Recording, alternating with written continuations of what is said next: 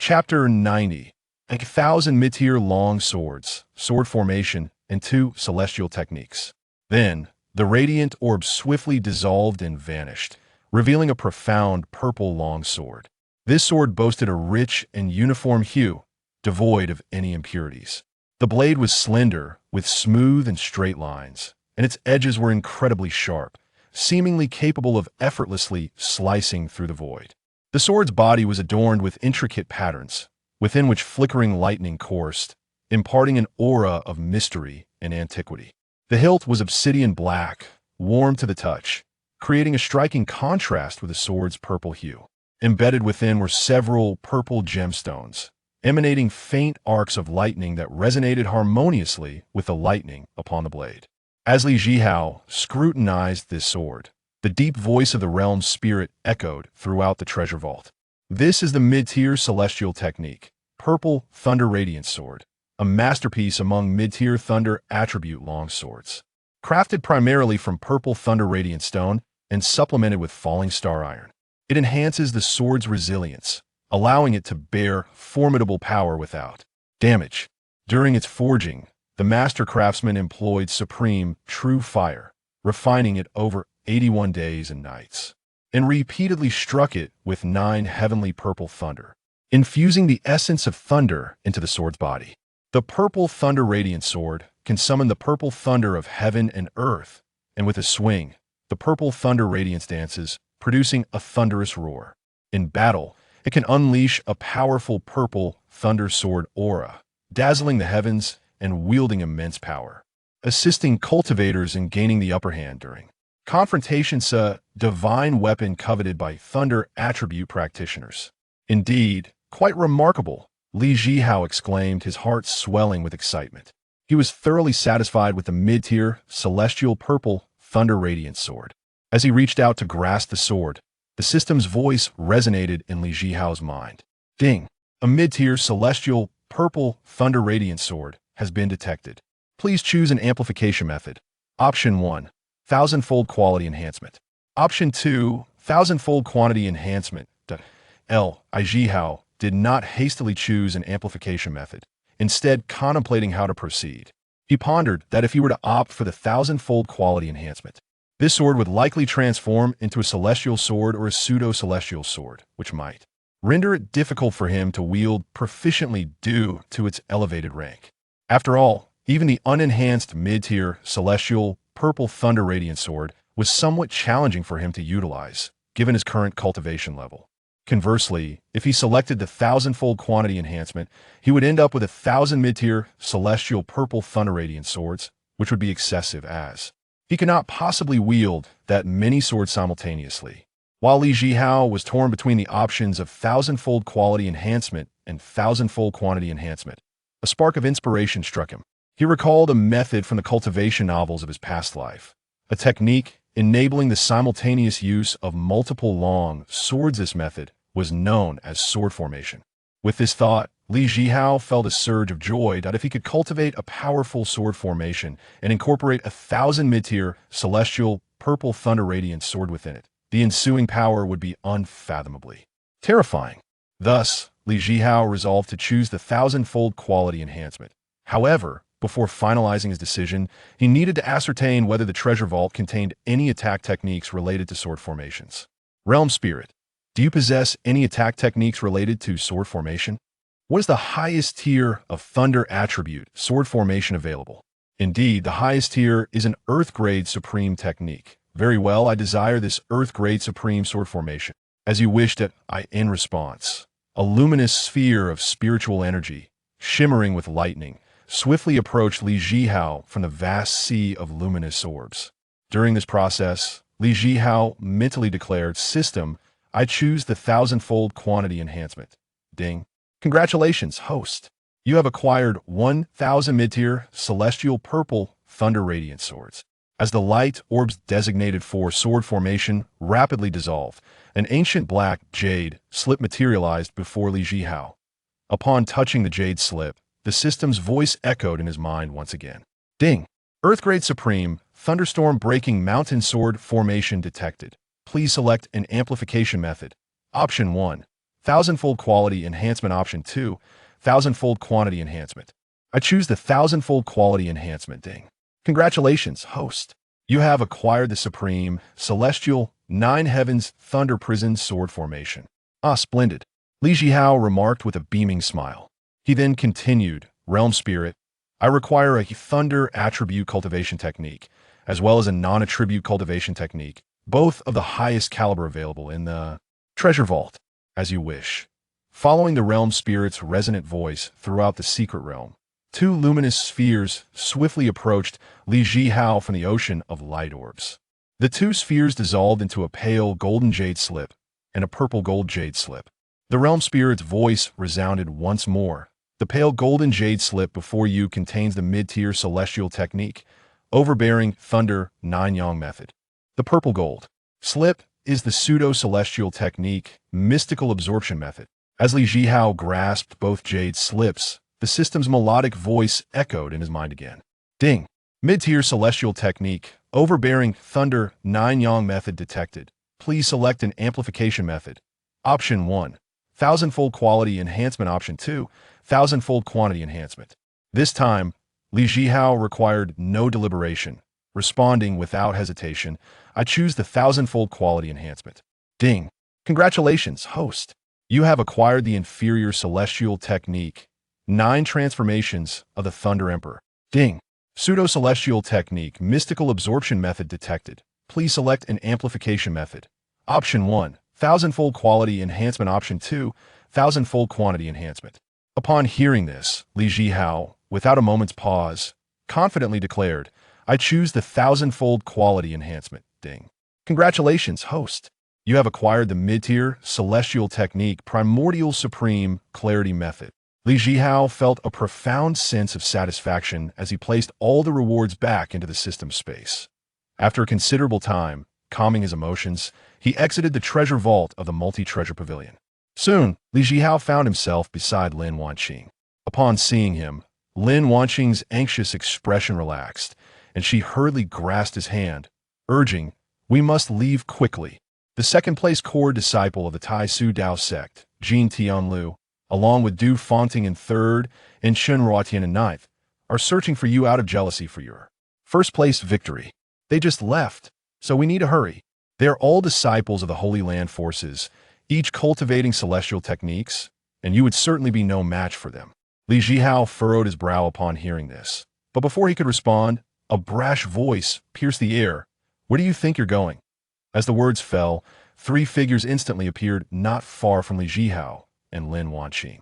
Li Zhihao focused his gaze and observed that the 3 newcomers were all at the tribulation stage, 2 in mid-tribulation and 1 in early tribulation.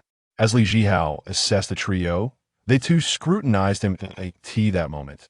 The early tribulation Chen Ruotian disdainfully sized up Li Zhihao, as if attempting to appraise him thoroughly, and mockingly remarked.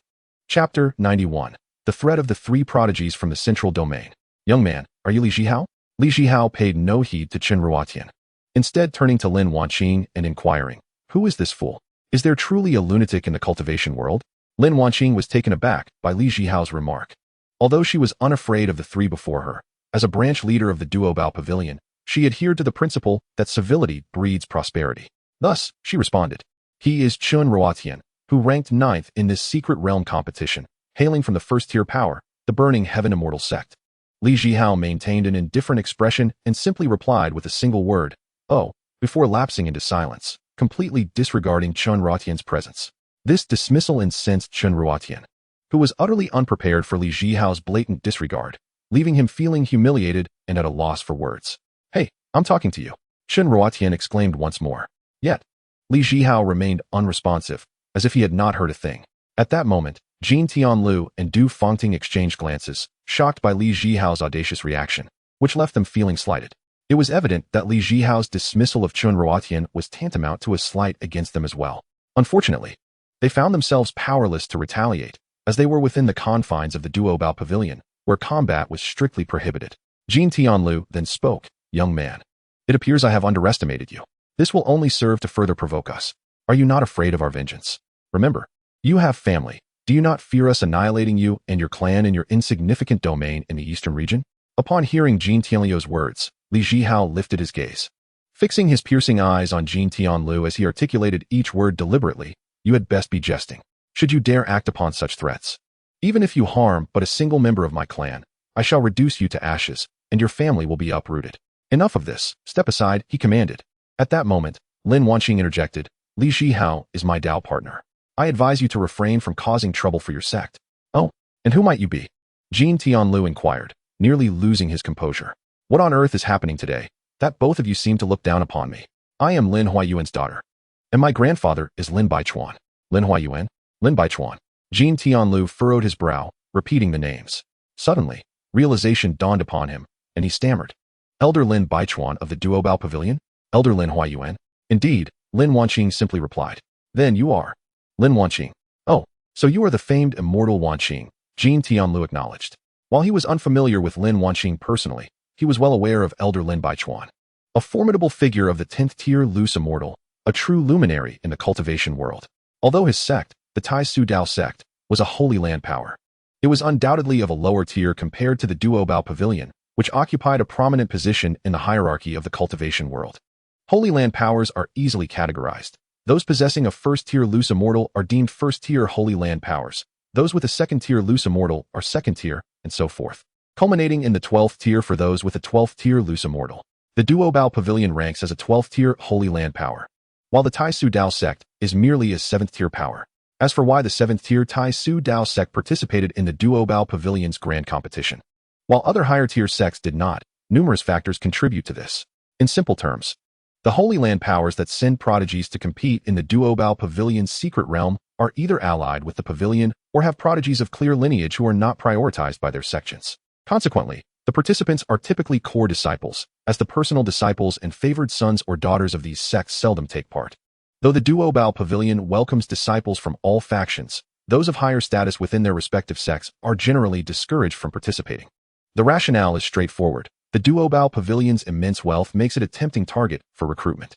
Returning to the matter at hand, upon hearing Lin Wanqing's identity, Jin Tianliu was taken aback and dared not show her any disrespect. "May we leave?" Lin Wanqing asked coldly. "Oh, yes, of course," Jin Tianliu replied, his voice dripping with obsequiousness. At that moment, Li Zhihao fixed his gaze on the three once more, the first time he had truly regarded them. He addressed Jin Tianliu. "You are Jin Tianliu, correct? A core disciple of the Tai Su Dao sect?" After Li Zhihao spoke, he turned to Confronting and inquired, "And you? Where do you hail from?" Lin Wanqing interjected, providing the answer. "He is an inner disciple of the 6th tier Holy Land, the Bixiao Immortal Sect." "Oh, so you are an inner disciple of the 6th tier Bixiao Immortal Sect," Li Zhihao remarked before turning to Chun Ruotian and stating, "I find individuals like you most detestable. Merely a disciple from a first-tier power, the Burning Heaven sect, and not even a favored son. Who do you think you are to look down upon anyone here? You should consider yourself fortunate to be within the confines of the Duobao Pavilion's competition space. Otherwise, you would be nothing more than a lifeless corpse." Chun Ruotian seethed with rage at this, unable to fathom how Li Zhihao, a mere rustic cultivator from an insignificant corner of the eastern region, could speak so boldly. To his astonishment, Li Zhihao, despite only possessing late-stage out-of-body cultivation, dared to declare that a mere early-stage tribulation cultivator like himself would meet such a fate. Damn it, this fool is courting death. Has he gotten so carried away simply because he is fortunate enough to be associated with the granddaughter of an elder from the Duobao Pavilion? Just as Chun Ruotian prepared to retort against Li Zhihao, Jin Tianliu signaled him to refrain from speaking. After casting a calm glance over the three, Li Zhihao addressed Lin Wanqing. "Shall we depart, Wanqing?" "Yes," Lin Wanqing replied succinctly, still surprised by Li Zhihao's commanding presence and audacity. On the third day, Li Zhihao and Lin Wanqing returned to Qingfeng Town. Upon their arrival, Li Zhihao turned to Lin Wanqing and declared, "Wanqing, I must return to my clan to seclude myself and cultivate the new techniques I have acquired. Once I have succeeded, we shall discuss the path of yin and yang." Lin Wanqing, taken aback by Li Zhihao's ambiguous words, felt a rush of shyness and retorted, "Who wants to discuss the path of yin and yang with you? Don't get ahead of yourself, humph." Li Zhihao, upon hearing Lin Wanqing's words, gradually approached her, suddenly extending his right hand to gently cradle her delicate chin between his two fingers. He leaned in slowly, until their faces were mere centimeters apart, each acutely aware of the other's breath. At that moment, Li Zhihao's teasing tone broke the silence. "My dear lady, do you truly wish to forego a discussion on the mysteries of yin and yang? I have fought valiantly in the secret realm of the treasure pavilion for you, facing life and death crises on multiple occasions. Furthermore, your father has expressed his approval of our union as partners in the path. He placed no restrictions on our actions. Are you truly willing to defy his wishes? I wouldn't, Lin Wanqing instinctively replied. That's all I need to hear, he said. Be obedient and await my return. I shall ensure you experience the wonders of yin and yang. As he spoke, he playfully blew a breath towards Lin Wanqing's face, causing her cheeks to flush with embarrassment. Witnessing her reaction, Li Zhihao erupted into a hearty laugh as he floated away. Lin Wanqing, observing his retreating figure, felt a surge of frustration and stamped her foot, exclaiming, "That infuriating Li Zhihao, always teasing this young lady." Unaware of Lin Wanqing's actions, Li Zhihao had already returned to his clan and headed straight for the family conference room. Simultaneously, he had sent a message to the Grand Elder, summoning the 12 elders to convene. Patriarch, Patriarch. Along the way, the clan members he encountered greeted him with genuine respect. The younger generation held him in high esteem, viewing him as a role model, while the elders regarded him with reverence. Having witnessed firsthand how he led the Li clan from an obscure chi-refining family to a formidable force boasting over 100 nascent soul cultivators. During this transformation, he significantly increased their monthly stipends and provided powerful cultivation techniques and spells, greatly enhancing the combat prowess of the clan's disciples.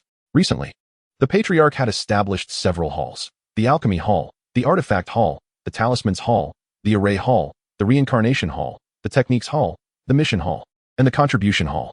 Among them, the Reincarnation Hall promised to accelerate the clan's rise. Within it, he had set up a 7th-tier array, the Nine Heavens Reincarnation Array. Although currently, only children aged 3 to 6 could enter, spending a mere 9 days within would allow them to experience a lifetime of reincarnation. Those who emerged from the array exhibited a profound change in temperament, becoming more composed and sensible.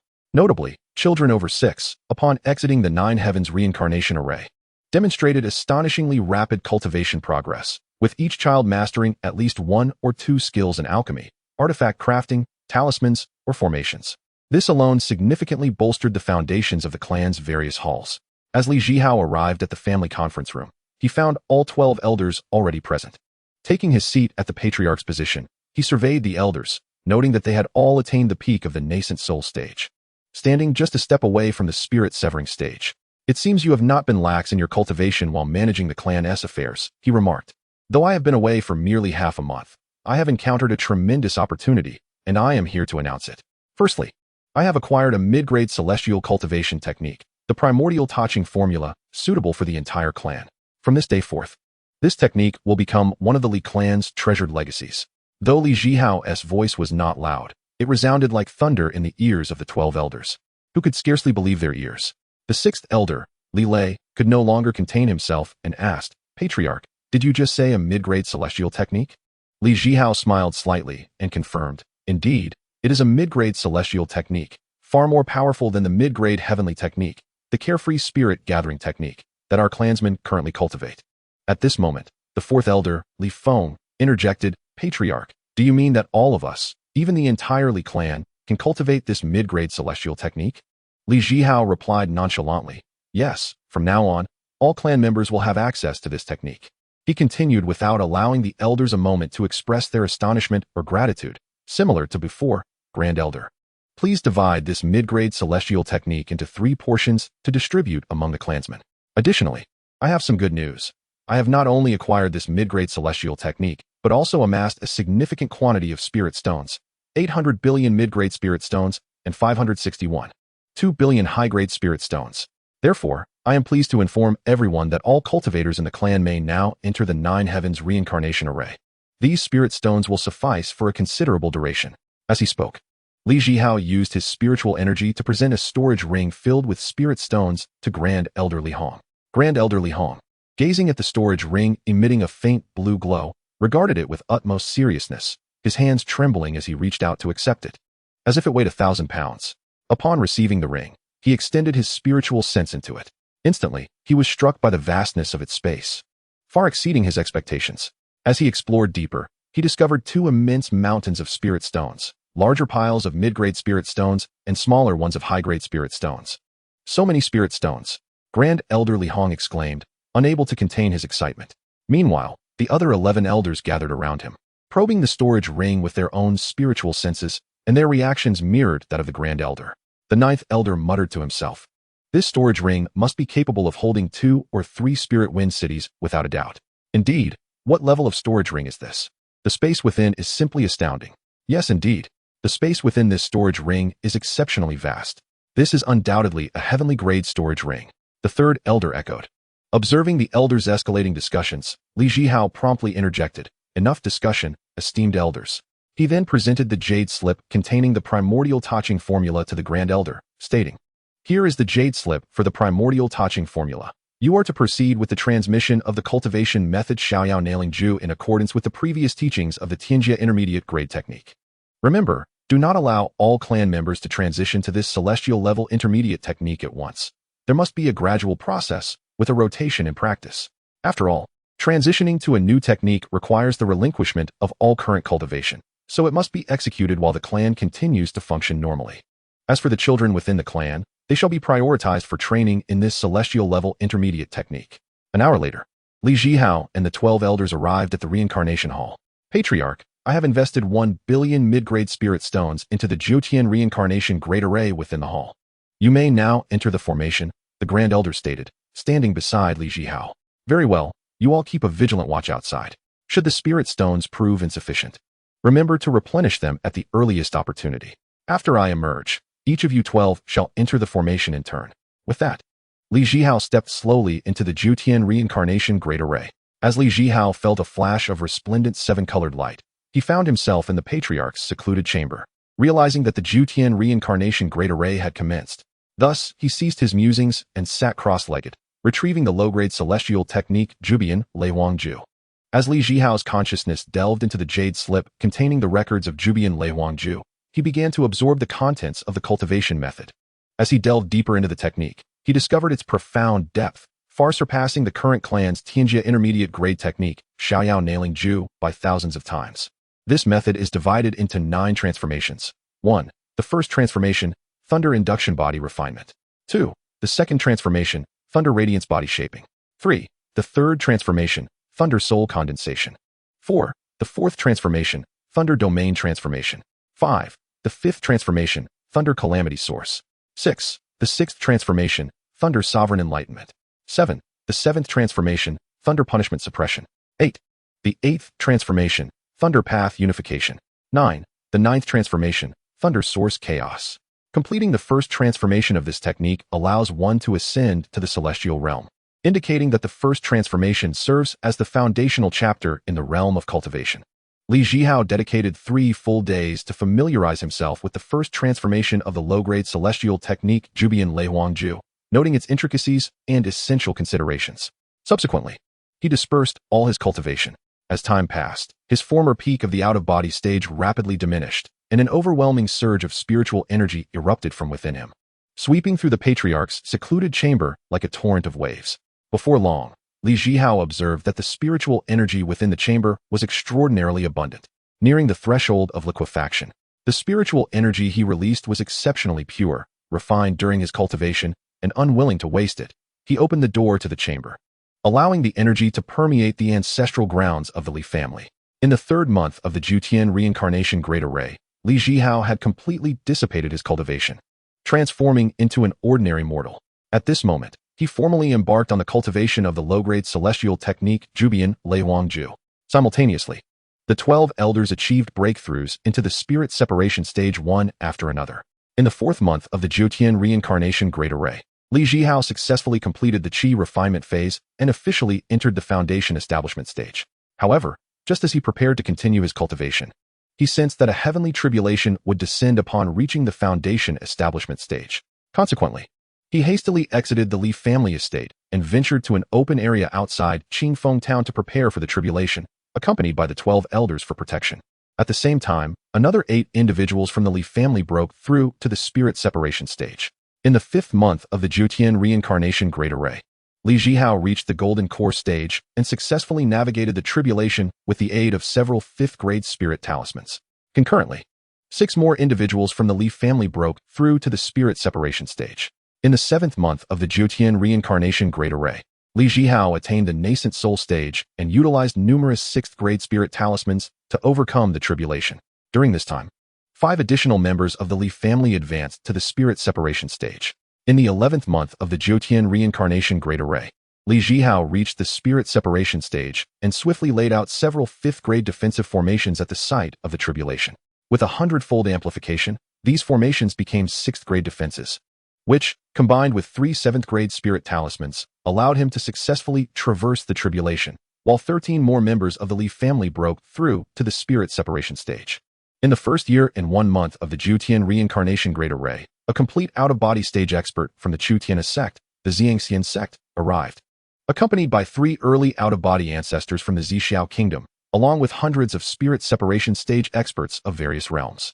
Yet, they found themselves helpless against the 7th-grade protective formation, Juling Huanggong formation, that Li Zhihao had established. Consequently, they commandeered a fully realized nascent soul clan member from the Li family to breach the formation, allowing nearly 200 spirit separation stage experts to storm into the ancestral grounds of the Li family. In this battle, Li Zhihao single-handedly faced 4 out-of-body stage experts, while 48 of the clan's members, including the 12 elders, who had just broken through to the early spirit separation stage, engaged in combat against nearly 200 spirit separation stage adversaries. Although the Li family, under the cultivation of the Tianjia intermediate grade technique, Xiaoyao nailing Ju, was significantly more formidable than typical cultivators of the same realm, they were still overwhelmed by the sheer numbers and the superior realms of their opponents. Ultimately, through the reactivation of the formation and a frenzied counterattack by Li Zhihao and the Li family, they managed to eliminate the invading foes. However, this victory came at a grievous cost. 8 elders, including Grand Elder Li Hong, 3rd Elder Li Kuan, 4th Elder Li Feng, 5th Elder Li Shui, 7th Elder Li Dian, 8th Elder Li Yun, 9th Elder Li Yu, and 12th Elder Li Bao, perished, along with over 100 clan disciples, leaving the family in mourning over the loss of a significant portion of their members. Faced with such a tragic toll, Li Zhihao's heart ached with rage and self-reproach. Lamenting the absence of life-preserving measures for his kin, it is worth noting that among the spoils acquired from years of conflict, he had amassed a substantial number of enhanced 5th, 6th, 7th, and 8th grade spirit talismans. Had he equipped each clan member with 2 or 3 talismans of 6th grade or higher, the outcome would have been vastly different. In the first year and 9 months of the Zhoutian Reincarnation Great Array, Chapter 94, Li Zhihao entered the Reincarnation Great Array. Li Zhihao broke through to the out-of-body stage, and during the tribulation, he set up 5 perfect-level defensive formations, Jinhui Huyo formation, which, through a 1,000-fold amplification, transformed into 5,000 Jinhui Huyo formations. Under the protection of these 5,000 perfect-level 5th-grade formations, Li Zhihao navigated the out-of-body stage tribulation with relative ease. In the second year and 6 months of the Zhoutian Reincarnation Great Array, Lin Wangqing's grandfather Lin Baichuan dispatched a 6th-grade loose immortal from the Lin family to guard the Li family, while secretly sending a 7th-grade loose immortal to protect Li Zhihao. With the assurance of a 6th-grade loose immortal as protection, the Li family felt greatly relieved and deeply grateful for Lin Wangqing's assistance. In the 4th year and 3 months of the Zhoutian Reincarnation Great Array, the Xianxian sect once again dispatched 3 late-stage tribulation experts, accompanied by 18 mid-stage tribulation experts from the Xianxian sect's subordinate force, the Xiang Dynasty. They also brought forth 43 early tribulation experts, along with over 200 various realm experts from the combined body stage, and more than 500 experts from the out-of-body stage, descending upon the ancestral grounds of the Li family with the intent to eradicate them entirely. However, just as this group of formidable beings prepared to strike, the 6th-tier scattered immortals safeguarding the Li family emerged, intimidating the assailants. At the same time, they learned that Li Zhihao was the illustrious son-in-law of the Lin family from the Zhongyu Duobao Pavilion. Concurrently, 3 5th-tier scattered immortals dispatched by Lin Baichuan appeared at the Xiangxian zone, effortlessly shattering the protective mountain formation of the sect.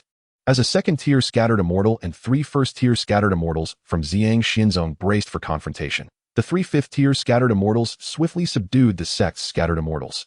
Yet they refrained from unleashing a massacre within Xiangxian zone. They only claimed the lives of the current sect leader, Zhao Jinshan, and Chu Tianha's master, Yinfong, while informing the members of Xiangxian zone that Li Zhihao was the esteemed son-in-law of the Lin family from Zhongyu Duobao Pavilion. They warned that should anyone dare to harm Li Zhihao and his family again, the Lin family would annihilate Xiangxian zone.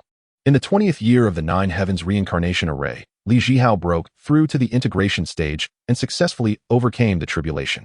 During these 20 years, the Li family experienced tremendous growth. Following the selection conference, the family's population soared to over 900,000.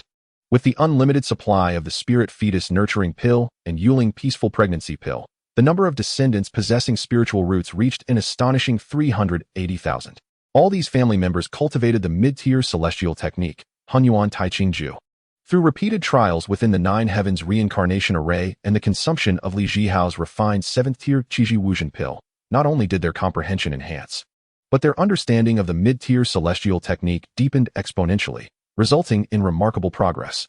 Among these members, many stood out, including dozens of rising stars led by Li Yunshan, with their cultivation levels reaching the perfected out-of-body realm, merely a step away from the integration stage. The remaining 4 elders also exhibited formidable prowess, all attaining the perfected out-of-body realm. Currently, the Li family boasts 572 members in the out-of-body stage, 58, 642 in the spirit division stage, and 248, 617 in the nascent soul stage. However, after 2 decades of relentless consumption, the 800 billion mid-tier spirit stones and 561 billion high-tier spirit stones had dwindled to a mere fraction. In the 30th year of the Nine Heavens reincarnation array, Li Zhihao's cultivation reached the early 2nd layer of the integration stage, and he elevated his alchemy, artifact refinement, talisman creation, and formation skills all to the 6th tier.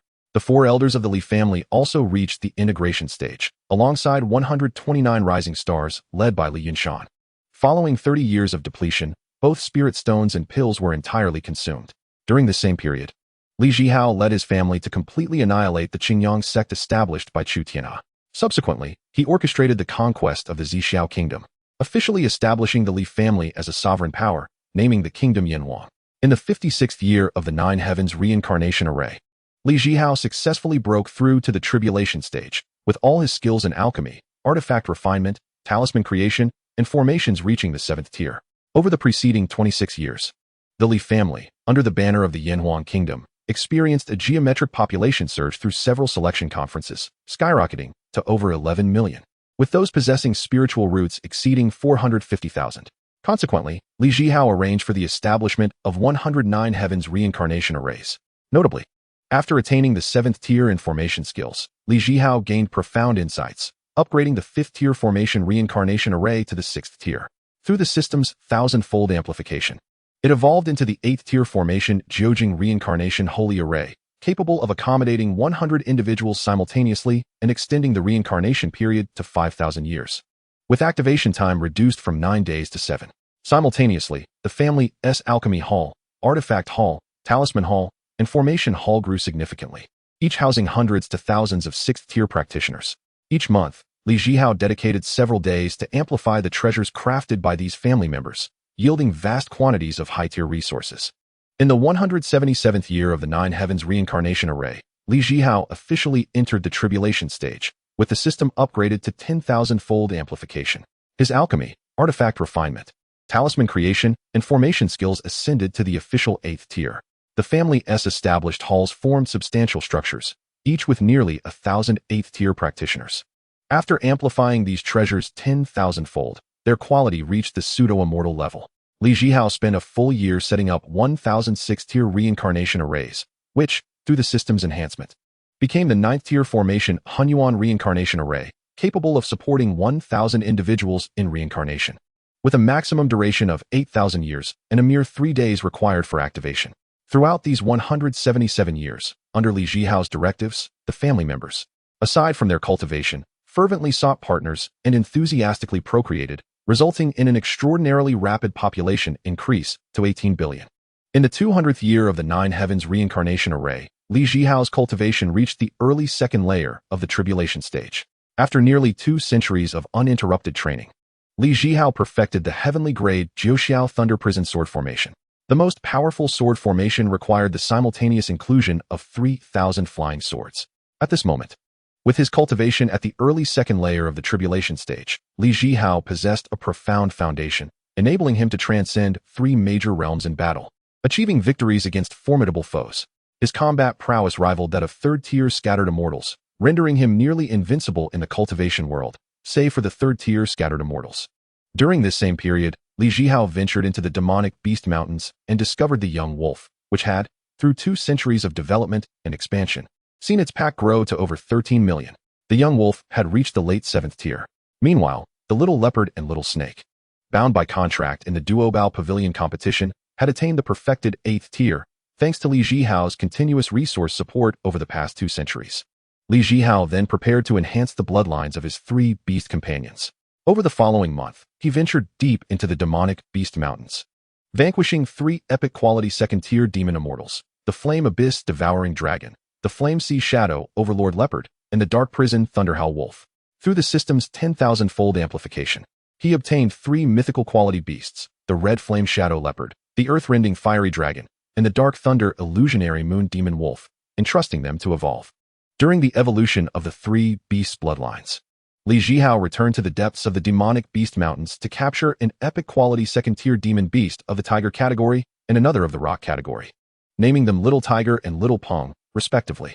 As Li Zhihao returned to the place of evolution with Little Tiger and Little Pong, he found that Little Wolf, Little Leopard, and Little Snake had already completed their preliminary bloodline evolution, barely achieving mythic quality, with their powers elevated by 1 tier. Little Wolf had reached the mid-stage of the 8th tier, while both Little Leopard and Little Snake had ascended to the early stage of the 9th tier. With the passage of time, the 3 beasts would deepen their evolution further, leading to a substantial surge in their strength. Undoubtedly, mythic quality demon beasts were considered sovereigns within the entire demon clan, commanding unquestionable authority among their kin. Subsequently, Li Zhihao completed the evolution of Little Tiger and Little Pong, elevating their bloodlines to mythic quality as well, along with their powers reaching the 3rd tier of demon immortal level. He then commanded the 5 beasts to assertively recruit subordinates within the demon Beast Mountains. 2 years later, Li Zhihao had not only helped Little Wolf conquer the Wolf Clan, Little Snake the Snake Clan, Little Leopard the Leopard Clan, Little Tiger the Tiger Clan, and Little Pung the Pung Clan, but he had also augmented a total of 12 billion demon beasts with a 10-fold bloodline enhancement. The method was simple. The demon beasts were urged to expel their essence blood, which Li Zhihao then collected for enhancement, returning it to them for bloodline evolution. He commanded the 5 beasts to continue their stealthy expansion and reproduction in the demon Beast Mountains. In just over 2 years, Li Zhihao laid a solid foundation for the future exploits of the Li family in the realm of cultivation. In the 300th year of the 9 Heavens reincarnation array, Li Zhihao advanced in alchemy, artifact crafting, talisman creation, and formation, officially stepping into the 9th tier. He subsequently engaged in numerous transactions with the Treasures Pavilion, exchanging the elixirs, artifacts, talismans, and formation discs crafted by himself and his kin, those not yet enhanced by him, along with a vast quantity of spirit stones. Over a century of trading with the Treasures Pavilion yielded an array of tomes on 9th tier alchemy, artifact crafting, talisman creation, formation techniques, beast taming, puppet manipulation, spirit plant cultivation, brewing, and more than 20 other cultivation arts. Additionally, he acquired over 30 volumes of pseudo-immortal level techniques, alongside a diverse collection of over 1,000 spells and methods classified as heavenly, earthly, mysterious, and yellow. Li Zhihao then enhanced all the acquired items with a 10-fold increase in quality, elevating the 20-plus cultivation arts to mid-grade celestial levels, transforming the 30-plus pseudo-immortal techniques into top-tier celestial techniques, and raising the 1,000-plus spells to above 7th tier. He subsequently replicated these techniques and placed them within all of the 9-tier formations of the primordial reincarnation array, enabling all clan members to learn more powerful techniques and cultivation arts within the array's reincarnation world. Li Zhihao established a total of 10,000 such formations within the Li family. Concurrently, the family set up various halls, including the Puppet Hall, Spirit Plant Hall, and Brewing Hall, totaling over 20 different establishments.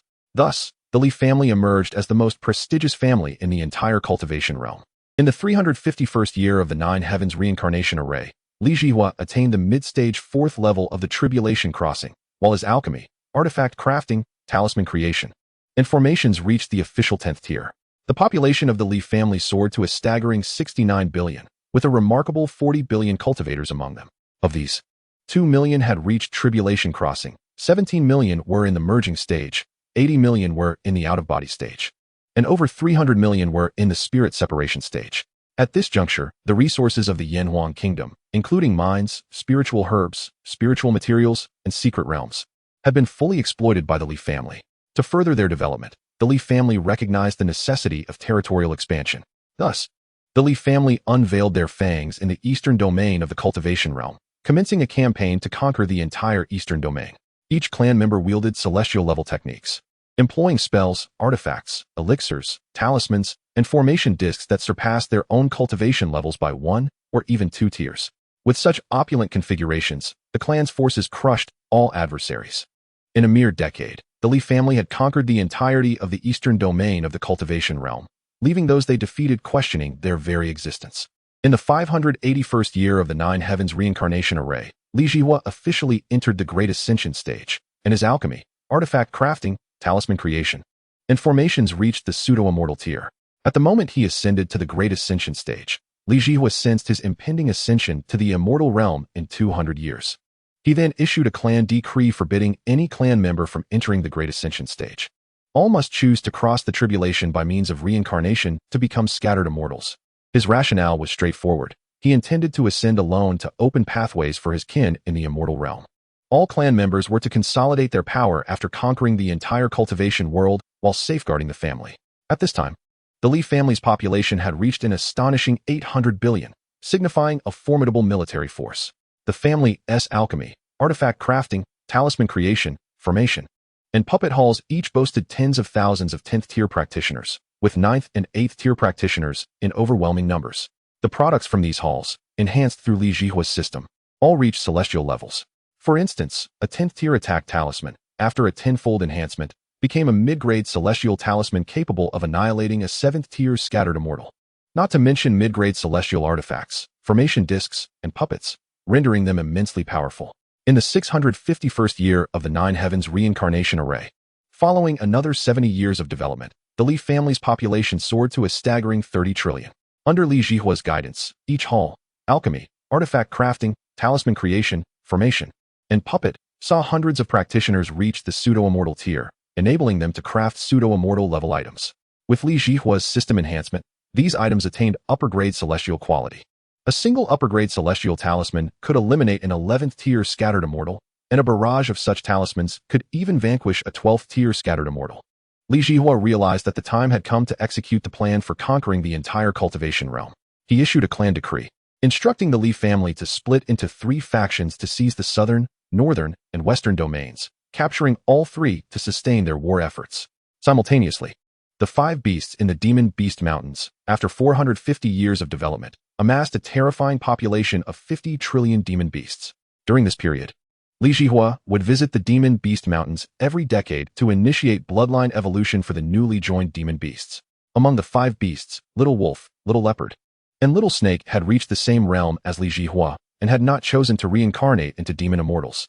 Meanwhile, the later conquered Little Tiger and Little Pong had achieved 5th-tier demon immortal strength.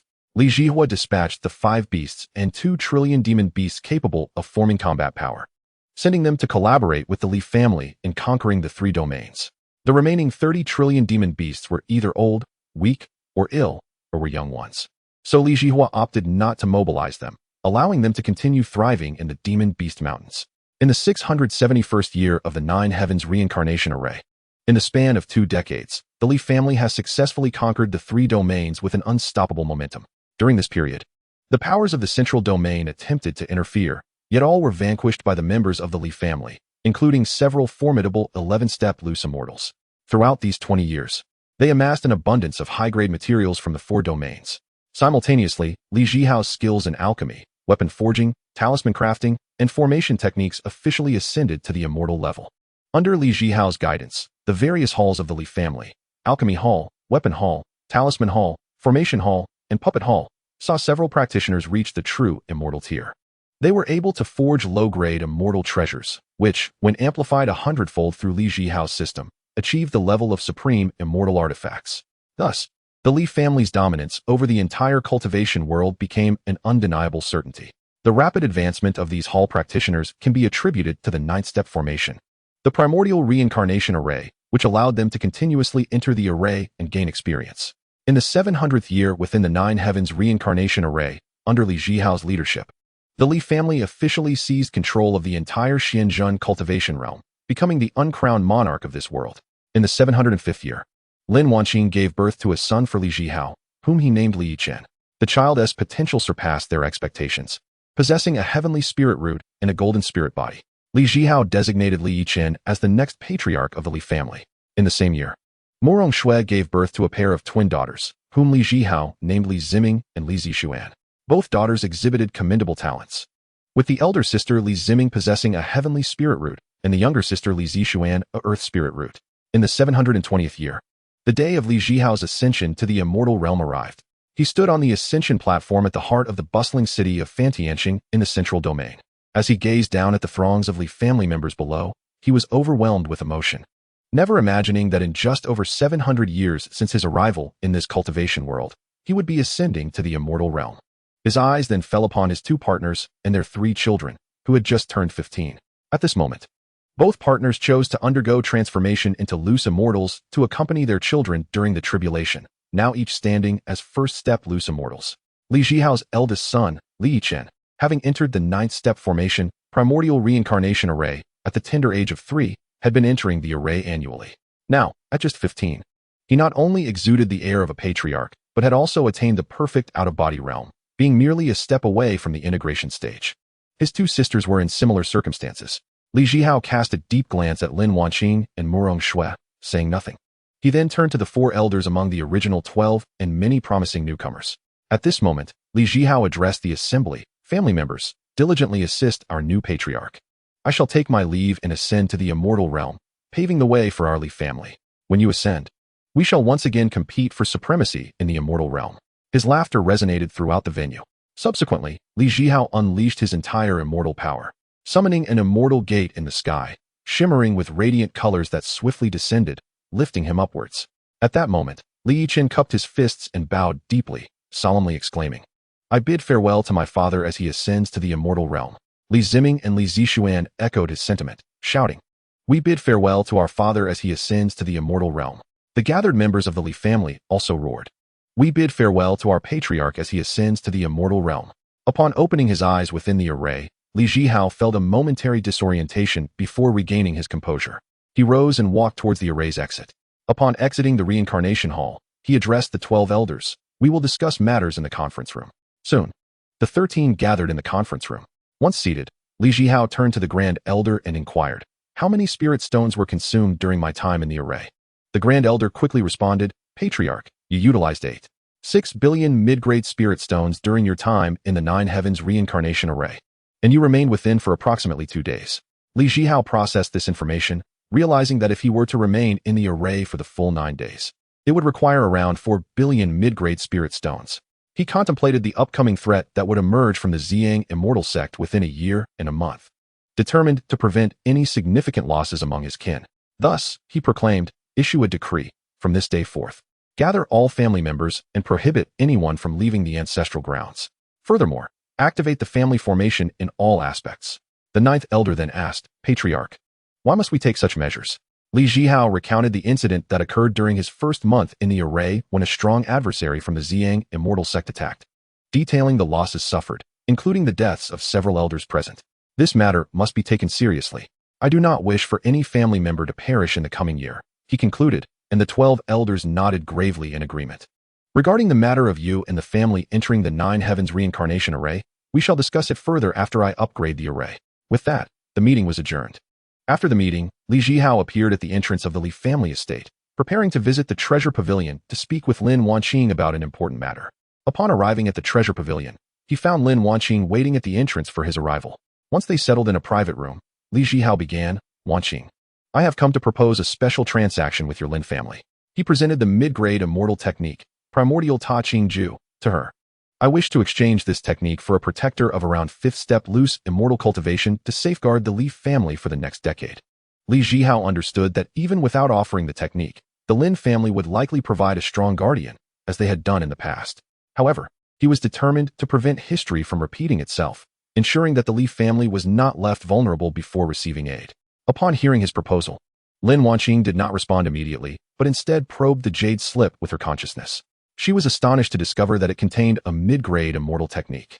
Such a technique was extraordinarily rare, even for a powerful force like the Lin family, and she had never encountered one of such caliber before.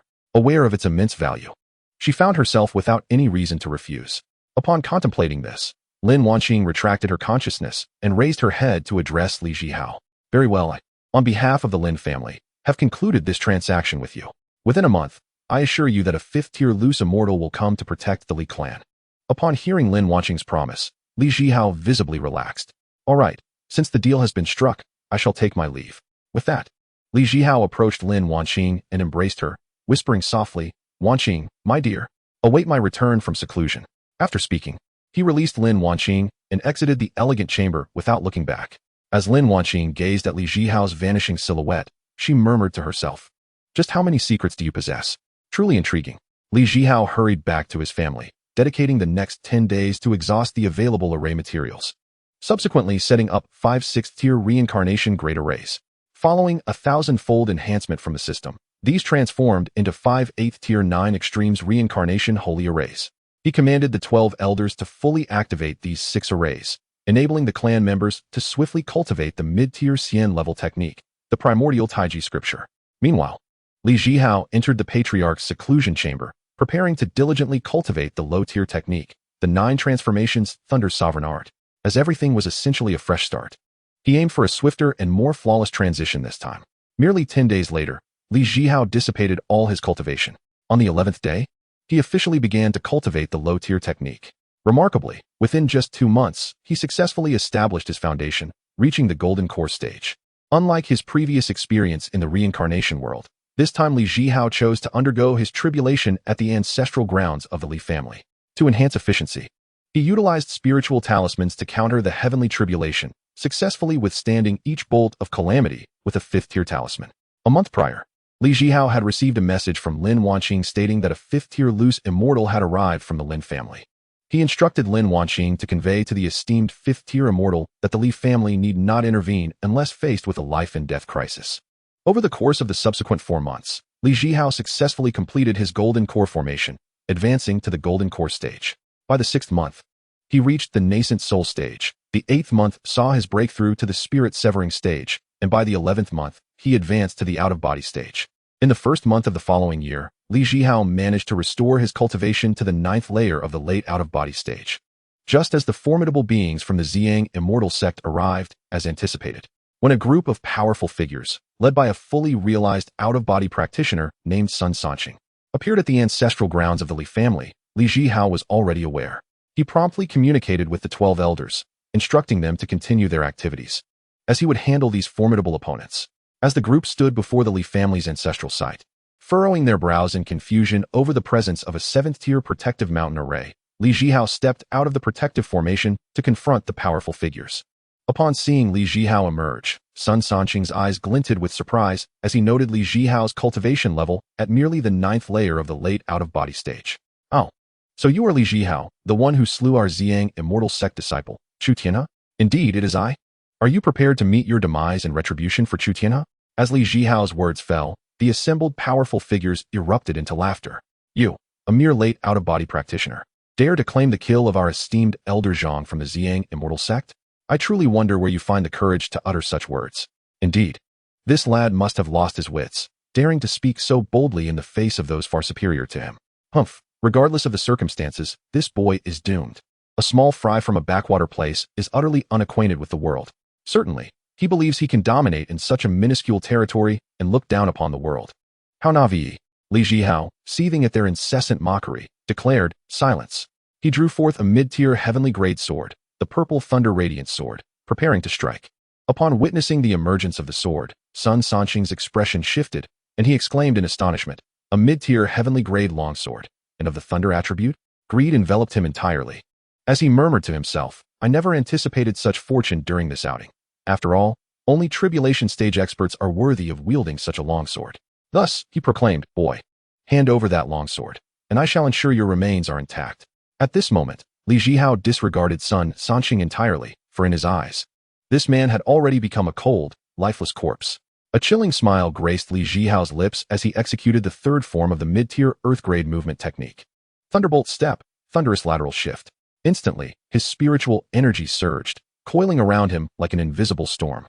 With his legs springing forth like powerful springs, he propelled himself across the ground, resembling a streak of black lightning. His speed was unparalleled, transforming the surrounding scenery into mere blurs. In this rapid dash, his footfalls were so swift that they were almost imperceptible, each landing resonating with thunderous echoes, leaving behind glimmering, lightning-like footprints on the ground, akin to mysterious runes. Employing this technique, he adeptly dodged the distractions from the cacophony of voices surrounding him, and, in a flash, maneuvered toward the flank of Sun Sanxing and the others. Following this, Li Zhihao unleashed the fifth form of the mid-tier Earth-grade sword technique, sword-drawing thunder, manifesting as an eruption of spiritual energy akin to a volcanic explosion. The surging power surged from his dantian, swiftly coursing through his entire being. A faint layer of thunderous light enveloped his skin, and his hair stood on end from the potent static electricity. At this moment, his eyes shone like radiant thunderous suns, illuminating the space around him. In that instant, Li Zhihao's figure transformed into a meteor imbued with the might of thunder, vanishing from sight. Space seemed to tear apart under an invisible hand, emitting a subtle crackle, leaving only a fleeting distorted shadow. When he reappeared, it was as if he had ghosted right beside Sun Sanxing and his companions. The purple thunder radiance sword in his hand flickered like a vibrant purple lightning bolt, striking toward his foes at a lethal angle, exuding an aura of cataclysmic destruction. The speed of this strike was akin to a flash of lightning, and the razor-sharp sword energy sliced through the air, creating a hissing sound that rendered Sun Sanxing and his allies incapable of mounting any effective defensive response, as if time itself had been suspended, awaiting the inevitable impact of this fatal blow. As Sun Sanxing beheld Li Zhihao's thunderous onslaught, his eyes widened in disbelief, filled with astonishment as he involuntarily exclaimed, "Such speed! Such a domineering thunder attribute, sword technique." Li Zhihua's sudden and fierce sword intent struck like a thunderclap, ringing alarm bells in his heart and leaving no room for complacency. In a flash, he summoned a low-grade earth-tier long knife from his storage ring with hands as swift as lightning, gripping the hilt with precision and strength. With a swift sound, the blade was drawn, and in an instant, a chilling blade gleam shot skyward. The blade, as dark as ink, shimmered with an eerie luster, as if it could devour the surrounding light. In that fleeting moment, Sun Sanxing gritted his teeth and resolutely unleashed the low-grade earth-tier sword technique, Rift in the Sky, chasing the moon. Simultaneously, he stomped his feet onto the ground with the force of a hammer. With a thunderous roar, the earth cracked beneath him, dust rising like fireworks, enveloping the area in a thick haze. His figure, akin to a phantom, utilized the cover of this dust to transform into a black shadow, charging forth with an unyielding momentum to meet Li Zhihua's unstoppable assault, moving with such speed that it was nearly impossible to capture his form. In an instant, Sun Sanxing devoted all his spiritual energy into the long knife. Suddenly, the blade seemed cloaked in a mysterious and potent force, enveloped by a thick, tangible black mist that surged like a tidal wave. As the mist churned, strange runes flickered within, emanating a powerful and sinister aura. Then, Sun Sanxing took a deep breath, his chest swelling, and unleashed a deafening roar that echoed like thunder break. With this shout, the long knife in his hand surged forth like a dragon breaking the sea, wielding a colossal force that seemed capable of splitting heaven and earth, striking fiercely at Li Zhihua's piercing sword intent. In that moment, a fierce blade wind howled, reminiscent of a roaring dragon, wreaking havoc in its surroundings. Where the blade wind passed, the air was sliced by an invisible edge, producing a sharp hissing sound, as if lamenting in agony. The ground, unable to withstand the domineering blade energy, was carved with terrifyingly deep ravines, crisscrossing like the scars of the earth, bearing witness to the terrifying might of this strike. This overwhelming blade intent seemed to harbor an endless will for destruction, as if it sought to rend the very fabric of space into countless fragments, intending to utterly annihilate Li Zhihua along with his fierce thunderclap strike, attempting to thwart his deadly assault with this decisive blow. Just as Li Zhihua's purple thunderclap sword pierced forth like a lively purple lightning, the moment Sun Sanxing's long knife, imbued with devastating momentum, descended, the two forces collided with a resounding crash. In that instant, it felt as though heaven and earth had paused, time seemingly frozen. Following this, a cataclysmic roar erupted, akin to rolling thunder, with a terrifying energy ripple spreading wildly from the point of impact, like surging ocean waves. Where this energy ripple traversed, space appeared to be crushed by an invisible giant hand, creating distorted ripples that seemed on the verge of shattering. The surrounding air, under the pressure of this immense force, emitted sharp explosive sounds. The ravines carved by the blade energy were instantly widened and deepened by the energy ripple, with soil and stone shooting out like cannonballs in all directions. Nearby trees were uprooted, shredded into powder in midair, scattering like confetti. In this fierce clash, Sun Sanxing found himself at a distinct disadvantage. He felt an overwhelming force surging through the long knife, akin to a frenzied bull, crashing violently into him. Simultaneously, the lightning-infused spiritual energy from Li Zhihua's sword surged into Sun Sanxing's body like wild lightning snakes. These lightning serpents rampaged within him, shattering his meridians as if the land had been ravaged by a tempest, leaving it in ruins. Readers who enjoy this work, please utilize your affluent fingers to encourage further updates, add to your bookshelf, and generously share your love to fuel the creation. It is vital for the author. Creative endeavors are challenging, and I have just launched a new book on my homepage. Do take a look. It features multiple female protagonists. Chapter 99, Slaying Sun Sanxing. Sun Sanxing's internal organs felt as though they were submerged in a pool of lightning, enduring relentless scorching and impacts, waves of agonizing pain crashing over him like a tide, nearly rendering him unconscious. His body uncontrollably hurtled backward, akin to a cannonball, propelled several hundred meters away. As he flew, blood gushed from his mouth like a crimson arrow, splattering through the air. His garments disintegrated under the sheer force, revealing a body marred with wounds, skin adorned with intricate lines of blood, seeping continuously, transforming him into a figure drenched in blood. At that moment, his exterior flickered with crackling lightning, as if he had become a source of thunder, painfully enduring the torment of the lightning. Meanwhile, as Sun Sanxing was knocked back, Li Zhihua's gaze flickered with determination and coldness. Without hesitation, he activated the middle-grade Earth-tier movement technique Lightning Step, channeling his spiritual energy once more. His legs moved like phantoms, each step leaving a glimmering footprint of lightning on the ground. His figure, akin to a specter, swiftly closed the distance, lunging towards Sun Sanxing. In the blink of an eye, Li Zhihua stood before Sun Sanxing once more. The purple thunderclap, sword in his hand, radiated blinding purple lightning, seemingly harnessing the power of the heavens. With a fierce thrust, he plunged the sword forward. This strike was executed with such blinding speed that it pierced through Sun Sanxing's chest in an instant. Sun Sanxing's eyes widened in disbelief and fear. However, at this moment, he was beyond salvation. As the sword pierced, a surge of potent spiritual energy flowed through the blade, crashing into Sun Sanxing's already shattered meridians, hastening the decline of his life force. Simultaneously, the lightning energy from Li Zhihua's sword surged into Sun Sanxing's sea of consciousness and dantian, obliterating his primordial spirit and soul. Under the weight of this terrifying lightning power, Sun Sanxing's primordial spirit was instantly reduced to nothingness, vanishing without a trace. Sun Sanxing's body collapsed to the ground with a resounding thud, kicking up a cloud of dust. Thus, the once formidable Sun Sanxing met his demise. In the aftermath of their clash, the battlefield was left with the 3 early-stage ancestors from the Purple Cloud Kingdom that Sun Sanxing had brought, along with hundreds of various realm experts who were still in shock, struggling to comprehend the unfolding events.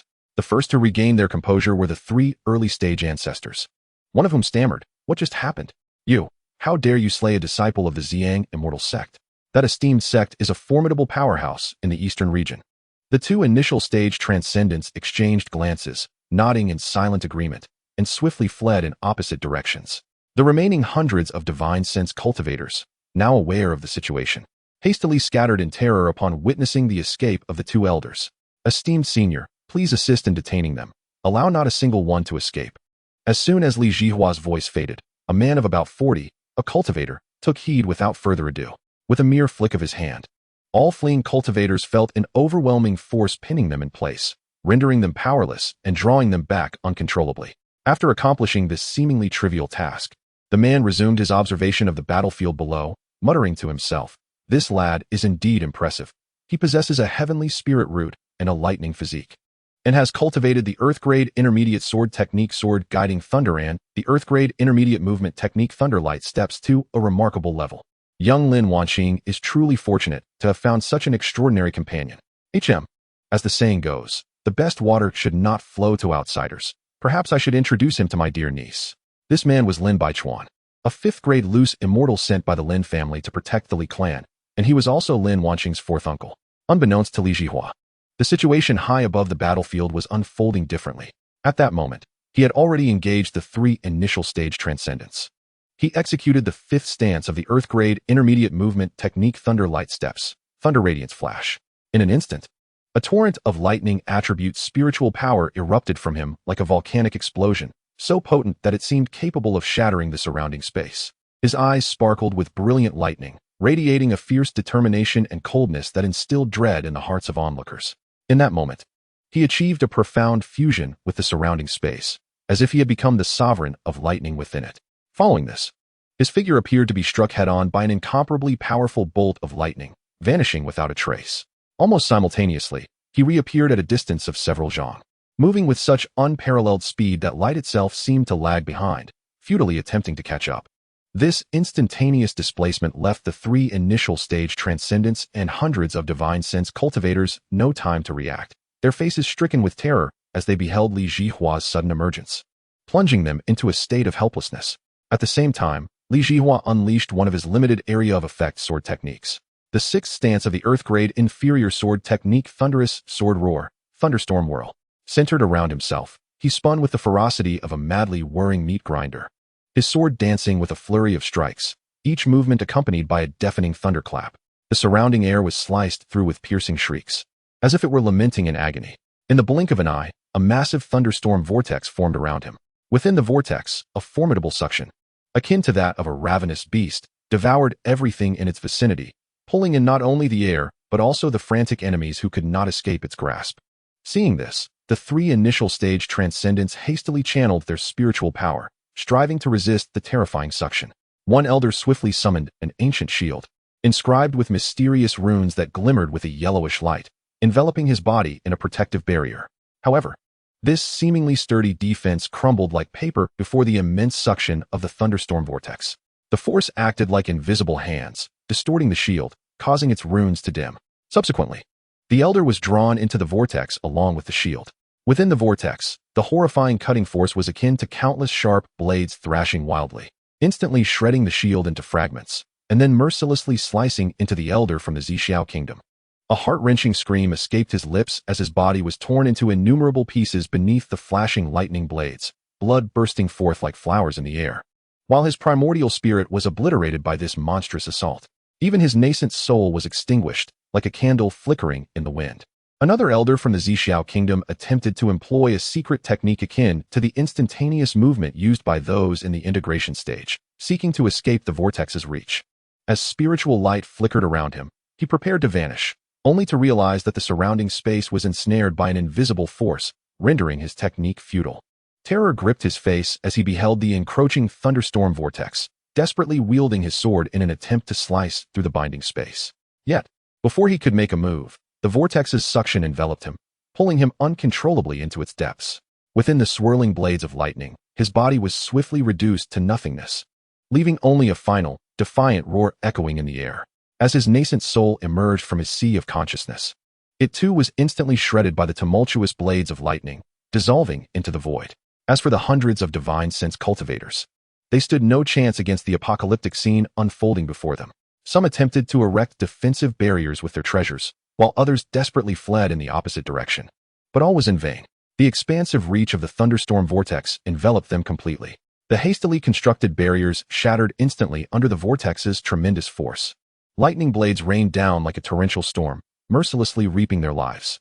Some divine sense cultivators, barely caught in the vortex, were pierced through by the lightning blades, exploding into a mist of blood, their nascent souls meeting the same grisly fate. Others were twisted by the overwhelming force within the vortex, the sounds of breaking bones resounding, ultimately being ground to dust, their nascent souls unable to escape the looming calamity, dissipating into the ether. The entire scene resembled a cataclysmic thunderstorm descending upon the world, exuding an unstoppable, overwhelming grandeur.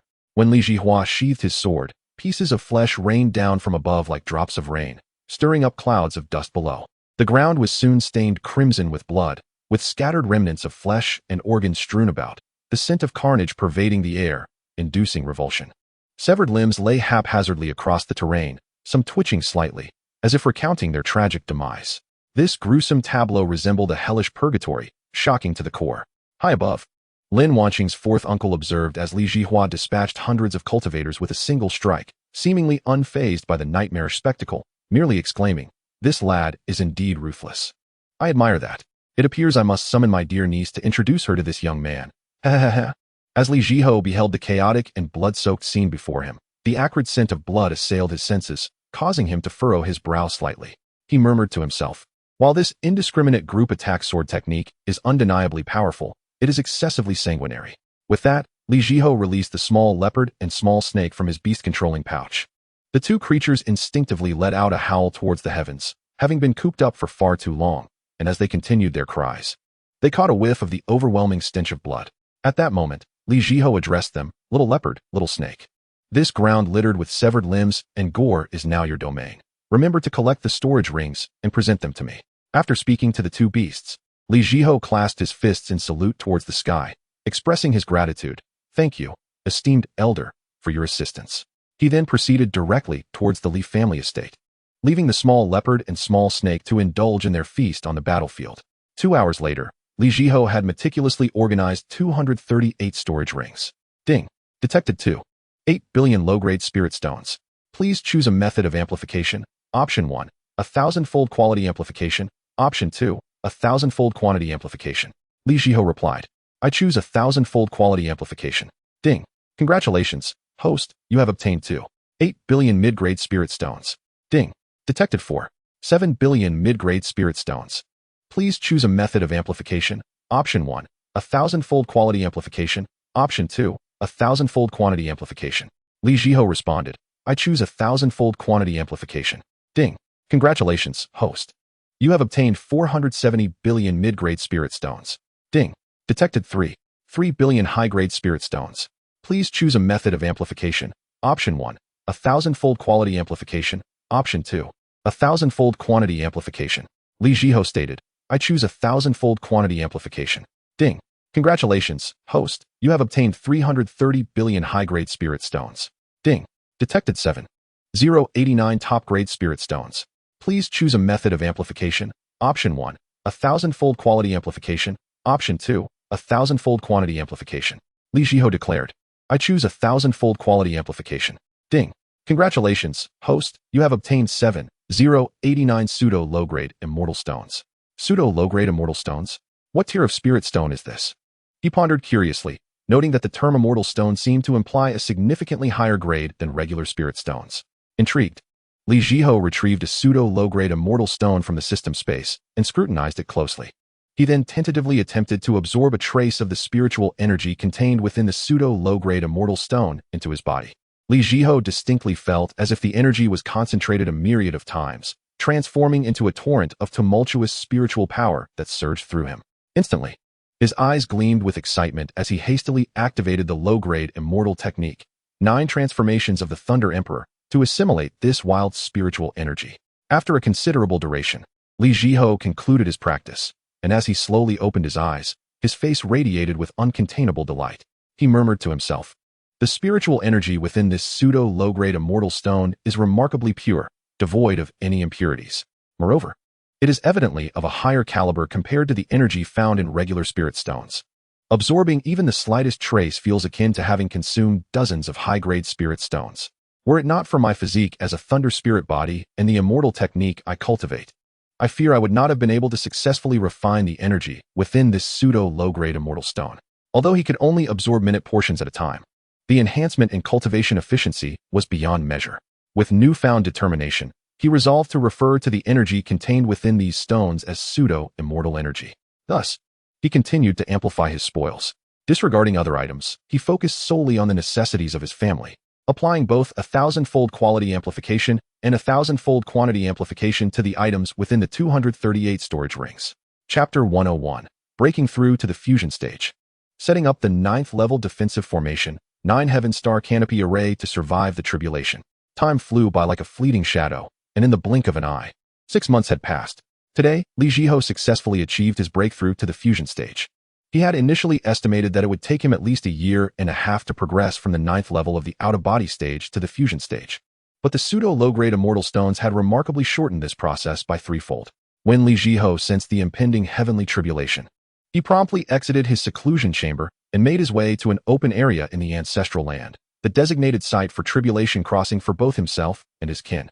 Indeed, since transitioning to the cultivation of the mid-grade immortal technique, primordial supreme clarity formula, his family members, like Li Zhihao, had to undergo tribulations at each significant realm. Li Zhihao was uncertain of what his past self in the world of the reincarnation array thought, pondering why he had to venture out of the family ancestral land each time to face the tribulation.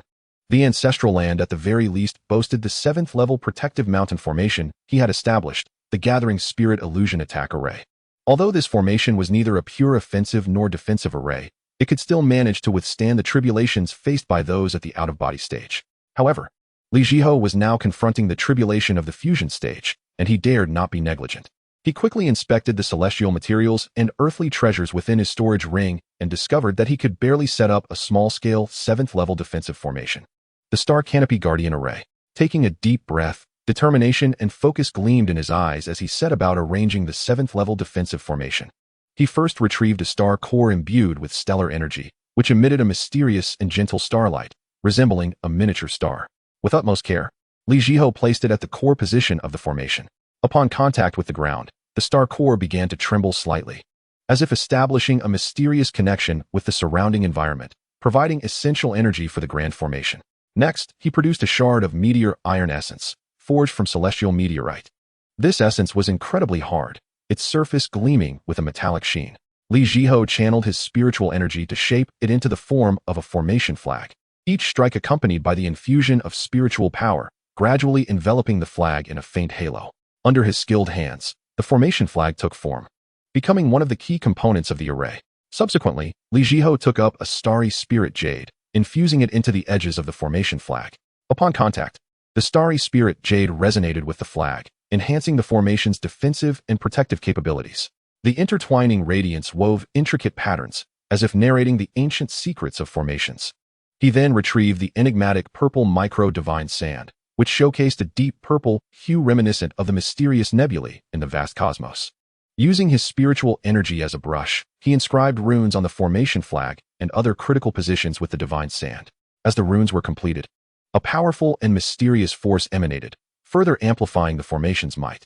Next, with utmost caution, Zhihao poured forth the celestial river's spiritual water.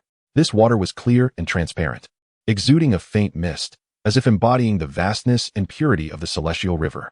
The spiritual water flowed gently into each corner of the formation, nourishing and purifying it, rendering it more stable and pure, as if it had been imbued with life. Lastly, he affixed the unyielding heavenly dragon scales, meticulously embedding them into the outer layer of the formation, akin to draping a sturdy armor upon the array. Each dragon scale shimmered with a chilling luster, fortifying the defensive layers of the formation as if it could withstand any external onslaught. The Chaos Stone, imbued with the essence of chaotic power, was meticulously positioned by Zhihao. Upon entering the array, the Chaos Stone exuded a potent and ancient aura, continuously supplying the formation with immense energy, thereby enriching its vitality. The Tai Su Divine Iron, a formidable metal from the void, was crafted by Zhihao into the core hub of the array. Under his spiritual forging, the divine iron gradually took shape, radiating a primitive yet powerful essence, as if it could sustain the operation of the entire formation. Zhihao then produced the Jiuyang True Fire Crystal, infused with the essence of the 9 suns, alongside the Taiyin Cold Crystal, which harbored the chilling energy of the Taiyin. He placed both at the opposing poles of the formation, allowing them to resonate with one another. The Jiuyang True Fire Crystal emitted searing heat, countering any potential malevolent forces, while the Taiyin Cold Crystal released a subtle chill, maintaining a harmonious balance between the yin and yang of the array. Surrounding the formation, he planted the stellar spirit wood, which thrived in areas rich with stellar energy. The branches and leaves of the stellar spirit wood swayed gently, as if responding to the cosmic forces, guiding a continuous influx of stellar energy into the formation, adding a touch of mysterious starlight. The ethereal celestial jade was placed at the center of the array, serving as a bridge that connected the spiritual energies of heaven and earth, perfectly merging external energies with the formation, enhancing its ability to harness outside power. Zhihao scattered spirit-gathering pearls at various critical nodes within the formation, akin to miniature energy collectors, persistently converging the spiritual energies of heaven and earth, thereby augmenting the array's spirit-gathering functionality and enriching the energy within. Finally, wielding the Tianyin Divine Needle, a needle crafted from rare materials, he deftly inscribed intricate formation patterns at key locations throughout the array. Each line contained profound principles of formation, directing energy to flow in an orderly manner within. As the last pattern was inscribed, the entire Starry Sky Guardian formation was finally completed. At that moment, a voice resonated within Zhihao's mind, announcing the successful establishment of the 7th-tier defensive formation, the Starry Sky Guardian formation. The system prompted, please select an amplification method. Option 1, 1,000-fold quality enhancement. Option 2, 1,000-fold quantity enhancement. Without hesitation, Zhihao responded, I choose 1,000-fold quality enhancement. Congratulations, host, you have acquired the 9th-tier defensive formation, the 9 Heavens Starry Sky Array. As the 9th-tier defensive formation took shape, Zhihao sensed the impending descent of calamity. Swiftly, he retrieved high-grade spirit stones from his storage ring and cast them into the formation's hub, while rapidly gesturing the formation's incantations, with his hands moving like fleeting shadows. Intricate energy runes were imprinted in designated areas of the formation, activating the 9 heavens starry sky array in its entirety. 5 hours later, a bolt of calamity thunder, as thick as a barrel and imbued with devastating power, roared down from the dense, ink-like storm clouds. The calamity thunder crackled with blinding purple lightning, igniting the air wherever it passed, producing a cacophony of explosive sounds, as if it were on the verge of shattering. Chapter 102. Transcending the Composite Calamity. The third female lead, Lin Ziwen, makes her appearance. Li Zhihua's gaze sharpened, and his hands became a flurry of motion, executing the formation's incantations at a speed akin to a tempest. Each gesture was executed with precision, reflecting his profound mastery over the 9th-tier defensive formation. The 9 heavens starry sky array. As he moved, the array's patterns radiated brilliantly, the previously concealed runes shining with dazzling light, while layers of spiritual energy shields rapidly rose to envelop him securely in the center. Li Zhihua exerted his utmost effort to propel the formation, pushing its defenses to their zenith. The calamity thunder struck the protective barrier with tremendous force, unleashing an overwhelming brilliance that was blinding.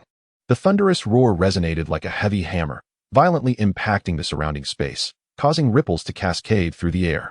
The power of the calamity thunder surged like a tidal wave, attempting to breach the barrier, yet the 9 heavens starry sky array stood resolute, effectively diminishing the thunder's might by 90%.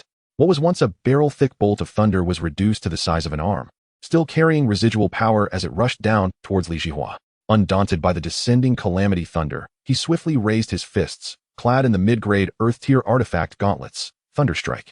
Runes on the gauntlets flickered, with lightning coursing through them. Channeling all his spiritual power, he converged it into his fists, intensifying the gauntlet's lightning aura, illuminating a vast area around him. He then unleashed the 6th form of the mid-grade Earth-tier fist technique, Lightning Flash Thunderous Fist, thunder shattering the heavens. With a mighty roar, he commanded, "Break." The sound reverberated across the land. His arms bulged with muscle as he raised his fists high, striking down with all his might against the calamity thunder. As his fists collided, a formidable force summoned the thunderous energies of heaven and earth. Arcs of electricity crackled in the air, accompanied by a continuous hissing sound. Centered around Li Zhihua, a wave of thunderous shockwaves rapidly formed, spreading like an invisible storm. Wherever the shockwave passed, the ground shattered instantly, cracks sprawling like a spider's web. The space itself could not withstand the force, distorting under the pressure. When the calamity thunder met the thunderous shockwave, a blinding explosion of light and sound erupted. Although the thunder descended with ferocity, it was once again weakened by the impact of the shockwave. Nevertheless, the remaining force of the thunder struck Li Zhihua fiercely. His body trembled momentarily, yet he swiftly activated the low-grade celestial technique, 9 transformations of the Thunder Emperor, and within moments, he absorbed and refined the remnants of the calamity thunder's power. Thus, with the aid of the 9th-tier defensive formation, the 9 heavens starry sky array, Li Zhihua successfully transcended the calamity of the composite phase. The ranks of the calamity thunder ranged from the 1st to the 9th, with the first calamity consisting of 9 bolts, the second consisting of 18, the third of 27, and so forth, culminating in the 9th calamity with 81 bolts. Li Zhihua had commenced his journey from the foundation establishment phase with the first calamity, advancing to the 6th calamity of the composite phase. Upon successfully breaking through to the composite phase, Li Zhihua examined his attribute panel. Host, Li Zhihua. Gender, male. Age, 35 years. Identity, patriarch of the Li clan. Realm, early stage of composite phase, level 1. Spiritual root, heavenly spiritual root. Physique, thunder spirit body. Comprehension, enlightened insight, top tier insight. Technique, low-grade celestial technique. 9 transformations of the Thunder Emperor. Spell, high-grade yellow tier fist technique. Thunderstorm fist, mastered. High-grade sword technique. Purple lightning sword classic, mastered. Low-grade earth tier sword technique. Thunderclap sword, mastered. Mid-grade earth tier sword technique. Sword invoking thunder, mastered. Mid-grade earth tier movement technique. Lightning step, mastered. Mid-grade earth tier palm technique. Thunderclap breaking palm, mastered. Mid-grade earth tier fist technique. Lightning flash thunderous fist, mastered. Top-grade heaven tier array. 9 heavens thunder prison sword formation, mastered. Perfect 10th tier alchemist. Perfect 10th tier talismaker. Perfect 10th tier array master. Perfect 10th tier artifact master. Perfect 10th tier puppet master. Perfect 10th tier beast tamer. I never anticipated that I would ascend to the stage of integration at the tender age of 35. Lin Wanqing, that little minx, even dared to demand that I reach the integration phase before my centenary. Who does she think she is looking down upon? Well, it is indeed time to emerge from my seclusion and pay a visit to this little minx. It is high time she experiences the exquisite sensation of dual cultivation with the celestial grade technique, the yin-yang harmonious dual cultivation method. Ha ha ha. Just then, the voice of Lin Wanqing's fourth uncle, the fifth-tier loose immortal Lin Xiaotian, reached Li Zhihao's ears. Young friend, congratulations on breaking through to the integration phase. Please join me at the treasure pavilion for a discussion. 10 minutes later, Li Zhihao stood before the entrance of the treasure pavilion. True to form, Lin Wanqing awaited him at the door, but this time she stood alongside a female cultivator whose presence was equally formidable. Instinctively, Li Zhihao opened the attribute panel of this woman. Name, Lindsay Wang. Gender, female. Age, 85. Identity, master of the Lingyun City Branch Pavilion. Realm, initial stage of integration. Spiritual root, earth spiritual root. Constitution, none. Comprehension, wise heart, ingenious understanding. Cultivation method, Qingmu Yuling Classic, celestial grade, mid-tier. Techniques, earth grade, upper tier sword technique, Chuaying Zhanfeng sword, entry level. Celestial grade, mid-tier palm technique, Bitao Soyue palm, major achievement. Celestial grade, lower tier body technique, Qingying Liuguang step, transcendent. Subsequently, Li Zhihao glanced at Lin Wanqing's attribute panel. Name, Lin Wanqing. Gender, female. Age, 34. Identity, master of the Qingfeng Town Branch Pavilion. Realm, initial stage of out-of-body. Spiritual root, earth spiritual root. Constitution, water spirit body. Comprehension, spiritual heart, wise nature. Cultivation method, Bishi Nyang Yuan skill, celestial grade, mid-tier. Techniques, earth grade, upper tier palm technique, Bai Po Bai Kong palm, major achievement. Celestial grade, mid-tier sword technique, Shuaying Liuguang sword, minor achievement. Celestial grade, lower tier body technique, Shuayun Jiang step, minor achievement. You have arrived. Just as Li Zhihao continued to examine Lin Wanqing's attribute panel, her delighted voice rang in his ears. The previous transaction between Lin Wanqing and Li Zhihao had granted her significant recognition within the Lin family, earning her father's pride and substantial praise from the elder. The entire Lin family was taken aback when she unexpectedly secured a celestial-grade mid-tier cultivation method for the family. This method surpassed the family's inherited techniques by several magnitudes. It is worth noting that the strongest technique within the Lin family was merely of the pseudo-celestial tier, and even that was primarily suited for male cultivators. In contrast, Li Zhihao's method was universal, holding immense value. Given time, the Lin family would undoubtedly grow even stronger. Meanwhile, Lin Ziwang observed Li Zhihao with curiosity.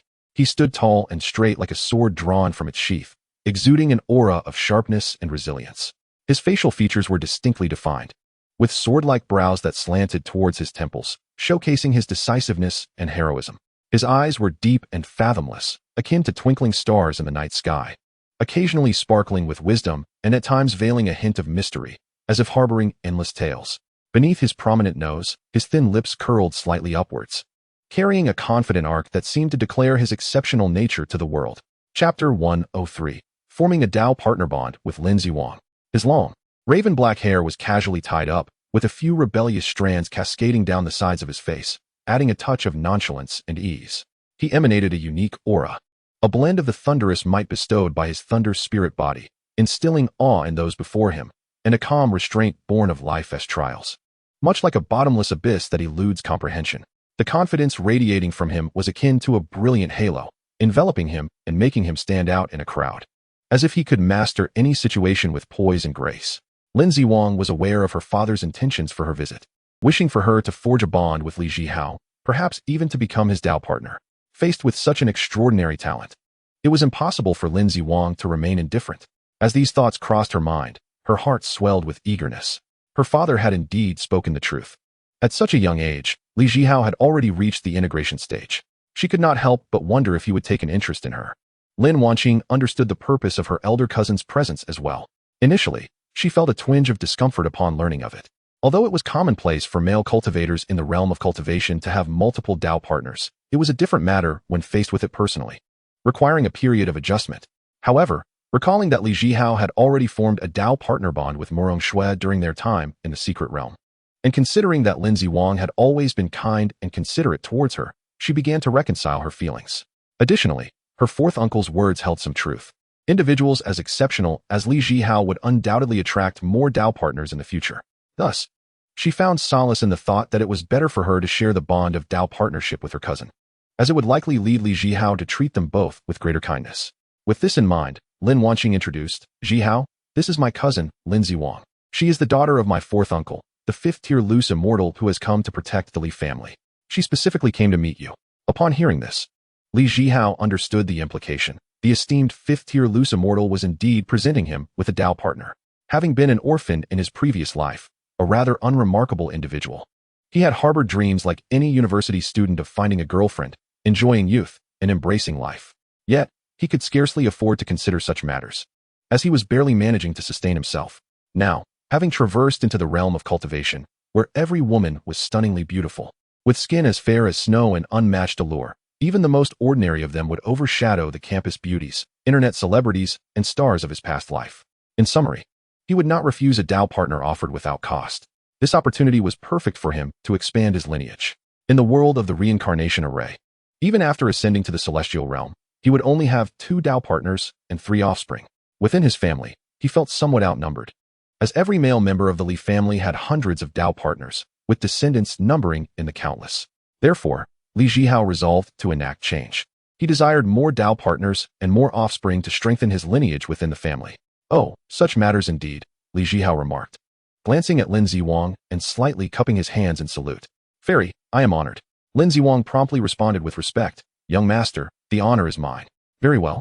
Let us proceed inside and converse further, Lin Wanqing interjected, noticing that Li Zhihao and her cousin had exchanged pleasantries. Shall we? The 3 swiftly entered the treasure pavilion, where they encountered Lin Xiaotian. Li Zhihao hastily bowed in greeting. I pay my respects to the esteemed elder. Ha ha ha. Dear nephew, there is no need for such formality. Lin Xiaotian replied joyfully. As soon as his words fell, he shifted the conversation, saying, What do you think of my little daughter? Upon hearing this, Li Zhihao thought, Here it comes. He took a deep look at Lin Ziwang, observing her unparalleled beauty and ethereal grace. She moved with a grace akin to the delicate willow branches swaying in a gentle spring breeze, exuding an ethereal beauty that was both supple and vibrant. Her visage was exquisitely refined, her skin as fair as freshly fallen snow, appearing to emanate a soft, radiant glow under the sunlight, revealing a beauty reminiscent of jade and ice. Her eyes sparkled like a crystal-clear spring, bright and luminous, seeming to peer into the depths of one's soul while concealing a wealth of enchanting charm and playful wit. Her petite and straight nose added a touch of three-dimensionality to her features. The cherry blossom-like lips, naturally tinted, blossomed into a smile reminiscent of spring flowers, sweet and captivating. An aura of ethereal grace enveloped her, as if she were a celestial being untouched by the mundane world, embodying both an elegance that commanded reverence and a warmth akin to that of a next-door girl, much like an orchid blooming in a secluded valley, exuding an irresistible fragrance that ensnares the heart and mind. Thus, one hurriedly responded, Fairy Lin Ziwen, your beauty is unparalleled, and your demeanor is transcendent. Oh, would you be willing to have her as your Dao partner? Lin Xiaotian inquired eagerly.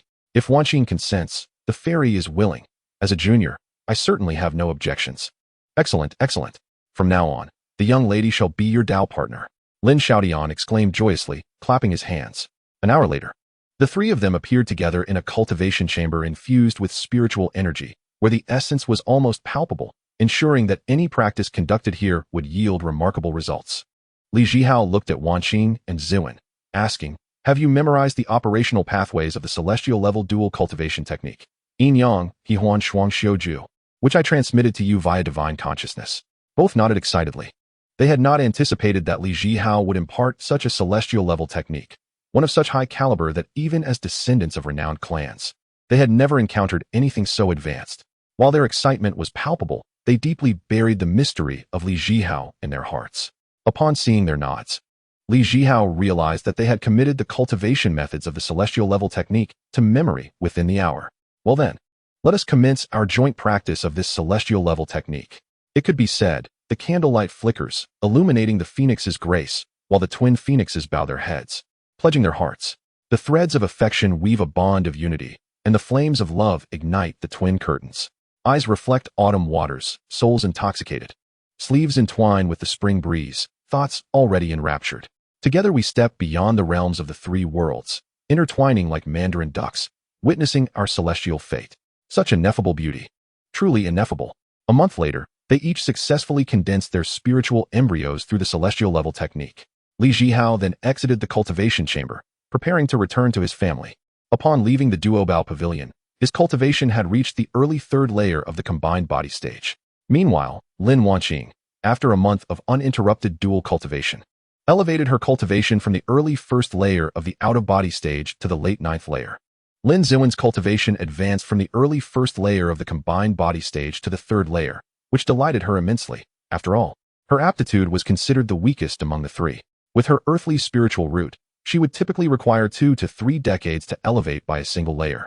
Given the available resources, achieving this in merely a month saved her a painstaking 7 to 8 decades of arduous training, thereby showcasing the immense power of Li Zhihao's celestial-level dual cultivation technique.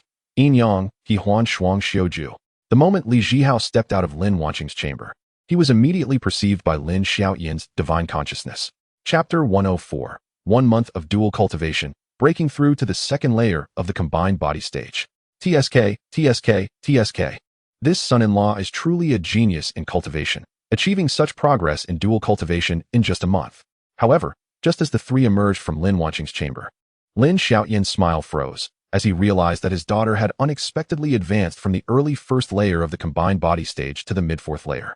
When he scrutinized the cultivation levels of Li Zhihao and Lin Wanqing again through his divine consciousness, he was utterly bewildered. Suddenly, a thought crossed his mind, and he muttered to himself, could it be due to his dual cultivation technique? After he exits the duo-bow pavilion, I shall inquire further.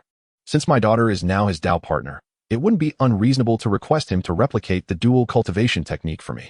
As Li Zhihao prepared to utilize his teleportation to return to the Li family ancestral grounds, he heard Lin Xiaoyan's voice calling out, son-in-law, wait a moment. Hearing this, Li Zhihao paused. Soon, Lin Xiaoyan appeared beside him in a flash. Li Zhihao promptly prepared to bow in greeting, but Lin Xiaoyan quickly interjected.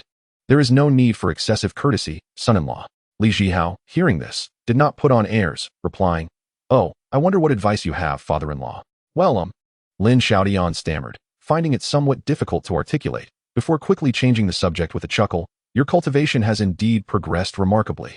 Upon hearing this, Li Zhihao discerned Lin Xiaoyan's intentions and inquired, father-in-law, are you interested in my dual cultivation technique? Lin Xiaoyan, upon hearing this, thought to himself, this son-in-law is quite perceptive, and excitedly replied, yes, indeed. Oh, then what do you propose as an exchange? Li Zhihao asked. Exchange?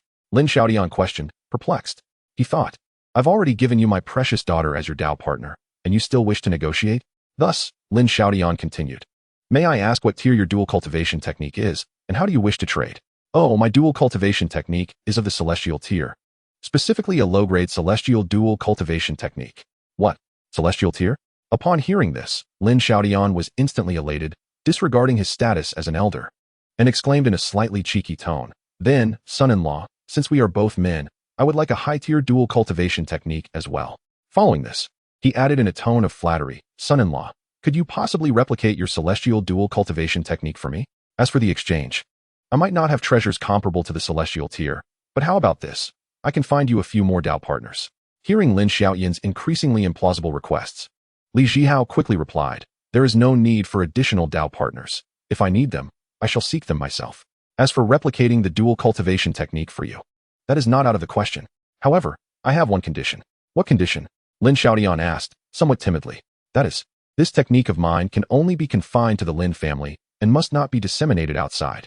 Upon hearing this, Lin Xiaoyan thought, but my dual cultivation technique is far from reaching the celestial tier, so why should he wish to trade with me? Soon, he realized that Li Zhihao likely did not wish to share, and that perhaps the Lin family owed him a favor. Thus, he casually asked for a seemingly worthless item in exchange. With this realization, Lin Xiaoyan's regard for Li Zhihao grew even higher. Before long, Li Zhihao and Lin Xiaoyan completed their transaction. Upon receiving Lin Xiaoyan's dual cultivation technique, a voice echoed in his mind. Ding! Discovered a pseudo-celestial dual cultivation technique. Ryutong Huiju. Please choose the amplification method.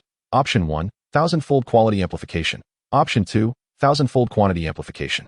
Li Zhihao immediately responded in his mind. I choose the 1000-fold quality amplification. Ding! Congratulations, the host has acquired the mid-grade celestial dual cultivation technique. Yin Yang Jiu Zhuanju. Well then, father-in-law, I shall take my leave.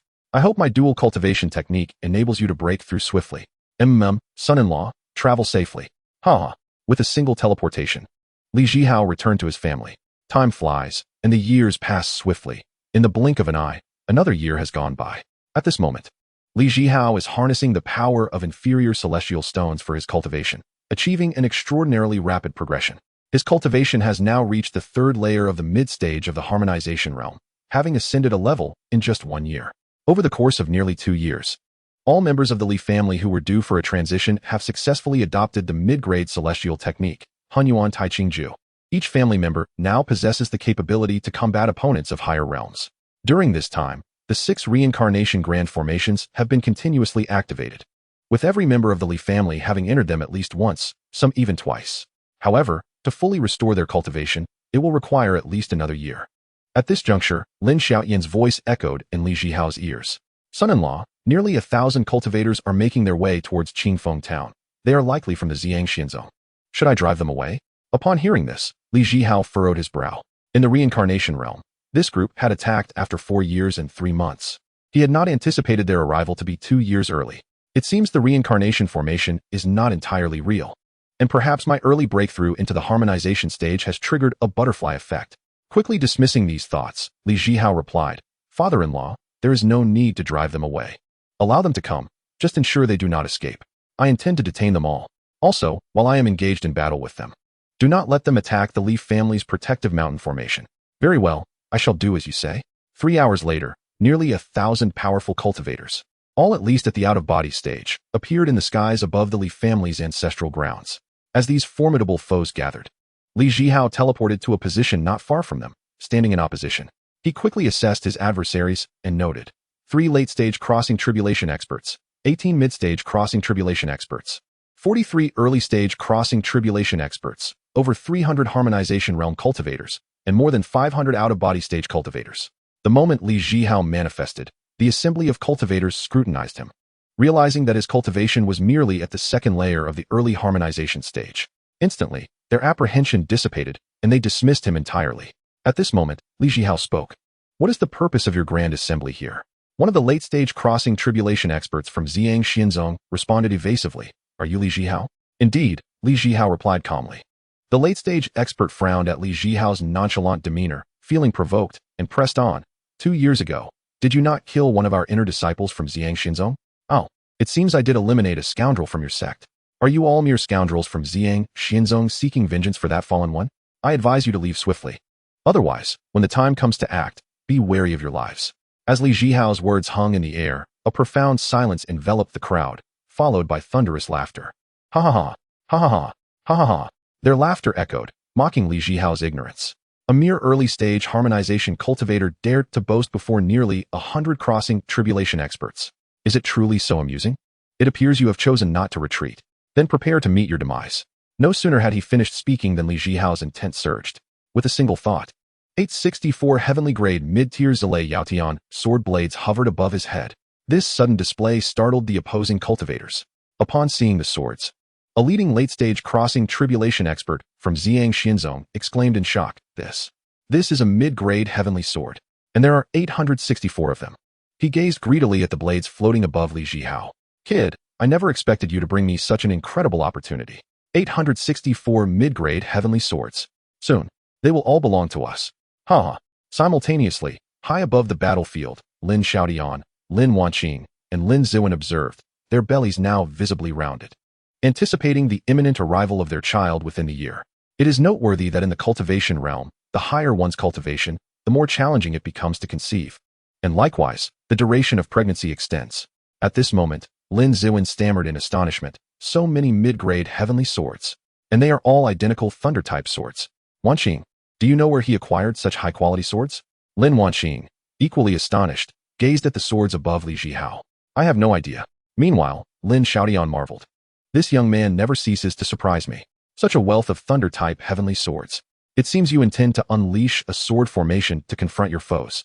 I eagerly await to see the formidable sword formation you will manifest and how many enemies you can obliterate with a single strike. Li Zhihao paid no mind to their thoughts. He had already commenced his assault. His gaze sharpened, and his aura surged dramatically. Instantly, 864 streams of divine consciousness shot forth from his sea of consciousness like lightning, precisely entering the 864 heavenly grade mid-tier Zhihao sword. As a torrent of overwhelming and violent thunder attribute spiritual energy surged from within Li Zhihao, it resonated with the swords above his head. Simultaneously, Li Zhihao's hands moved with an indescribable speed, executing intricate and complex gestures. The 864 heavenly grade mid-tier Zhihao sword blades, under the influence of his gestures, swiftly drew closer, momentarily transforming into 432 pairs of thunderlight wings. Each pair spanned several feet, shimmering with golden lightning, embodying powerful thunder attribute spiritual energy, emitting crackling thunder sounds, and exuding an intimidating aura. As the sword formation gradually took shape, the thunderlight wings trembled slightly, producing a low, resonant hum. Then, with a commanding shout from Li Zhihao, "Go!" The 432 pairs of thunderlight wings surged forward at an unimaginable speed towards the 1,000-strong assembly of cultivators. As they advanced, the very fabric of space seemed at risk of being torn asunder by the immense power of the thunder attribute. Lightning snaked through the fissures, flashing ominously and releasing terrifyingly destructive energy. Faced with such an overwhelming and rapid assault from the thunderlight wing sword formation, the 1,000-plus cultivators finally changed countenance. One late-stage crossing tribulation expert from Ziyang Xinzong ordered, "All of you, unleash your full power. We must shatter this sword formation." With his words, the 1,000 cultivators, undaunted and resolute, poured their full strength into countering the approaching thunderlight wings. The three foremost late-stage crossing tribulation experts from Ziyang Xinzong unleashed a torrent of spiritual energy, surging like a tempestuous ocean, creating monstrous waves of power. One of the late-stage experts, his expression grave, prepared for the confrontation ahead. With hands moving like phantoms, he swiftly formed intricate seals while murmuring a series of obscure and arcane incantations. As the incantations echoed, the space above him suddenly warped, giving rise to a colossal black vortex that yawned open like the maw of a demon. From within the vortex emanated an inexhaustible force of darkness, as though it were a mysterious technique summoned from the depths of the abyss, intent on devouring all light and hope from the world. Following this, he roared with fervor, "Come forth!" His voice resonated like thunder, causing the surrounding space to tremble.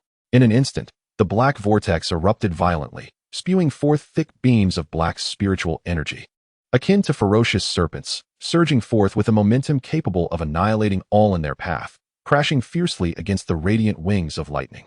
Wherever these dark forces passed, the fabric of space contorted grotesquely. The two other late-stage tribulation cultivators were equally unyielding, each unleashing their most formidable techniques. One was enveloped in a dazzling golden light, blinding and reminiscent of the sun at its zenith, causing discomfort to the eyes. In that moment, he appeared as a war deity forged of pure gold, radiating an aura of invincibility. A massive golden sword materialized in his grasp, its surface etched with intricate runes pulsating with mysterious and potent energy. He leaped high, pouring every ounce of his spiritual power into the sword, and with an unwavering spirit, he cleaved downward toward the sword formation. A golden sword light, stretching 100 feet long, slashed through the air like a bolt of lightning cleaving the heavens, shattering the space it traversed into shards, sending visible ripples as if it would collapse at any moment. The other cultivator was shrouded in a dense, palpable azure mist, within which flickered countless mysterious runes, glimmering with strange luminescence, as if narrating tales of ancient mystical powers. With fluid motions, he waved his hands, uttering a soft incantation. Instantly, the azure mist, compelled by an unseen force, transformed into razor-sharp wind blades, densely packed like a swarm of locusts, obscuring the sky as they surged toward the lightning wings.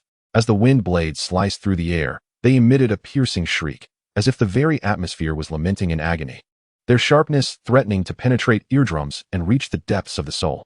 The 18 mid-stage tribulation cultivators from the Xian dynasty understood that their individual strengths were insufficient to resist this terrifying sword formation.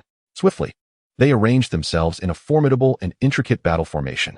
With their combined efforts, the formation radiated a kaleidoscope of colors: red, orange, yellow, green, blue, indigo, and violet, as spiritual energies intertwined, resembling a magnificent tapestry imbued with boundless power. These energies flowed and converged within the formation, ultimately manifesting as an immense and resplendent multicolored barrier. The runes upon the barrier pulsated as though alive, continuously shifting and glowing, exuding a formidable and stable defensive force, intent on repelling all assaults. Simultaneously, they chanted in unison, their voices deep and powerful, echoing the mystical melodies of antiquity. Instantly, waves of sound transformed into streams of energy. And from the multicolored barrier shot forth an array of arrows infused with various attributes. There were blazing fire arrows, engulfed in scorching flames, seemingly intent on reducing all to ashes. Icy shards emitting a bone-chilling cold, capable of freezing time and space, and earth element arrows, imbued with immense impact, hurtling toward the lightning wings like cannonballs, bearing weighty and steadfast strength. 43 early-stage tribulation cultivators from the Xian Dynasty, though somewhat lesser in power compared to their predecessors, were undeterred, fully aware that their survival hinged upon this moment. They clustered closely around the formation, their expressions focused and resolute, beads of sweat trickling from their foreheads. Yet their eyes radiated unwavering determination. With hands tightly clasped, they channeled their spiritual energy like a steady stream, continuously feeding it into the formation to amplify its might, maintaining a steadfast flow of power without a hint of distraction. Over 300 cultivators at the integration stage showcased their formidable artifacts and techniques. Some hurled shields shimmering with unusual light, which expanded in midair, resembling moving fortresses, their surfaces inscribed with enigmatic runes. As these runes glimmered, layers of defensive energy shields manifested, striving to withstand the onslaught of the lightning wings. Others conjured grand serpentine flames, roaring ferociously as they lunged toward the lightning wings, intent on incinerating them entirely.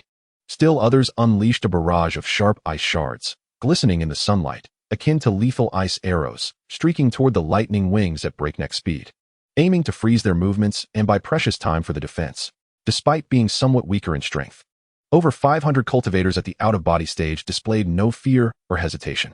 They gathered closely, their minds and wills intertwined, collaboratively releasing waves of spiritual energy. Initially faint, these waves grew in intensity as they continuously infused their power, coalescing into a formidable and surging torrent of spiritual energy.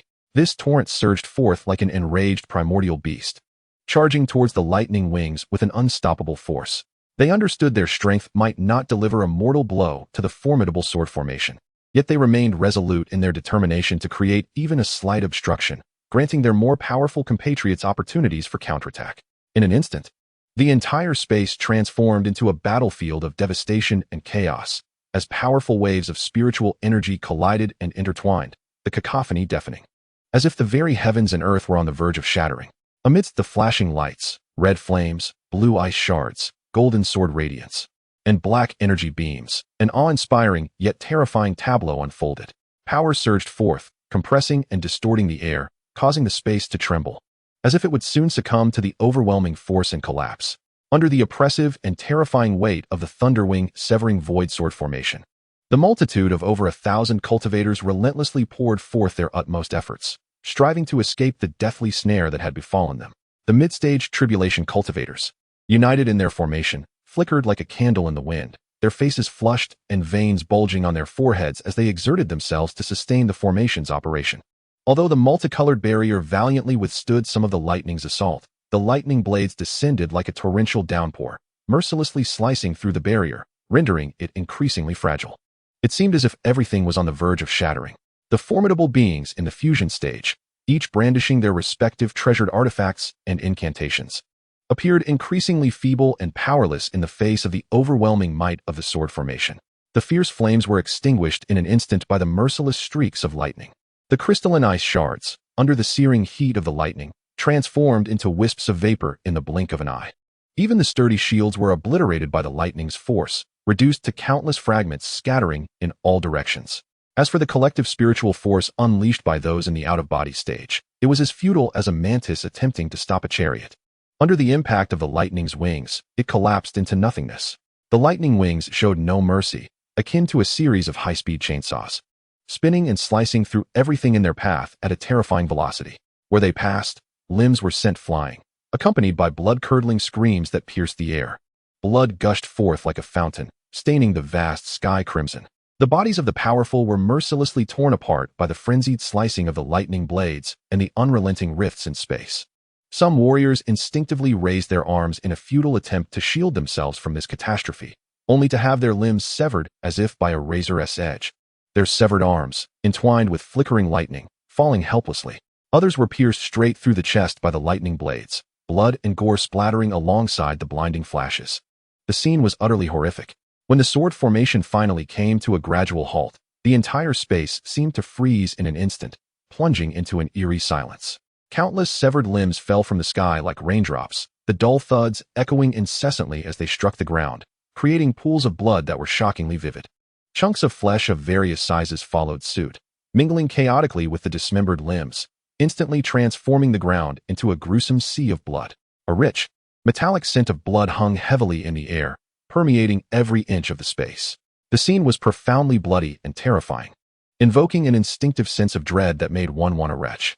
Li Zhihua's expression remained impassive as he surveyed the battlefield, yet within, he was brimming with excitement. While I anticipated the celestial grade 9 Heaven's Thunder Prison sword formation, I never imagined that merely the 10th sword formation would wield such power. One single sword formation effortlessly obliterated over 1,000 formidable beings.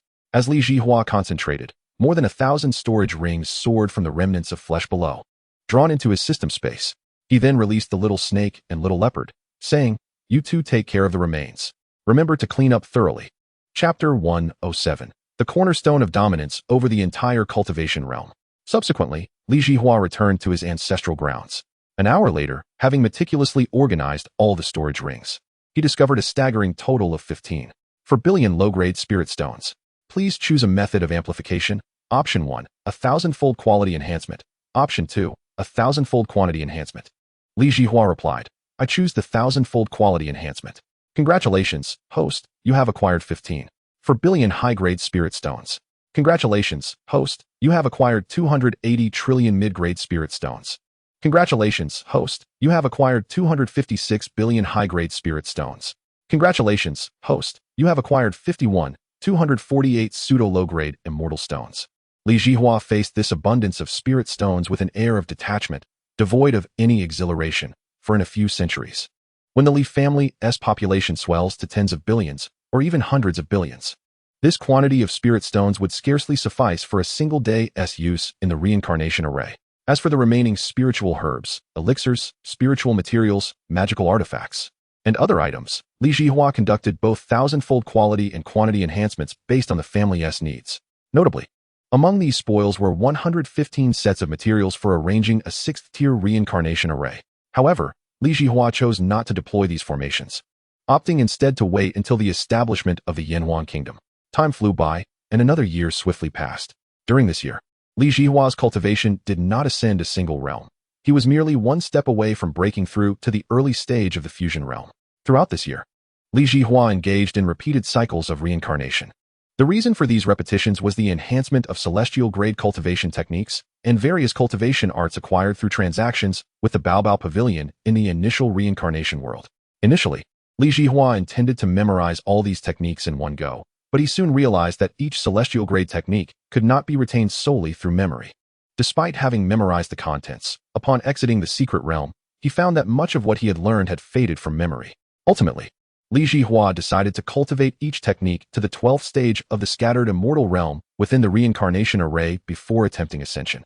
At that point, he discovered that he could retain the contents of these celestial-grade techniques up to the 12th stage of scattered immortals. Thus, each time he exited the reincarnation array, he brought forth one celestial-grade technique's cultivation content. After nearly 300 journeys through the secret realm, Li Zhihua compiled more than 30 celestial-grade techniques along with over 1,000 various spells and methods. Additionally, he cultivated over 20 kinds of cultivation arts to the low-grade immortal level, bringing them out one by one from the reincarnation world. Since all these techniques, spells, and cultivation arts had been personally cultivated by Li Zhihua, he not only organized the corresponding content, but also compiled his insights into their cultivation. He believed that with these insights, his family members would cultivate at an accelerated pace. After completing all of this, Li Zhihua gazed at the over 1,000 jade slips floating around him and murmured, "This is the cornerstone of my Li family's domination over the cultivation realm." With a flick of his mind, he stored all the jade slips into his storage ring. Next, instead of choosing to cultivate, Li Zhihua prepared to bring Lin Wanqing and Lin Ziwang into the family, for they were about to give birth. Upon their arrival at the Li family's ancestral grounds, he showed them around. At this moment, both women had prominent bellies, yet Li Zhihua noted that they walked without any sign of discomfort, prompting him to marvel at the wonders of cultivators. However, he noticed that both women's cultivation levels had dropped several tiers. Lin Wanqing, originally at the 9th level of the out-of-body stage, had now diminished to the 7th level of the spirit division stage. Meanwhile, Lin Ziwang, who had been at the 3rd level of the fusion stage, had fallen to the 1st level of the early fusion stage, and it appeared that her stability was precarious, as if her cultivation could plummet to the out-of-body stage at any moment.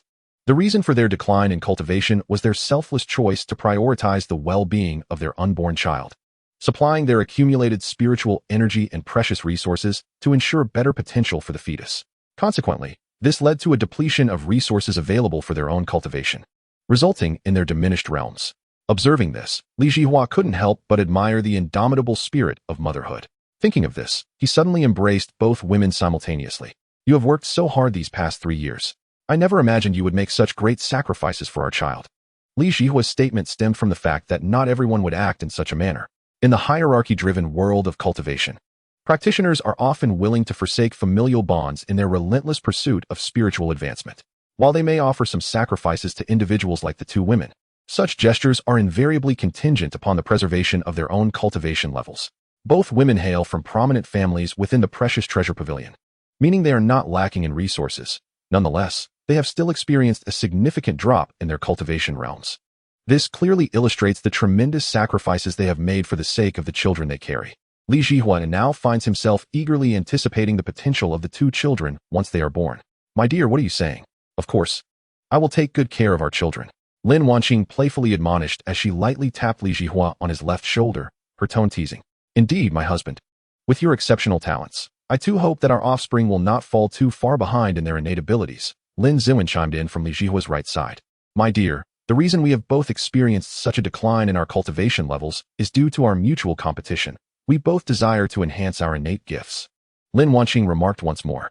"You need not worry about that. As long as my offspring possesses a spiritual root, I can ensure its enhancement. However, you must keep what I am about to share with you a secret, for if it were to leak, it would cause a stir throughout the cultivation world." Without delay, Li Zhihua led the two women to the cycle hall. Upon arrival, they were greeted by the clan leader, the two esteemed ladies, and the third elder, Li Kun, along with several management officials of the cycle hall, who promptly rose to pay their respects. "There is no need for excessive formalities. You may disregard us," Li Zhihua responded, choosing to communicate with Lin Wanqing and Lin Ziwen through thought transmission. "Do not be startled by what I am about to convey. It is imperative that you maintain a composed expression," he cautioned, observing their natural nodding in response. "My cautiousness arises from the ever-watchful consciousness of my father-in-law, Lin Xiaodian. I do not doubt him. It simply is not the right moment for him to be informed of this. I trust you will not take offense, Ziwen." After casting a glance at Lin Ziwen and noting her lack of displeasure, he continued, "You have likely noticed the name of this place. It is indeed called the Cycle Hall. As the name suggests, it houses 6 ancient formations I have arranged, collectively known as the Great Cycle Formation. The function of this formation allows individuals to undergo a cycle of reincarnation within. There exists a 7th-tier Great Cycle Formation capable of permitting up to 3,000 years of reincarnation, and 5 8th-tier formations that allow for up to 5,000 years. As Li Zhihua transmitted this information, he closely observed the two women, anxious that their expressions might betray their astonishment. Fortunately, as high-level cultivators and heads of their own branches within the precious treasure pavilion, they possessed sufficient mental fortitude. Yet, despite their outward calm, their hearts were tumultuous with disbelief, suspecting that they might have misheard. After exchanging glances that confirmed they were indeed comprehending correctly, Lin Wanqing thought in a flurry, "Heavens! Such an astonishing formation exists in the cultivation world, allowing one to experience a reincarnation lasting up to 3,000 years. Lin Ziwen shared her companion's astonishment. Li Zhihua continued, "Moreover, within this great cycle formation, one can also place cultivation techniques, spells, and various arts of cultivation. Those who enter can practice these techniques and spells within the cycle world." As soon as Li Zhihua completed his transmission, he noticed the two women struggling to suppress their expressions and quickly reminded them, "Control your expressions, please." After his reminder, their faces settled into a semblance of calm. "Let us proceed. Once you have given birth, you too may enter the Great Cycle Formation," he declared. "Yes, yes," the two women joyfully responded through thought. 3 days later, accompanied by the sounds of newborn cries, Lin Wanqing and Lin Ziwen each welcomed a child into the world. Lin Wanqing gave birth to a son first, and upon inspecting the child, Li Zhihua discovered that the boy possessed exceptionally high innate qualities. He had a heavenly spiritual root coupled with a fire physique, which brought Li Zhihua immense joy. Lin Ziwen also bore a son, whose qualities were slightly inferior but still commendable, possessing a heavenly spiritual root, albeit lacking a physique. Upon learning of their son's innate qualities, Li Zhihao became increasingly convinced that the events occurring in the cycle world could serve as a reliable reference. In the cycle world, Lin Wanqing's son had been born with an earthly spiritual root and no physique, yet now they had produced two sons with heavenly spiritual roots. Li Zhihao named Lin Wanqing's firstborn son Li Yichen, while Lin Ziwen's second son was named Li Yifeng. Time swiftly passed, and 3 years flew by in the blink of an eye. During this 3-year period, Li Zhihao remained inseparable from Lin Wanqing and Lin Ziwen, diligently practicing the dual cultivation technique, the yin-yang harmonious dual cultivation method. The efficacy of this dual cultivation practice was undeniable. Within 3 years, Li Zhihua's cultivation progressed from the early stage of the integration realm to the mid-stage, reaching the 4th layer. Host, Li Zhihua. Gender, male. Age, 43. Identity, patriarch of the Li clan. Realm, mid-stage integration realm, 4th layer. Spiritual root, heavenly spiritual root. Physique, thunder physique. Comprehension, enlightened insight, top-tier insight. Techniques, low-grade celestial technique. 9 transformations of the thunder sovereign. Spells, high-grade yellow technique. Thunderstorm fist, masterful. High-grade mystic technique. Purple lightning sword classic, masterful. Low-grade earth technique. Thunderous sword cry, masterful. Mid-grade earth technique. Sword of raging thunder, masterful. Mid-grade earth movement technique. Thunderlight step, masterful. Mid-grade earth palm technique. Thunderclap breaking palm, masterful. Mid-grade earth fist technique. Lightning strike fist, masterful. Supreme grade heavenly technique. 9 heavens thunder prison sword array, masterful. Master alchemist of the 10th tier. Master talismaker of the 10th tier. Master formation master of the 10th tier. Master artifact master of the 10th tier. Master puppet master of the 10th tier. Master beast tamer of the 10th tier. Lin Wanqing and Lin Ziwen not only transitioned to the celestial level techniques, but also made significant strides in their cultivation. Lin Ziwen reached the late stage of the integration realm. 7th layer. Name, Lin Ziwen. Gender, female. Age, 92. Identity, branch master of the Lingyun City Pavilion. Realm, late stage integration realm, 7th layer.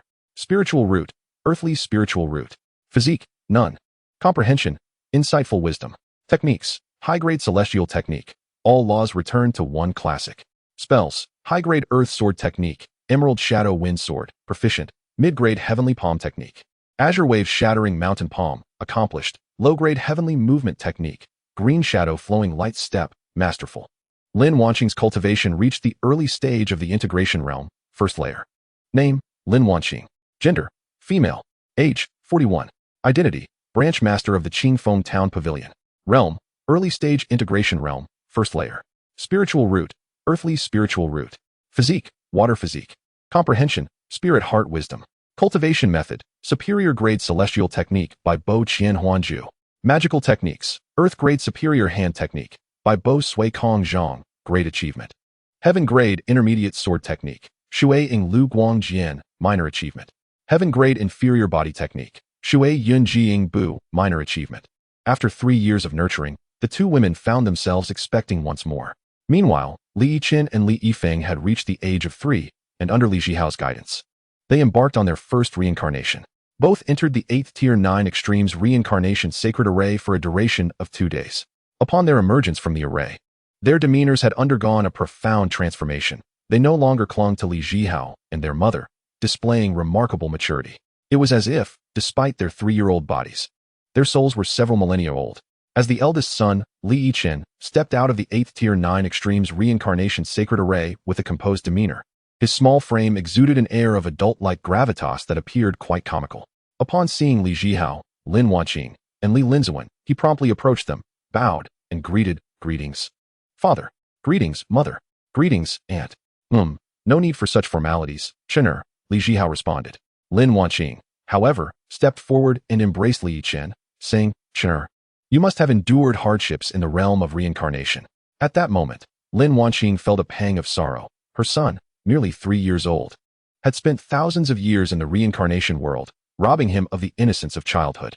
Li Yichen, caught off guard by his mother's affectionate gesture, flushed with embarrassment. Observing the scene, Li Zhihao chuckled and transmitted, "All right, Wanqing, please let Chener go. You must not treat him in such an affectionate manner from now on. After all, he spent 2,000 years in the reincarnation array, and your display of intimacy has left him quite flustered." 6 hours later, Li Yifeng also emerged.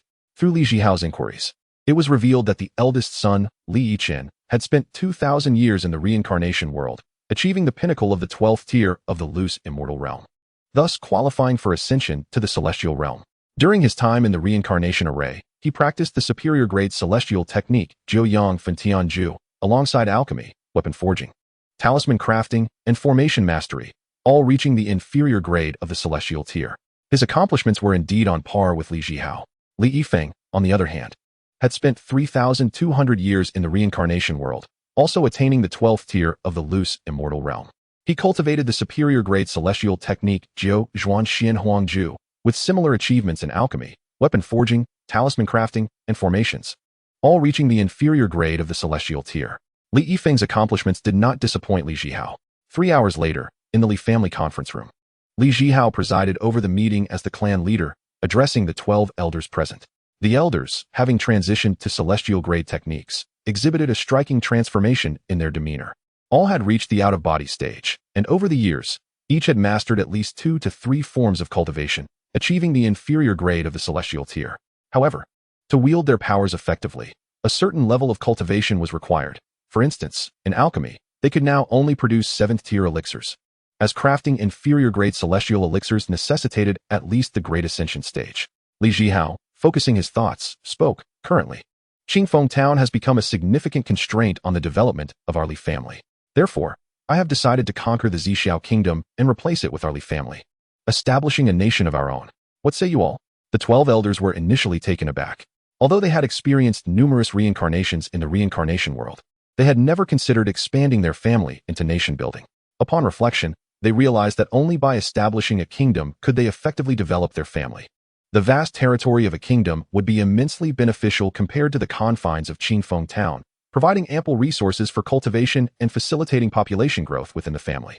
The more they contemplated, the more they recognized that establishing a kingdom was indeed the most efficient path forward.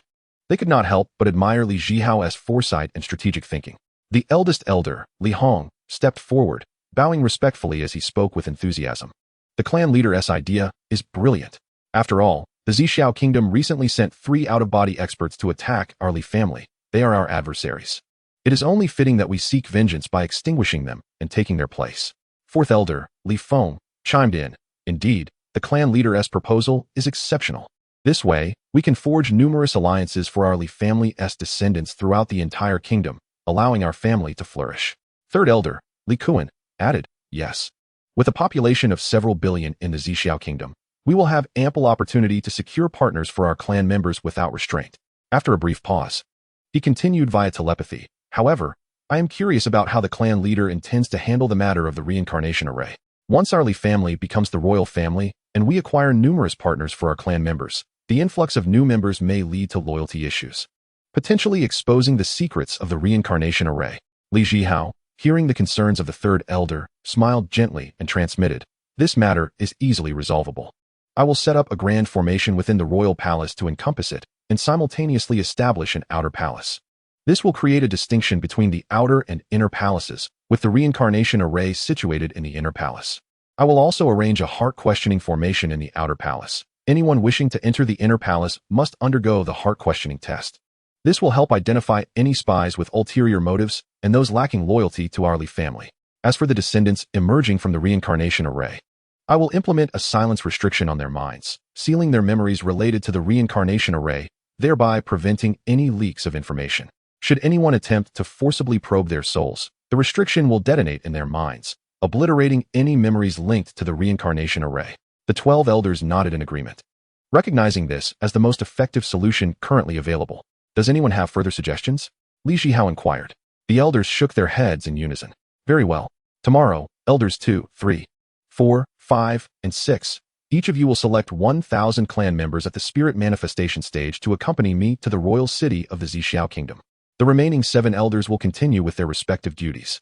The following morning, in the martial arts square of the Li family ancestral grounds, a throng of activity unfolded. 50,000 descendants of the Li family stood in 5 orderly formations of 10,000 each, perfectly aligned within the square. Li Zhihao stood on the command platform, flanked by the 5 elders, whose expressions were solemn and grave. At this moment, Li Zhihao spoke up, esteemed clansman. You are undoubtedly aware of the reason we have gathered here today. Indeed, the The presence of the Li family in Qingfeng Town has severely impeded our clan's progress. Therefore, as the clan leader, I have resolved to lead the Li family towards broader horizons, with our sights set on the kingdom of Zhihao. Once we seize the kingdom of Zhihao, the Li family shall stand tall as a royal entity within the realm of cultivation. As Li Zhihao's words echoed through the air, the ranks of 50,000 Li family disciples surged with fervor, their excitement palpable. Li Zhihao observed this fervent response and continued, "Elders, second elder, third elder, fourth elder, fifth elder, and sixth elder. Each of you shall lead 10,000 of our clansmen at the spirit separation stage. We will gather at the royal city of Zhihao outside the teleportation array." Understood. The 5 elders replied in unison. "Let us embark." In the royal palace of the Zhihao kingdom, Emperor Jiang Yunshan furrowed his brow, an ominous cloud enveloping his thoughts.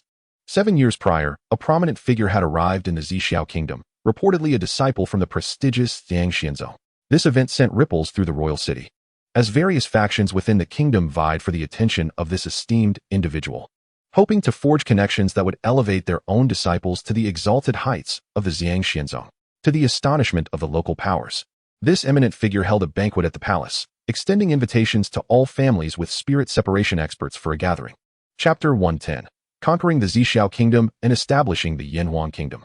When the influential figures of the royal city learned that this illustrious individual planned to eradicate a small family in a remote town, they eagerly joined in, thinking it a trifling task that would showcase the might of their collective strength.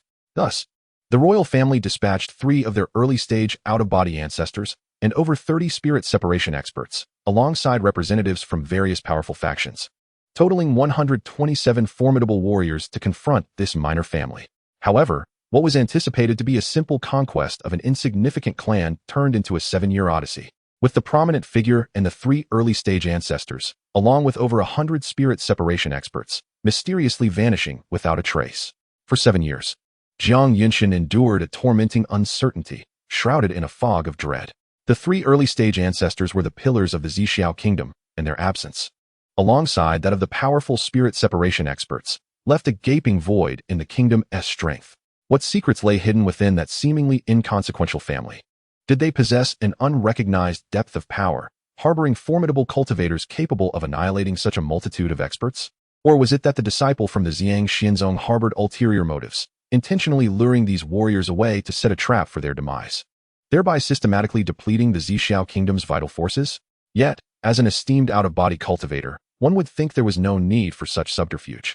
He could easily overwhelm the Zhihao kingdom with direct force. Jiang Yunshan dared not confront the xianxiaaudiobooks, a top-tier power in the eastern region, for his Zhihao kingdom was but a mere speck in comparison. A single inner disciple could obliterate the kingdom with a mere flick of their wrist. Likewise, he feared probing into the small family residing in that remote town, if they were indeed responsible for the demise of his formidable warriors. They were forces he could not provoke. To investigate further would only serve to incite their wrath. As Jiang Yunshan's anxiety deepened, beads of sweat rolled down his brow, soaking his collar. He understood that whether it was the enigmatic small family or the xianxiaaudiobooks, should either harbor malicious intentions towards the Zhihao kingdom, the kingdom lacked the strength to resist. Furthermore, if word spread that the royal family had lost 3 early-stage ancestors and over 20 spirit separation experts, panic would ensue, and those who coveted the throne would undoubtedly seize the opportunity to instigate turmoil. At this moment, the threats from external forces and the potential for internal insurrections loomed ominously over the Zhihao kingdom, threatening its very existence. The thought sent a chill down Jiang Yunshan's spine, an unprecedented fear enveloping him, as if the entire kingdom teetered on the brink of an irretrievable abyss. Simultaneously, the families of the spirit separation experts who had followed the prominent figure shared his trepidation. Just then, an overwhelming aura of pressure swept through the royal palace. Li Zhihao stood aloft, flanked by the 5 elders and the 50,000 Li family members, declaring, "My target is the entire Jiang clan, those unassociated with them. I grant you 3 breaths to vacate the palace, or face merciless retribution." With that, he withdrew his oppressive presence. In an instant, chaos erupted within the palace. The once solemn halls became a scene of terror, with faces ashen and fear palpable. The palace maids, stricken with horror, dropped their precious belongings, shattering them upon the floor. The eunuchs stood wide-eyed, trembling uncontrollably, while screams echoed throughout. The guards, unconnected to the Jiang clan, shed their armor and fled in a panic, creating a tumultuous scene of disorder. Some fell to the ground, trampled by the throngs behind them, their cries of pain resonating in the air. The palace had transformed into a hellish nightmare, steeped in fear and despair. As 3 breaths elapsed, Zhihao commanded, "All clan members, heed my order." The moment his words fell, the 5 elders and the 50,000 spirit separation warriors echoed in unison, "Here. Annihilate everyone within the palace, leaving not a single soul alive." Understood. With their declaration, they surged forth towards the palace. An hour later, Zhihao sat majestically upon the dragon throne in the golden hall of the imperial palace, with 5 esteemed elders positioned before him. Behind these elders stood a multitude of officials from the former Zhihao kingdom, both civil and military. Naturally, the kingdom boasted many more officials. Those who refused to submit had already been eradicated, while those present in the hall had evidently chosen to pledge their allegiance. At this moment, Zhihao proclaimed, "From this day forth, the kingdom shall be officially renamed the Yinfong kingdom, and I, Zhihao, shall serve as the inaugural king of the Yinfong kingdom." As his words echoed throughout the hall, the 5 elders and all present knelt in fervent reverence, exclaiming, "Long live our king! May his spiritual power be boundless, his dharmakaya eternal, and his holy might forever stabilize the realm of cultivation." Observing the throng of kneeling subjects, Zhihao frowned with displeasure and stated, "Rise, all of you. From now on, the practice of kneeling shall be abolished. Instead, a bow of respect will suffice." He continued, "Draft a decree to inform every city of the kingdom, commanding all officials to present themselves in the royal city 1 month hence. The realm of cultivation is divided into regions: towns, small cities, medium cities, large cities, prefectural cities, state cities, county cities, kingdoms, dynasties, empires, holy empires, and imperial dynasties. The Yinfong kingdom encompasses 5 major county cities, each of which governs between 5 to 8 state cities. Each state city, in turn, oversees 8 to 9 prefectural cities, which supervise 8 to 10 large cities. Each large city governs 8 to 10 medium cities, and each medium city supervises 8 to 10 small cities, which in turn are responsible for 20 to 40 small towns. Shuangguang County City, one of the 5 major county cities of the Yinfong kingdom, is currently governed by a formidable late-stage spirit separation expert, who is presently in seclusion. Chapter 111. Bestowing titles upon the Li clan descendants. Suddenly, a voice resonated throughout the county's administrative hall, and a perfected spirit separation expert stood resolutely in the air above. Soon, County Lord Wu Zhaoxing approached this formidable figure, clasping her hands in greeting, and inquired, "General Qiao Wenzhou, is that you? It is an honor to have you visit. Please, allow me to escort you to my residence." However, General Qiao Wenzhou remained stationary and solemnly produced a decree from his storage ring, stating, "County Lord Wu Zhaoxing, receive the decree." Upon hearing this, Wu Zhaoxing's expression turned grave as she knelt in midair, proclaiming, "I, Wu Zhaoxing, receive the decree. By the mandate of heaven, the emperor proclaims, from this day forth, the Zhihao kingdom shall be renamed the Yinfong kingdom. I, Zhihao, in accordance with the spirits of heaven and earth, open a new chapter for the kingdom, serving as its first king. In consideration of proper etiquette, my intention is for harmony and order, not to bind the people with cumbersome formalities. Thus, I decree the abolition of the past practice of kneeling. From now on, a bow of respect shall be observed throughout the kingdom. With the implementation of this new practice, I hope all subjects treat one another with respect and equality, fostering a harmonious kingdom. Furthermore, I decree that 1 month from now, officials and distinguished cultivators from all cities shall come to the royal city to confer on the kingdom's development and to jointly outline a splendid blueprint for Yinfong. I shall personally heed your esteemed opinions, gathering wisdom to ensure the prosperity of the kingdom and the welfare of the people. I trust all subjects will diligently adhere to this sacred decree and uphold the new regulations, striving together. Any violators shall face the law. Thus it is decreed." Upon hearing the content of the decree, Wu Zhaoxing gazed at Qiao Wenzhou in disbelief, asking, "General Qiao, what does this mean?" Qiao Wenzhou, with a resigned smile, replied, "County Lord Wu, you must accept the decree. Our new king, a formidable cultivator at the integration stage, is beyond our influence. We should diligently serve him. Perhaps, in time, we may earn his guidance and break through our current realms."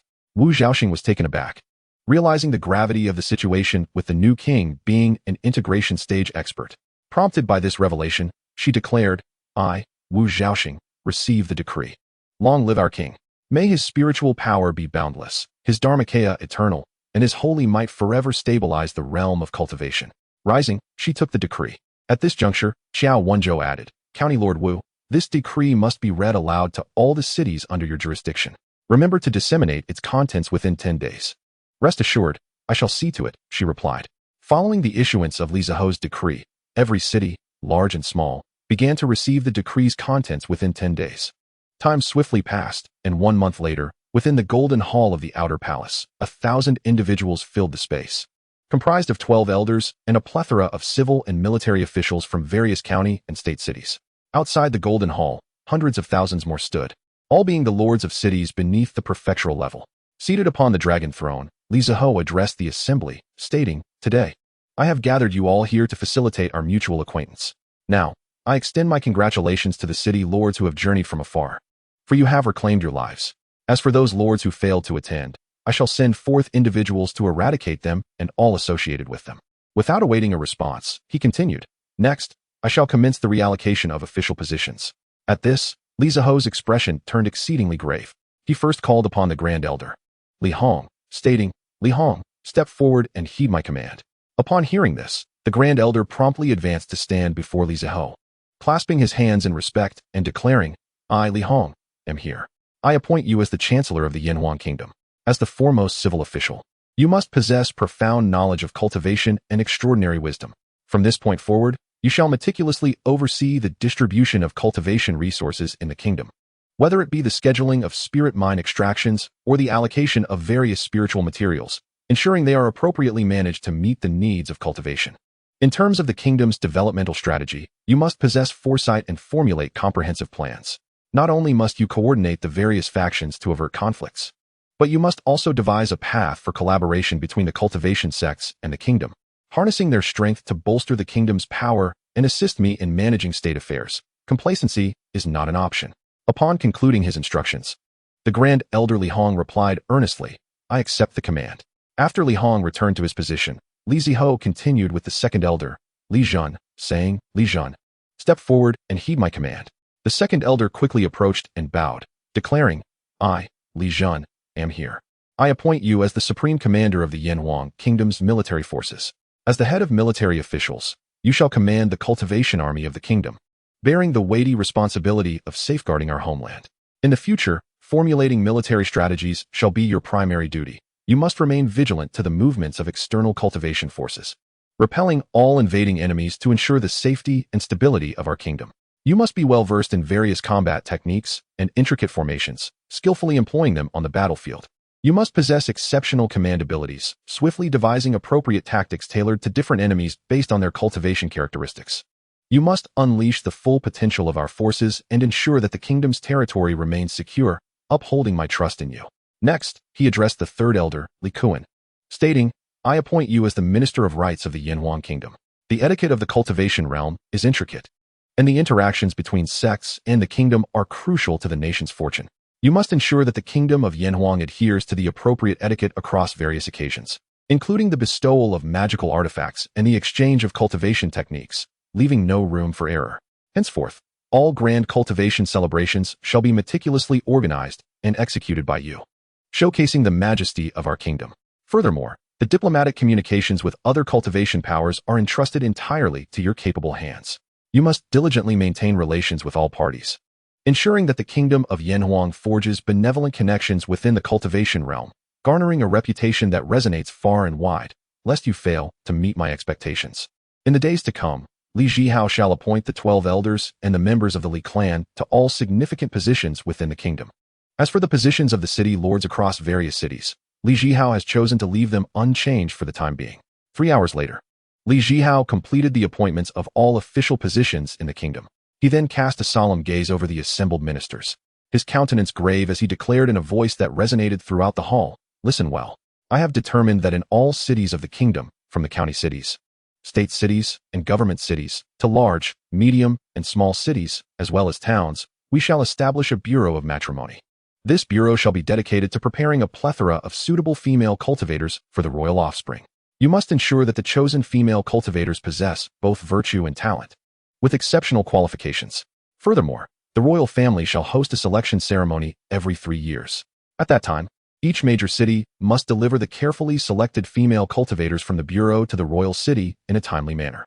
The city that sends the highest number of chosen cultivators will see its governing officials rewarded with promotions and generous resources, alongside superior cultivation techniques." Chapter 112. Passing the throne to Li Yichen, journey to the Monster Beast Mountains. The governing officials of each city must fully cooperate with the establishment and operation of the Bureau of Matrimony, providing personnel and resources as needed. The affairs of the Bureau are of utmost importance.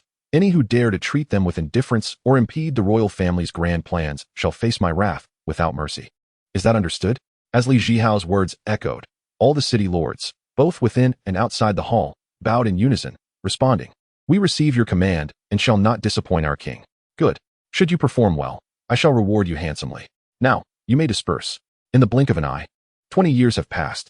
During this time, Li Zhihao's cultivation reached the 5th layer of the mid-integration stage. The Li clan also enjoyed significant growth, with the population of its descendants swelling from several 100,000 to an impressive 9 million. Simultaneously, Li Zhihao arranged 500 8th-tier formations known as the 9 Extremes Reincarnation Sacred Array within the inner royal palace. These formations can facilitate the reincarnation of 50,000 clan descendants simultaneously within a mere 7 days, more than sufficient for their needs. Moreover, Li Zhihao's 3rd and 4th offspring were born over a decade ago. Lin Wanqing gave birth to a daughter, whom Li Zhihao named Li Runin, possessing earth spirit roots. Lin Ziwen gave birth to a son, whom Li Zhihao named Li Jingtian, endowed with heaven spirit roots. In the days that followed, Li Zhihao found himself increasingly separated from Lin Wanqing and Lin Ziwen. Lin Wanqing was reassigned from Qingfeng Town to a large city in the eastern domain known as the Qiming Holy Dynasty, where she assumed the role of a 5th-level branch leader. Lin Ziwen, also a 7th-level branch leader, could not remain with Li Zhihao for long. Li Zhihao chose not to have them conceive again. With the kingdom now firmly on the right track, Li Zhihao decided to pass the throne to his eldest son, Li Yichen, now aged 24 and having achieved the pinnacle of the separation stage. Li Zhihao's decision to entrust the throne to Li Yichen stemmed from his desire to allow the family to develop independently, having accomplished all that he set out to do. Li Zhihao now looked forward to exploring the vibrant and colorful realm of cultivation. Before departing, Li Zhihao conducted a large-scale enhancement of the resources he had accumulated over the years. This included the enhancement of elixirs, such as the 1st-tier childbearing pill that promotes offspring conception and the 1st-tier fetus stabilizing pill that strengthens spiritual roots. Under the system's 1,000-fold quality enhancement, these transformed into 5th-tier elixirs, mystical spirit childbearing pill and spirit essence fetus stabilizing pill, which far surpassed the efficacy of their predecessors.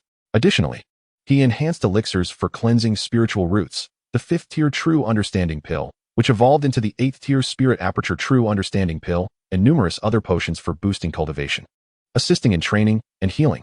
Li Zhihao also enhanced magical artifacts, spiritual tools, talismans, formation plates, and puppets, effectively equipping his clan members to the teeth. Upon completing these preparations, he set forth on his journey through the realm of cultivation. 10 days later, Li Zhihao returned to the city of Panyue, where he rested for 2 days before entering the Monster Beast Mountains. After reuniting with the little wolf, he released the little leopard and little snake. Decades represented a mere blink in the eyes of the long-lived monster beasts, so their strength had not significantly increased. Observing this, Li Zhihao furrowed his brow, realizing that the growth of these beasts was far too slow to keep pace with the advancement of his clan. He quickly recalled whether there were any elixirs that could enhance the growth rate of these beasts. Soon, Li Zhihao discovered a suitable elixir known as the Swift Spirit Beast Nurturing Pill. This pill boasts 3 primary effects: acceleration of growth, significantly shortening the growth cycle of monster beasts, allowing juvenile beasts to mature rapidly and enhance their strength, enhancement of qualifications, improving the quality of the beasts and their affinity for spiritual energy while strengthening their innate abilities, and amplification of potential, breaking growth limits and stimulating latent factors, making future breakthroughs more accessible, thereby providing greater developmental space. This pill is a 7th-tier ancient elixir, and in the current cultivation realm, such elixirs are no longer available, particularly those tailored for monster beasts, with the requisite spiritual herbs differing as well. Therefore, Li Zhihao needed to seek out the necessary materials: Gale Spirit Grass, Rapid Growth Fruit, Flowing Light Vine, Thunderbolt Flower, Spirit Shadow Mushroom, Swift Movement Ginseng, Wind Breath Leaf, Instant Growth Vine Core, Thunder Pattern Flower Dew, and Spirit Illusion Roots. He transmitted the names of these 10 spiritual herbs into the little wolf's mind, inquiring, "Little wolf, have you encountered these 10 spiritual herbs before?" Before long, Li Zhihao received his answer. The little wolf had seen all 10 herbs, though the Instant Growth Vine Core, Thunder Pattern Flower Dew, and Spirit Illusion Roots were located in the deeper regions of the Monster Beast Mountains.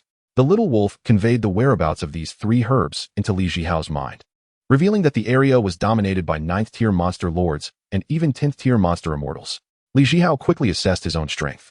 He had reached the 5th layer of the mid-integration stage, and while he could barely contend with 9th-tier monster lords, battling a 10th-tier monster immortal would be exceedingly precarious.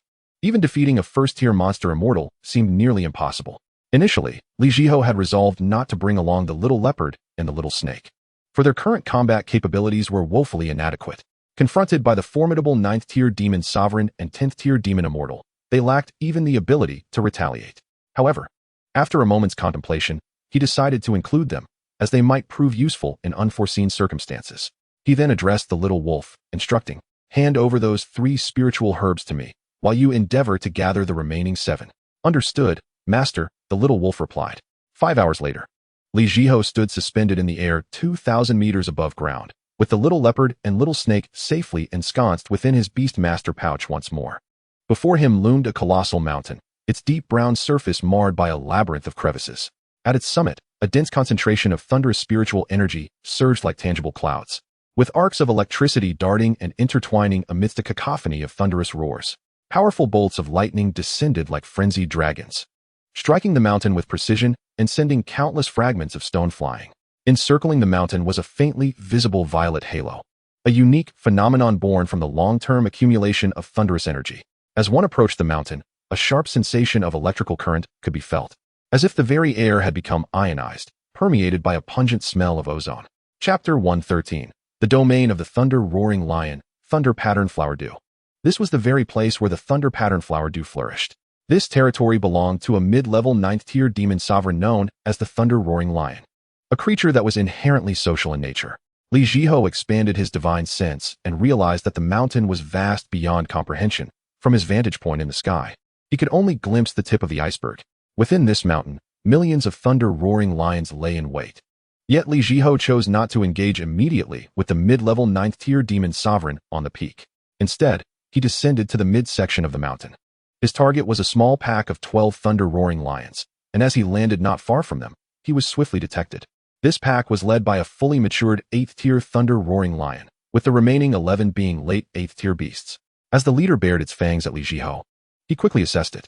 The 8th-tier thunder-roaring lion was an imposing figure, nearly 15 meters in length and standing 11 meters tall, resembling a moving small hill. Its entire body was adorned with scales reminiscent of purple crystal, each scale the size of a palm, shimmering with a metallic luster under the sunlight. While arcs of thunder danced along the edges, as if ready to unleash a fearsome discharge of electricity.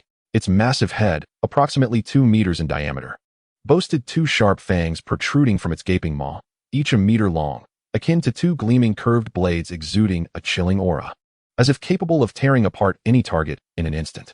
A striking lightning pattern spiraled across its forehead, resembling a small dragon poised to unleash its wrath, emanating an aura of immense power and majesty. Its limbs were as sturdy as stone pillars, each leg about 1.5 meters in diameter, with claws as sharp as hooks, extending half a meter into the ground, seemingly intent on tearing the earth asunder.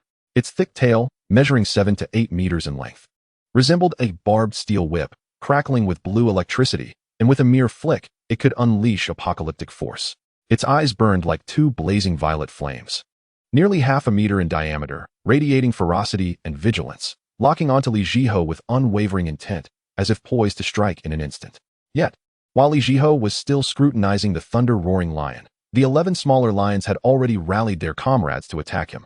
With a thunderous roar, the leader tilted its head back, and in that moment, the elements of thunder in the air surged violently, rapidly coalescing around it.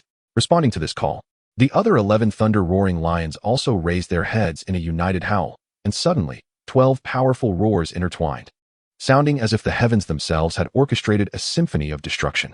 The lead thunder-roaring lion initiated the assault, opening its massive jaws to unleash a thick beam of lightning, erupting forth like a dragon emerging from the sea.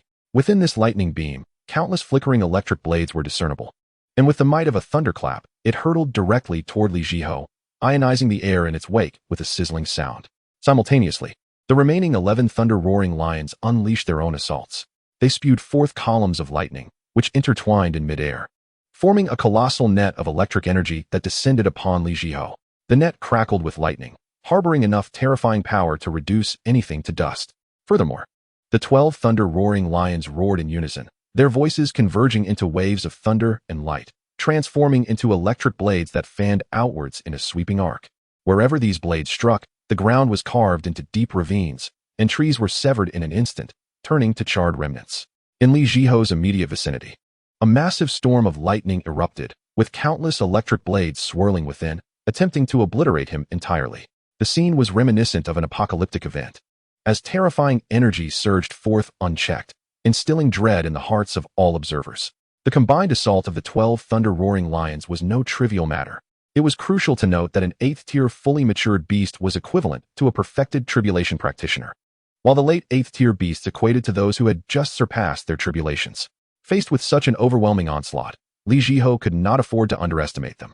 Swiftly, he drew forth the mid-tier heavenly sword, purple thunder-roaring sky sword, and in an instant, a fierce sword aura radiated outward from him. Planting his feet firmly to the ground as if rooted, his aura surged, his gaze sharp as a hawk, locking onto the approaching pack of thunder-roaring lions. With resolute determination, he channeled his internal spiritual energy, a brilliant light emanating from him, as surging energy coursed through his meridians like a torrential river. Simultaneously, with his formidable divine sense as a guide, he seemed to establish a mystical connection with the thunderous elements of nature, fervently drawing in the errant lightning energy surrounding him. In an instant, the previously clear sky transformed dramatically. Dark, ominous clouds gathered from all directions like an army, piling up to shroud the entire area in darkness. Thunderous bolts of lightning roared within the depths of the clouds, producing a deafening cacophony, while the brilliant flashes illuminated the darkened skies like daylight. Yet imbued with an undercurrent of terror, these violent electric forces appeared to be drawn by a powerful will, converging upon the long sword in Li Zhihao's grasp. As the lightning energy surged in, the purple thunder-roaring sky sword blazed with brilliance, arcs of electricity dancing around it, transforming it into a miniature storm center, exuding an aura that sent chills down the spine. Taking a deep breath, Li Zhihao's muscles tensed instantaneously, every inch of his skin seemingly charged with impending explosive power. With a mighty roar that reverberated around him like a great bell, he twisted at the waist, his arm muscles bulging with strength and with immense force. He swung the long sword downwards with tremendous velocity. A colossal pillar of lightning, as thick as a water vat, erupted from the tip of the sword, resembling a formidable blade that could cleave the heavens and the earth. With an overwhelming and destructive might, it surged directly towards the formidable pride of Thunderclaw lions. As the lightning pillar traversed its path, the very fabric of space seemed to be torn asunder, emitting a shrill, piercing wail. The ground was instantaneously carved into a seemingly bottomless chasm, several yards wide, while the rocks at the edges disintegrated into fine powder, sending clouds of dust swirling into the air. This thunderous pillar advanced relentlessly towards the Thunderclaw lions, intent on obliterating their assault and rendering them powerless beneath its terrifying force. Li Zhihao had just unleashed a sword strike imbued with world-shattering power when the 12 Thunderclaw lions launched their own ferocious onslaught, akin to a tempest raging forth. In that moment, Li Zhihao remained composed, unhesitatingly retrieving a 9th-tier primary defensive talisman, the Golden Barrier Talisman, from his storage ring. Upon grasping the talisman, it immediately radiated a blinding golden light, with the runes on the talisman flickering as if recounting ancient and formidable power. Li Zhihao swiftly infused the talisman with his spiritual energy, reciting incantations under his breath. In an instant, a golden barrier, towering over 2 men, surged forth from the talisman, resembling an unassailable bastion that enveloped him securely within. The onslaught of the Thunderclaw lions, those serpentine arcs of lightning, interwoven electric nets, and spreading lightning blades, struck fiercely against the golden barrier. In that moment, brilliance erupted, and the reverberations resounded with such intensity that they threatened to rupture eardrums. The lightning danced frantically upon the barrier, resembling countless enraged thunder serpents attempting to breach this formidable obstruction. The electric net constricted tightly around the barrier, continuously discharging potent currents that cast a cerulean glow. The lightning blades fell like torrential rain, igniting sparks of gold in their wake. Yet, the golden barrier stood resolutely, trembling only slightly despite bearing the terrifying force of the 12 Thunderclaw lions' combined assault. The runes upon the barrier shone ever brighter, emanating a ceaseless flow of power to withstand the relentless attacks. In this fierce confrontation, the golden barrier and the Thunderclaw lions' assaults remained locked in a stalemate, warping the surrounding space due to the clash of such overwhelming forces. The ground was battered, riddled with craters, as shattered stones flew about and dust clouded the air. Behind the barrier, Li Zhihao observed this chaotic spectacle with calm determination, harboring unwavering confidence in the formidable defensive capabilities of the Golden Barrier Talisman. Li Zhihao's attack resembled a cataclysmic thunderclap, crashing down upon the 12 Thunderclaw lions with the force to uproot mountains. The massive lightning pillar, as thick as a water vat, distorted the space it traversed, emitting a sharp, shrill cry, as if the very heavens were trembling beneath this terrifying power. However, he effortlessly deflected the onslaught of the 12 Thunderclaw lions, while his own attack proved far more challenging for them to withstand. The first to bear the brunt was the 8th-tier perfected Thunderclaw Lion King, which, despite exerting all its strength to marshal its lightning essence in an attempt to form a defensive barrier, found itself unable to withstand Li Zhihao's overwhelmingly potent strike, which shattered its hastily constructed defenses like a searing blade. The Thunderclaw Lion King emitted a heart-wrenching roar as it was sent hurtling backward for dozens of meters, crashing heavily to the ground and creating a vast crater. Its crystalline, purple scales shattered into countless fragments, blood gushing forth to mingle with the earth, filling the air with a pungent scent of iron. The remaining 11 late-stage 8th-tier Thunderclaw lions were equally doomed. The lightning pillar, having sent the Lion King flying, surged forward with unabated ferocity, akin to a rampaging behemoth, plunging into the heart of the lion pride. The bodies of the Thunderclaw lions crumpled under the impact of the lightning pillar, as fragile as ants. Some were struck directly by the lightning pillar, enveloped instantly in crackling energy, emitting anguished cries as their fur was singed away, revealing charred flesh beneath, while their limbs convulsed uncontrollably before collapsing. Others were caught in the residual shockwave, as though struck by a mighty hammer, spewing forth torrents of blood and rolling uncontrollably into the surrounding rocks, shattering them into gravel.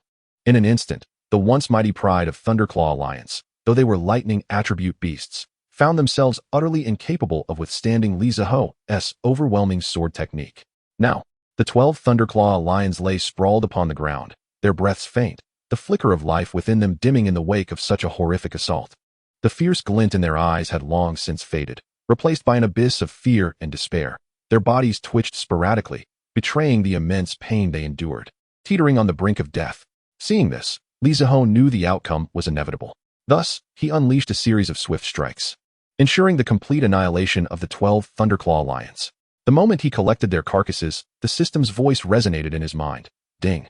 Detected 1 8th-tier perfected Thunderclaw lion corpse and 11 8th-tier late-stage Thunderclaw lion corpses. Please select enhancement method. Option 1, 1000-fold quality enhancement. Option 2, 1000-fold quantity enhancement. Li Zhihao responded, I choose 1000-fold quality enhancement. Ding. Congratulations, host. You now possess 1 8th-tier perfected Thunderclaw Lion King corpse and 11 8th-tier late-stage Thunderclaw lion corpses. The mythic quality Thunderclaw Lion King carcass is commendable. I shall see if that 9th-tier beast can resist the allure of this carcass. With that thought, Li Zhihao set forth on foot towards the mountaintop, preparing to slay a few more Thunderclaw lions. Soon, he encountered a larger pride of Thunderclaw lions, this time a small group of 16, led once again by an 8th-tier perfected Thunderclaw lion, with the remaining 15 being late-stage 8th tier. Without further ado, Li Zhihao launched an attack, swiftly dispatching all 16 Thunderclaw lions. Following the system's 1000-fold quality enhancement, he acquired 16 Thunderclaw Lion King corpses once more. Subsequently, Li Zhihao did not linger in the foothills but teleported directly to a location not far from a 9th-tier Thunderclaw lion, which was lazily sprawled in an area dense with lightning elements, absorbing the surrounding lightning energy. His target, the lightning pattern flower, was not far away. The lightning pattern flower blossomed quietly, its flower head nearly a foot in diameter, composed of 5 petals that shimmered in a deep purple-blue hue, reminiscent of gemstones tempered by lightning, radiating a chilling glow. The surface of the petals was adorned with intricate silver lightning patterns, as if they were nature's own artistry, with bolts of lightning slithering like lively serpents. The golden stamen appeared to be formed from countless tiny lightning orbs, emitting a soft, yet regal luminescence, with strands of lightning energy escaping, resonating harmoniously with the dense lightning elements surrounding it. This 9th-tier mid-stage Thunderclaw lion was significantly larger than the 8th-tier perfected variant, measuring at least 25 meters in length and 20 meters in width. Li Zhihao then proceeded to check its attribute panel. Beast name, Thunderclaw lion. Beast race, lion. Beast level, 9th-tier mid-stage. Beast quality, epic. Beast attributes, lightning, light. Beast skills, Thunderclaw of radiance. Channeling the forces of thunder and light into its claws, it unleashes a sudden, explosive strike, enveloping its foes in shadows of lightning and brilliance. inflicting both paralysis and cutting damage, capable of rending the very air and shattering stone. Lightning prison of illumination, summoning a cage of intertwining thunder and light around itself. It creates an internal tempest of raging storms and blinding brilliance that relentlessly bombards its enemies while constricting their forms and causing blindness. Thunderous roar of the rift, gathering the powers of thunder and light, it emits a furious roar, transforming sound waves into blades of lightning that devastate the internal organs of its adversaries, simultaneously conjuring a storm of lightning to ensnare them. Lightning shadow assassination. Utilizing the swiftness of lightning, it becomes an afterimage, traversing swiftly, while its true form ambushes from the shadow. Claws erupting with the might of thunder and light, leaving foes defenseless. Domain of light and thunder, expanding a realm spanning several miles within this territory. The movement of enemies is hindered, their spiritual energy disrupted, while significantly enhancing its own offensive and defensive capabilities, thus seizing the initiative on the battlefield. Beastly transformation, surrounded by resplendent lightning, with a golden mane shimmering radiantly, it embodies the essence of the sun and thunder. Its eyes, akin to thunder-forged amethyst, radiate a palpable pressure, while its muscular limbs pulse with power, leaving trails of lightning as it moves, exuding an overwhelming aura. Potential of the beast, containing an ancient dual bloodline of thunder and light within, should it absorb the essence of thunder and luminous spirit objects, its strength could be greatly augmented. With the potential to ascend to higher realms, mastering the formidable powers of lightning and brilliance. Evolutionary path of the beast. Thunderous radiant lion, blazing thunder beast. Flame of heaven lion, moonlit thunder roar lion, radiant thunder lion. Chapter 115. Temptation of the 9th tier thunderous lion. Just as Zhihao was examining its attribute panel, the 9th tier thunderous lion had already sensed his presence, rising swiftly. The oppressive aura of a mid-tier beast king emanated from it, accompanied by a low growl that reverberated in Li Zhihao's ears. Human, what brings you to my domain? Surprised, Li Zhihao did not expect the thunderous lion to speak human language. You can speak our tongue? He exclaimed in astonishment. The mid-tier 9th tier thunderous lion, pleased with itself, replied. So what if I can? Is it so difficult? It then resumed a cold demeanor, saying, Speak quickly, what do you want in my territory? And why do I smell the blood of my kin on you? Li Zhihao noticed the creature's loquaciousness and feigned indifference, retorting, The scent of your kin's blood? You certainly have a high opinion of yourself. As he spoke, 3 drops of the essence of the radiant thunder lion floated before him. If you claim this is your kin's blood, my essence is far more noble than yours. Is this the scent of your lineage? At the sight of the radiant thunder lion essence, the mid-tier 9th tier thunderous lion's eyes widened in astonishment, while its blood surged with fervent desire. It yearned to immediately consume the 3 drops it coveted. Yet, its instincts warned it of the danger posed by this human. If not for the sense of peril Li Zhihao exuded, it would have already pounced on the intruder. Li Zhihao, realizing the creature's hesitance, found it amusing and continued. I have come for those flowers, gesturing towards the thunder pattern flowers. If you allow me to harvest the essence for 10 consecutive days, I shall grant you these 3 drops of blood. The mid-tier 9th tier thunderous lion's heart leaped at the proposal, though it feigned reluctance, saying no. The thunder pattern flower can only yield 1 drop of essence per day. My kin and I rely on it to enhance our strength. You seek too much. Li Zhihao, recognizing the creature's bargaining tactics, smirked. Is that so? I suspect you would hoard the essence for yourself. With your intellect, I doubt you would generously share it with your kin. You would likely distribute only a minuscule fraction. The mid-tier 9th tier thunderous lion, caught off guard, blurted out. How do you know? I. Spare me your stammering. Let us strike a deal. If you have what I seek, all the better. If not, I shall take it by force. Your strength is hardly worthy of my respect. Should that occur, not only would you lose essence, but you may also find yourself vanquished. And don't even think about obtaining the 3 drops of the radiant thunder lion. Reluctantly, the mid-tier 9th tier thunderous lion conceded, Very well, I shall trade. It retrieved a significant amount of thunder pattern flower essence from its dimensional space, just enough for 10 days, and sent it soaring towards Li Zhihao, declaring, Here. Excellent. Li Zhihao gestured grandly, storing it in his storage ring, and then presented the 3 drops of radiant thunder lion essence. The 9th tier thunderous lion eagerly consumed them, rolling about and howling in ecstasy. Yet, Li Zhihao chose not to depart just yet. He awaited the second transaction with this formidable beast. Indeed, approximately 5 hours later, the exhausted mid-tier 9th tier thunderous lion gazed at Li Zhihao with a pitiful expression, stammering. Do you have more essence of the radiant thunder lion? Could you spare me a few more drops? Li Zhihao chuckled inwardly, knowing that the 3 drops he had provided were insufficient for the lion's evolution. Through numerous dealings with beasts, he had learned that essence of a higher lineage was irresistibly alluring to them. In their unconsumed state, the longing for such essence was potent. But if they ingested it without completing their evolution, they would feel trapped in a limbo of potential. Thus, Li Zhihao remarked, "Do you feel that you are on the brink of completing your bloodline evolution? You desire more essence, do you not? I possess it. But what will you offer in exchange?" The mid-tier 9th-tier thunderous lion, elated, exclaimed, "I still have thunder pattern flower essence, and I have plenty." Just as it prepared to present its offering, Li Zhihao interrupted, "I have enough essence. I no longer require it. However, if you wish for more, simply sign a contract with me, and I can guarantee your bloodline evolution into a radiant thunder lion." At last, Li Zhihao revealed his ultimate objective.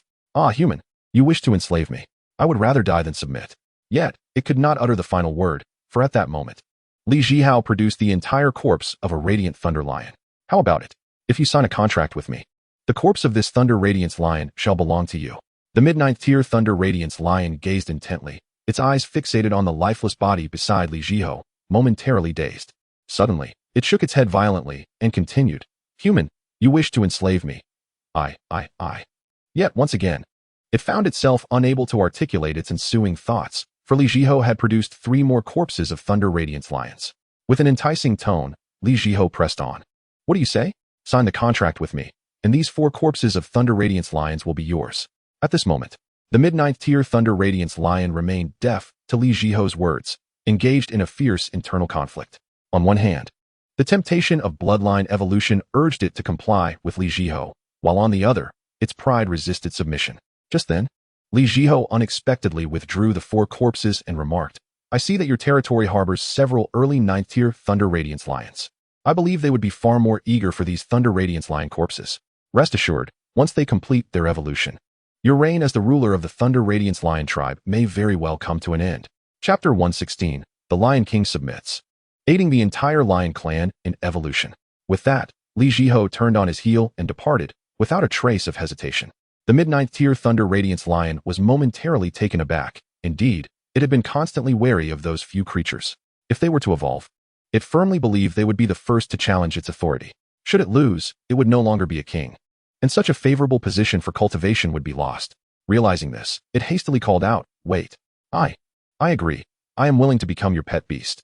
Upon hearing this, Li Zhihao's lips curled into a slight smile, and he promptly returned. "It's about time. Had you delayed even a moment longer, I would have sought out those early 9th tier thunder radiance lions.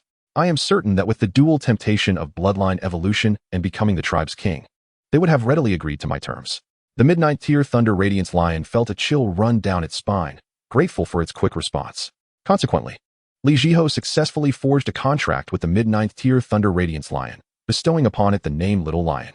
Moreover, he presented it with 2 complete 8th tier and 16 late 8th tier thunder radiance lions corpses, leaving Little Lion deeply moved. 2 months later, during this time, Li Zhihao assisted the entire thunder radiance lion clan, facilitating a large-scale evolution for a total of 17,930,000 beasts. Each received an enhancement of nearly 100 drops of vital blood, enabling the entire clan to achieve bloodline evolution, transforming into the shallow-blooded thunder radiance lions, elevating their quality from epic to legendary.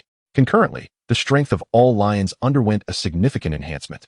With this singular act, Li Zhihao was revered by the entire lion clan as a deity. Little Lion had not been idle during this time, having consumed all 28 corpses of thunder radiance lions. The benefits reaped were substantial, as it not only completed its bloodline evolution but also experienced a remarkable surge in power, reaching the pinnacle of the 9th tier. Its strength was now incomparable. If Li Zhihao were to engage it in battle at this moment, he would likely find himself overmatched.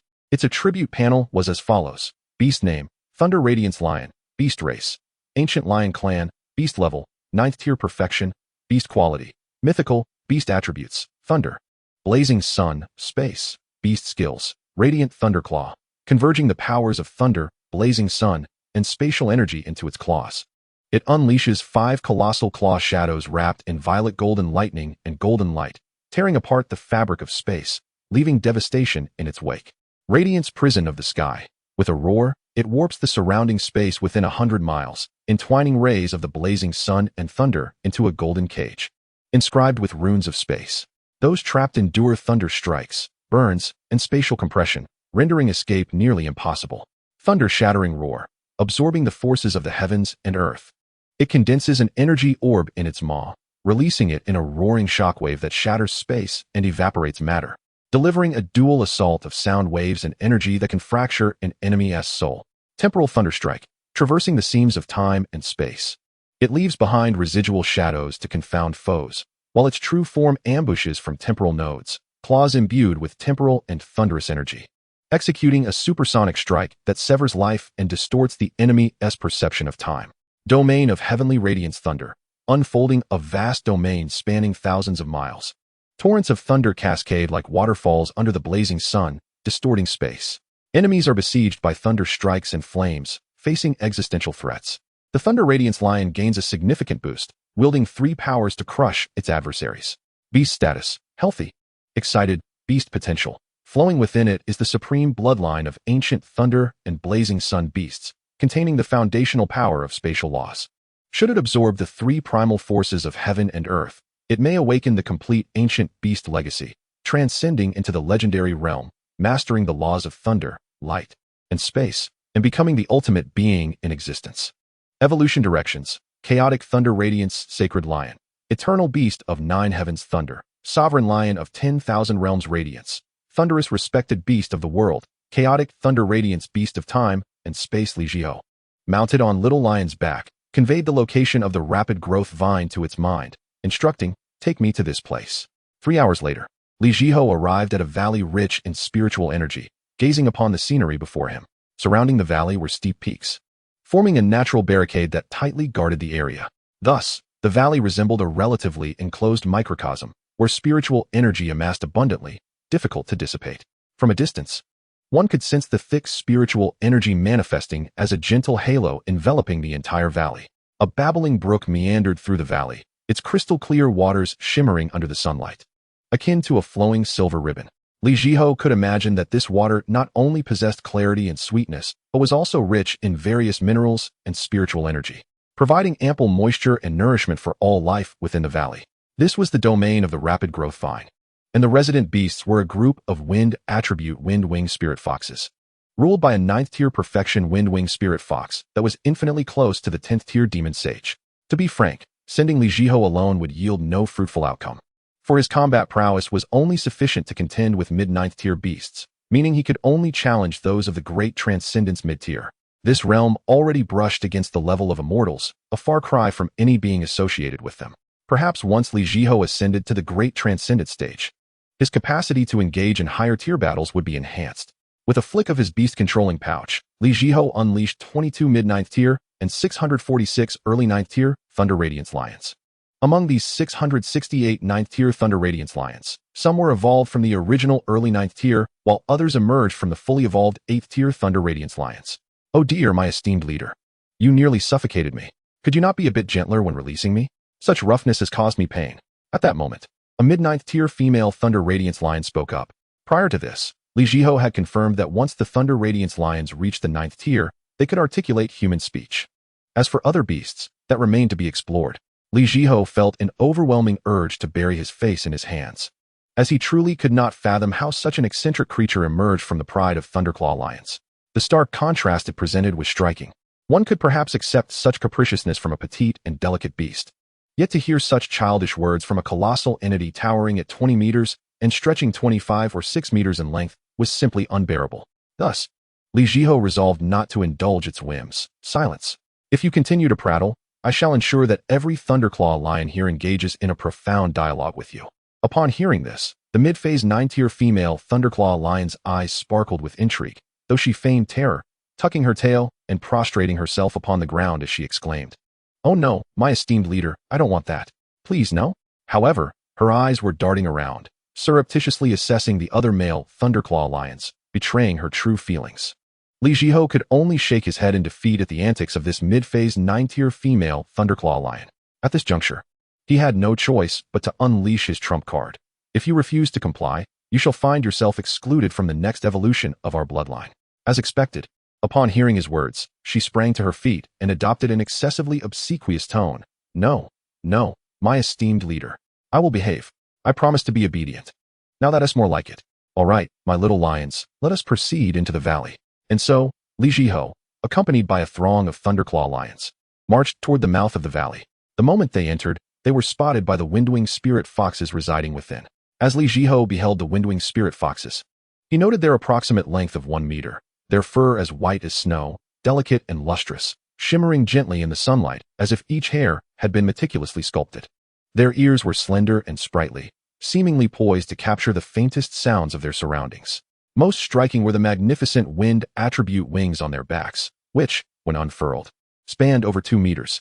The wings were as thin as gossamer, adorned with intricate light blue veins that resembled a mysterious and exquisite tapestry.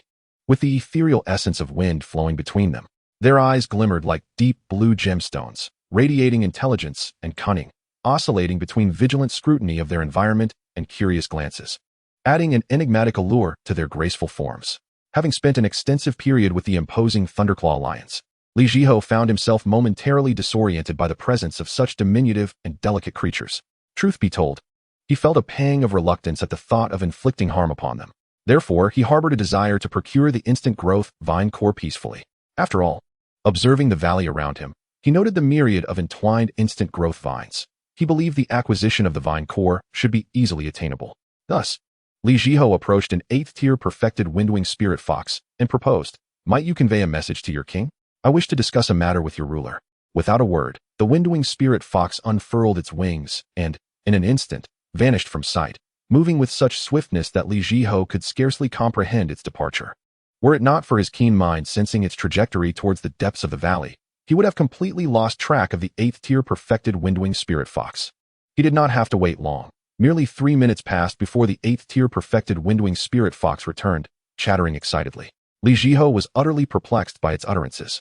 But it soon became clear when the mischievous female lion quickly translated, "My esteemed leader, this young lady says that their king wishes to meet you in the cave." "Oh, very well. Please lead the way," Zhihao instructed the windwing spirit fox, then turned to his little lions, saying, "Wait here for a moment." The 8th-tier perfected windwing spirit fox acknowledged his command with a chirp before swiftly darting into the depths of the valley, its speed still astonishing.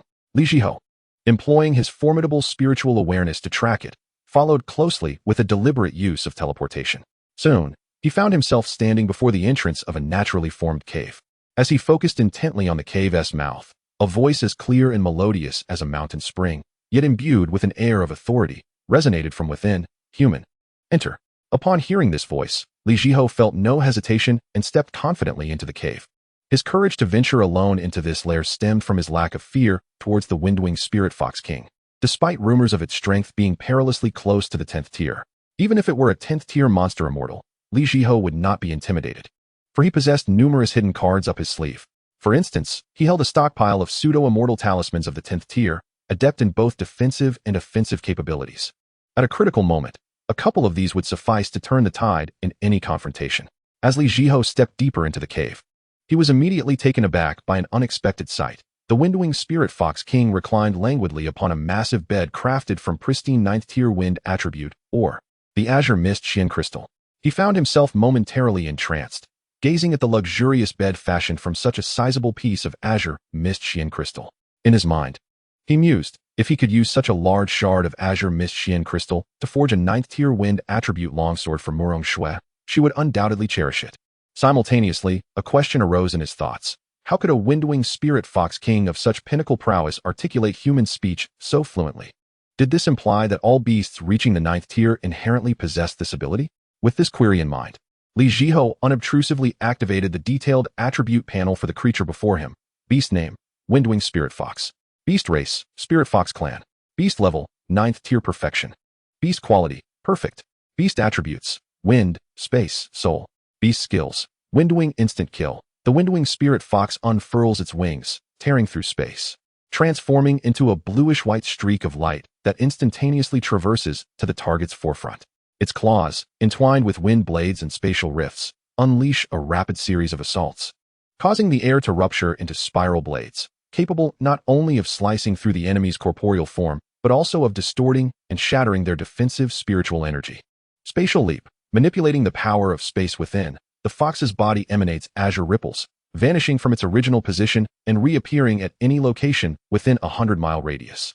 This ability can be employed for sudden strikes, evading lethal attacks, or transporting companions en masse, even allowing brief entry into spatial interstices to become immune to external harm. Soul Mirage Domain. Its golden vertical pupils emit a dazzling brilliance, releasing formidable soul energy that envelopes the surroundings in a mirage domain spanning several miles. Those who step into this domain become ensnared in endless mental illusions, subjected to the torment of wind blades cleaving their souls and the terrifying collapse of space, leading to spiritual damage and a complete loss of combat capability, leaving them vulnerable to slaughter. Storm Prison. With claws raised skyward, a colossal tornado is summoned, swirling at high velocity to form a cage that ensnares enemies within. Within this prison, blades of wind lash out like a torrential downpour, while shards of space are relentlessly drawn in to slice and compress, shrinking under the manipulation of the spiritual fox, intensifying its power until foes are ground to dust. Wind Spirit's Command. Summoning all wind attribute energy from the heavens and the earth, an ancient incantation is chanted, releasing a golden talisman imbued with the fundamental laws of wind. Wherever the talisman travels, fierce gales coalesce into blades, capable of shredding adversaries to pieces, or it can manifest a barrier of wind to repel any assault, even redirecting the flow of wind to reverse the trajectory of an enemy's attack, leading them to reap the consequences of their own actions. Beast Status. Healthy. Beast Potential. Awakening the ancient celestial fox bloodline, mastering the essence of wind and the laws of space. Its spiritual essence rivals that of a great Ascension practitioner. Upon absorbing the wind spirit's holy core and comprehending the laws of space, it can shatter the void to become a true spirit, reverse time and space, and dominate the realms of wind. Beast Evolution Direction. Windwing Celestial Illusion Fox, Ethereal Shadow Wind Spirit Fox, Soul Spirit Illusion Fox, Spatial Phantom Wing Fox. Nine Heavens Wind Spirit Fox. Chapter 118. Transaction with the Windwing Spirit Fox King. As Li Zhihao examined the attribute panel of the Windwing Spirit Fox King, an icy female voice pierced his ears. Human, you claim to have matters to discuss, yet why do you fixate on my bed as soon as you enter? The Windwing Spirit Fox King, incensed by the human's unwavering gaze upon its resting place, spoke with a frigid tone. Li Zhihao, taken aback, quickly averted his gaze and explained. Ahem, my sincerest apologies. I was momentarily distracted. I have come to negotiate for some instant growth vines. Oh, instant growth vines, you say? Indeed, I possess a substantial quantity. What do you propose to exchange for them? What price are you willing to offer? How about this? If you agree to provide me with a sufficient quantity of instant growth vines and guarantee that I may harvest them here whenever needed in the future, I can assist you in a bloodline evolution, simultaneously elevating your cultivation to the 10th tier.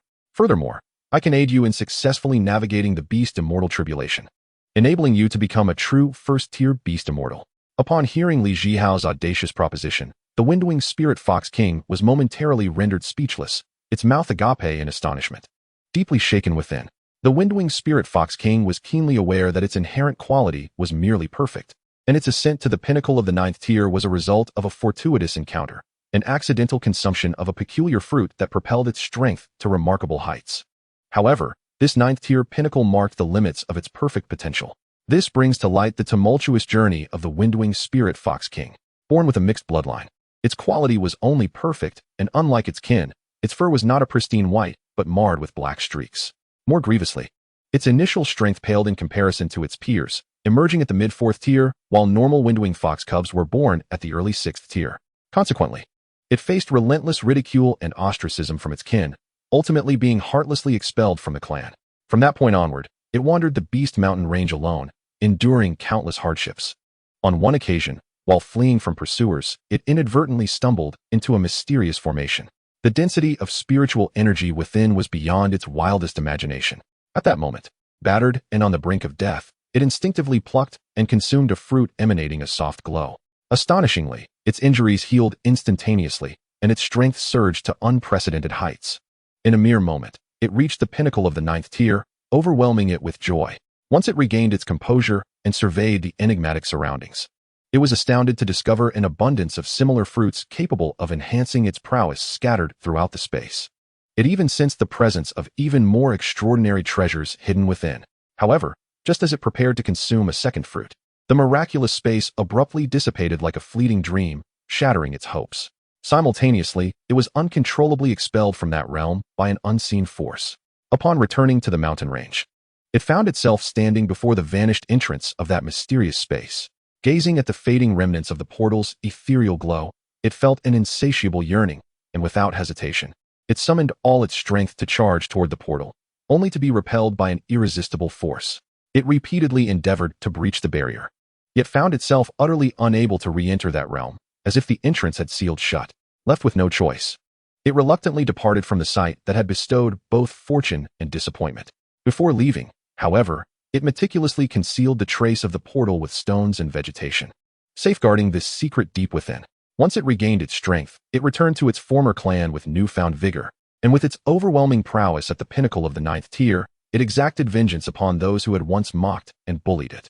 Coldly, it executed the former Windwing Spirit Fox King who had ordered its expulsion.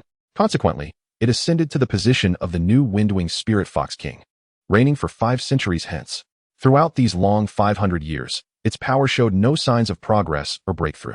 Yet now, the opportunity for a breakthrough that had eluded it for 5 centuries lay starkly before its eyes. Despite the incredibility of this revelation, it clung to this sole flicker of hope, no matter how faint. The reason for its unwavering determination stemmed from its ancestral memories, which hinted at the existence of a profession among humans known as beast tamers, who possessed unique methods and abilities to assist beasts in enhancing their bloodlines and cultivation, though the effects of such known methods paled in comparison to what this human claimed. Human, are you serious about what you just said? Can you truly facilitate my bloodline evolution and elevate my strength? The Windwing Spirit Fox King's voice trembled with excitement, barely able to contain its fervor. Zhihao, sensing the fervent anticipation and trepidation in the question, confidently replied, "Indeed, I assure you. Are you willing to engage in this transaction with me?" "Absolutely. 100 times yes."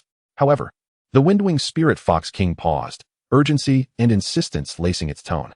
"You must first assist me in enhancing my strength and achieving a bloodline leap before I can fully place my trust in you." It presented a prerequisite. Upon hearing this demand, Zhihao lowered his head in contemplation for a moment, then nodded in agreement, saying, "All right. Very well, I shall lend you my aid." He readily acquiesced. "So what must I do? Please tell me quickly." The Windwing Spirit Fox King, upon hearing this, suppressed its almost explosive excitement and eagerly inquired, unable to contain its impatience. However, Zhihao did not immediately respond to its query. Instead, he spoke tangentially, based on my observations and judgments. "I believe there are 1 or 2 individuals within the Windwing Fox clan with whom you share a less than amicable relationship, or perhaps a severely strained one. Perhaps even at the late or perfected 9th tier. Go and slay one of them and return to me. Remember, the higher the strength, the better the effect." He issued his first command. The Windwing Spirit Fox King, taken aback by this unexpected request, cast a skeptical glance at Zhihao, its eyes flickering as if trying to decipher his intent. However, it refrained from uttering another word, and its entire form suddenly became blurred, vanishing before Zhihao's eyes like a phantom, instantly merging with the wind. Zhihao sensed a powerful aura swiftly departing from the cave, and soon, a tempest of energy fluctuations erupted deep within the valley, accompanied by a cacophony of thunderous roars and furious howls. This entire process lasted approximately 10 minutes before that formidable presence rapidly returned. The massive and agile figure of the Windwing Spirit Fox King reappeared at the cave entrance, clutching a slightly smaller, yet still warm corpse of a late-stage 9th tier Windwing Fox in its jaws. The lifeless body drooped limply. At this moment, the Windwing Spirit Fox King, evidently aiming for a swift resolution, had revealed its true colossal form. It had grown nearly 12 meters in length, standing about 7 meters tall, with its enormous wind wings spanning an astonishing 25 meters when fully extended. It stood there like an ancient behemoth cast in silver. Clearly, the Windwing Spirit Fox King was in its most potent battle state to swiftly subdue its opponent. A powerful and oppressive aura permeated the air. As the Windwing Spirit Fox King loosened its grip, the corpse of the late-stage 9th tier Windwing Fox fell to the ground with a thud, stirring up a cloud of dust. The ground of the cave trembled slightly. Zhihao said little in response. He swiftly waved his hand, storing the late-stage 9th tier Windwing Fox's corpse into his storage ring. The action was executed with precision and efficiency. Just as the corpse entered the ring's space, the familiar cold notification from the system echoed in Zhihao's mind. Ding. Detected that the host has acquired a corpse of a late-stage 9th tier Windwing Fox. Please choose the method of enhancement for this acquisition. Option 1, 1,000-fold quality enhancement. Option 2, 1,000-fold quantity enhancement. Zhihao did not hesitate and promptly replied to the system in his mind. I choose the 1,000-fold quality enhancement. This choice seemed more suited to address the current predicament. Ding. Congratulations, host. Selection successful. initiating a 1,000-fold quality enhancement. Enhancement complete. Congratulations, host. You have acquired the corpse of a late-stage 9th-tier divine soul illusory fox, mythical quality. Ah, what splendid fortune. It turns out to be a mythical quality divine soul illusory fox. Li Zhihao mused with a hint of joy in his heart. This bloodline surpasses my expectations. He then dismissed further thoughts, and, with a mere flick of his mind, summoned 3 drops of blood from the divine soul illusory fox, each radiating a profound and mysterious luster, brimming with immense soul and spatial power, which floated before him. As the blood appeared, the spirit energy within the cave surged. He turned to the eagerly watching windowing spirit fox king and said, "These are 3 drops of mythical quality divine soul illusory fox blood. Consume and refine them first. I believe that with the power of this blood, you will soon achieve bloodline evolution and transformation." He gestured towards the 3 floating drops of blood. Li Zhihao made this assessment based on the windowing spirit fox king's original bloodline quality, which was merely a rather ordinary perfect quality. The superior power contained within these 3 drops of mythical quality blood was sufficient to guide it towards a qualitative leap. According to Li Zhihao's estimations, utilizing these 3 drops of mythical quality divine soul illusory fox blood would be enough to elevate its bloodline quality to a higher epic quality. This constituted a leap in its bloodline, breaking free from its original constraints. The moment the windowing spirit fox king beheld the 3 drops of blood exuding astonishing energy, its entire body quivered violently, and its azure eyes widened in shock and indescribable longing, fixated intently on the 3 drops of blood floating before Li Zhihao. Its breathing had nearly halted, forgetting to even flap its wings, leaving only the sound of its heavy panting echoing within the cave.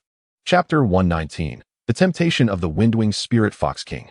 Its breath quickened suddenly, each inhalation tinged with uncontrollable excitement. The fur across its body bristled slightly, an instinctive reaction from the depths of its bloodline. Its claws instinctively scratched at the ground, producing faint rustling sounds. As if yearning to draw closer to the 3 drops of blood, its eyes sparkled with a fervent light, akin to flames of desire. Filled with an insatiable longing for the mythical quality blood, it emitted low growls from its throat, as if urgently calling to the blood, expressing its profound yearning for evolution. At this moment, it was entirely captivated by the 3 drops of blood, as if nothing else in the world mattered. Only this blood that could elevate its bloodline remained its singular pursuit. Observing the windowing spirit fox king's demeanor, Li Zhihao smiled slightly, and with a thought, he sent the 3 drops of blood floating towards it. At the same time, he said, "Go ahead and consume the 3 drops of blood. You will soon undergo bloodline evolution." The windowing spirit fox king, upon hearing this, no longer hesitated. It opened its mouth and inhaled, swallowing the 3 drops of blood. As it embarked upon the lengthy evolution process, Li Zhihao remained patient, sitting cross-legged as he awaited its transformation. 3 days later, as the windowing spirit fox king gradually rose to its feet, its fur no longer bore the mixed and impure colors, but had transformed into a pristine white. The 3 drops of blood had compensated for its innate deficiencies, evolving its quality from perfect to epic. Simultaneously, as the windowing spirit fox king stood tall, the sky darkened with ominous clouds, and an aura of pressure enveloped the area. Indeed, the windowing foxes within the valley cowered on the ground, trembling in fear. Clearly, the windowing spirit fox king's tribulation had arrived. Li Zhihao also recognized this, and thus retrieved 3 pseudo-immortal array plates from his storage ring, handing them to it as he spoke. These 3 array plates are pseudo-immortal array plates, sufficient for you to withstand the tribulation. When you use them, simply fill the energy slots with spirit stones. The windowing spirit fox king offered a grateful glance towards Li Zhihao before accepting the pseudo-immortal array plates and vanishing from his sight. Evidently, the windowing spirit fox king was off to seek a place to transcend its tribulation. Li Zhihao exhibited no intention of waiting for the triumphant return of the windowing spirit fox king, instead stepping out of the cave to harvest the ephemeral vine. Shortly thereafter, he heard the faint rumble of a thunder tribulation, to which he merely smiled and continued his gathering of the vine. Approximately 2 hours later, the windowing spirit fox king returned, its aura now unmistakably at the 10th tier of demon fairy level. Moreover, thanks to the pseudo-immortal array disc provided by Li Zhihao, it had successfully circumvented the perilous transition of reincarnation to transform into a demon fairy, effectively elevating its status to that of a cultivator at the great ascension stage.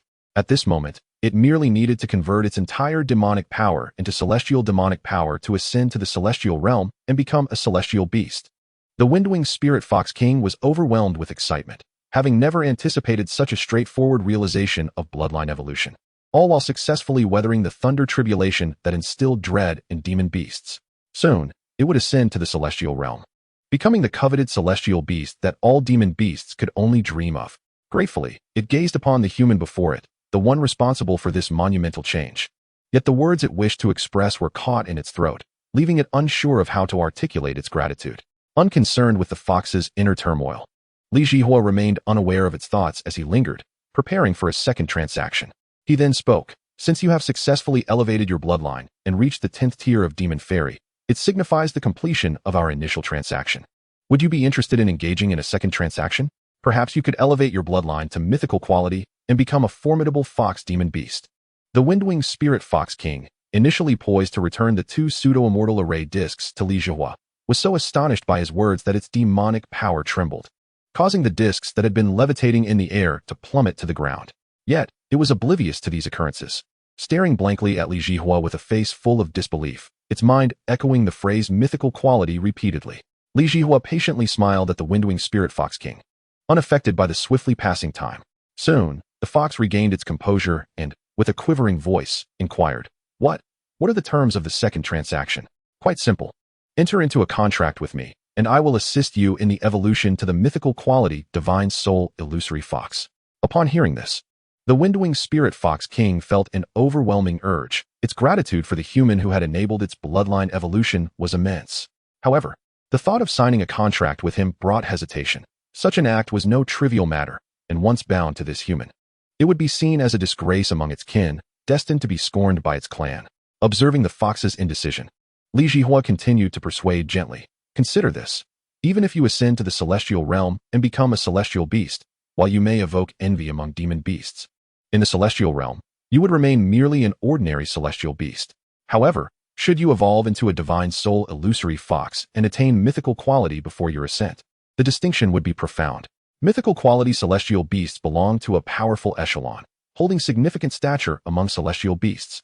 Furthermore, I will not impede your ascension to the celestial realm, and once I myself ascend, I shall continue to aid you in your bloodline evolution until you become the progenitor of the Fox clan, the Nine-Tailed Celestial Fox.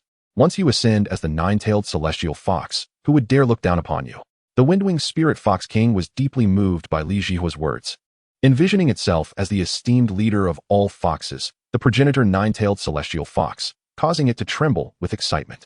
Reflecting on the past 500 years, it recalled the torment of being unable to advance due to its inferior quality.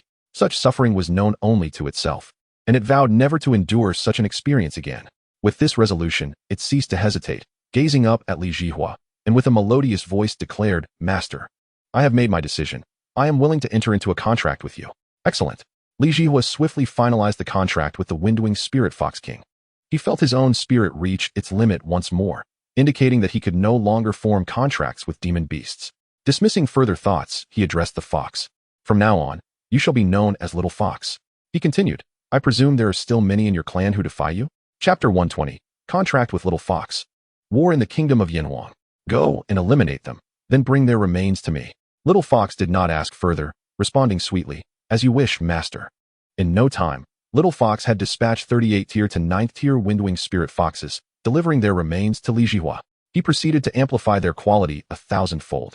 When the 31 corpses of the Divine Soul Illusory Fox appeared before Little Fox, it ignited a wave of exhilaration within her once more.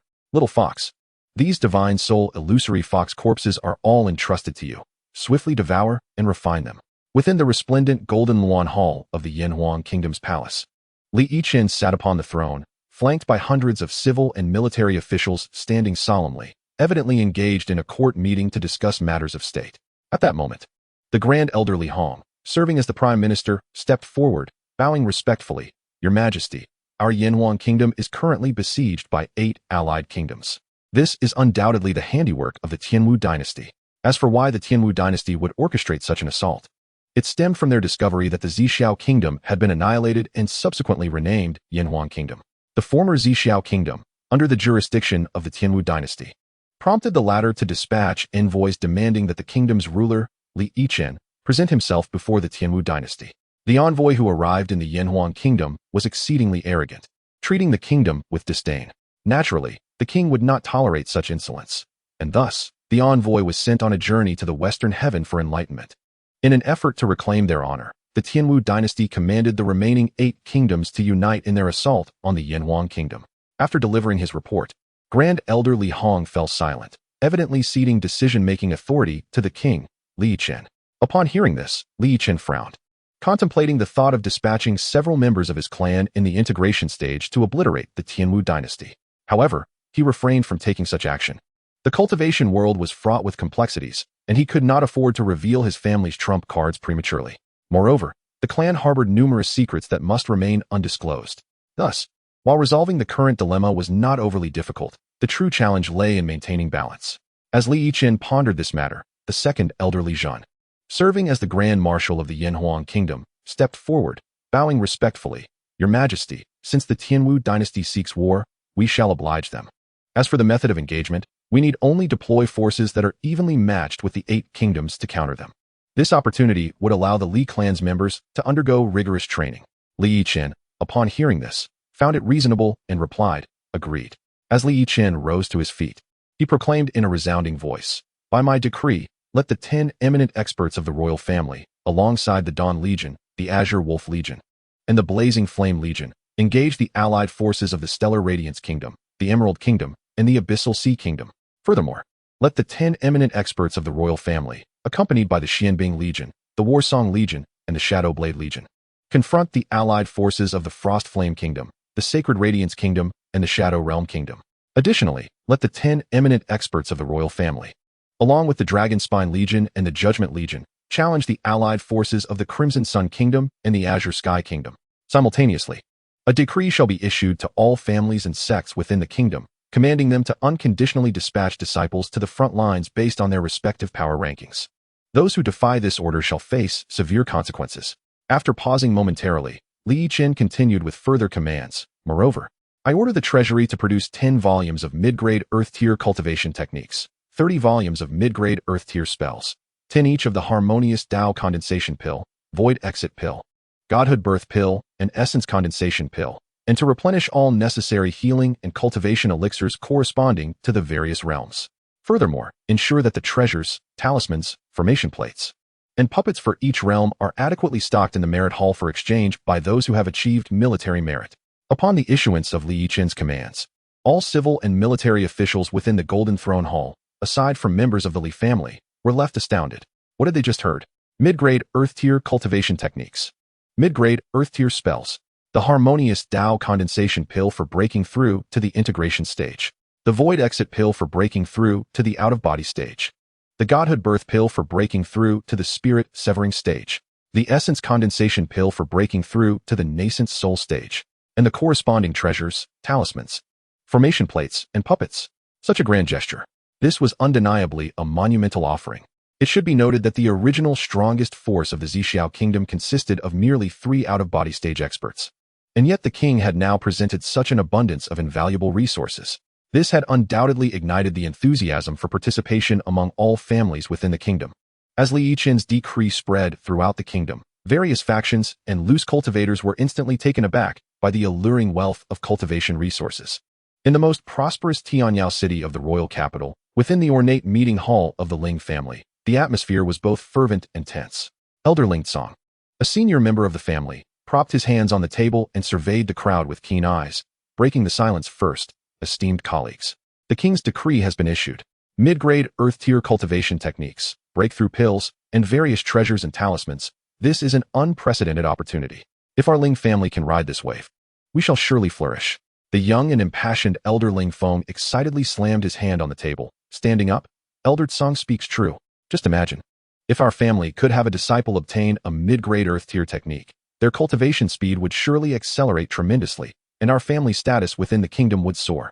The family head, Ling Zhentian, nodded solemnly. Indeed, this is not only a chance to enhance our family's power, but also a moment for us to serve the kingdom and earn glory. Convey my orders. All disciples below the out-of-body stage with the ability to participate must be prepared within 3 days to head to the front lines. We must demonstrate our Ling family's determination and strength to the king. Meanwhile, atop a mist-shrouded peak where the Lingxiao sect resided, the sect leader, Yinfong, sat majestically at the head of the table, while the elders and disciples stood respectfully below. Yinfong stroked his beard, letting his gaze sweep across the assembly. and began to speak slowly. The king has offered such generous rewards to resist the allied forces, presenting us with an exceptional opportunity for the development and expansion of our Lingxiao sect. If we can secure a few mid-grade earth-tier spells, our sect's heritage will deepen, and our junior disciples will achieve greater heights. The core disciple, Qingfeng, who had reached the late nascent soul stage, stepped forward and clasped his fists. Sect leader, I am willing to lead my fellow brothers to the front lines to secure resources for our sect, repaying the favor of our sect's nurturing. Other disciples echoed in agreement. We are willing to go, to bring glory to our sect. Yinfong smiled appreciatively. Excellent. Qingfeng, you shall lead the core disciples ahead. Exercise caution and prioritize earning military merit. In a remote tavern within the small town of Qingyan, a group of loose cultivators gathered around, fervently discussing Chapter 121. The little fox evolves into the spirit soul illusory fox. A robust loose cultivator, wielding a long sword, took a hearty swig of strong liquor and exclaimed with excitement, Hey, brothers, have you heard the king's decree? Just by achieving military merit on the battlefield, we can exchange for earth-tier techniques, breakthrough pills, and all sorts of formidable treasures and talismans. If I could get my hands on a breakthrough pill, perhaps I could finally shatter the bottleneck I've faced at the nascent soul stage for years. Beside him, a short and stout loose cultivator enthusiastically echoed, Indeed. We loose cultivators are often starved of cultivation resources. Such a rare opportunity is hard to come by.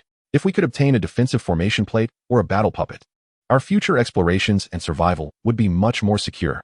Then what are we waiting for? A tall and lean loose cultivator hurriedly stood up. Let us rush to the registration office and line up. If we delay, we might miss our chance. The crowd quickly rose, hastily making their way outside while fervently discussing their determination to perform well on the battlefield and secure as much military merit as possible. Absolutely. Who knows? We might even encounter some powerful individuals on the battlefield, making our future cultivation journey smoother. Thus, Li Yichen's decree swept across the entire kingdom like a tempest, captivating various factions, sects, and even the destitute loose cultivators, all drawn irresistibly by the promise of rich rewards, cultivation techniques, breakthrough pills, talismans, formation plates, and puppets, as they eagerly signed up to participate in the battle. All registration points were bustling with activity, lines stretching from street to street, each individual filled with eager anticipation, ready to showcase their skills on the battlefield and forge a brilliant future for themselves and their respective factions. Li Zhihao lingered in the Valley of the Little Fox for a full 3 years until the fox completed its transformation into the spirit soul illusory fox. Without delay, he set off toward the last ingredient, the spirit illusory roots. Upon its evolution into the spirit soul illusory fox, the little fox underwent a breathtaking transformation. Its length stabilized at 8 meters, standing 5 meters tall at the shoulder, and its fur shifted from pure white to a shimmering silver gray, reflecting the light of the moon. The wings on its back, a result of bloodline evolution, had entirely vanished. Most remarkably, its purple-black vertical pupils were as profound as an abyss, capable of ensnaring the viewer's consciousness in an endless illusion when gazed upon. The golden patterns that occasionally flickered within its pupils added an air of enigmatic allure. As it walked, ripples of spatial waves emanated from beneath its feet, and an ethereal golden mist enveloped its form, each step treading the boundary between reality and illusion, exuding the unique majesty of a mythical beast. Beast name, Spirit Soul Illusory Fox. Beast race, Ancient Spirit Fox Clan. Beast level, Early Stage 10. Beast quality, Mythical grade. Beast attributes, Spirit, Illusion, Time-Space. Beast skills, Soul Prison Illusion Killing Array. Unleashes overwhelming spiritual power, constructing multi-layered illusion arrays around the target, each layer inflicting distinct lethal hallucinations, such as soul tearing, time-space reversal, memory collapse, leading the enemy to succumb to endless mental torment and ultimately shatter their soul. Illusory shadows of 1,000 spirits. Instantly manifests countless spirit-like shadowy remnants imbued with illusion, each capable of independent attack and triggering hallucination effects, while the true body perfectly conceals itself within the rifts of time and space, launching a deadly ambush during the enemy's moment of confusion, striking at their soul's core.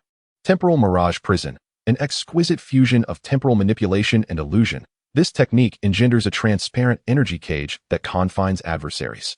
Within this prison, the flow of time becomes utterly chaotic, capable of instantaneous acceleration or prolonged stasis, while the spatial dimensions twist into an infinite labyrinth of corridors. Enemies are subjected to countless simulated death experiences amid layers of illusions, ultimately leading to the complete disintegration of their consciousness. Soul Resonance Spell. emitting an ethereal and enigmatic wave that ensnares the soul. This sound wave carries pure spiritual power directly into the opponent's mind, causing severe headaches and complete immobilization at best, or shattering the very essence of their soul at worst, even disrupting the stability of a high-ranking practitioner's nascent soul or spirit. Realm of Infinite Illusions. This spell envelopes an area of 1,000 miles in a mythical domain where all living beings' sensory perceptions, memories, and temporal spatial awareness are entirely manipulated, causing foes to mistake illusions for reality and unwittingly reveal their fatal weaknesses. Within this realm, the Soul Mirage Fox wields absolute control over the rules, obliterating opponents with but a thought. Current status of the beast: in excellent health, brimming with heightened spirits. Future potential of the beast: having awakened the rare bloodline of the ancient illusionary prison celestial fox, it holds dominion over the principles of the soul and temporal illusions. Should it continue to consume a sufficient amount of spiritual essence and successfully grasp the core principle of unity of reality and illusion, it may transcend to the true spirit realm, becoming an absolute master of the myriad realms of illusion, capable of whimsically altering the mental worlds and temporal trajectories of living beings. Evolutionary direction of the beast: illusionary prison celestial spirit fox, temporal mirage sacred fox, soul illusion domain sovereign fox, ninefold celestial mirage fox, emperor fox of the illusory world. Over the past 3 years, Zhihao has orchestrated a grand-scale bloodline evolution for the entire Wind-Wing Spirit Fox clan, with nearly all members successfully evolving into the Soul Mirage Fox with rare bloodlines. Consequently, the overall strength of the Wind-Wing Spirit Fox clan has experienced an unprecedented surge. Soon, Zhihao comfortably perched upon the broad back of the little fox, arriving at his final destination without incident. Behind him trailed the formidable little lion, accompanied by the Thunder Radiant Sky Lion Beast Pack at the 9th tier and the recently evolved Soul Mirage Fox clan. Before him sprawled an expansive and boundless spirit illusion forest. As the group ventured deeper, they encountered a plethora of uncharted and bizarre creatures, with the air thick with mysterious and potent energy fluctuations. The trees in the forest soared to extraordinary heights, their overlapping canopies completely obscuring the sky, casting the ground into a dim, uniquely humid environment. Here resided a colossal clan of phantom demonic apes, rumored to boast nearly 200 million members. Their leader possessed terrifying strength at the late stage of the 10th tier. It could be said that the overall might of this phantom demonic ape clan was formidable, presenting an unprecedented challenge for Zhihao. Engaging in direct combat here would render Zhihao's forces insufficient to contend against the massive phantom demonic ape clan. In the event of an emergency, Zhihao was prepared to resort to special measures, employing a reserve of pseudo-immortal array discs for a war of attrition. His storage ring held a considerable quantity of pseudo-immortal array discs and talismans. However, he temporarily lacked battle puppets and pseudo-immortal weapons due to a scarcity of rare materials necessary for their crafting. He would have to wait until the Yinfong kingdom further expanded and developed a broader territory to gather the requisite materials. Of course, his storage ring also contained some pseudo-immortal pills. If circumstances permitted, Zhihao hoped to offer a few as bargaining chips. If he could successfully exchange a sufficient number of spiritual illusion roots with the leader of the phantom demonic ape clan, it would be the most favorable outcome. Yet, should the leader prove oblivious to practical matters, it would inevitably face the dreadful power of the pseudo-immortal array discs firsthand. It is noteworthy that spiritual illusion roots are exclusively produced in the core area of this forest, atop the precious spirit root known as the illusory spirit recollection tree. Furthermore, each precious illusory spirit recollection tree can only nurture a single spiritual illusion root at any given time. As Zhihao and his numerous beast companions delved deeper into the heart of the forest, they soon encountered a small group consisting of 50 phantom demonic apes. When both parties suddenly confronted each other in the narrow forest passage, neither was eager to act first. The phantom demonic apes refrained from immediate aggression, primarily due to their trepidation regarding the powerful presence of the little fox at the early stage of the 10th tier. Alongside the fierce little lion at the perfected 9th tier, they lacked absolute confidence in overcoming Zhihao and his entourage. Chapter 122, Negotiation with the Phantom Demonic Apes. Zhihao's restraint stemmed from a desire to avoid provoking a hornet's nest, which could attract the wrath of the entire phantom demonic ape clan. Simultaneously, he awaited the arrival of the phantom demonic ape king or another high-ranking member.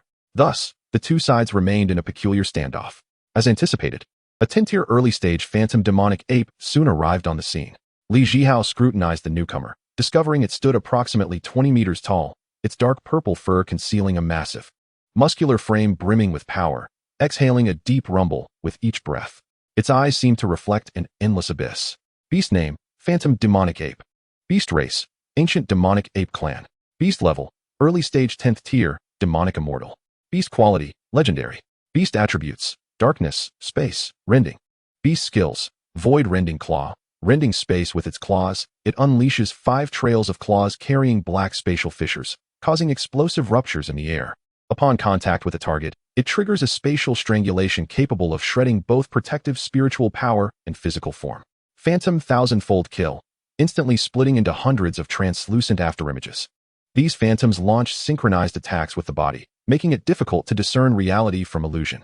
Those struck by the afterimages become ensnared in spatial confinement, allowing the original body to deliver a fatal blow, shattering the target's spiritual core.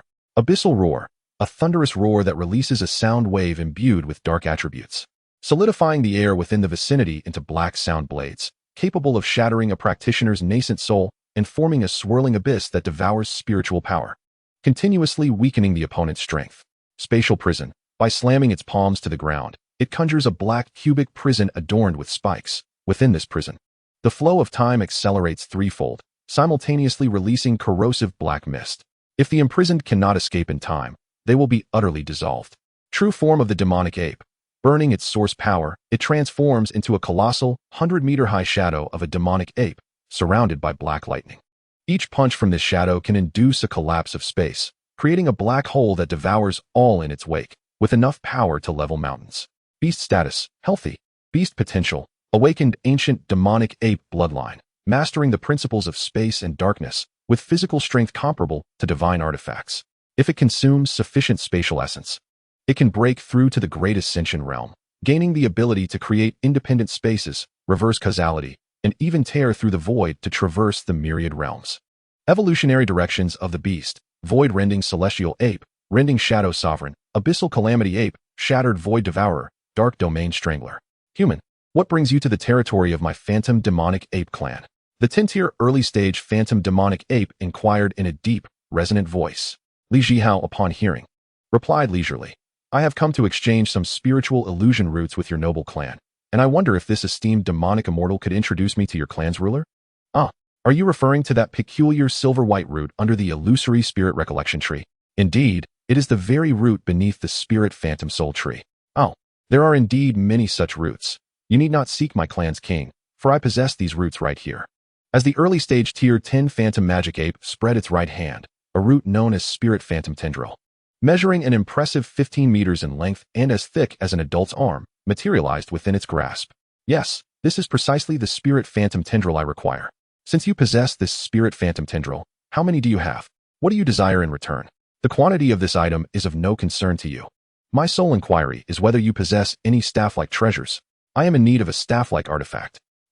While I do not have such treasures in my possession, I can assist you in forging one. Li Zhihao calmly replied. You can forge artifacts?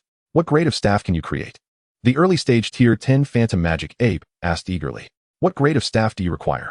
I can forge one to your specifications. The crux of the matter is that I lack high-grade materials, and furthermore, the higher the grade of the staff I forge for you, the more Spirit Phantom Tendrils you shall need to provide. Additionally, I do not require such an abundance of Spirit Phantom Tendrils. Thus you must offer other items to offset the difference.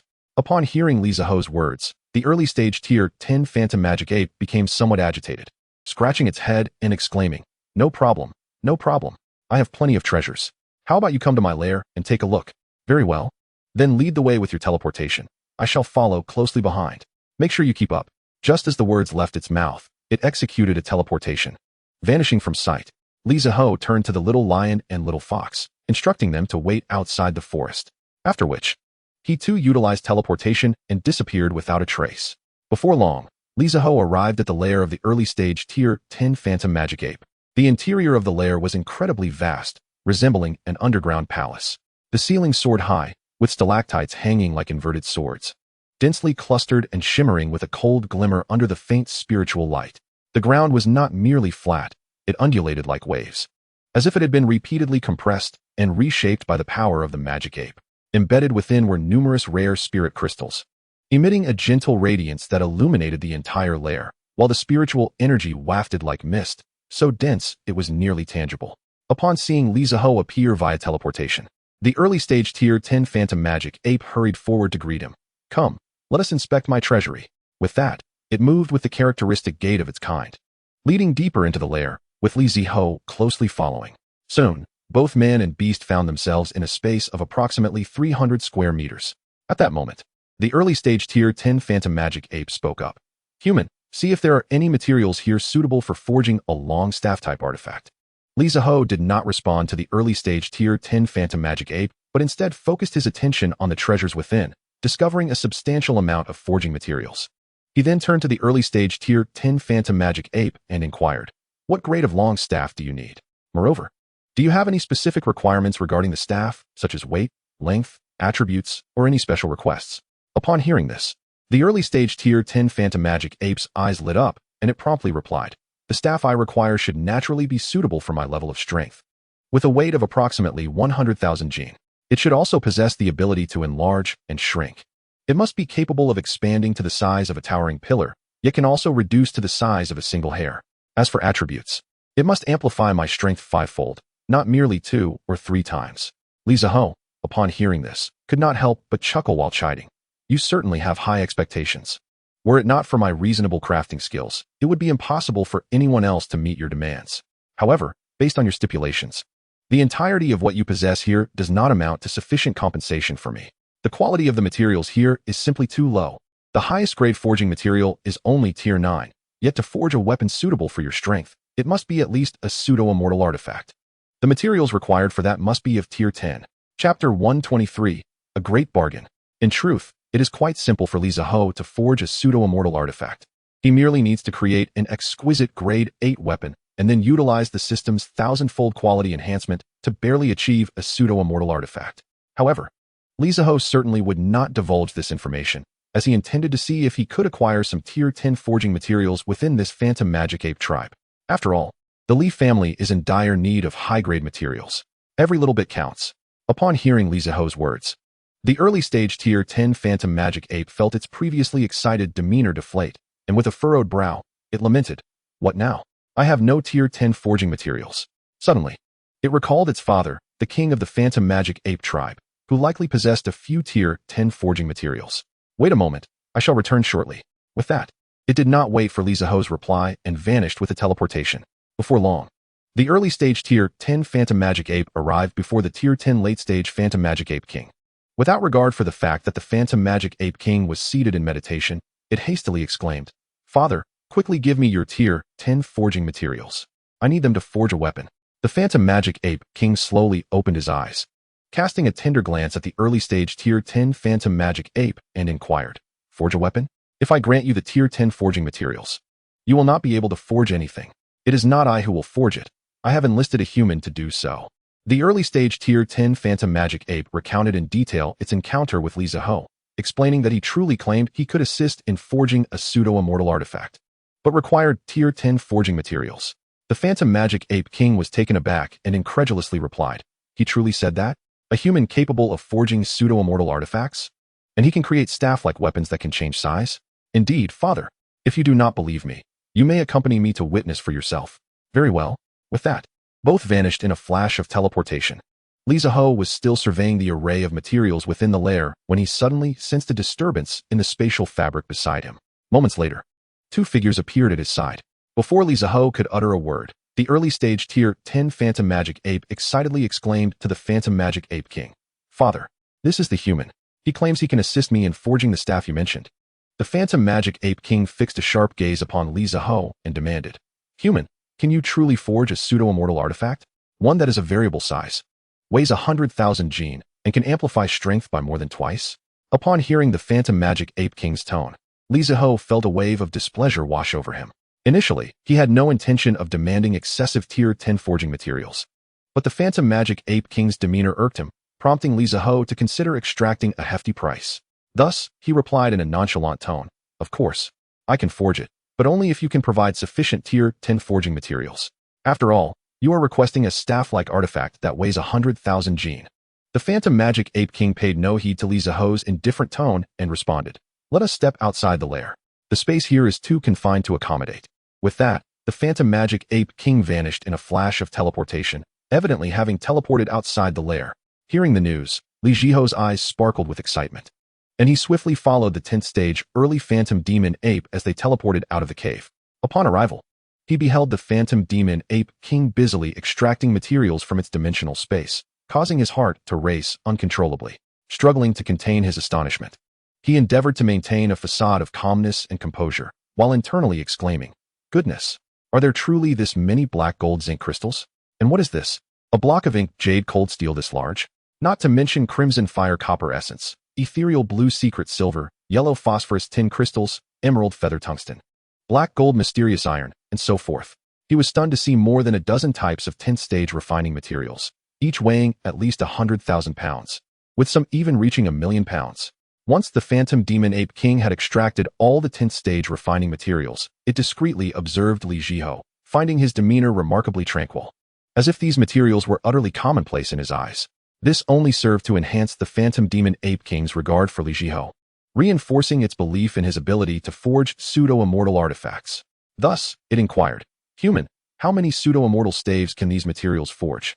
Gazing at the towering pile of 10th stage refining materials, Li Zhiho mused that if he could leverage 10th stage materials, he should not overlook 9th and 8th stage ones either. So, he boldly asked, "Do you have any 9th stage or 8th stage refining materials? Bring them out." Upon hearing this, he noticed the phantom demon ape king hesitating, seemingly bewildered, and not immediately retrieving the materials. Therefore, Li Zhiho concocted a plausible excuse. Forging a pseudo-immortal artifact does not solely require 10th stage materials. 9th stage and 8th stage materials are also essential as auxiliary components. The phantom demon ape king nodded, appearing to grasp the concept, and resumed extracting 9th stage and 8th stage refining materials from its dimensional space. After all the materials were gathered, it turned to Li Zhiho and queried, "How many pseudo-immortal artifacts can these produce?" Li Zhiho was astonished to see a mountain of materials that exceeded his expectations by several hundredfold, and internally exclaimed, "Where on earth did the phantom demon ape king acquire such an abundance of high-grade materials?" Maintaining a composed exterior, he replied, "These materials could likely forge around 20 pseudo-immortal staves. However, I can only offer you 10. The remainder shall be my reward. If feasible, I shall commence the forging immediately." Upon hearing that 20 pseudo-immortal staves could be produced, yet only 10 would be available to it, the phantom demon ape king felt a pang of conflict. Nevertheless, recognizing the rarity of encountering a human capable of crafting pseudo-immortal artifacts, it steeled itself and said, "Very well. I shall rely on your expertise." Li Zhiho's heart leaped with joy at this affirmation, and he gradually began to store all the refining materials into his storage ring. Throughout this process, he was tormented by the need to appear nonchalant, even though he longed to hastily gather all the materials. Concurrently, the system's voice echoed incessantly in his mind, but he chose to ignore it, not wishing to amplify his abilities. After finishing the collection of refining materials, he proceeded towards the cave of the 10th stage early phantom demon ape, instructing, "You too shall guard the entrance for me." Chapter 124, Success in Forging. Pseudo-immortal artifact, purple flame, shattering star staff. Upon entering the cave, Li Zhiho first established a pseudo-immortal level barrier, one that even the phantom demon ape king could not penetrate with its divine sense. He then commenced the forging process. The requirements for the staff-type treasures from the 10th stage early phantom demon ape were relatively simple to fulfill. All that was needed was to dissolve the refining materials, eliminate impurities, and continuously condense them into the shape of a staff. He inscribed the size-adjusting formation upon it, enabling it to change size at will, followed by a gravity formation to increase its weight, and finally, a power amplification formation to complete the task. Li Zhiho did not rush into the forging immediately. Instead, he sat cross-legged to cultivate. For him, crafting 10 8th-stage spirit artifacts would not consume much time, yet he needed to keep this from the 2 phantom demon apes outside. A decade passed in the blink of an eye. During this time, despite utilizing pseudo-immortal stones for cultivation without restraint, his cultivation level barely advanced to the 6th layer of mid-formation stage. It was evident that as one's cultivation level rises, progress becomes increasingly arduous. Li Zhiho felt increasingly convinced that the experiences within the reincarnation great array were not entirely accurate. While in the reincarnation great array, he could advance a small realm every 3 to 4 years at the formation stage, but in reality, it took at least 10 years, or even more, to achieve the same. Unbeknownst to him, the reincarnation great array functioned according to one's mindset. Thus, if he believed that, given his cultivation talent, he could break through a small realm in 2 to 3 years at the formation stage, then within the reincarnation great array, he would indeed achieve that. The same logic applied to other matters, though Li Zhihao had yet to fully comprehend this, a realization that would not dawn on him until 3 centuries later. How he longed for the quicker advancements experienced during dual cultivation with his companions. Alas, his 3 partners were all preoccupied with their respective duties as submasters of the treasure pavilion and had their own matters to attend to. He did not wish to disturb them, especially since they had already borne 2 offspring. It would not be prudent for them to conceive again, as the toll it took on them was significant, often resulting in a drop of at least 1 major realm. As for his other partner, Morong Shui, she was far away in the central region, making it impossible for them to meet anytime soon. It seemed that this chapter had concluded, and it was time to hasten his journey to the central region. As Li Zhihao pondered this, he suddenly found himself missing Morong Shui intensely. What he did not realize was that she had already given birth to a child for him, a prodigious offspring at that. Resolving not to dwell further, Li Zhihao prepared to commence the forging process in earnest. For this round of crafting 8-stage spirit artifact staves, he intended to utilize over 20 types of materials, including 8-stage stellar pattern iron, crimson blaze flame stone, extreme cold iron essence, fiery radiant sand, swift gale feather, amethyst copper crystal, and flowing gold sandstone. As Li Zhihao executed the forging technique, a vibrant red flame materialized before him. This flame was generated through a unique method, compressed from spiritual energy, resembling a fireball technique, but with temperatures significantly exceeding that of a mere fireball. Methodically, Li Zhihao proceeded, each refining material gradually melting within the flame. Should the refining masters of the cultivation realm witness Li Zhihao's technique, it would undoubtedly send shockwaves through the entire forging community. For he was currently employing the renowned void forging technique from ancient times, while Li Zhihao was engrossed in his craft outside the cave. The 2 phantom demon apes were growing increasingly anxious. Father, how much longer will it take for that human to forge my pseudo-immortal staff? It's already been 10 years. The phantom demon ape king furrowed its brow in response, truthfully uncertain of the time required. It only understood that the higher the tier of the artifact, the longer the forging process would take. Thus, it could only helplessly utter, I am unsure, for I possess no knowledge of artifact forging. However, it should be nearing completion. Another month passed. As Li Zhihao inscribed the final rune into the 10th 8th grade supreme spiritual artifact, the long staff, it immediately radiated a dazzling brilliance, as if celebrating its own birth. Ding! 8th grade supreme spiritual artifact, long staff, discovered. Please select the amplification method. Option 1, 1,000-fold mass amplification. Option 2, 1,000-fold quantity amplification. Li Zhihao replied, I choose the 1,000-fold mass amplification. Ding! Congratulations to the host for acquiring the 10th grade pseudo-immortal artifact, purple flame-shattering star staff. Outside the cave, the phantom demon ape king sat cross-legged, evidently in the midst of cultivation. Meanwhile, the early-stage 10th grade phantom demon ape was restlessly jumping here and there. Suddenly, the phantom demon ape king opened its eyes, filled with anticipation, gazing towards the cave's entrance. Lo and behold, Li Zhihao emerged from the cave with measured steps. The phantom demon ape king quickly rose to its feet, eagerly inquiring of Li Zhihao, Human, have you succeeded in the forging? At that moment, the early-stage 10th grade phantom demon ape also noticed Li Zhihao's exit and swiftly approached him, its eyes gleaming with anticipation. Li Zhihao smiled faintly, responding, I have fulfilled my promise. All 10 pseudo-immortal staffs have been successfully forged. He then feigned a pained expression, adding, Oh, phantom demon ape king, in order to successfully forge these 10 pseudo-immortal staffs, I endured 9 failures. Now, I have only received a single portion of the forging materials from you. I have suffered a great loss. You must compensate me. With that, Li Zhihao produced all 10 pseudo-immortal staffs. The early-stage 10th grade phantom demon ape was quick to seize one of the staffs, its eyes lighting up upon contact, exclaiming, Such a treasure, such a treasure. It then swiftly began to wield the pseudo-immortal staff with fervor. The phantom demon ape king watched with excitement as 9 more pseudo-immortal staffs flew towards it, quickly catching each one. At this moment, Li Zhihao announced, This pseudo-immortal staff is named Purple Flame Shattering Star Staff, initially weighing 800,000 pounds, requiring a drop of blood for master recognition. Once recognized, the wielder can freely adjust the staff size. Its weight can be lightened or intensified, as light as a feather or as heavy as a mountain, and it can amplify strength up to 5 times. After his introduction, Li Zhihao then inquired of the phantom demon ape king, Are you satisfied with this staff? Satisfied? I am utterly delighted. The phantom demon ape king exclaimed with exuberance. Meanwhile, the early-stage 10th grade phantom demon ape, upon hearing Li Zhihao's description, immediately dropped blood to recognize the purple flame-shattering star staff as its own. It excitedly began experimenting with the staff's size-altering capabilities, laying the purple flame-shattering star staff flat on the ground and uttering, "Smaller." The staff shrank slightly. Even smaller. It shrank once more. Then, in a fervent tone, it exclaimed, "Small, small, small, small, smallest."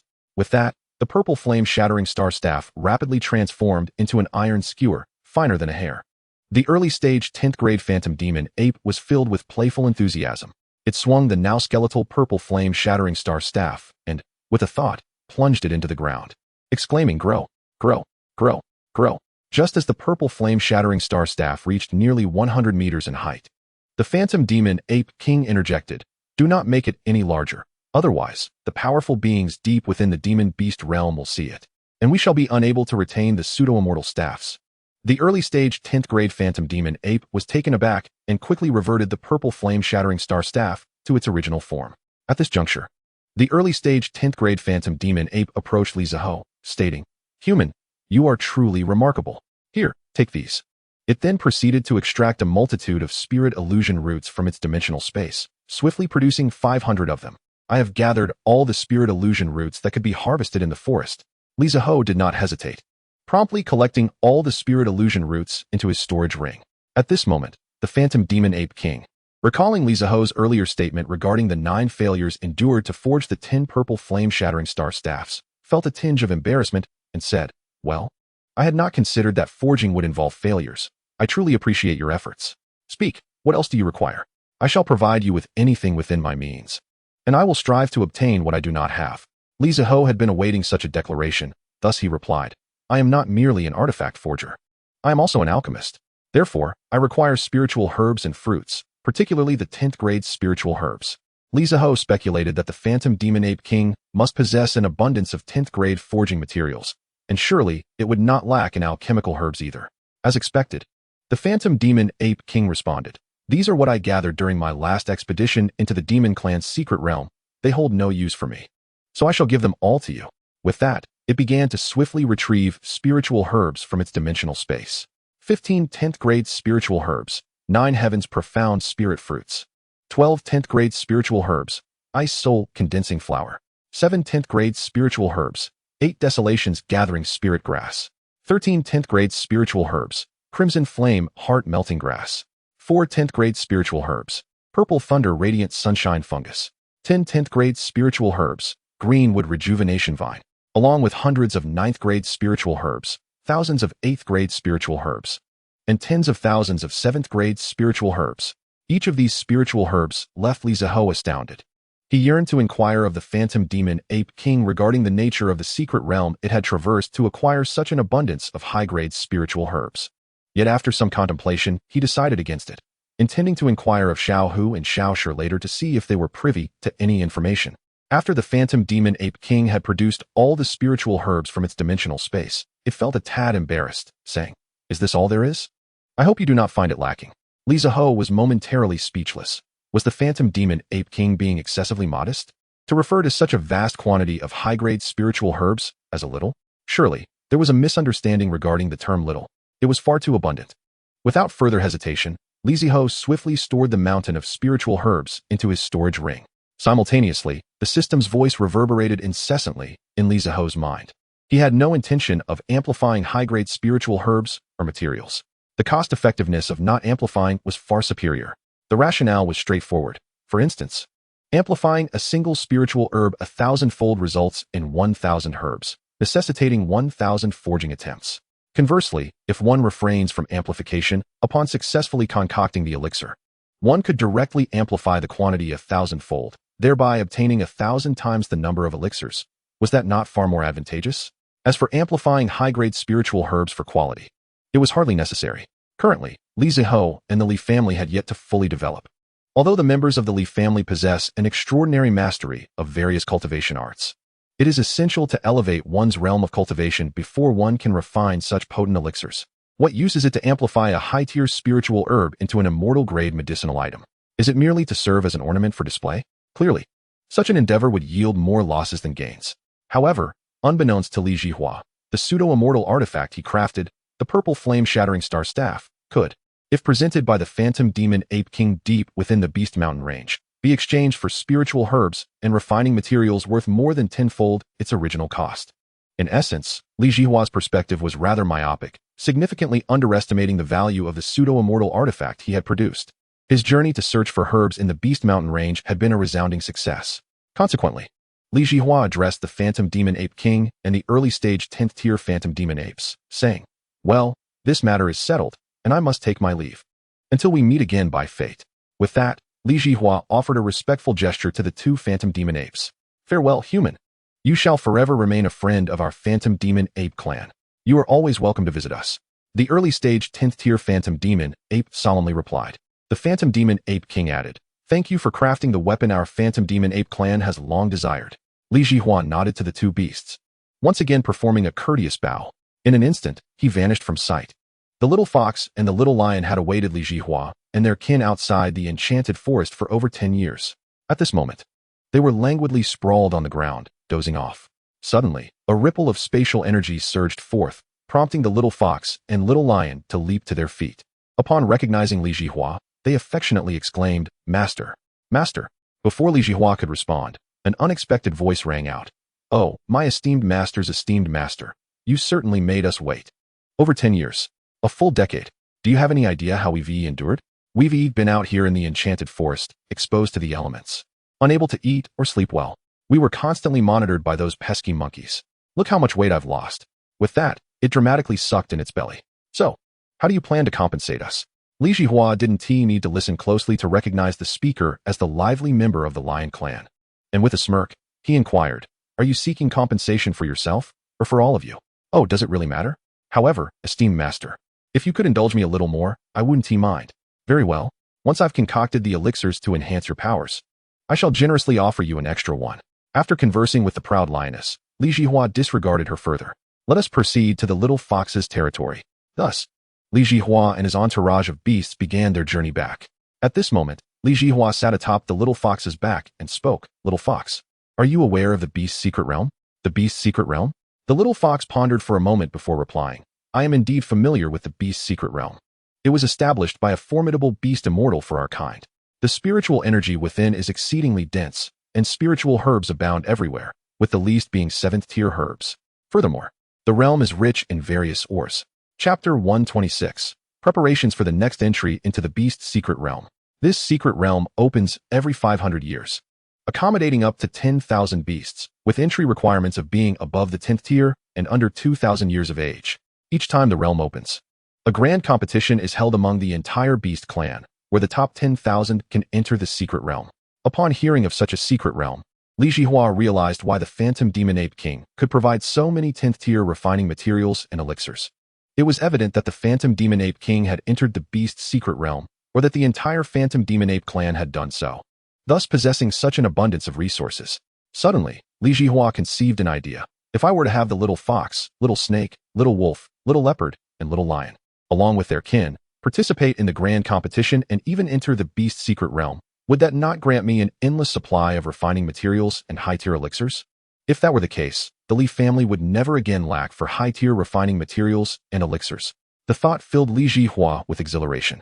Was this not the heavens assisting me, the Li family, in dominating the entire cultivation realm? In that moment, Li Jihua felt an urge to laugh wildly towards the heavens. After contemplating, Li Jihua inquired, "How long until the next opening of the secret realm?" The little fox considered for a moment and replied, "The next opening of the secret realm should be in 256 years.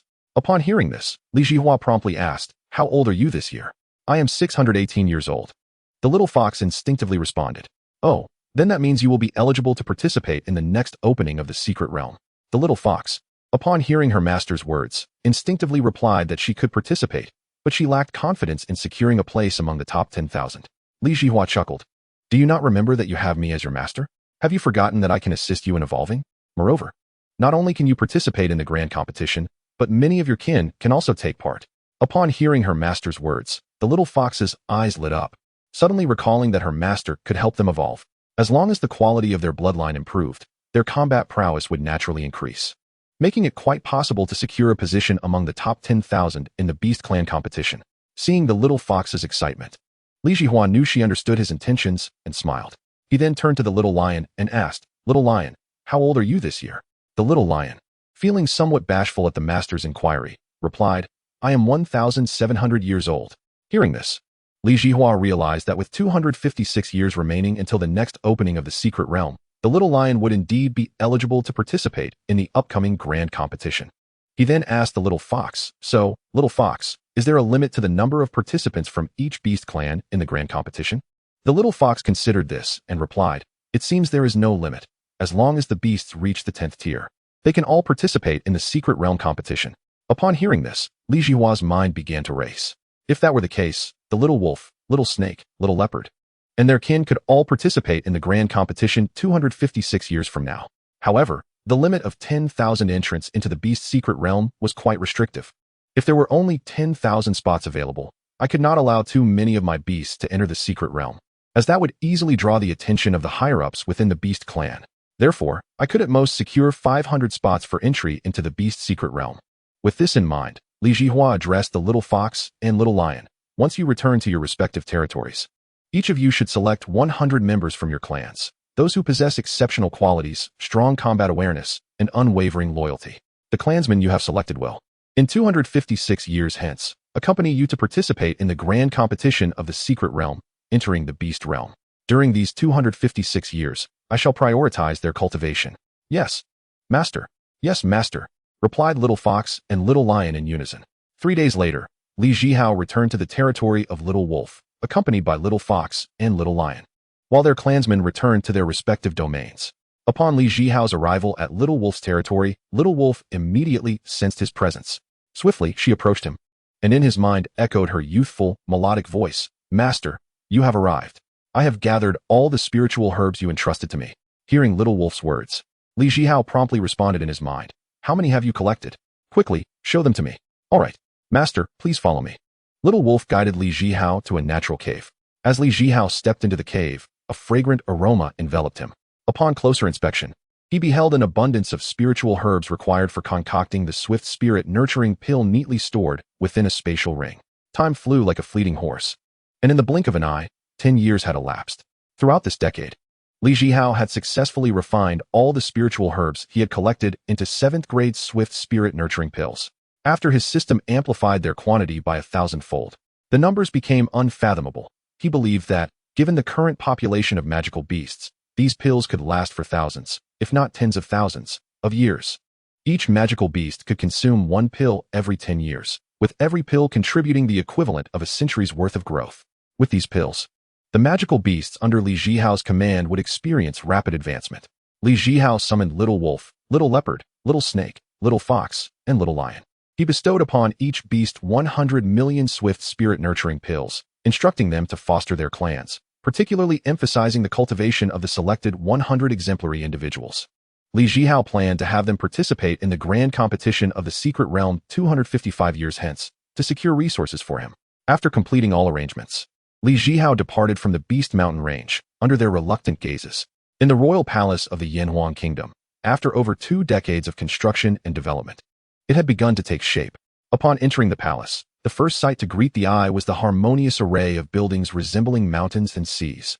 The intricately carved structures stood in succession, their flying eaves resembling the wings of a soaring bird. The golden glazed tiles shimmered with opulence in the sunlight, and the vermilion palace walls stretched over 100,000 meters, appearing grand and majestic from afar. Most astonishing was its vast expanse, covering over 20 billion square meters, sufficient to accommodate 5 billion people at once, with palace paths spanning 300 meters wide, allowing for the simultaneous passage of 100 carriages. On either side, gardens sprawled over nearly 1 billion square meters, where rare flowers and exotic herbs flourished year-round, and ethereal cranes and spirit deer wandered leisurely. Within the palace, over 20 halls each occupied a distinct area. The Alchemy Hall, covering approximately 5 million square meters, perpetually wafting with enchanting aromas, housing dozens of 30-meter-tall alchemical furnaces glowing with a fiery red hue. The Forging Hall, spanning 6 million square meters, filled with towering furnaces reaching heights of 100 meters, with flames from refined iron soaring skyward, their clangs echoing for 10 kilometers. The Talisman Hall, occupying 4 million square meters, where over 1,000 talismans floated in the air, golden red runes shimmering on a 20-meter-tall talisman wall. The Formation Hall, covering 8 million square meters, adorned with thousands of 30-meter-tall jade pillars outlining radiant formations, with spiritual energy surging like waves. And the formations spanning over 500 meters in diameter. The Reincarnation Hall, occupying 13 million square meters, from which violet smoke billowed from 100-meter-high walls, with swirling vortex-like portals measuring 10 meters in diameter. Amidst these numerous halls, the puppet hall sprawled over 5 million square meters, featuring an army of wooden figures. The tallest standing at 50 meters, wielding 10-meter-long dark iron weapons. The 12 elder halls within the palace were particularly striking. Each hall soared to a height of 333 meters, with a 166-meter-long dragon sculpture perched atop, its scales glimmering coldly in the sunlight. Constructed of 10,000-year-old dark stone, each block measured 3 meters square. Etched with ancient runes, and faint spiritual energy seeped between the gaps of these runes. The 12 grand halls stood like guardian deities, encircling the central area, forming a circular arrangement with a diameter of 5,000 meters. The central patriarch hall was even more imposing, rising 666 meters, piercing the clouds. Its grand entrance towering at 333 meters, carved from a single piece of dark crystal, adorned with celestial motifs of the sun, moon, and stars. In front of the hall stood a pair of 88-meter-tall stone lions, their paws resting upon a 10-meter diameter Tai Chi relief. The hall's dome reached a height of 400 meters, depicting the creation scene of the Yinfong ancestors, with thousands of 15-meter diameter luminous pearls embedded in the beams, illuminating the 4,000 square meter hall like daylight. The halos emitted by these pearls intertwined, making even the flowing spiritual energy within the hall distinctly visible, evoking a sense of reverence with its solemn and magnificent aura. The entire palace seemed to condense the spiritual energy of heaven and earth, with the eaves of the elder halls extending 50 meters, and each tile of the patriarch hall's glazed roof measuring 12 meters square, every brick and tile exuding regal grandeur, embodying the majesty of ancient times. Over these past 20 years, the population of the Li family had also experienced significant growth. Under Li Zhihao's governance and policies, the clansmen, apart from their cultivation, were fervently engaged in procreation. Every family descendant had hundreds or even thousands of partners, even those without spiritual roots. And their companions all possessed spiritual roots. With the unlimited supply of spirit fetus nurturing pills and spirit ensuring pills, new births occurred within the Li family every moment. The proportion of children born with spiritual roots surged dramatically. At this moment, the population of the Li family was nearing 10 million, with 38 individuals in the integration stage, 2,345 in the out-of-body stage, and over 280,000 in the spirit separation stage. Notably, several prodigious children with spiritual bodies had emerged within the family during these years. Consequently, Li Yiqin ordered the establishment of an additional hall, named the Hall of Prodigies. After bidding farewell to Little Wolf, Little Snake, Little Leopard, Little Fox, and Little Lion, Li Zhihao embarked on a lengthy journey through the realm of cultivation. In the blink of an eye, 30 years had passed. Li Zhihao traversed slowly, yet he had barely covered a fraction of the eastern domain. It was then that he truly realized the vastness of this world of cultivation. One day, Li Zhihao arrived at a place called the Kangwu Empire, where he heard a piece of news that piqued his interest. The Eastern Domain's Prodigy Conference, held once every 1,000 years, was about to commence. Anyone below the age of 500 years and possessing the integration stage could register to participate. The registration was located in the heart of the Eastern Domain, within the capital of the foremost power, the Zhejiang Empire. Li Zhihao pondered for a moment. Having explored much over the past 30 years, it was time to stretch his limbs and simultaneously appreciate the splendor of the Eastern Domain's prodigies. Upon contemplating this, he no longer hesitated and directly activated the teleportation array to journey towards the Nine Suns' imperial capital. After enduring a lengthy 3-month ordeal traversing various teleportation arrays, he finally arrived at the heart of the eastern region, the foremost power, the Nine Suns Empire. The Nine Suns capital, a colossal city of unimaginable scale, spans an area comparable to the entirety of the Yinfong kingdom. It possesses the capacity to accommodate 500 billion inhabitants. Furthermore, the city thrives with unparalleled prosperity. Its intricately carved eaves and painted beams are artfully arranged, and any family one might name is assuredly of at least second-tier status. The streets are teeming with formidable individuals. It could be said that beings of transcendent realms are commonplace, while those of golden core and nascent soul stages are as numerous as dogs. As Li Zhihao stepped out of the teleportation array, he was greeted by a cacophony of voices, a scene bustling with life.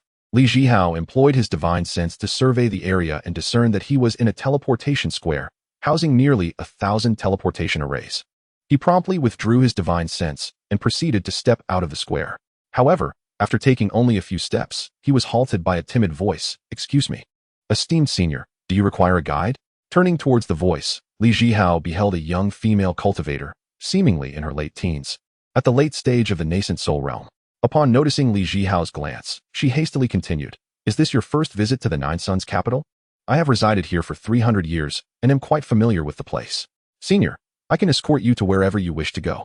Upon learning that she was offering to be his guide, Li Zhihao inquired, "Then, how much do you charge for your services per day?" The young woman, realizing the opportunity, eagerly replied, 10 superior spirit stones per day. If you find that too expensive, I can lower it a bit."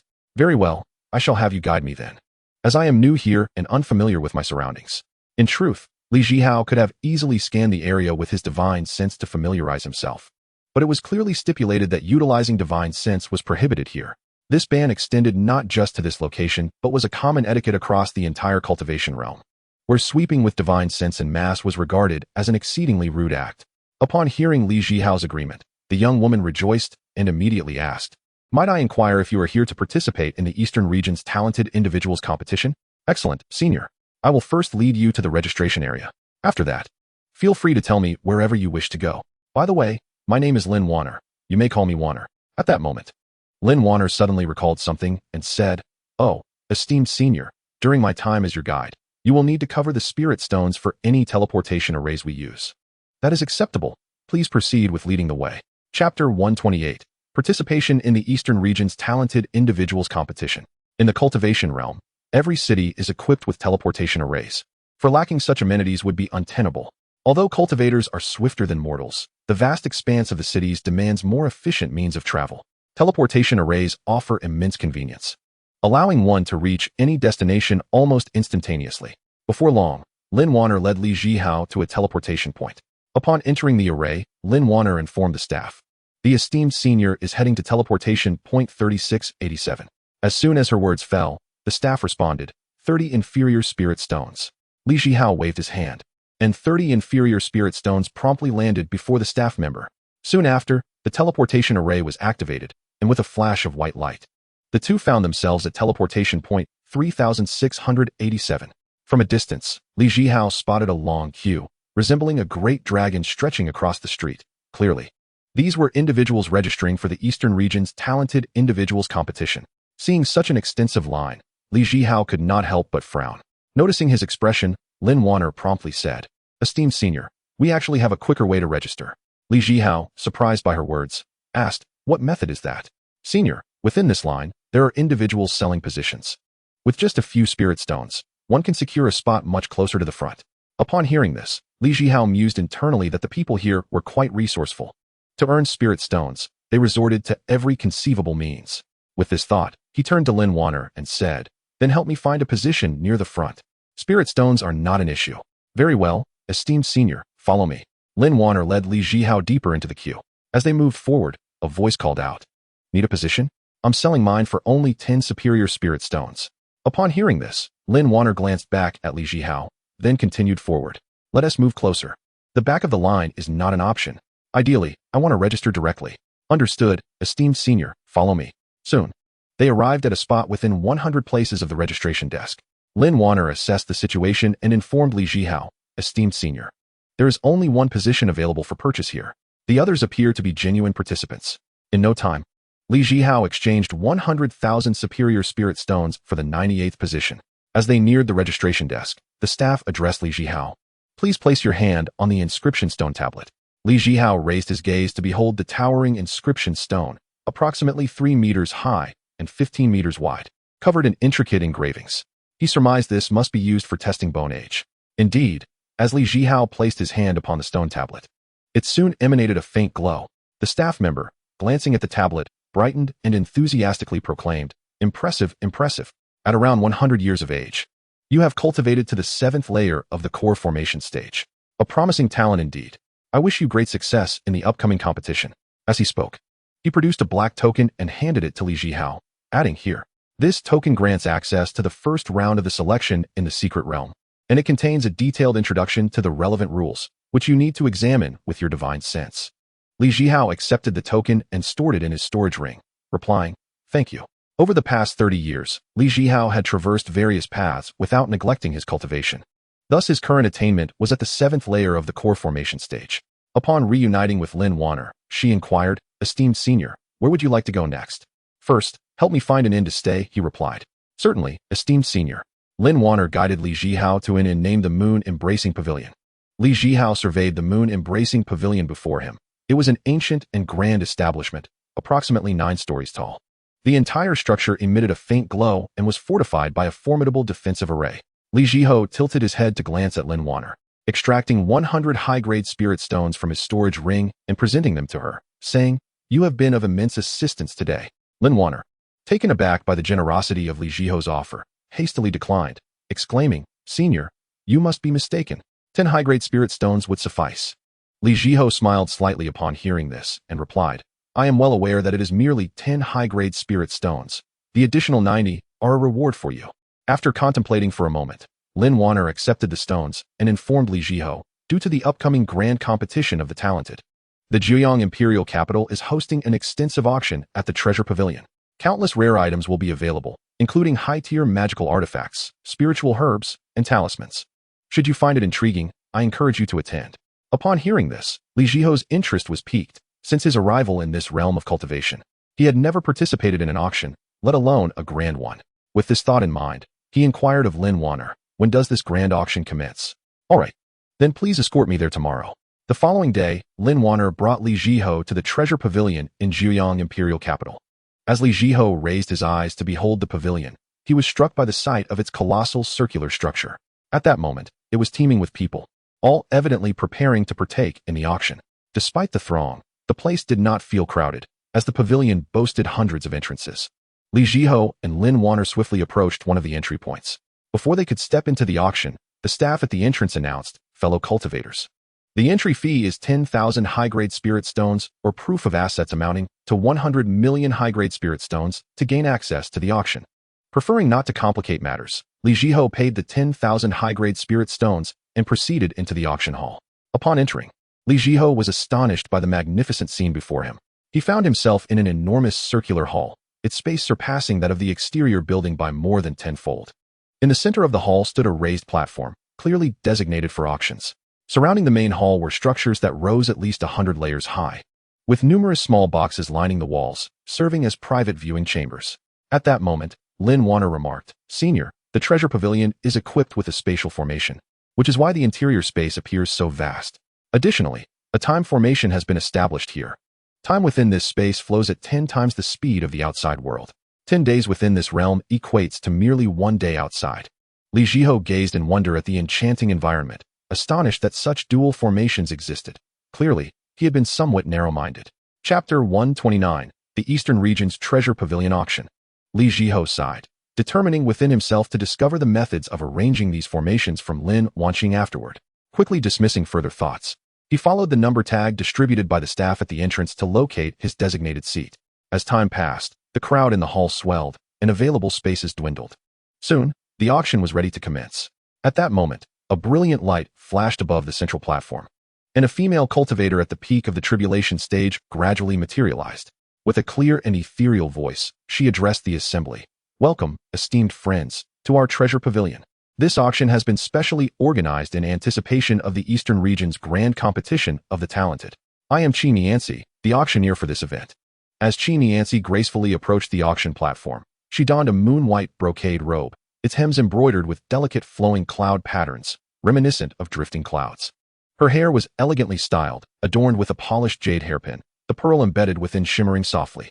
Her countenance was exquisitely beautiful, with brows like distant mountains and bright, lively eyes that seemed to harbor stars. Her lips, naturally rosy like cherries, bore a gentle smile that enveloped all in a refreshing warmth. She parted her lips, her voice resonating like a melodious stream cascading through the mountains, echoing throughout the vast auction hall. "Honored friends, your presence here at the Treasure Pavilion auction suggests you are aware that the Eastern region's grand competition of the talented is soon to commence, a pinnacle event gathering countless prodigies. To assist you in shining brightly during the competition, our pavilion has organized this grand auction, amassing a plethora of rare treasures. All exquisite items that are sure to fulfill your needs. Now, let us embark on an extraordinary 10-day journey of bidding. And I invite all of you to actively participate and seize this unparalleled opportunity. After a brief pause, Xianxia surveyed the captivated crowd before diving straight into the proceedings. Without further ado, I hereby declare the auction officially commenced. Let us unveil the first item for bidding. With a wave of her hand, she infused her spiritual energy into the shimmering screen before her. The screen flickered to life, revealing the image and details of the first auction item. Presenting our first item, a renowned and exceptional treasure. This sword, known as the sky-rending wind-slashing sword, is a pseudo-immortal artifact. Its previous owner was none other than the illustrious sword sovereign of the cultivation world. Xianxia's voice brimmed with reverence and enthusiasm as she continued. The sword sovereign wielded this sword for thousands of years, distinguishing himself among formidable opponents with his extraordinary swordsmanship and this pseudo-immortal artifact, leaving behind countless legends. The sky-rending wind-slashing sword is forged from celestial meteorite, iron combined with numerous precious materials. Its blade is inscribed with ancient array scripts, imbued with the power to obliterate the heavens and the earth. Even those at the tribulation stage would find it challenging to withstand the might of its wielder. Ordinary attacks would scarcely leave a mark. When fully activated, it can rend the very fabric of space, unleashing the fury of tempestuous gales. Its destructive force is truly earth-shattering. This sword is undoubtedly the ultimate weapon coveted by all cultivators. As Xianxia concluded her description, an uproar of excitement and discussion erupted throughout the auction hall. An elated elder at the peak of the integration stage exclaimed, "The sword sovereign?" The elder gasped in awe, his voice trembling as he said, "That was the sword sovereign. I doubt I was even born when he first rose to fame." Another elder, also at the peak of the integration stage, expressed his sentiments. Indeed, a figure of such unparalleled brilliance, the sword sovereign carved an indelible name for himself in the cultivation world. Surely, this pseudo-immortal artifact he left behind is extraordinary. Among artifacts of the same tier, it must surely rank among the finest. Nearby, a young cultivator at the late integration stage fixated on the image of the sword, whispering fervently, "If I could acquire this sword, I would undoubtedly secure an impressive position in the upcoming Eastern region's grand competition of the talented." Simultaneously, he silently vowed, "I must obtain this sword." Nearby, a late integration stage female cultivator scoffed disdainfully, "Humph, just you?" Such a pseudo-immortal artifact is destined to be contested by those senior cultivators and formidable beings. You stand no chance. Her words, though soft, were crystal clear to the young man's ears. Meanwhile, in another private chamber, a young cultivator clad in black, at the tribulation stage, respectfully inquired of his venerable master, who was at the late stage of the Great Ascension, "Master, do you truly believe that this sword possesses such formidable power? Can it really rend the very fabric of space?" The imposing male cultivator, embodying the authority of the late Great Ascension, cast a glance at his eager disciple. His demeanor grave as he responded, "The extraordinary nature of this sword far surpasses your current imagination. If I were to possess this sword, tearing apart the void would be but a trivial feat. Even at my present state of late Great Ascension, I would have to temporarily evade its full force assault from this pseudo-immortal sword." In another chamber, two scattered immortals were engaged in hushed conversation. One, a bearded second-tier scattered immortal, sighed regretfully, "Alas, I have recently expended a considerable amount of spirit stones on procuring other materials. It seems unlikely that I will be able to secure this coveted pseudo-immortal sword." The other, a rugged bald second-tier scattered immortal, patted his shoulder with a resigned smile. My old friend, do not despair, even if you were financially buoyant at this moment. Do you truly believe you can compete against those ancient monsters who have been in seclusion for years, or the heirs of those deeply rooted superpowers?" The bearded elder nodded in agreement, a wry smile gracing his lips as he sighed. "Indeed, my friend speaks wisely. I wholeheartedly acknowledge the truth in your words." In yet another opulent chamber, a young prodigy, possessing an air of nobility, fixated intently on the sword displayed within the luminous screen, resolutely declared to himself, "This pseudo-immortal sword shall be mine, no matter the cost. Securing it will guarantee my place within the top 100 of this grand competition among the young talents of the Eastern domain." In a more secluded chamber, a deep, yearning voice emerged, evidently from a third-tier scattered immortal. "If I can acquire it, who knows? I might even glean a fragment of the swordsmanship essence from the master of 10,000 swords." Deep within the 99th floor of the Treasure Pavilion's auction, the renowned heir of the Zhuang Empire, the direct descendant of the War King's manor, Xiao Lingchen, urgently turned to a restrained elder beside him. "Uncle Yang, quickly send word to the War King's manor. Instruct them to transfer an additional 50 billion high-grade spirit stones to me immediately. The elder, known as Uncle Yang, a genuine fourth-tier scattered immortal and Xiao Lingqian's personal protector, refrained from responding immediately. Instead, he cautiously inquired, Your Highness, you have already brought 80 billion high-grade spirit stones with you for this outing. Is this not sufficient? Xiao Lingqian's gaze was sharp as he fixated on the auction stage where the void-rending wind-slashing sword was displayed, explaining with confidence and a hint of urgency, Uncle Yang, I sense a turbulent undercurrent in the venue. There are many vying for this pseudo-immortal sword, particularly those from ancient sects and illustrious families. It is prudent to carry an abundance of spirit stones at this juncture, for I believe many opponents share my intentions. Observing the resolute determination in his young master's eyes, Uncle Yang ultimately acquiesced, Very well. Your Highness has considered all angles. I shall promptly communicate your needs to the War King's manor. Chapter 130. The Pseudo-Immortal Sword Void-Rending Wind-Slashing Sword. Indeed, Xiao Lingqian's anticipations were not misplaced. Figures such as the Holy Spirit Sect Saintus, the controller of the 10,000 Spirits Tower, Yinfong, the heir of the Thunderclap clan, the leader of the Scattered Cultivator Alliance, Lei Jingtian, the heir of the Bailey family, the prodigy of weaponry, Bailey Han, the vice master of the Xiantian Sacred Sect, and the foremost disciple of the Sword Mad Peak, Lu Wenxin, all harbored a fervent desire to possess this pseudo-immortal sword void-rending wind-slashing sword. Consequently, the auction for this sword was bound to incite a fierce contest. Xianxia smiled serenely as she observed the fervent discussions among the cultivators present. Once the atmosphere reached a suitable tension, she elegantly cleared her throat, her melodious voice resonating throughout the hall. Esteemed friends, since you all exhibit such keen interest in this pseudo-immortal artifact, the void-rending wind-slashing sword, we shall officially commence the bidding. After a brief pause, she clearly articulated the rules. The base price for this sword is 10 million high-grade spirit stones. The minimum increment for each bid must not be less than 100,000 high-grade spirit stones. I encourage everyone to bid enthusiastically and not to miss this rare opportunity. No sooner had Xianxia concluded her announcement than the bids surged forth like a tidal wave. I bid 11 million high-grade spirit stones. From a burly mid-stage cultivator of the Qian sect, Tai Meng, 12 million. From a female cultivator of the early stage from the Wujian sword sect, Su Yao, with a crisp voice, 15 million. From a late-stage scattered cultivator, Wang Batian, exuding formidable presence, 18 million. From a late-stage cultivator of the Bingyun Valley, Murong Qing, 20 million. From a certain cultivator, 32 million. The bidding continued to escalate. 47 million, 62 million, 76 million, 90 million, 100 million high-grade spirit stones. From a wealthy cultivator, breaking the 100 million mark. In an instant, the hall erupted with a cacophony of bids, the price soaring at an astonishing pace. Before long, the bidding had surged beyond the threshold of 100 million high-grade spirit stones. As the price stabilized at this lofty figure, the true powerhouses from various private chambers finally began to enter the fray with overwhelming force. From the first floor, box 2418, 500 million high-grade spirit stones. From the first floor, box 586, 800 million high-grade spirit stones. From the third floor, box 245, 9 billion high-grade spirit stones. From the 15th floor, box 2418, 7 billion high-grade spirit stones. From the 38th floor, box 6666, 6 billion high-grade spirit stones. From the 57th floor, box 5791, 8 billion high-grade spirit stones. From the 69th floor, box 5943, 10 billion high-grade spirit stones.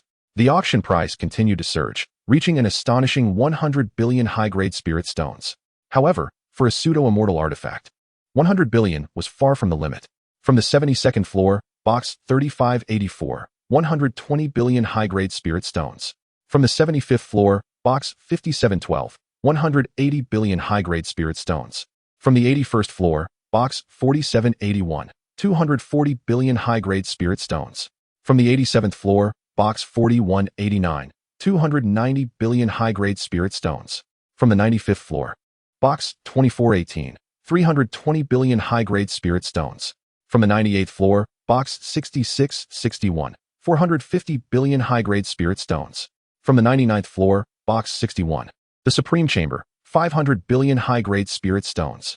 As the auction price soared to 500 billion high-grade spirit stones, the Supreme Chamber, symbolizing the pinnacle of the Treasure Pavilion auction and the core of the Zhuang Empire's auction venue, finally began to make its true impact. directly entering this pinnacle bidding war.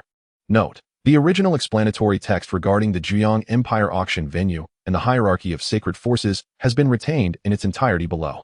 The Zhejiang Empire auction venue consists of 99 floors, each housing 666 private chambers. The 99th floor of the auction house contains only 99 supreme chambers. Those who reside in the supreme chambers are undoubtedly representatives of significant powers, at least of the 8th tier sacred force level. Classification of sacred forces: 1st tier to 12th tier forces. A 1st tier sacred force possesses a 1st tier scattered immortal to oversee it. A 2nd tier sacred force possesses a 2nd tier scattered immortal to oversee it. A 3rd tier sacred force possesses a 3rd tier scattered immortal to oversee it, and so forth. The 12-tiered Holy Land factions are fortified by 12 stages of scattered immortals, while the entire eastern region of the cultivation world boasts but a single 9-tiered Holy Land faction, known as the Zhejiang Empire. As the bidding price escalates to 500 billion, it signifies that the final contest for the pseudo-immortal sword shall take place among the 99 supreme boxes. Within the 61st supreme box resides Lu Wenxin, the chief disciple of the sword enthusiast peak from the Xiantian sword sect, representing an 8-tiered Holy Land faction. Being a prodigy of the sword path, the allure of the pseudo-immortal sword is irresistible to him, prompting him to be the first to raise his bid. 520 billion high-grade spirit stones. A melodious voice resonates from the 58th supreme box, belonging to Shi Baifeng, the saintess of the Holy Spirit sect. Such a once-in-a-millennium opportunity for the pseudo-immortal sword is not something she would relinquish easily, as wielding it would exponentially enhance her combat prowess. 550 billion high-grade spirit stones. A powerful and commanding voice emerges from the 55th supreme box, belonging to Lei Jingtian, the heir of the Thunder Clan and the leader of the Loose Cultivator Alliance, hailing from an 8-tiered Holy Land faction. 580 billion high-grade spirit stones. A voice from the 50th supreme box, belonging to Bai Li Han of the Bai Li clan, also an 8-tiered Holy Land faction known for its prowess in artifact refinement. Bai Li Han, recognized for his exceptional talent in artifact crafting among the younger generation, aims to bid for the pseudo-immortal sword to expand his knowledge through observation and research. 650 billion high-grade spirit stones. The voice of Xiao Lingchen resonates from the 11th supreme box. Upon hearing his voice, the occupants of all 99 supreme boxes share a unified expression, some filled with trepidation, others with solemnity, and some with admiration.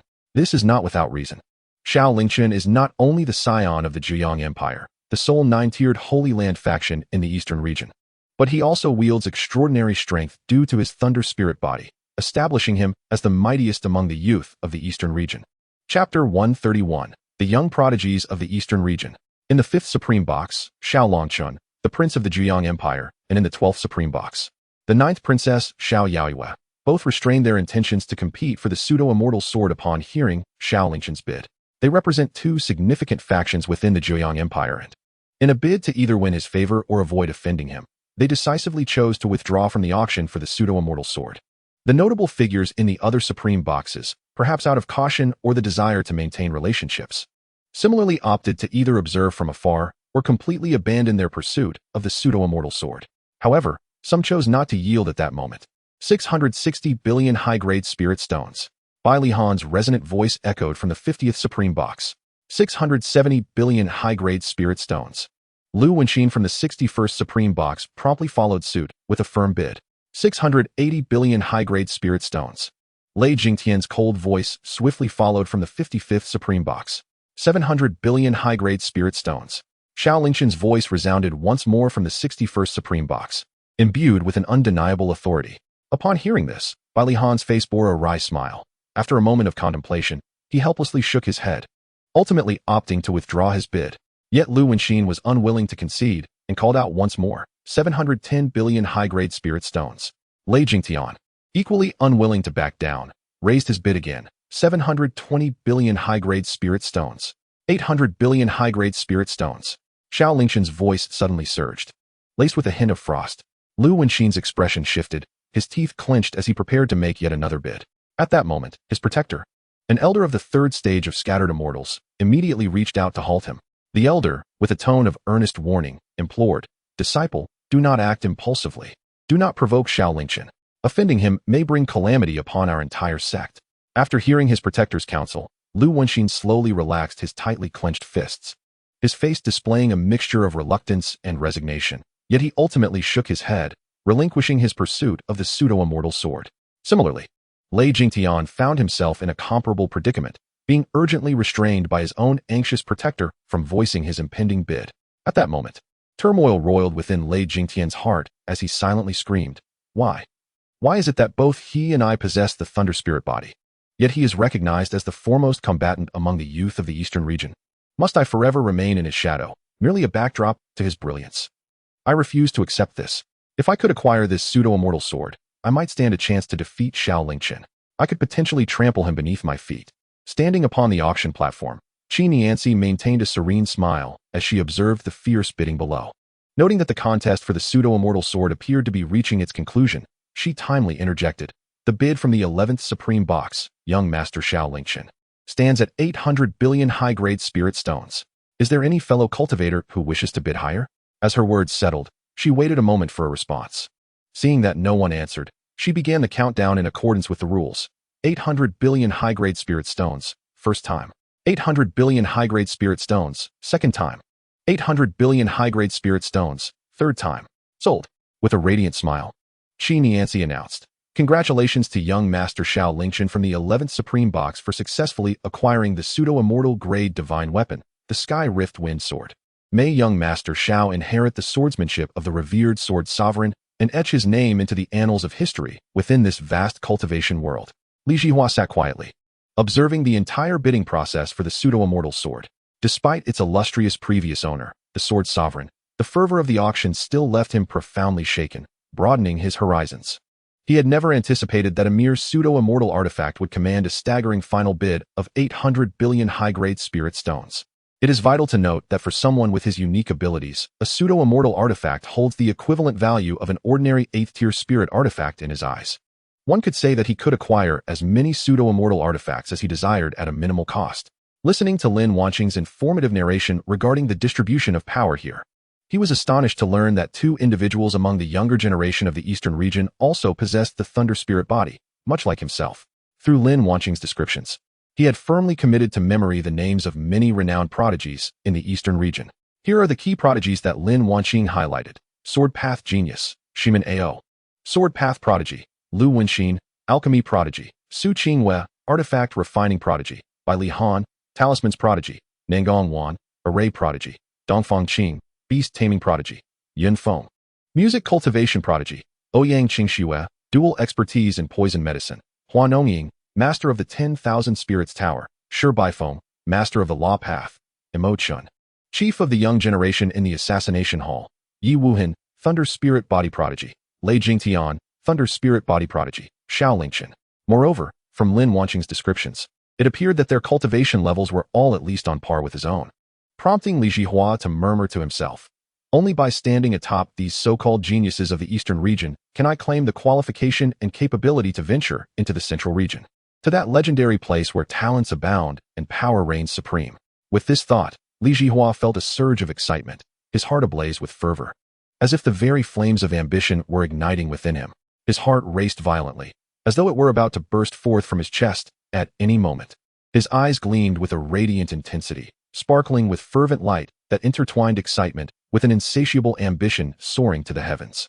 The illustrious names of prodigies echoed in his heart like relentless hammers, inciting an unstoppable fighting spirit within him. Instinctively, he clenched his fists, the knuckles blanching from the force of his grip, as he continued to murmur softly to himself, "Their cultivation is undoubtedly superior to mine, yet what does that matter?" His tone suddenly turned resolute. "Only by trampling upon these geniuses that stand before me, stepping upon their reputations, can I rightfully ascend to the vast stage of the central domain.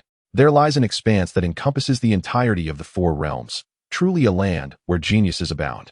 There, I shall ensure that the name of Li Zhihong resonates throughout the entire cultivation world."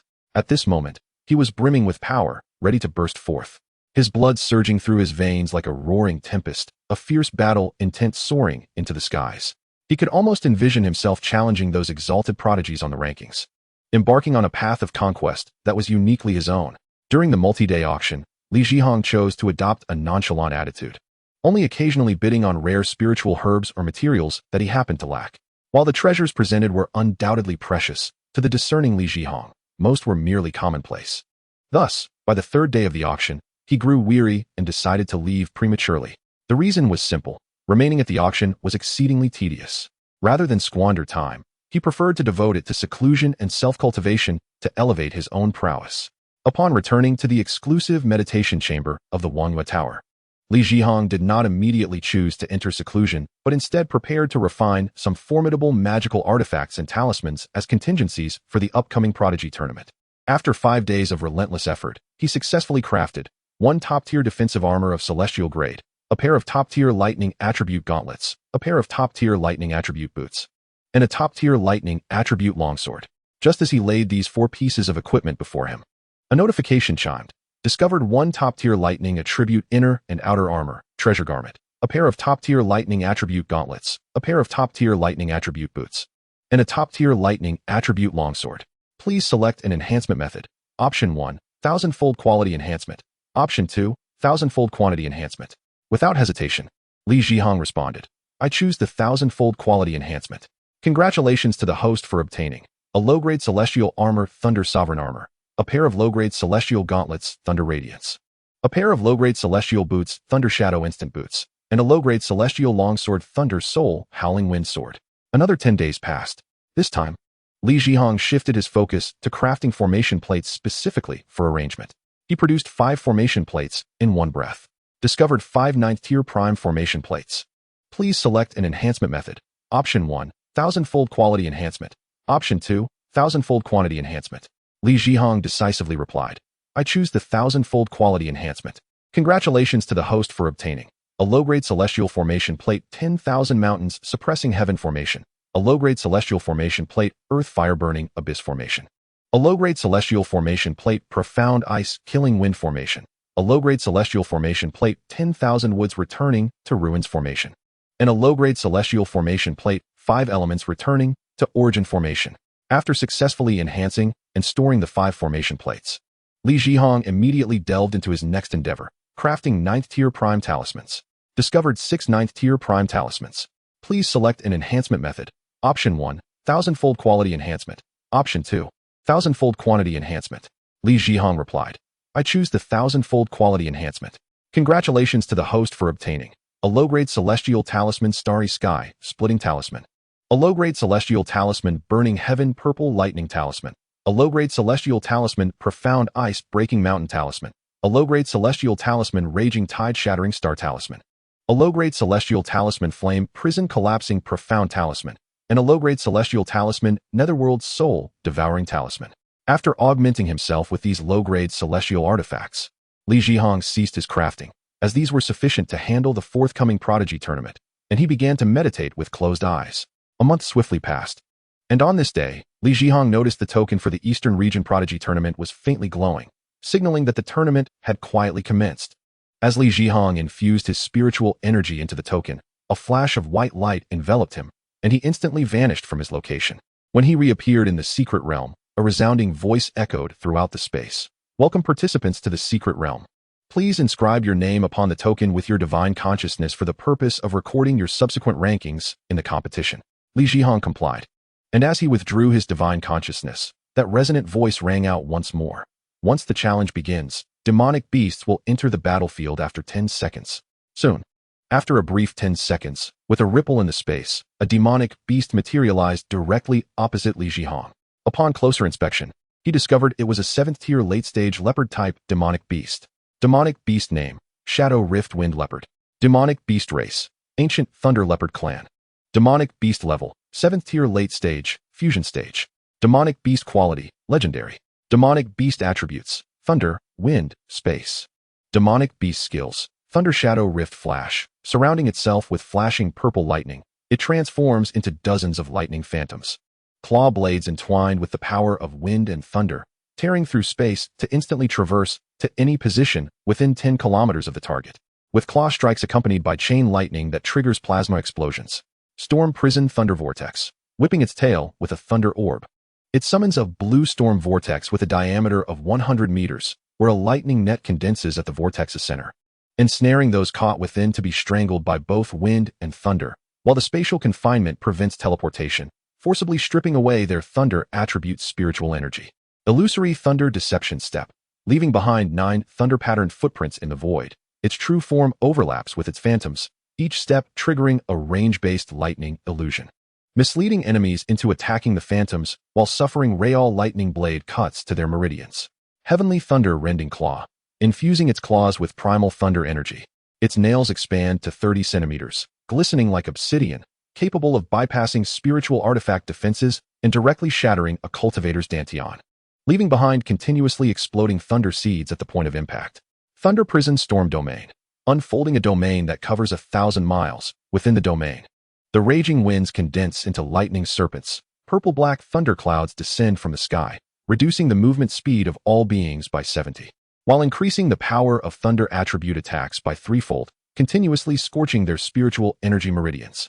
Demonic Beast Status. Simulation Beast cannot display. Demonic Beast Potential. Simulation Beast cannot display.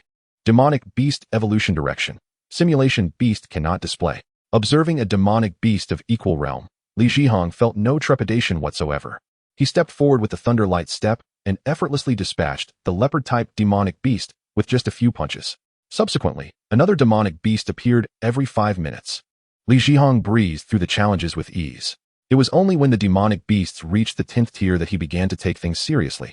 For a 10th tier demonic beast was equivalent to a human cultivator in the Great Ascension stage or a 1st tier loose immortal. Cultivators at this level had already made initial contact with the realm of immortals. As previously mentioned, any cultivator associated with the immortal realm would pose a significant challenge for Li Zhihao to surpass. Although his cultivation level fell short, he could compensate for this deficiency by wielding pseudo-celestial or celestial artifacts. Li Zhihao swiftly adorned himself with the inferior grade celestial artifacts, the battle armor of thunder, the gauntlets of radiant thunder, the boots of lightning shadow, and the sword of thunderous gale, each donned with meticulous precision. Before him loomed a formidable opponent, the first appearance of a 10th tier monstrous beast. Upon raising his gaze, he discerned it to be a bovine creature of extraordinary might. Without delay, Li Zhihao hastily scrutinized its attribute panel. Beast name, Tremor Mountain Xianyou. Beast species, Ancient Xianyou clan. Beast level, initial stage of 10th tier, layer 1. Beast quality, mythical. Beast attributes, earth, thunder. Beast skills, earth-shattering tread. Infusing its hooves with the essence of earth, it strikes the ground, creating a shockwave with a radius of 100 meters, raising sharp, spire-like rock columns while triggering a series of earthquakes capable of shattering cultivator spiritual roots and protective artifacts. Thundercloud Ram. Its horns coalesce into a purplish-black thundercloud, transforming into a torrent of lightning that collides with its target, generating an electromagnetic storm that disrupts the mental faculties and spellcasting of cultivators, scorching the meridians of those struck to a charred state. Earthly Prison Formation. It exhales a yellowish beam of light, summoning a colossal basalt prison with rune-etched walls that not only suppress the target's spiritual power, but also incessantly siphon their life force to nourish itself. Gravity Domain. Unleashing a domain that amplifies gravitational force, all objects within its range experience a 100-fold increase in weight, rendering cultivators immobile, causing flying artifacts to plummet, and crushing those of insufficient physical strength into mere pulp. Bloodline Eruption of Thunder and Earth, igniting its lifeblood to awaken its ancient bloodline. Its form swells to 20 meters in height, cloaked in a dark rock-like armor, with chains of lightning extending from its horns, at which point all skills incorporate a dispelling effect, capable of shattering the primordial essence of cultivators. Beast Status. Simulation Beast cannot display. Beast Potential. Simulation Beast cannot display. Beast Evolution Direction. Simulation Beast cannot display. As soon as the Tremor Mountain Xianyou emerged, it launched an immediate assault on Li Zhihao. Its massive form sank slightly, hooves firmly planted on the ground, while the power of the earth element surged violently around it, suffusing the air with an oppressive weight. Suddenly, the Xianyou stomped its hooves down with tremendous force, producing a cataclysmic roar akin to the creation of the world, unleashing a torrent of power that surged forth like an avalanche. The very laws of heaven and earth were stirred by this strike, with the essence of earth intricately woven into the attack, amplifying the might of the earth-shattering tread. Chapter 133, Fierce Battle with the Tremor Mountain Xianyou. Witnessing the Xianyou as the epicenter, the earth within a 100-meter radius erupted in turmoil. The ground rolled and cracked as if boiling, followed by jagged rock spires surging forth like colossal arrows, tearing through the air with a howling wind and colossal earth-based spiritual energy, resembling the fangs of hell, hurtling towards Li Zhihao's position. Concurrently, a series of violent earthquakes surged forth like raging tidal waves, entwined with the power of the laws of heaven and earth, distorting space itself in its wake, as if intent on reducing everything to primordial dust. This terrifying force not only threatened to shatter the protective artifacts of cultivators, but also harbored the destructive capability to obliterate their foundational spiritual roots. Faced with the cataclysmic, earth-shattering tread of the Tremor Mountain Xianxiao, Li Zhihao was enveloped in a brilliant radiance of thunder. The inferior-grade celestial armor. The battle armor of thunder shone with newfound brilliance. The surface of the armor shimmered with intricate thunder patterns that pulsated with life, flickering as the manifestation of the laws of thunder. When the overwhelming shockwave infused with the essence of earth and the laws of nature collided with him, the battle armor of thunder seemingly sensed its master's peril and instinctively unleashed an impenetrable deep purple thunder shield. This shield was not merely a product of ordinary spiritual energy, but rather a manifestation of the armor's fusion with the essence of the laws of thunder, embodying absolute defense. The shield blazed like a radiant sun, boldly confronting the furious attack of earthy yellow. Boom! The deafening roar reverberated throughout the entire secret realm, causing it to tremble. The piercing thunderlight clashed violently with the heavy yellow glow, annihilating one another. The horrific power capable of shattering mountains and destroying spiritual roots. Upon striking, the rule-infused shield of the battle armor of thunder was akin to a tempest crashing against an indomitable cliff. The rock spires, potent enough to pierce steel, struck the shield with ferocity, only to be obliterated by the wrathful force of thunder. The dreadful shockwaves and seismic energies were gradually diminished by the steadfast shield, ultimately transforming into mere residual ripples that barely caused Li Zhihao to sway. The inferior-grade celestial artifact, the battle armor of thunder, successfully withstood a lethal strike capable of annihilating ordinary grandmasters. The thunder patterns that danced upon it seemed to absorb energy, growing ever more radiant, silently proclaiming the unparalleled might of the celestial artifact to the formidable beast before him. Through the receding thunder shield, Li Zhihao's gaze sharpened, locking onto the Tremor Mountain Xianxiao with grave intensity, his heart racing. This 10th-tier beast is indeed as formidable as its reputation suggests. Such raw power is astonishing. Had it not been for this set of inferior-grade celestial armor, I would have surely sustained severe injuries from the first strike. Li Zhihao, unwilling to linger in hesitation, summoned his resolve, gripping tightly the inferior-grade celestial sword, the sword of thunderous gale, which shimmered with destructive thunder.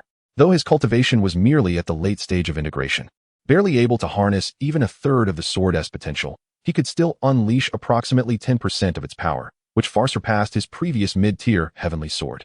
The purple thunderstorm sword, by several magnitudes, wearing the inferior-grade celestial boots, the lightning shadow instant boots, which provided both swiftness and stability, and donning the inferior-grade celestial gauntlets, the radiant thunder gauntlets, which significantly enhanced his striking force and mastery over thunder.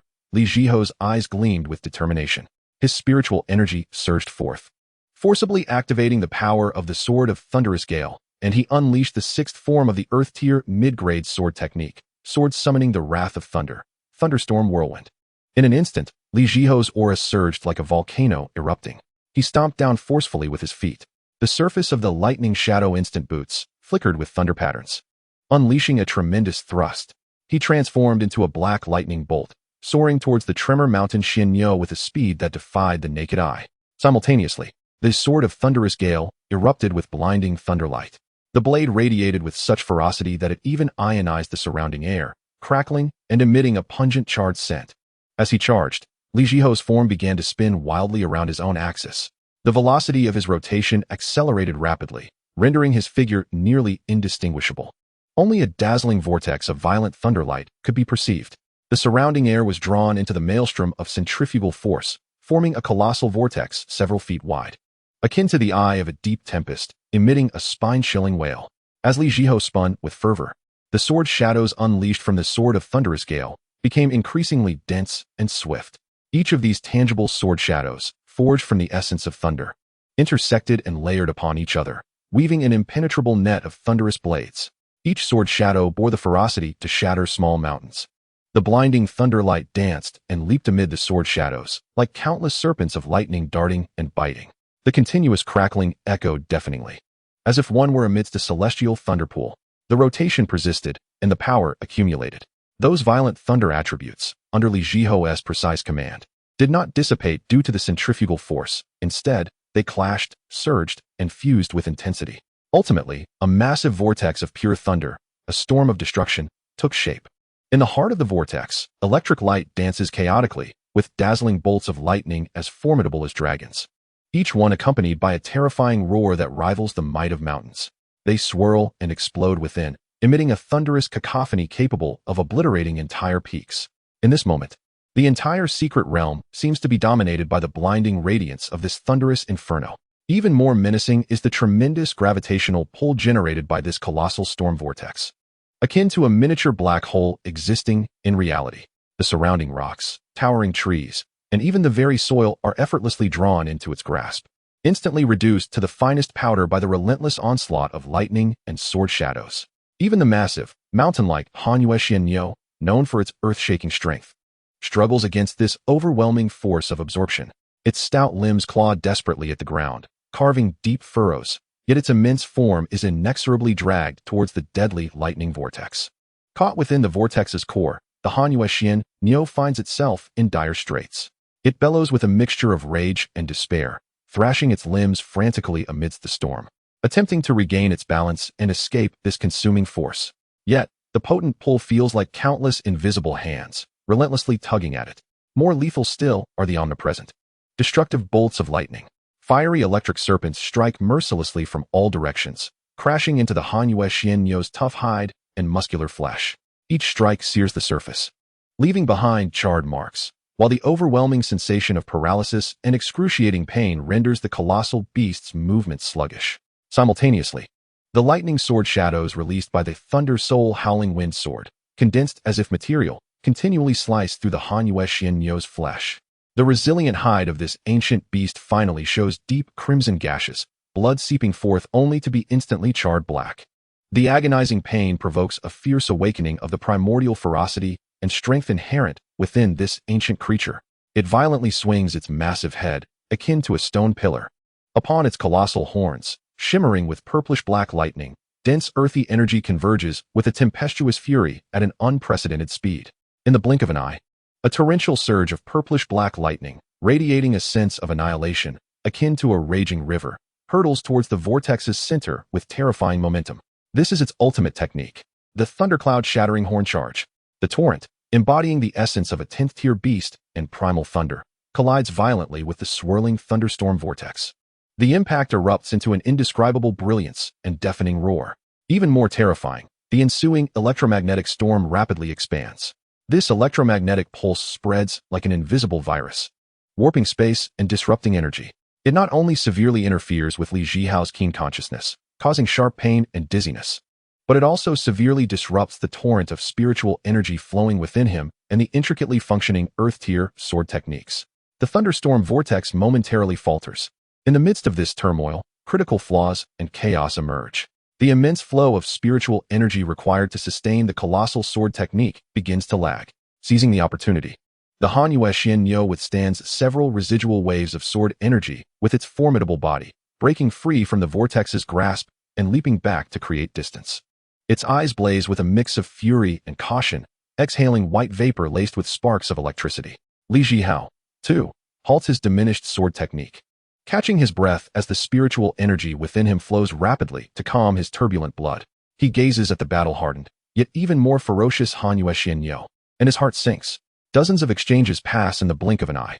This early-stage 10th-tier Hundred-Billion possesses a level of defense far surpassing Li Zhihao's expectations. Its thick fur and sinewy muscles enveloping its body act as a natural, premium armor, combined with its immense strength and boundless vitality, allowing it to absorb and deflect most of Li Zhihao's fierce strikes, capable of cleaving through mid-stage Mahayana cultivators with his sharp sword energy and celestial artifact gauntlets. Furthermore, its stamina resembles that of an endless abyss, no matter how ferocious Li Zhihao's assaults or the might of various celestial artifacts, sword slashes, punches, defensive armor, evasive boots. This colossal beast endures and swiftly retaliates. The battle devolves into a grueling stalemate of attrition. Li Zhihao narrowly evades lethal collisions using the speed of the Thunder Shadow instant boots, leaving numerous wounds with the Thunder Radiance, gauntlets, and Thunder Soul Howling Wind Sword. Yet these injuries seem mere trifles against the Hundred-Billion's massive form and vibrant vitality. Li Zhihao is acutely aware that if this continues, with his mid-stage integration cultivation base, he will undoubtedly be outlasted by this mythic-level 10th-tier beast. A definitive strike must be made. With a fierce determination, he grits his teeth, his gaze sharpening with resolve, akin to a drawn blade. He forcibly suppresses the tumultuous spiritual energy within him, which has been surging due to prolonged high-load operation of the celestial artifacts, and instantly retracts the aura emanating from the fierce battle. Yet beneath this apparent calm lies the mobilization of every ounce of potential within him, accumulating a more terrifying and lethal thunderous might. Zhihao slowly raises the Thunder Soul Howling Wind sword, as if elevating a mountain, its blade piercing the vault of the secret realm. In that moment, he seems to become the nexus for summoning the thunder of the nine heavens, with his aura surging wildly in the stillness. Like a slumbering volcano on the brink of eruption, the amassed power seems poised to break free from the shackles of heaven and earth. An overwhelming sense of thunderous dominion radiates from him, expanding with a deafening roar. Within him, the low-grade celestial technique 9 transformations of the Thunder Emperor operates at unprecedented speeds, merging the colossal spiritual energy of his mid-stage integration with the refined might of his physical form, surging through his meridians like a torrent bursting its dam. He aims to push his power to the absolute pinnacle his body can endure. Concurrently, his mental prowess, far surpassing that of his peers, flows forth without restraint. This formidable spiritual force manifests as an invisible vortex, voraciously absorbing and consolidating all stray, potent thunder-attributed energy molecules within the secret realm. The sky darkens ominously, as if the very fabric of space has solidified under an intangible pressure. Dear friends, would you kindly grant a 5-star review? Chapter 134, Defeating the xianxiaaudiobooks, ascending to second place in the secret realm rankings. In an instant, the previously clear sky undergoes a dramatic transformation. Dark clouds, like surging tides, swiftly converge from all directions, layering upon one another like a vast black curtain, completely obscuring the light within the secret realm.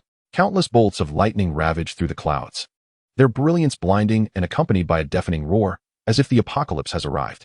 These forces of lightning appear to respond to some mysterious summons, converging towards the long sword in Zhihao's hand. As the lightning continues to gather, the blade of the Thunder Soul Howling Wind sword radiates with intensified brilliance, the blinding lightning nearly engulfing Zhihao entirely. The sword seems to become the epicenter of all thunder and lightning in the universe, exuding a chilling aura. Zhihao grits his teeth, every muscle in his body taut with latent power, as he channels his strength from his waist through to his arms, unleashing a devastating downward strike towards the xianxiaaudiobooks. At the same moment, his left hand swiftly retrieves a low-grade celestial artifact talisman, the Burning Sky Purple Thunder Talisman, inscribed with enigmatic purple lightning patterns, which he activates. A condensed bolt of the Burning Sky Purple Divine Thunder shoots forth, akin to a venomous dragon from the abyss, precisely targeting the xianxiaaudiobooks' vital point at its brow.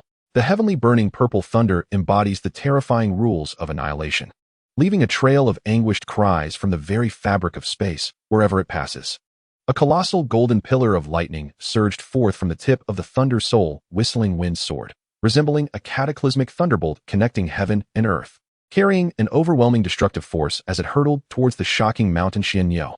As the lightning bolt swept through, it seemed to slice through space as if it were a blade, emitting a hissing sound. The ground was instantaneously blasted open, creating an unfathomable chasm several yards wide, while the surrounding rocks were reduced to powder, sending clouds of dust spiraling into the air. The shocking mountain xianxiao, sensing the horror of this strike, widened its eyes in fear. It desperately attempted to evade, but the speed of the lightning was simply too swift, appearing to lock onto its very essence, leaving it with no escape. First, the heavenly burning purple divine thunder pierced through the heavy earth spirit armor that it hastily gathered upon its brow with a resounding pop, leaving behind a charred blood hole deep enough to see bone, causing it to emit a mournful wail, momentarily halting its amassed power. Following closely, the colossal golden lightning pillar, infused with all of Zhihao's cultivation and the might of the immortal sword, struck heavily upon the shocking mountain xianxiao, whose defenses had been shattered and power interrupted. Boom! An explosion erupted, radiating a brilliance more dazzling than the sun. In the aftermath of the light, the formerly imposing shocking mountain xianxiao had vanished without a trace, leaving only a charred expanse of land and the lingering ferocious aura of lightning and wisps of dark purple arcs in the air as testament to its former existence. Meanwhile, at the venue of the Eastern Domain's great competition of talents, a vast open square sprawled, capable of accommodating 1 billion spectators. At this moment, the square was brimming with attendees, a sea of humanity, with the cacophony of discussions rising and falling like waves. In the center of the square stood a colossal stone tablet, piercing the sky as if attempting to break through the clouds.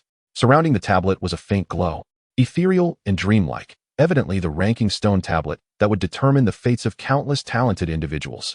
The practitioners in the square focused intently on the tablet, their eyes fixed on the familiar names of renowned talents, engaging in fervent discussions while silently cheering for them. Amidst the fervor, Li Zhihua's name surged into the consciousness of the many practitioners like a dark horse, capturing everyone's attention. Look, who is this Li Zhihua? I've never heard of his name before, yet he is making waves in this competition, exclaimed a young practitioner dressed in a blue robe, astonished. An elderly man with a goatee squinted thoughtfully and replied, I too have not heard of this individual. He must be a prodigy cultivated by some hidden family or sect, making a remarkable debut. Humph, merely a stroke of luck, scoffed a burly man in black attire with disdain. As this competition progresses, it will only become more challenging. I'm keen to see how long he can hold out. At this moment, a young female practitioner with a delicate visage gently countered, one cannot be so dismissive. To stand out amidst so many talents, he must possess exceptional abilities. We must not underestimate him. Indeed, look at his ranking skyrocketing. He was once lingering outside the top 10,000, and now he has swiftly surged into the top 8,000. Such speed is truly astonishing. A short-statured practitioner exclaimed excitedly, pointing at the stone tablet. What S8,000? Just watch, he is about to break into the 5,000, declared a mysterious figure wearing a conical hat, brimming with confidence. As time passed, Li Zhihua's name continued to ascend, climbing from 8,000 to 5,000. The square erupted in gasps of astonishment. Wow, he really made it into the 5,000. Who is this Li Zhihua? Is he perhaps the reincarnation of a legendary super genius? Cried a girl with a ponytail in excitement. It seems Li Zhihua is no ordinary individual. If we could befriend him, he might prove invaluable in the future, mused a dashing young gentleman, his eyes glinting with intrigue. 5,000 is just the beginning. I believe he can easily reach the 3,000, stated an elderly figure with white hair, stroking his beard confidently. The gazes of the crowd remained glued to the stone tablet, as if drawn by an invisible force. They watched as Li Zhihua's name leaped again, successfully breaking through to the 3,000 mark, now aiming for 2,000. This is incredible. It's simply unstoppable, exclaimed a slender practitioner, eyes wide with disbelief. 2,000. 2,000. Li Zhihua is truly soaring. Someone in the crowd shouted excitedly, igniting a fervor throughout the square.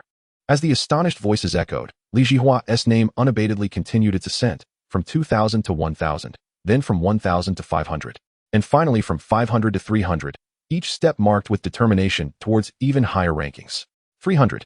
At this rate, breaking into the top 100 is not impossible, cried a middle-aged practitioner in splendid attire, his voice quivering with excitement. Indeed, Li Zhihua has created a miracle.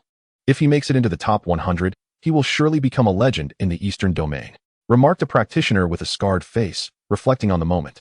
Ultimately, Li Zhihua lived up to expectations, successfully breaking into the top 100, and the square erupted with thunderous applause and cheers. 100. Li Zhihua, well done. This is a true talent. It seems the Eastern domain's cultivation world is about to welcome a formidable figure. As the crowd cheered, Li Zhihua's name surged forward, reaching 50, then into the top 10, and finally to second place.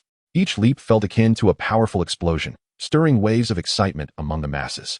The entire venue of the Eastern Domain's great competition of talents was engulfed in a frenzy due to Li Zhihua's stellar performance. When Li Zhihua's name ascended to second place, the atmosphere of the venue erupted in chaos. Almost all the illustrious talents present at the secret realm turned their attention to the stone tablet, their gazes fixated on the unfamiliar yet dazzling name of Li Zhihua. The first place remained with the Eastern Domain's foremost talent, xianxiaaudiobooks. Yet the sudden emergence of Li Zhihua in second place undeniably became the hot topic of discussion among all. Chapter 135, contending for the first place on the secret realm ranking with xianxiaaudiobooks. Xianxiaaudiobooks, still holding the first place, regarded the sudden rise of Li Zhihua in second place with a frown of confusion. Who exactly is this Li Zhihua? I have never heard of him before. How could he overpower so many of us in this competition? It is truly perplexing. Xianxiaaudiobooks crossed his arms, his expression serious. Regardless of who he is, to stand out in such fierce competition, his strength cannot be underestimated. Perhaps he is a genius secretly nurtured by some ancient family. Yu Wuhan squinted slightly, a cold smile gracing his lips. Humph, no matter how strong he is, the competition is far from over. It remains uncertain who will prevail. Lu Wenxin furrowed her delicate brows and softly remarked, given his rapid rise in the rankings, he must possess extraordinary means. We cannot afford to be complacent. We must thoroughly investigate his background. Xiao Yaiyue blinked her lively eyes, intrigued. Perhaps he has mastered some unique technique or experienced some fortuitous encounter that allowed him to enhance his strength so swiftly. Qin Mingyao gently shook her head, analyzing. To stand out among so many talents, mere techniques and encounters are insufficient. His innate talent and comprehension must be exceptionally high. Shimin Ao scoffed dismissively, curling his lip. I cannot believe he can continue to sail smoothly through this. Once the competition begins, I shall see just how much he truly possesses. Ouyang Qingxue shot a disdainful glance at Shimin Ao and remarked, please refrain from casting such cynical remarks. The fact that he ranks second is not something you can easily dismiss. It would be wiser to ponder how to tackle the forthcoming trials. Mo Chan pondered for a moment before slowly stating, regardless of the outcome, this Li Zhihao has already captured everyone's attention, and the pressure he faces will undoubtedly be immense. Su Qingyue's gaze was resolute. We must not become complacent. This grand competition is of paramount importance, and we cannot allow one Li Zhihao to disrupt our focus. Hua Nongying gently waved her folding fan and smiled. Perhaps Li Zhihao is the variable in this grand competition, and his presence adds a great deal of intrigue. Shi Baifeng scoffed. Humph. I believe he merely seeks the spotlight. When he encounters a true powerhouse, he will understand the gravity of the situation. Yinfong nodded slightly. Regardless, Li Zhihao's current achievements must stem from some exceptional qualities. We should exercise caution. Leng Yu's demeanor was frigid. Let him be strong. I shall remain true to myself. I will adhere to my own rhythm, without undue concern for him. Murong Chen's eyes sparkled with intensity. I actually hope to spar with him during the competition. To personally engage with this enigmatic Li Zhihao. Nangong once spoke softly. Everyone, do not be overly anxious. Perhaps Li Zhihao is merely riding a wave of good fortune. The competition still stretches ahead. Bailey Han's gaze was piercing. Luck is indeed a facet of strength. Since he has reached this stage, we must face him with respect. Dongfang Qing also nodded in agreement. Precisely, in the upcoming contests, we must all give our utmost. We cannot allow Li Zhihao to underestimate us. At this moment, Li Zhihao and Xiao Lingchen found themselves in the 18th trial of the secret realm. Xiao Lingchen, pouring forth all his strength, barely managed to defeat a late-stage second-tier demon at the 17th level. When the beast of the 18th level appeared before him, Xiao Lingchen's expression grew grave as he muttered. It is indeed a tiger-type demon. As is well known, tiger-type demons are exceedingly formidable. Nevertheless, Xiao Lingchen was unwilling to concede. Gazing at the towering 28-meter-high, 22-meter-long behemoth, the nether shadow tiger of the late-stage second-tier demon realm, he murmured, I cannot afford to be careless. His heart surged with fighting spirit, and with unwavering resolve in his eyes. He gripped the heavenly great spear, Jingxia, and launched his assault on the nether shadow tiger at the earliest opportunity. He steadied his grip on the spear, and instantly, arcs of lightning flickered along its shaft, resonating with the tumultuous, thunderous energy within him. With a powerful shout, he channeled all his spiritual energy into the spear. Executing a technique honed to perfection, the sixth strike of the heavenly grade lower-tier spear technique, Thunderlight Shattering Heaven, known as the Thunderlight Reincarnation Dance. In an instant, the spear surged forth like a dragon emerging from the abyss, its tip piercing the air and tearing it apart with a sharp, whistling sound. As the spear danced along a profoundly intricate trajectory, a lightning ring with a diameter of 10 zhang materialized from thin air. This lightning ring appeared substantive, its surface aglow with flickering lightning, as if countless agile thunder dragons were roaring and galloping within, exuding a terrifying pressure that sent chills down the spine. Once the lightning ring was formed, it instantly invoked the mysterious and powerful laws of the thunderous reincarnation, causing the surrounding space to tremble and ripple like a disturbed pond.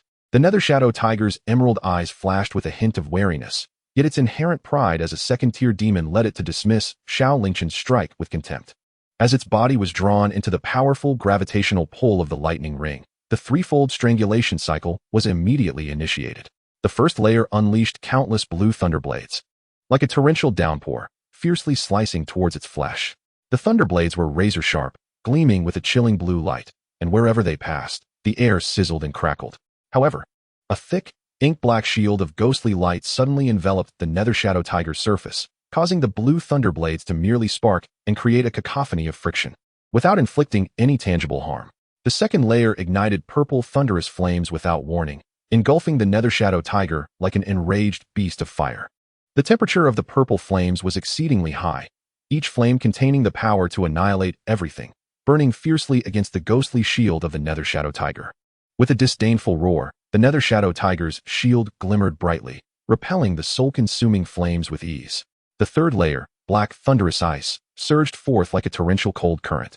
immediately enveloping the nether shadow tiger. This black, thunderous ice emanated a chilling aura that seeped into the bones, as if drawn from the depths of a hellish abyss, seeking to freeze its spiritual flow. Yet the ghostly light surrounding the nether shadow tiger intensified, effortlessly warding off the terrifying cold that sought to penetrate its marrow, allowing its spiritual veins to flow unabated. With each completed cycle, the intensity of the thunderous power increased by 30%. However, the nether shadow tiger, utilizing its formidable demon physique and inexhaustible dark power, steadfastly resisted the threefold strangulation of the lightning ring, rendering the terrifying cycle that could easily crush peers to mere insignificance before it. Provoked by this affront, the nether shadow tiger roared in fury, unleashing a thunderous roar capable of altering the landscape. This roar contained the might of a demon sage, crashing against the lightning ring like an invisible hammer, causing the entire space, along with the radiant prison of lightning, to violently quiver and distort. Then, the nether shadow tiger unleashed its formidable skill, Shadow Kill Shredding Claw. Its massive forepaw, reminiscent of a mountain, rose high, distorting the surrounding space as if pulled taut by an unseen, powerful force. With a sudden tear of its forepaw, a sharp and piercing sound echoed through the air. The ethereal space was rent asunder by the claw, creating a massive black fissure stretching dozens of zhang in length, its edges flickering with ominous dark light, exuding an endless aura of darkness and chill, like a passageway connected to the depths of the abyss. From that fissure, 5 ink-black claw shadows shot forth like cannonballs, carrying an earth-shattering momentum, ferociously lunging towards Xiaolingchen. Wherever the claw shadows traversed, the air was instantaneously torn apart, generating waves of black energy. As the claw winds struck the ground, they carved deep chasms over 100 meters into the earth, reducing the once solid rock to dust and stirring up clouds of debris. This attack covered a fan-shaped area extending 80 meters ahead, with Xiaolingchen caught squarely within its grasp, leaving him nowhere to evade. He felt an overwhelming force crashing towards him, and before he could react, the 5 ink-black claw shadows struck him with tremendous force. In that instant, he felt as though his very insides had shattered, and blood erupted uncontrollably from his mouth. His body was sent flying backward at incredible speed, and before he could land, a powerful spatial force enveloped him, transporting him directly out of the secret realm. All that remained was the triumphant nether shadow tiger, standing proud, roaring in victory. Meanwhile, Zhihao faced the very same second-tier demon, the nether shadow tiger. The only distinction lay in the fact that Zhihao confronted the formidable 5th realm of the netherworld, which was the mid-phase of the second tier, 4th layer of the demon immortal realm. At the first opportunity, Zhihao scrutinized the attribute panel of the imposing black tiger before him. Beast name, Mo Yuaning Shahu, Black Abyss Shadow Tiger. Beast race, Netherworld Shadow Tiger Clan. Beast level, mid-phase second tier, 4th layer. Beast quality, legendary. Beast attributes, power of the nether abyss shadow. Beast skills, Shadow Claw of the Abyss. The foreclaws tear through the netherworld space, unleashing 5 dark claw shadows. Upon striking the ground, they create a chasm 100 meters deep, reducing any rock they touch to mere powder, with an attack range covering an 80-meter fan-shaped area in front. Netherworld Domain, 10,000 shadows devouring souls, unfolds a dark domain with a radius of 800 meters, where light vanishes entirely. All creatures moving within leave behind lingering shadows for 10 seconds, and their own actions are hindered by these shadows, as if ensnared in a mirrored labyrinth. Flora within the domain wilts into black powder within 30 seconds, while water surfaces freeze into a black ice layer inscribed with netherworld runes. Abyssal Roar emits a deafening roar that generates visible black ripples in the air. Any metallic object it contacts rusts and fractures instantaneously, while fine cracks appear on stone surfaces. The shockwave produced can hurl objects within a 50-meter radius to heights of 100 meters, shattering them upon impact. True form of the shadow transforms into a 50-meter tall shadow behemoth, enveloped in swirling black mist. Each strike of its claws releases a torrent of dark energy, producing a sizzling sound as the air along its trajectory is torn asunder. A flick of its tail can conjure a black storm with a diameter of 200 meters, shredding rocks and trees into black particles, as if a rain of obsidian were falling. Beast status, simulated beast, unable to display. Beast potential, simulated beast, unable to display. Beast evolution direction, simulated beast, unable to display. Zhihao gazed upward at the towering netherworld shadow tiger, a majestic black mountain standing before him at a height of 27 meters and a length of 21 meters. The overwhelming pressure emanating from it felt akin to an invisible mountain, weighing heavily upon his heart. Yet, this oppressive force ignited within Zhihao not fear, but rather a fervent flame of battle intent, blazing within his eyes. He instinctively tightened his grip on the inferior-grade immortal weapon, the Thunder Soul Howling Wind Sword, which quivered slightly, seemingly resonating with its master's fervent spirit. Simultaneously, he stamped his foot forcefully, and as the inferior-grade immortal boots, Thunder Shadow Instant Boots, made contact with the ground, a tremendous recoil surged through him. The mid-tier Earth-level movement technique, Thunderlight Step, was unleashed in an instant. A circle of resplendent lightning enveloped his form, akin to a serpentine bolt of electricity dancing around him. In the blink of an eye, his figure transformed into a dazzling streak of lightning, leaving behind a faint afterimage as he surged toward the Netherworld Shadow Tiger with an almost teleportation-like speed. During his charge, his form became unpredictable, sometimes darting forward like an arrow, other times veering suddenly like a wraith, his speed dizzying to behold. Wherever he passed, the air ignited with the formidable force of lightning, crackling loudly as if heralding his advance with a rousing battle anthem. In an instant, Li Zhihao appeared before the Netherworld Shadow Tiger like a specter. Without hesitation, he executed a series of 3 sword techniques from the mid-tier Earth-level swordsmanship, sword-inducing thunder, perfected to an extraordinary level. 6th technique, Thunderstorm Whirl. Li Zhihao became the axis of a whirlwind, spinning at breakneck speed. His velocity reached an apex, drawing the air around him into a massive, visible vortex, resembling a miniature tornado wreaking havoc at his side. Concurrently, the Thunder Soul Howling Wind Sword sliced through the air, manifesting a dazzling array of deadly sword shadows, intricately woven into an impenetrable net. Each sword shadow shimmered with blinding lightning, the thunderous energy surging like a roaring river, emitting crisp crackles as if countless thunder dragons were bellowing within the shadows. As the rotation intensified, these thunder energies clashed and fused, ultimately coalescing into a colossal thunderstorm vortex. Within this vortex, lightning burst forth like a multitude of small bombs detonating in rapid succession, the thunderous roar overwhelming, as though intent on shattering the very fabric of space. The immense suction generated by the vortex was akin to a black hole, mercilessly drawing in everything around it, causing the massive form of the Netherworld Shadow Tiger to sway slightly under the force. Caught within the whirlpool, the Netherworld Shadow Tiger sensed an unprecedented crisis.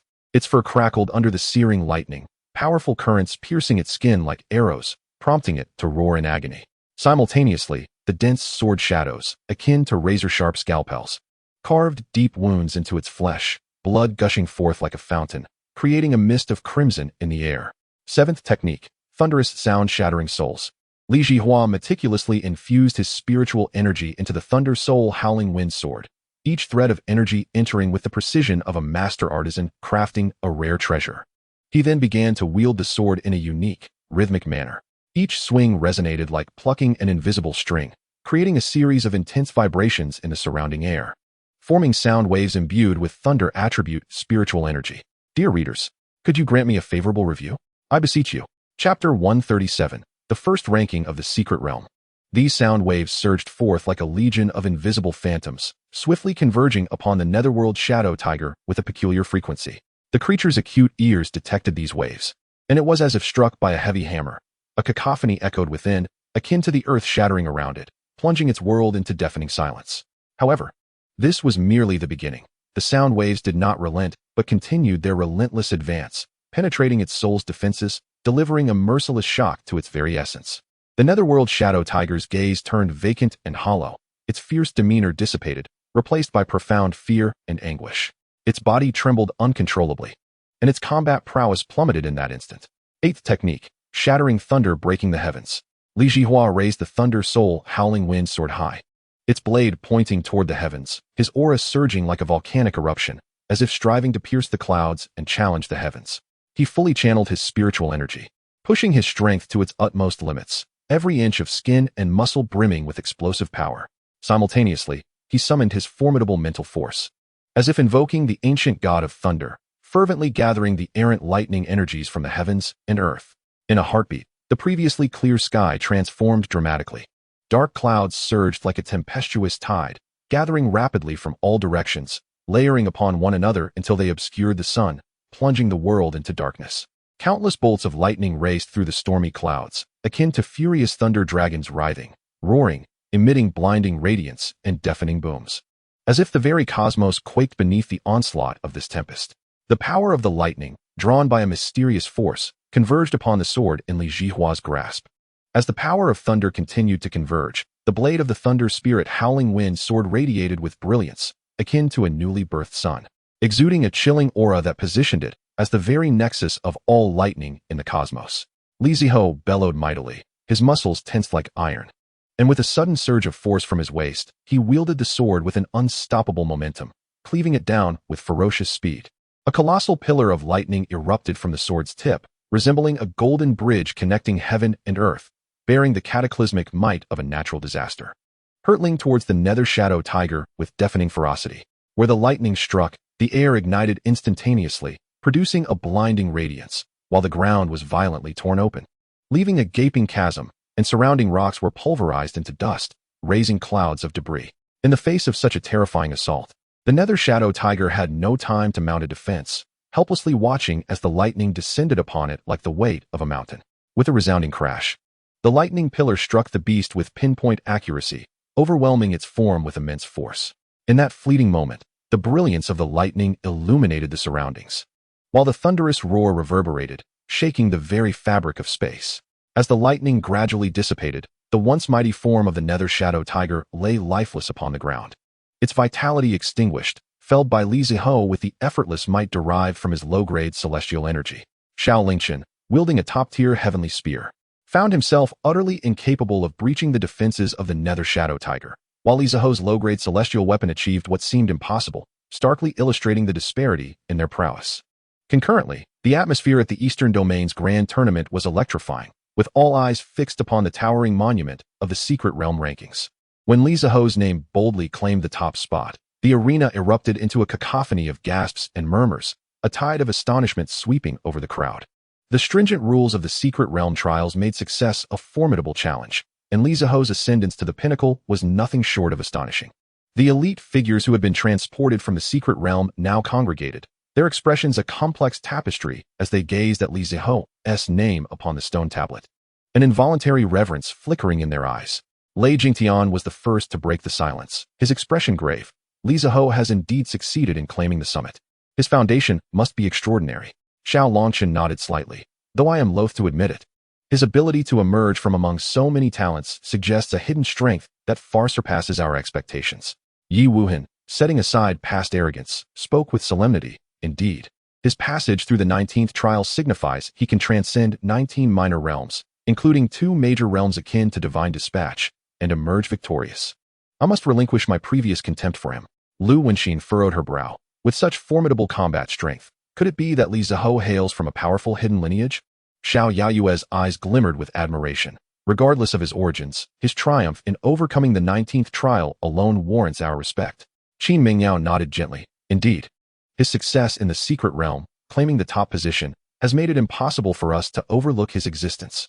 Shiman Ao, shedding his disdain, earnestly declared, "This is indeed true. I had underestimated the talents of the world. Even the renowned Xiao Lingqian of the Eastern Domain only managed to reach the 18th trial. Li Zhihao commands our admiration." Ouyang Qingshua's demeanor grew serious. Compared to him, we pale significantly. Moving forward, we must engage in more rigorous training. Mo Chun, with a deep gaze, concurred, indeed. The emergence of Li Zhihao serves as a clarion call.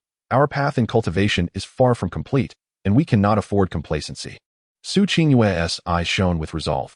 Through this grand tournament, I have truly grasped the meaning of there are always greater talents beyond. We must take Li Zhihao as our benchmark and strive to surpass him. Hua Nungying, putting away his folding fan, said earnestly, the cultivation world of the Eastern Domain is poised for a transformation. Li Zhihao has now become the focal point. It is indeed ironic that we, once the pride of the Eastern Domain, now find ourselves beneath his feet. Sure Baifeng rarely displayed admiration, regardless of irony. His successful ascent in the secret realm marks him as a true paragon among the strong, deserving of our reverence. Yinfong mused, indeed. This grand tournament has imparted an invaluable lesson to us all, reminding us that there are always greater heights to aspire to.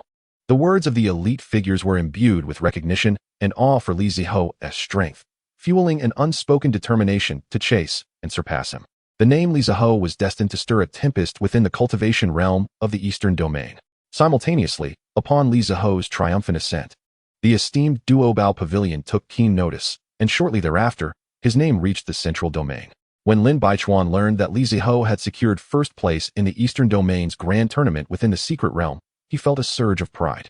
As a junior whom Lin Baichuan had long esteemed, and considering Li Zhihao had gifted his family a mid-grade celestial cultivation technique, a monumental favor that Lin Baichuan held dear, he promptly resolved to journey to the eastern domain to safeguard Li Zhihao. In his view, despite Li Zhihao's extraordinary talent, he was not yet potent enough to disregard the formidable Nine-Yang Empire, a ninth-grade holy land. The Duobao Pavilion sought to court Li Zhihao, but should he decline their overtures, they would not take offense, and would even strive to maintain cordial relations with him. However, other factions might react differently. If angered by Li Zhihao's refusal, they could resort to hostility against him. Thus, Lin Baichuan prepared to head to the eastern domain to shield him from such troubles. Unbeknownst to Li Zhihao, he was currently confronting the demon immortal of the 19th trial, a mid-tier, second-grade 5-layer demon immortal, a colossal sea serpent. Gazing upon its formidable length of 80 meters and girth of 5 meters, even with preparation, Li Zhihao found himself momentarily awestruck. He swiftly examined its attributes panel. Demon beast name, Xianbing Li Jiao. Demon beast species, ancient ice serpent clan. Demon beast level, second grade demon immortal, mid-tier 5 layers. Demon beast quality, legendary. Demon beast attributes, 10,000 years of Xianbing cracked, sea cold current. Demon beast skills, Xianbing Li claw. The foreclaw condenses the essence of 10,000 years of Xianbing, unleashing 3 claw shadows imbued with cracked sea cold current. Upon contact with the target, the surrounding water vapor is instantaneously frozen, forming an intricate web of ice cracks. Rocks struck by this attack shatter into crystalline powder, while metallic objects become brittle and disintegrate, encompassing a fan-shaped area of 120 meters in front. Cracked sea cold current domain. Unfolding a radius of 1,000 meters of frigid domain, the seawater within instantly solidifies into dark blue ice crystals, and snowflakes falling from the sky crystallize into sharp ice spikes upon contact with the ground. Movements of those who enter are hindered by the cold current, requiring double the stamina to move each meter. Plants that encounter the cold current wither instantly and bloom into azure ice flowers, while animals are frozen in the form of ice sculptures. 10,000 years ice howl, emitting a roar infused with the laws of Xianbing. Sound waves form a spiraling cold current shockwave. Clouds that come into contact crystallize into ice spikes that plummet. The shockwave can instantaneously freeze objects within an 80-meter radius, with ancient ice patterns manifesting on the surface of the ice layer. Creatures encased in ice that fail to break free within 10 seconds will be completely crystallized by the cold current, becoming part of the ice sculpture scenery within the domain. Ice serpent true form, cracked sea form, transforming into a 180-meter-long ice blue giant serpent, its body entwined with flowing cracked sea cold current. Its scales are as translucent as 10,000-year-old Xianbing, with each scale etched with wave-like ice patterns. At this moment, the sweeping tail could unleash an ice tsunami soaring to heights of 100 meters, interspersed with countless shards of ice that, upon striking the mountainside, would cleave it into neatly arranged ice blocks. A mere inhalation could conjure a vortex of ice with a diameter of 300 meters, drawing in the surrounding seawater, rocks, and air, freezing them into a colossal ice sphere. Beast status, simulation beast, unable to display. Beast potential, simulation beast, unable to display. Beast evolution direction, simulation beast, unable to display. Upon perusing the attributes of the frost-cracking sea serpent, Li Zhihao could not help but exclaim in astonishment. While other beasts possessed 2 or 3 attributes, this frost-cracking sea serpent had but a singular attribute, ice, an elemental force that, in many respects, rivaled that of thunder. Both are synonymous with formidable power. Li Zhihao contemplated relinquishing the notion of combat, but then recalled the inferior-grade immortal artifacts adorning his body, a veritable arsenal. With this thought, the flames of battle ignited fiercely within his heart. His gaze sharpened, and as a flicker of intent coursed through him, a total of 324 swords, led by the inferior-grade immortal sword Thunder Soul Howling Wind Sword and flanked by 20 auxiliary pseudo-immortal swords, alongside the mid-tier Heavenly Sword Purple Thunder Illuminating the Heavens, began to hover densely above his head. This time, Li Zhihao accorded the mid-stage, 5th-layer frost-cracking sea serpent the respect it duly deserved. However, just as he prepared to unleash his sword formation, the frost-cracking sea serpent had already launched its attack. Li Zhihao's eyes narrowed with hawkish intensity, and as a subtle thought stirred within him, the inferior-grade immortal sword Thunder Soul Howling Wind Sword took the lead, accompanied by 20 pseudo-immortal swords radiating a chilling brilliance, and 300 mid-tier heavenly swords Purple Thunder illuminating the heavens, summoning a total of 324 swords that densely floated above him. These swords seemed to respond to an invisible force, their blades quivering slightly, emitting a series of melodious chimes, as if they eagerly awaited their master's command, heralding the onset of a grand battle. Zhihao understood the formidable prowess of the mid-stage fifth-layer frost-cracking sea serpent all too well. Yet, just as he readied to activate the sword formation for a decisive strike, the frost-cracking sea serpent preemptively attacked. It twisted its massive form, causing the surrounding seawater to surge like tumultuous waves, raising its forepaw high. The already frigid air plummeted in temperature, plunging below freezing in an instant. Upon its forepaw, the essence of millennia-old profound ice rapidly coalesced, emanating an icy blue glow, as if it condensed the chill of ages within. With a thunderous roar that resonated through the heavens, it swung its forepaw with great force, launching 3 claw shadows infused with frigid sea currents like arrows released from a bow. Wherever these claw shadows passed, the space seemed to freeze under the grip of this extreme cold, the air cracking with sharp sounds, forming delicate ice patterns. In the blink of an eye, the 3 claw shadows reached Zhihao, and upon making contact with their target, a terrifying cold current erupted.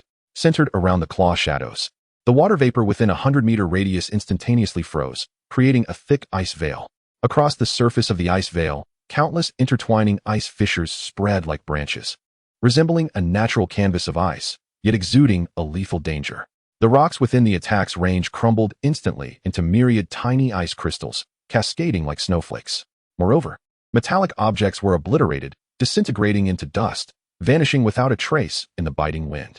This horrific attack covered a fan-shaped area extending 120 meters ahead, where Zhihao found himself enveloped in the onslaught of frigid cold and overwhelming pressure, signaling the commencement of a life-and-death struggle. Sensing the piercing chill and overwhelming might of the frost-cracking sea serpent's ice attribute attack, Zhihao understood the futility of confronting it head-on.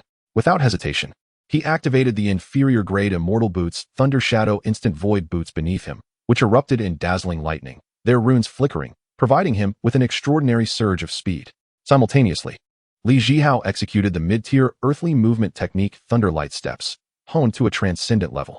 In an instant, a torrent of thunderous spiritual energy surged around him, crashing against his skin like tidal waves. A sharp, electric glint flickered in his eyes as he seemed to resonate with the thunder elements of the world. With a slight tremor, his figure transformed into a radiant flash of thunder, vanishing without a trace. His speed reached its zenith, leaving behind only a fleeting remnant of lightning in the air, as if he had never lingered there. Almost simultaneously with his disappearance, he reappeared several dozen paces away, in a position so unexpected that it completely took the frost-cracking sea serpent by surprise. His emergence was akin to being birthed from the very lightning itself, causing the surrounding space to ripple with the suddenness of his teleportation. The frost-cracking sea serpent, having locked onto Zhihao for its assault, found its attack rendered futile as the claw shadows, laden with frigid currents, smashed into empty air, sending ice shards flying. The formidable ice attribute power gouged deep trenches into the ground, and the edges of these trenches rapidly froze over with a thick layer of ice, spreading outward. Zhihao's lightning-like movement not only skillfully evaded the frost-cracking sea serpent's lethal strike, but also positioned him perfectly for a counterattack. Standing firm, he gradually reined in the lightning radiating from his form, yet his eyes gleamed with a predatory sharpness, ever prepared to retaliate against the frost-cracking sea serpent. With a flicker of thought, the 324 swords hovering above him seemed to receive a silent command, instantly springing into motion. They arranged themselves into 3 concentric circular formations, each layer precisely housing 108 swords, interlocking seamlessly, exuding a chilling sword aura, reminiscent of a finely tuned war machine. Then, the sword formation was activated. In an instant, a tempestuous torrent of thunder attribute spiritual energy erupted from each sword like a volcanic eruption. The once still swords now quaked violently, as if bestowed with life, unleashing thousands of minuscule, yet razor-sharp, thunderblades. These thunderblades flickered with electric light, darting like a throng of ferocious thunder serpents, swiftly enveloping an area of 100 zhang. Each thunderblade contained astonishing power, effortlessly capable of rending the seemingly impenetrable ice armor of the frost-cracking sea serpent, inflicting deep wounds upon its flesh, while also, through unique spiritual fluctuations, adeptly locking onto the serpent's spiritual meridian paths. No matter how the frost-cracking sea serpent twisted its massive body in an attempt to evade, the thunderblades pursued relentlessly, akin to a parasite. Almost simultaneously, the space surrounding the sword formation was disturbed as if stirred by an invisible hand, birthing a terrifying thunderstorm in an instant. Within the storm, lightning darted like silver dragons, accompanied by the deafening roar of thunder, threatening to shatter the very fabric of reality. As it surged forth, the solid ground was obliterated. Pockmarked with numerous craters of varying depths, the once firm soil reduced to dust, swirling into the air. Under the influence of this terrifying power, the sky swiftly darkened as heavy clouds obscured the sun, plunging the entire area into darkness, as if the apocalypse had arrived. The ice-breaking sea serpent found itself ensnared within the thousand-blade thunderstorm sword array in an instant. Amidst the frenzied slashing of the lightning blades and the ferocious assault of the thunderstorm, it emitted agonizing roars, its massive form struggling painfully against the tempest. As if trapped in a quagmire, enveloped in the dire straits of the thousand-blade thunderstorm sword array, akin to a celestial net, the ice-breaking sea serpent felt an unprecedented life-and-death crisis. In a moment of desperation, it raised its head to the heavens and let out a piercing cry, a forceful and chilling aura emanating from its core, spreading outward like a surging tide, causing the surrounding waters to churn violently. Before long, the ice-breaking sea serpent's body began to swell dramatically, transforming into a colossal, ice-blue serpent stretching a staggering 180 meters in length. Its emergence resembled that of a moving iceberg, exuding a bone-chilling cold that seemed to freeze the very souls of onlookers. Wherever it passed, the seawater rapidly crystallized into a thick layer of solid ice, crackling with a sharp sound. The serpent was enveloped by a flowing cold current, shimmering with an eerie blue light, reminiscent of a mysterious force from the depths of the oceanic abyss. The cold current swirled around its immense form, drawing vast quantities of seawater into a series of gigantic whirlpools. These whirlpools, filled with countless shattered ice fragments, collided with one another, producing a crisp and piercing sound. The serpent's scales, as translucent as ancient ice, refracted a kaleidoscope of colors under the interplay of lightning and cold light. Each scale etched with wave-like ice patterns that seemed to harbor enigmatic powers, subtly revealing themselves with the movement of the seawater. As the ice-breaking sea serpent swung its robust and powerful tail, a thunderous roar erupted, akin to a cataclysmic landslide. With a single sweep of its tail, it unleashed a titanic ice tsunami, towering over 100 meters, like a primordial beast breaking free from its confines, roaring forth with an overwhelming force that threatened to consume all in its path. This ice tsunami was no ordinary wave. It was laced with countless razor-sharp ice shards, which, propelled by the ocean's ferocity, flew like swift arrows. As the ice tsunami surged, vast amounts of seawater were hurled into the air before crashing down upon everything nearby. When the tsunami collided with a nearby mountainside, the sturdy rock was instantly sliced into numerous uniform ice blocks, and with the torrent of seawater, the mountain crumbled, creating a chaotic yet magnificent spectacle. Following this, the ice-breaking sea serpent opened its cavernous maw, large enough to swallow an enormous ship, and inhaled sharply. In an instant, a cataclysmic force of suction erupted, forming a 300-meter-wide ice vortex centered around it. This vortex spun wildly, drawing in massive amounts of seawater, large boulders, and air, as if swept away by a fierce gale. Under the rapid rotation of the vortex and the influence of the frigid power, all the engulfed materials froze instantly, coalescing into a gigantic ice sphere. The surface of the ice sphere was uneven, while the seawater inside maintained a tumultuous form, as if time had momentarily halted, showcasing the terrifying power of the ice-breaking sea serpent in its transformed state. Chapter 140. Defeating the ice-breaking sea serpent. At the moment the ice-breaking sea serpent completed its transformation, exuding an overwhelming presence alongside a deluge of seawater and horrific ice power, Li Zhihao's lips curled into a slight smile, a confident grin. He murmured to himself, "You truly are a foolish giant. Do you not realize that water conducts electricity? What good is your size now?" As soon as the words left his lips, Li Zhihao's thoughts whirled like lightning, his hands moving swiftly to weave intricate hand seals. With his gestures, the surrounding errant thunder elemental energy seemed to be drawn by an invisible force, converging towards the thousand-blade thunderstorm sword array like rivers flowing into the sea. The already formidable sword array, infused with this massive influx of thunder elemental energy, shone even more brilliantly, with the arcs of electricity thickening and dancing like dragons. Emitting a deafening roar, the ice-breaking sea serpent, having transformed into its true form, believed it could escape its predicament. Yet, unbeknownst to it, its agitation of the ocean and command over the waters had turned into its death knell. As the power of the sword array surged once more, the violent lightning rapidly conducted through the omnipresent seawater, enveloping the ice-breaking sea serpent in a net of lethal electric arcs. Its vast body had nowhere to hide. Struck by the sudden influx of conductive lightning, its scales crackling under the relentless assault, akin to countless lightning rods piercing through its flesh. The cold currents entwined around the serpent could not stave off the ferocious onslaught of the lightning. Rather, The moisture within the cold current became a conduit for the electric force, allowing it to penetrate its very being with increased ferocity and speed. The ice-breaking sea serpent writhed in agony, releasing heart-wrenching roars that echoed through the air, yet all was in vain. As time elapsed, an increasing surge of violent lightning coursed through the omnipresent seawater into its body, hastening its demise. Its once iron-hard scales, cloaked in millennia of ancient ice, began to crack and shatter under the relentless onslaught of the lightning, crumbling into fine powder. In an attempt to whip up an ice tsunami to disperse the lightning, the water it stirred only accelerated the spread of the electrical force. Before the ice tsunami could even approach the sword array, it disintegrated under the relentless barrage of lightning, scattering into a flurry of icy shards. Desperately, the ice-breaking sea serpent opened its enormous maw, attempting to create an ice vortex to consume the lightning. But the rapidly spinning vortex of water and ice became an efficient conductor for the electrical force. The surging lightning flooded into its mouth like a bursting dam, mercilessly scorching its throat and insides. Its body, besieged from within and without, gradually became riddled with wounds. The vitality housed within its massive form extinguished rapidly under the destructive force of the lightning, like a candle flickering in the wind as it struggled futilely. Ensnared in a web of despair, watching helplessly as it succumbed to annihilation, becoming a lost soul beneath the thousand-blade thunderstorm sword array. Meanwhile, in the Yinfong kingdom, over 30 years of rapid development had transpired. At this moment, the Li family stood strong and formidable. During these 3 decades, the population of the Li family had exploded, soaring from a mere 10 million to an astonishing 5 billion. Among them, there were 120,000 in the harmonization stage, over 5 million in the out-of-body stage, and more than 80 million in the divided spirit stage. As for those in the nascent soul and golden core stages, they were too numerous to count. Simultaneously, the female resources throughout the Yinfong kingdom had been almost entirely controlled and exploited by the Li family.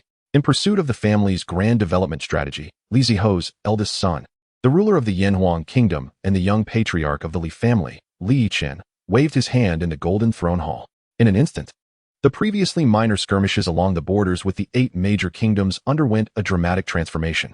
Li Yichen commanded that for each of the 8 kingdoms, a harmonization stage expert and 10 out-of-body stage experts be dispatched. This elite force, upon entering the battlefield, shattered the defenses of each kingdom with overwhelming ease and led their fierce army straight into the heart of the countries. Within merely a month, the 8 major kingdoms were entirely conquered by the Yinfong kingdom. Following the occupation of the 8 kingdoms, the 10 legions of the Yinfong kingdom swiftly regrouped and set their sights on the Tianwu dynasty. After 3 months of relentless warfare, under the command of 8 formidable beings in the fusion stage and the strong support of 80 experts in the out-of-body stage, the 10 legions of the great Yin dynasty surged forward with unstoppable momentum, ultimately laying siege to the capital of the Tianwu dynasty. Within the opulent golden palace of the Tianwu dynasty, the atmosphere was thick with tension, suffocating in its intensity. The ruler, Zhang Tiexin, bellowed hoarsely at the court. "Chancellor, did you not solemnly vow that 3 dynasties would come to our aid? Where are the reinforcements? And what of the promised experts from the Xian dynasty? Why have they yet to make an appearance?" Alas, the unfortunate Zhang Tiexin remained blissfully unaware that the Xian dynasty had indeed dispatched 5 experts in the tribulation stage to assist him, only for them to be ambushed and annihilated on their journey by 8 fusion stage members of the Li clan. Each member of the Li clan practiced supreme celestial techniques, wielding artifacts of power far surpassing their own levels, effortlessly vanquishing foes of higher cultivation. The odds were overwhelmingly in their favor, as it was 8 against 5, rendering the outcome utterly inevitable. With the fall of these 5 experts, the Xian dynasty was thrown into a state of panic and disarray, preoccupied with its own survival to lend any thought to others. Faced with the relentless barrage of inquiries from Zhang Tiexin, the courtiers, including the chancellor, trembled in fear, bowing low and remaining silent, unsure of how to respond. In that moment, a profound sense of despair and shared sorrow enveloped the hall, sweeping through every heart like a chilling tide, inescapable and haunting. Just as this despair and silence threatened to consume the golden palace, an overwhelming presence descended, as if the heavens themselves had unleashed their might. In an instant, Li Yunshan's figure appeared, silent yet exuding an unparalleled authority, standing before the throne in the very center of the golden palace. At this moment, Li Yunshan's cultivation had ascended to the mid-fusion stage, merely 3 levels below his father, Li Zhihao. He cast a cold gaze over the assembly, uttering not a single word, merely gesturing with his hand. In that seemingly casual motion, a sword light, unremarkable in appearance yet imbued with supreme power, erupted into being, sweeping across the hall at a speed beyond mortal comprehension. Wherever the sword light passed, heads rolled. In the blink of an eye, all present, the ruler, the chancellor, and the court officials, were utterly extinguished, their lives snuffed out in an instant. Thus, the Yinfong kingdom underwent a formal transformation, ascending to a higher stage as the Yinfong dynasty. The newly established Yinfong dynasty now possessed a territory 100-fold more expansive than before, providing ample opportunity for the Li clan to flourish and grow in safety for a time. Throughout the annals of the cultivation world, it is likely that no other faction has dared to expand its population as recklessly as the Li clan. Within the Li clan, all male members reaching the age of 16 are mandated by family law to marry at least 10 partners, with some taking in hundreds. The lifestyle of these males is exceedingly regimented. They either engage in daily closed-door cultivation or tirelessly procreate day and night. Meanwhile, their numerous partners are either nurturing pregnancies or preparing for the next conception. Even those male members of the Li clan with diluted bloodlines, lacking cultivation roots, are paired with meticulously selected partners possessing spiritual roots. As for the vast female population of the Li clan, their lives are chaotic and scandalous, each surrounded by a horde of lovers. The direct consequence of this is that, even if they discover they are pregnant, they are often unable to ascertain the identity of the biological father. Once the child is born, they invariably take the surname Li. In the Li clan, an individual's status and honor are not determined by their level of cultivation, but rather by the fertility of their descendants and the sheer number of progeny they produce. The quantity of offspring serves as the sole metric of their mutual esteem. Shifting scenes back to Zhihao, as brilliance flickered, the guardian beast of the 20th level gradually materialized before him. Upon closer inspection, it was a colossal avian creature, a member of the ancient Peng species, measuring approximately 60 meters in length, with a wingspan reaching an astonishing 120 meters when fully extended. Zhihao's expression hardened. He dared not underestimate this foe. Quickly focusing on the attribute panel that appeared before him. Chapter 141. Confronting the terrifying Golden-Winged Storm Peng Beast. Name: Golden-Winged Storm Peng Beast Species. Ancient Peng Clan Beast. Level: Second Tier Celestial Beast, Mid-Stage. Level 6. Beast Quality: Legendary Beast Attributes. Heavenly Wind Space Rift Beast Skills: Riftwind Claw. Claws infused with the principles of Heavenly Wind, unleashing 6 claw shadows that tear through clouds and rend mountains asunder, covering a range of 150 meters. Heavenly Wind Domain: unleashing a domain of raging winds with a radius of 1,200 meters, forming visible vortexes of wind blades within. Flying artifacts are shredded, and biological movement becomes akin to wading upstream, each step requiring the breaking of tangible wind walls. Spatial rending: flapping its wings to tear through space, transforming into a golden blur that traverses rifts, leaving 10 residual wind blade shadows in its wake.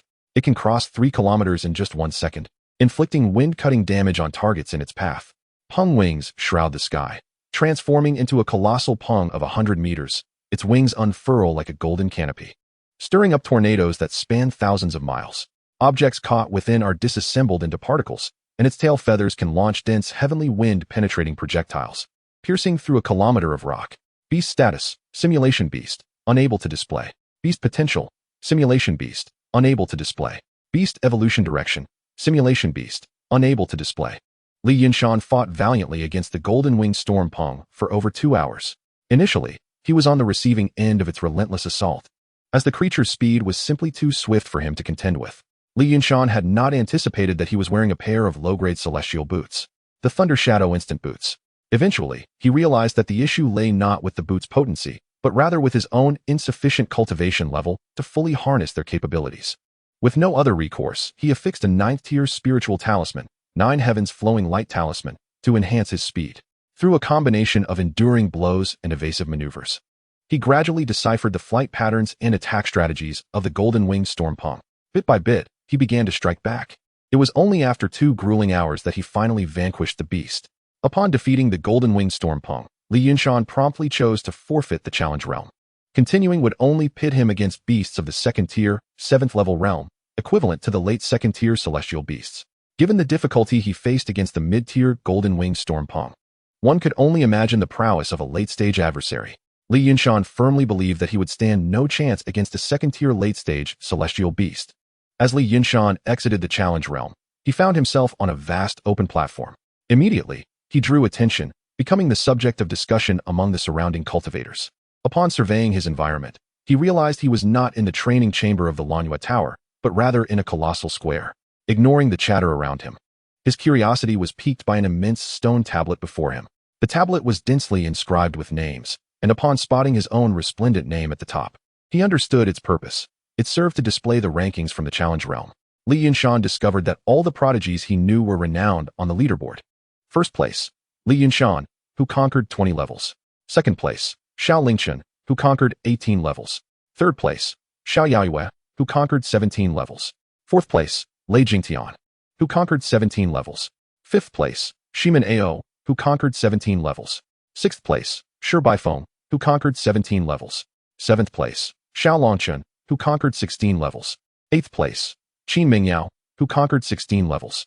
Ninth place, Yinfong, who conquered 16 levels. 10th place, Imo Chun, who conquered 16 levels. The other prodigies known to Li Yunshan were all ranked within the top 100, while this stone tablet displayed the rankings of a total of 10,000 prodigies. As Li Yunshan gazed at the rankings on the tablet, a familiar voice echoed in his mind, "Son-in-law, come here." Soon, Li Yunshan realized the identity of the voice. It belonged to his father-in-law, Lin Huayuan. Utilizing his divine sense, Li Yunshan quickly discerned his location and, with a swift teleportation, arrived at Lin Huayuan's side. "Father-in-law, what brings you to the Eastern region?" Lin Huayuan chuckled and replied, "It's because of your participation in the Eastern Region Prodigy Tournament that the old man was stirred. So, I, along with the old man, hurried here to the site of the competition." Li Yunshan, unperturbed, responded, "Oh, did you and the old man come to watch me compete in the tournament?" "Yes and no. Primarily, it's because you have been making quite a name for yourself in this tournament, and the various factions in the Eastern region will undoubtedly attempt to win you over. Given your character, we have some understanding that you would not acquiesce to their advances. The old man is concerned that if they fail to recruit you, it may lead to adverse consequences for you. Hence, we rushed here to deter those factions from harboring any ill intentions towards you. At this moment, the old man has already declared that you are the favored son-in-law of the Lin family. I believe these factions will no longer have the audacity to provoke you." Upon hearing Lin Huayuan's words, Li Yunshan suddenly realized the gravity of the situation and inwardly reflected on his recklessness in participating in the Eastern Region Prodigy Tournament. Although he regarded his combat prowess as exceptional, he had yet to fully mature. Presently, his strength was at most equivalent to that of a second-tier loose immortal, perhaps even less. After all, a second-tier demon immortal could not be compared to a second-tier human cultivator, despite the demon immortal's superior physique. They would likely falter against an equally ranked human cultivator due to the latter's versatile and adaptive combat techniques, while the former's methods tended to be rather singular. As Li Yunshan contemplated the scale of the Eastern Region Prodigy Tournament, he recalled that the strongest factions were the 9th-ranked Sacred Grounds, along with numerous 8th-ranked Sacred Grounds. The second-tier loose immortals and 8th-tier powers could likely extinguish him with a mere breath. This thought sent a chill down his spine. He quickly bowed and clasped his hands in respect to Lin Huayuan, saying, "This matter is indeed a lapse in judgment on my part, causing you and the old man undue worry." Lin Huayuan, seeing that Li Yunshan had grasped the key point, nodded approvingly and said, "You have yet to meet the old man, have you? He has always held you in high regard. Let me take you to see him now." Chapter 142, Battling Imo Chun, the master brother of the Myriad Laws Academy. "Very well, father-in-law. I am eager to witness the grandeur of such a formidable elder." Soon, the two teleported to a grand living room. Upon their arrival, Li Yunshan beheld an elderly man with flowing white hair, exuding an aura of ethereal grace, seated above them. At that moment, Lin Huayuan bowed respectfully and announced, "Father, I have brought Li Yunshan." The elder slowly opened his eyes and fixed a penetrating gaze upon Li Yunshan. Sensing the scrutiny, Li Yunshan hastily bowed and said, "I am Li Yunshan, honored to meet the elder. I also express my gratitude for your presence in shielding me from unnecessary troubles. I will forever remember this kindness." At this moment, Lin Baichuan regarded Li Yunshan much like a cherished descendant, speaking gently, "You need not be so formal, Yunshan. We are all family here, no need for pleasantries. Your talent surpasses my expectations, surviving through 20 levels of such a challenging secret realm. That is a remarkable feat, traversing through 20 small realms, including 2 major realms. The younger generation is indeed formidable." Li Yunshan, feeling somewhat embarrassed, replied, "I apologize for any embarrassment caused, elder." Lin Baichuan raised an eyebrow, pondering that this young man was hardly modest. However, he refrained from further commentary and simply stated, "Very well, you may proceed to the tournament venue. I suspect they are about to announce the rules for the upcoming matches." "Understood, I take my leave." Upon arriving at the tournament site, Li Yunshan found that the enormous stone tablet had vanished, replaced by 50 dazzling competition stages, each radiating brilliance, clearly fortified with formidable formations. Simultaneously, a resonant voice reverberated throughout the venue, proclaiming, "Congratulations to the top 1,000 prodigies of this Eastern Region Prodigy Tournament. You are the CRME de la CRME, the pillars of the Eastern Region, and the future S mainstay. You have emerged from over 300 million prodigies of your age group to secure your place among the top 10,000. The value of this achievement is immensely high. However, only the top 1,000 will proceed to the subsequent tournament matches. The next phase will entail group matches, wherein 250 groups will be formed from the top 1,000, each consisting of 4 individuals, with each member facing off against one another, allowing the top 2 to advance while the rest will be eliminated. Now, we shall begin the group assignments. Prodigies, please take note of the secret realm tokens in your possession. The group results will be displayed on the tokens. Moments later, Li Zhihao learned of his grouping situation, Group 48, which included himself. Under the guidance of the staff, he soon found himself at stage 48. According to the staff's introduction, the other 3 competitors were Sun Yang, who was in the late stage of the fusion realm, Lu Hu, who had attained the consummate stage of the fusion realm, and a renowned prodigy across the eastern region, Mo Chun. Li Zhihua gazed at him in astonishment, while also curiously scanning his attribute panel. Name, Mo Chun. Gender, male. Age, 304. Identity, master brother of the Myriad Laws Academy. Realm, mid-stage of the tribulation crossing. Spiritual root, heavenly spiritual root. Physique, ethereal body. Comprehension, divine enlightenment. Techniques, high-grade heavenly technique myriad laws returning to origin. Spells, high-grade heavenly spell myriad laws returning to one seal, great accomplishment. Premium earth-grade defense, law manifesting heaven and earth, great accomplishment. Premium earth-grade movement technique, star river reflection, great accomplishment. After reviewing Mo Chen's attribute panel, Li Zhihua had to admit that the title of prodigy was well-deserved. Whether it be the heavenly spiritual root, the ethereal body, or the divine enlightenment comprehension, all were exceptional. Moreover, he had mastered 3 techniques, with all spells reaching the great accomplishment stage, and all being of premium earth grade or higher. Witnessing such a prodigy ignited a fierce determination within Li Zhihua. Similarly, as Li Zhihua assessed Mo Chun, the latter was scrutinizing him in turn. Mo Chun felt a whirlwind of emotions. As the foremost prodigy of the Eastern region, he had always held a lofty sense of pride. Yet, through this secret realm tournament, he found himself overshadowed by this individual before him, who was under 100 years old and only possessed late-stage fusion realm cultivation. Mo Chun quickly assessed their respective combat strengths. While Li Zhihua's power to battle beyond his level was remarkable, he believed he too was capable of contending against stronger opponents. And his true combat prowess was not inferior to that of Li Zhihua. As these thoughts coursed through his mind, the fighting spirit within Mo Chun surged fervently, and the two stood approximately 6 meters apart, gazing intently at one another. Soon, the group matches commenced, with Li Zhihao pitted against Lu Hu, and Mo Chun facing Sun Yang. Both swiftly vanquished their adversaries. As Li Zhihao and Mo Chun ascended the arena, the spectators surrounding them began to murmur excitedly, their voices rising like waves, piercing the heavens. A young male cultivator exclaimed, "Look, look, is that Li Zhihao?" A nearby female cultivator swiftly inquired, "What did you say?" "That is indeed Li Zhihao, the underdog who secured first place in the secret realm competition?" The young male cultivator responded eagerly, "Yes, indeed. He successfully navigated through 20 stages in the secret realm, overcoming adversaries from 2 major realms and 20 minor realms. I never anticipated such a dazzling prodigy would emerge at this East Region Talent Conference." Not only were the cultivators discussing Li Zhihao, but the admiration for Mo Chun was equally fervent. A young cultivator clad in the robes of the 10,000 Laws Academy proclaimed with bravado, "I cannot believe it. Our senior brother is about to make his move. Humph, what is a mere underdog champion from the secret realm to him? He isn't even worthy to carry our senior brother's shoes. Li Zhihao will never shake the illustrious reputation of our 10,000 Laws Academy.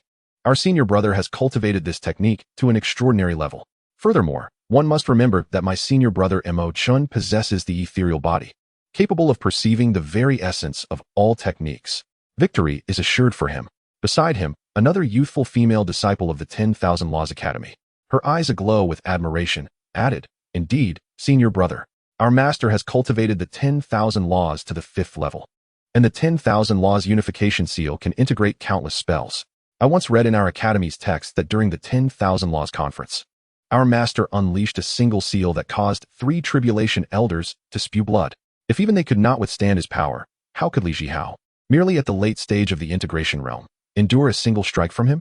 Meanwhile, an elder from a different sect stroked his beard and remarked, "This prodigy, Mo Chun, achieved the initial stage of tribulation at around 300 years of age, endowed with the ethereal body and the supreme comprehension of divine understanding. His talent is among the finest in the entire East region, and he has mastered the pinnacle techniques of the 10,000 Laws Academy to an elevated realm. I fear this sudden emergence of Li Zhihao may not pose a challenge to Mo Chun." On the other side, an astute wandering cultivator, brimming with excitement, shared with his companion, "Did you know? Senior brother Mo Chun's Dharma form is a top-tier Earth-grade defensive technique, cultivated to the great completion stage. Once unleashed, it manifests as a self-contained world, impervious to all. I believe it would be quite difficult for the underdog Li Zhihao to achieve a swift victory against Mo Chun, who excels in head-on confrontations." His companion echoed the sentiment. Does this mean the sole underdog in this East region talent competition will falter against Mo Chun? But then again, who is Mo Chun? He ranks among the most exceptional talents in the entire East region. No mere underdog can hope to rival him. Yet, support for Li Zhihao was equally fervent. A composed elder, evidently from a prestigious sect, addressed his disciple, "My dear student, while you believe Li Zhihao cannot surpass Mo Chun, have you considered that he triumphed through 20 stages in the secret realm? That is a tangible achievement of transcending 2 major realms and 20 minor realms. If he were devoid of skill, could he have accomplished such feats? Moreover, do you truly know if he has reached his limits? I find my perspective contrary to yours. It will be exceedingly challenging for Mo Chun to prevail over Li Zhihao." Another young male cultivator, evidently a supporter of Li Zhihao, boldly declared to the disciples advocating for Mo Chun, "You claim the 10,000 Laws Academy's techniques are invincible, but why then is it merely an 8th-grade holy land? Why has it not unified the entire East region's cultivation world? In simpler terms, the 10,000 Laws Academy's mastery is not as formidable as you assert. Just watch and see how Li Zhihao will defeat Mo Chun." A seemingly carefree young male cultivator waved a folding fan, jesting, "What an intriguing duel. One side boasts a deeply rooted master of myriad techniques, an experienced elder of the 10,000 Laws Academy, while the other is an audacious, boundless newcomer. The 10,000 Laws unification is not merely a name. Let us witness how this underdog, Li Zhihao, will dismantle it. I eagerly await their impending clash." As the crowd continued their animated discussions, the referee's voice rang out, "Gentlemen, are you prepared?" Upon seeing both Li Zhihao and Mo Chun nod in affirmation, the referee continued, "The rules require no elaboration. Strike to the point, and the contest is merely to determine victory, without endangering lives. Now, let the duel commence."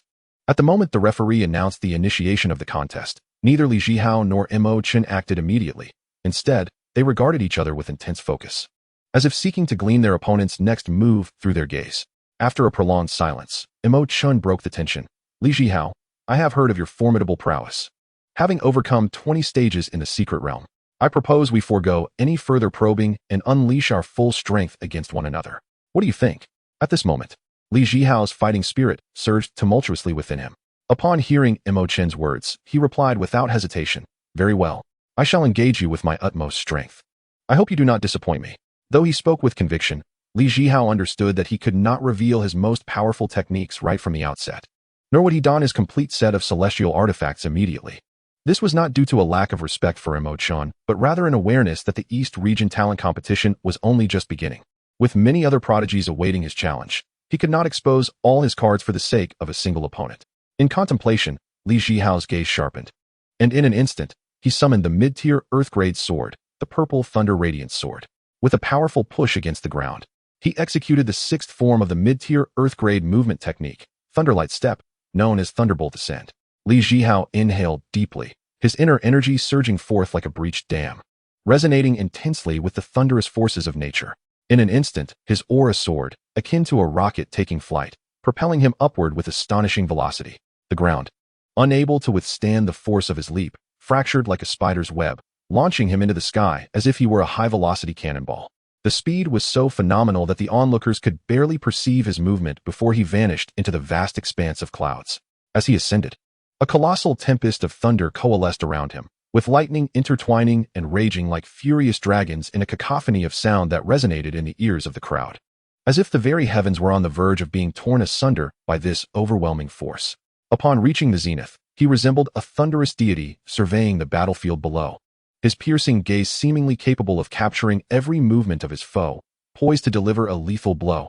instilling in Mo Chen an immense psychological burden and formidable intimidation.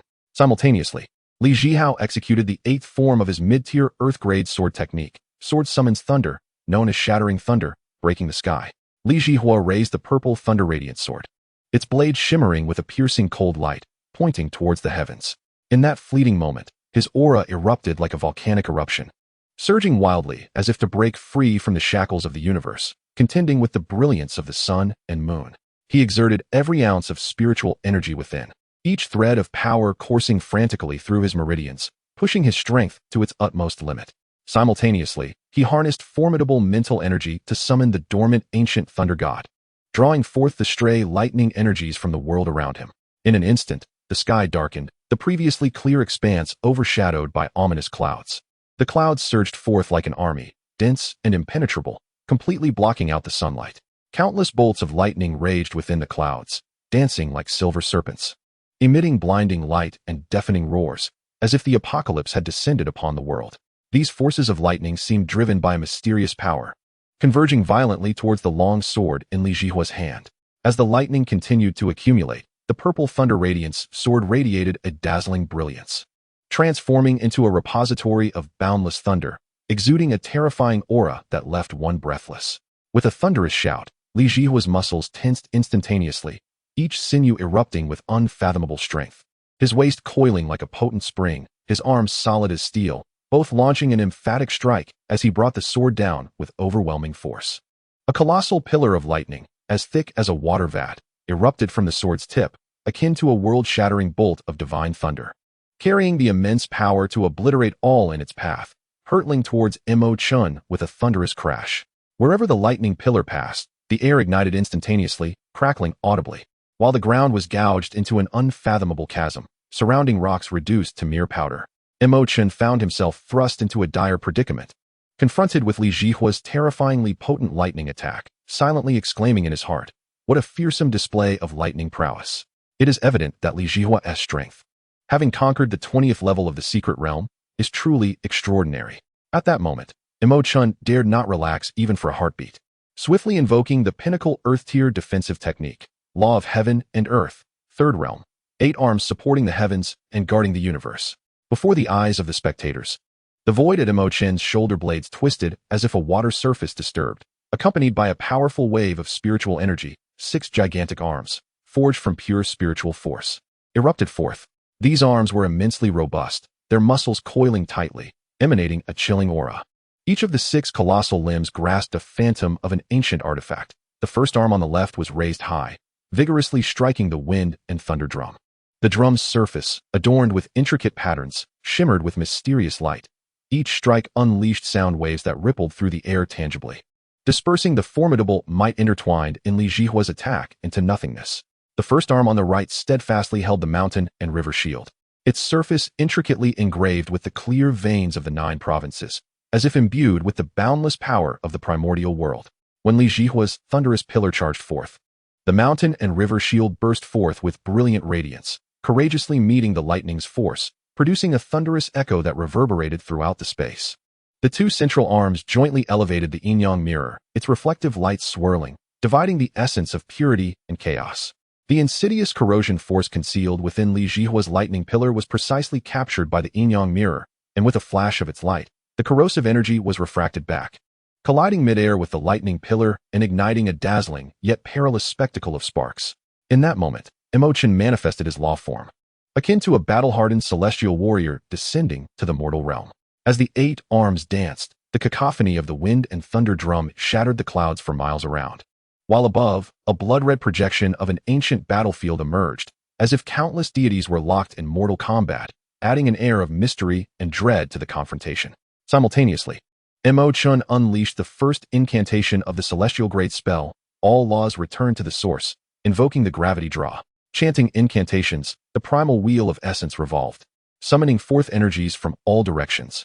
With each word uttered, the void resonated with thunderous echoes, as if harmonizing with the very laws of nature. As the incantation unfolded, a silver star sphere appeared in the palm of Mo Chun, rapidly expanding into a 3-zhang-wide domain of gravitational influence.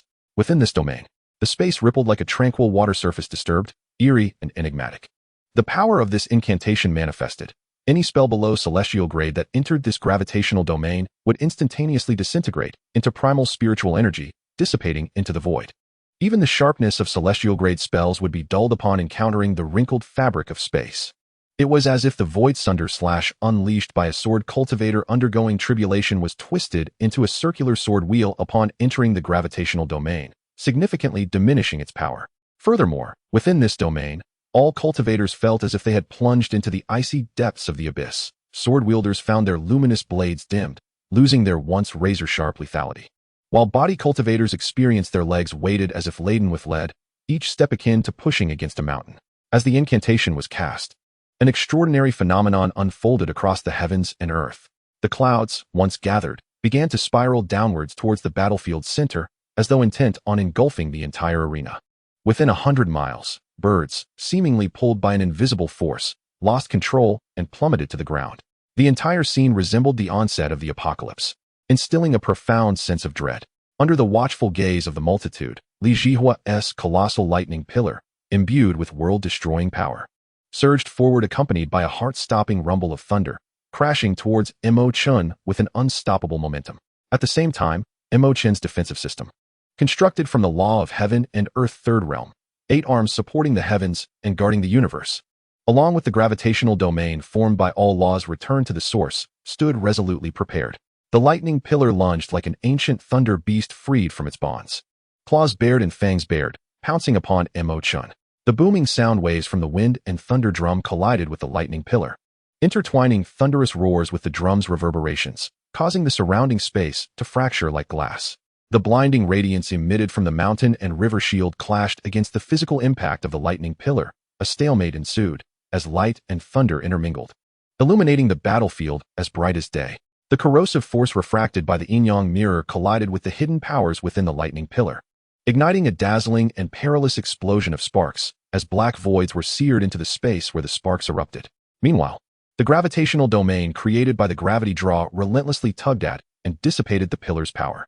Under the influence of the gravitational domain, the once straight trajectory of the lightning pillar began to twist, the overwhelming force striving to tear it apart, reducing it to primal spiritual energy flows. However, the power of Li Zhihua's lightning pillar was too formidable. Despite being persistently weakened by the gravitational domain, it continued to advance defiantly towards Mo Chun. In this fierce clash, the ground appeared to be mercilessly kneaded by an invisible hand. The solid rocky surface was instantaneously pulverized into dust, swept up by the tremendous force, creating a dust cloud that blotted out the sky. Centered around the two combatants, massive chasms gaped open in the ground, resembling wounds in the earth itself, spreading outward.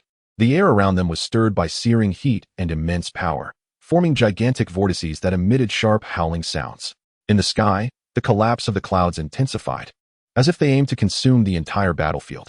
The spiral clouds resembled a colossal funnel, continuously compressing downwards, causing the pressure within the battlefield to surge dramatically. Countless bolts of lightning flickered wildly within the clouds, seemingly rallying for this fierce confrontation, or perhaps enraged by the overwhelming power, ready to join the fray at any moment. Both Li Zhihua and Mo Chun remained utterly focused, their eyes locked onto each other's formidable assaults. Li Zhihao's gaze was resolute, and his spiritual energy surged tumultuously, continuously infusing power into the lightning pillar, striving to breach Mo Chun's defenses. Mo Chun, equally determined, gritted his teeth, veins bulging on his forehead, exerting every ounce of strength to maintain the operation of his Dharma manifestation and spell, preventing the lightning from penetrating his defenses. The fabric of their garments billowed violently in the wake of the tremendous airflow. Their hair danced wildly, yet this did not distract them from their intense, evenly matched confrontation. Chapter 145, The Battle Against Mo Chun, the senior brother of the 10,000 Laws Academy. As the two forces clashed persistently, the energy fluctuations on the battlefield intensified, reminiscent of a nuclear bomb poised to detonate at any moment, leaving the onlookers in a state of profound shock and trepidation. They held their breath, eyes glued to the scene, fearful of missing a single moment. The fierce exchange persisted for a full hour, and now both combatants had ceased their attacks, staring intently at one another. Mo Chun, his expression grave, turned to Li Zhihao and stated, "Next, I shall unleash my most formidable strike. If you can withstand it, I shall willingly concede defeat." Without hesitation, Li Zhihao replied, "Unleash it. I shall endure." Mo Chun continued, "This technique is one I can scarcely control myself. Should I inadvertently harm you, I hope you will not hold it against me." Upon hearing this, Zhihao fell silent, evidently gathering his strength in preparation. With a serious demeanor, Imo Chun initiated his assault. He executed the pinnacle of his Earth-grade defensive spell, Dharma Manifestation of Heaven and Earth. Invoking its most powerful fourth form, the mustard seed encompasses the cosmic universe. With a forceful stamp of his foot, the solid arena shattered like thin ice. Countless luminous spiritual root tendrils, seemingly alive, darted into the depths of the earth through the fissures at breakneck speed. Simultaneously, his crystalline golden form became ethereal and hazy, resonating intensely with the surrounding mountains and earth, as if merging into one. In an instant, a mysterious and formidable force emanated from Imo Chun, radiating outward. A solitary peak 300 miles away appeared to succumb to an invisible, colossal force, abruptly truncated as rocks erupted like a torrential downpour, creating a scene reminiscent of a divine axe cleaving through reality, leaving all spectators in awe.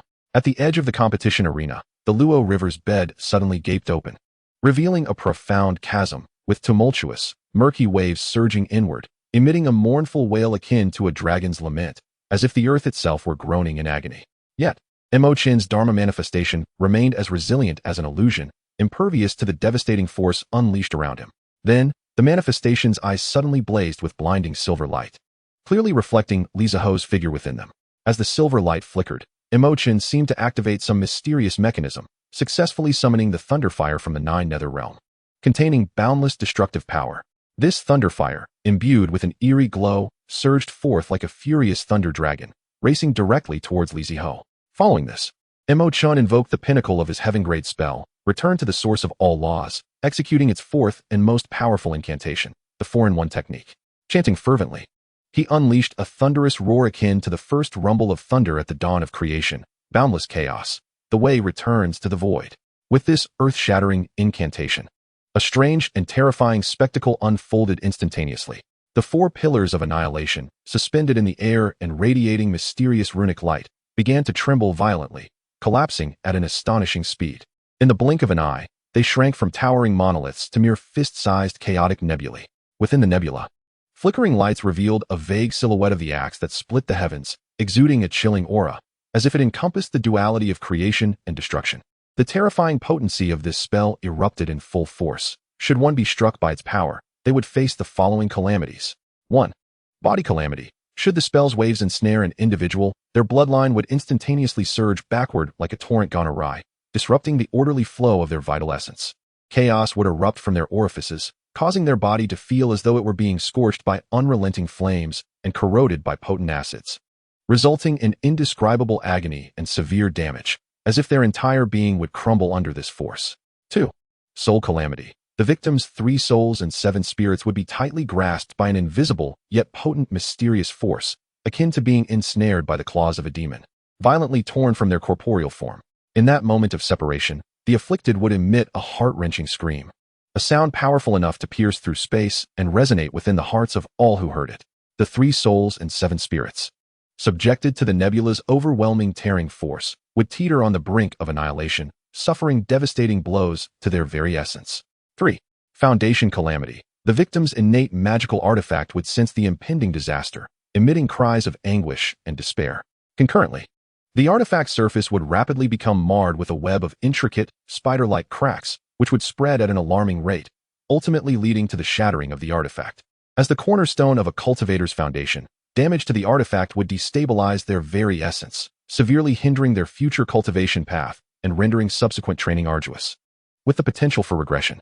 4. Path erosion. For those possessing the dual water and fire spiritual roots, being struck by the spell would result in irreversible, severe erosion of their roots. Henceforth, they would be doomed to a lifetime of profound fear of both cold and heat, a terror not born of the mind, but rather an instinctive reaction to the distortion inflicted by the spell's power. Even the slightest temperature fluctuations would induce a sense of imminent peril, severely restricting their daily cultivation and existence, making the utilization of their roots exceedingly difficult. With the path of cultivation fraught with thorns. 5. Sword cultivator. For sword cultivators, their cherished innate flying swords would become enshrouded in an everlasting rust that could never be eradicated. Once radiant and sharp, capable of severing all obstacles, they would now appear dull and lifeless, the rust acting as a demon's mark etched into the blade. This layer of corrosion would not only mar the sword's appearance, but also diminish its power significantly, severely undermining the efficacy of the intricate techniques wielded by the sword cultivator, thus greatly impairing their strength in battle. 6. Body cultivator. Body cultivators, who hone their physical form through the might of their vital essence, striving for the utmost physical fortitude, would find that being struck by this spell would leave a hidden chaotic wound at their essence core whenever they exerted themselves, attempting to unleash their powerful techniques or martial skills. This concealed injury would awaken with the ferocity of a demon, inducing excruciating pain akin to countless steel needles piercing their insides. This agony would not only severely hinder their ability to wield power, but also render their journey of enhancement nearly impossible, with each attempt at breakthrough accompanied by immense suffering. Chapter 146. The Battle Against Mo Chun, the senior brother of the 10,000 Laws Academy, with the full force of the spell unleashed.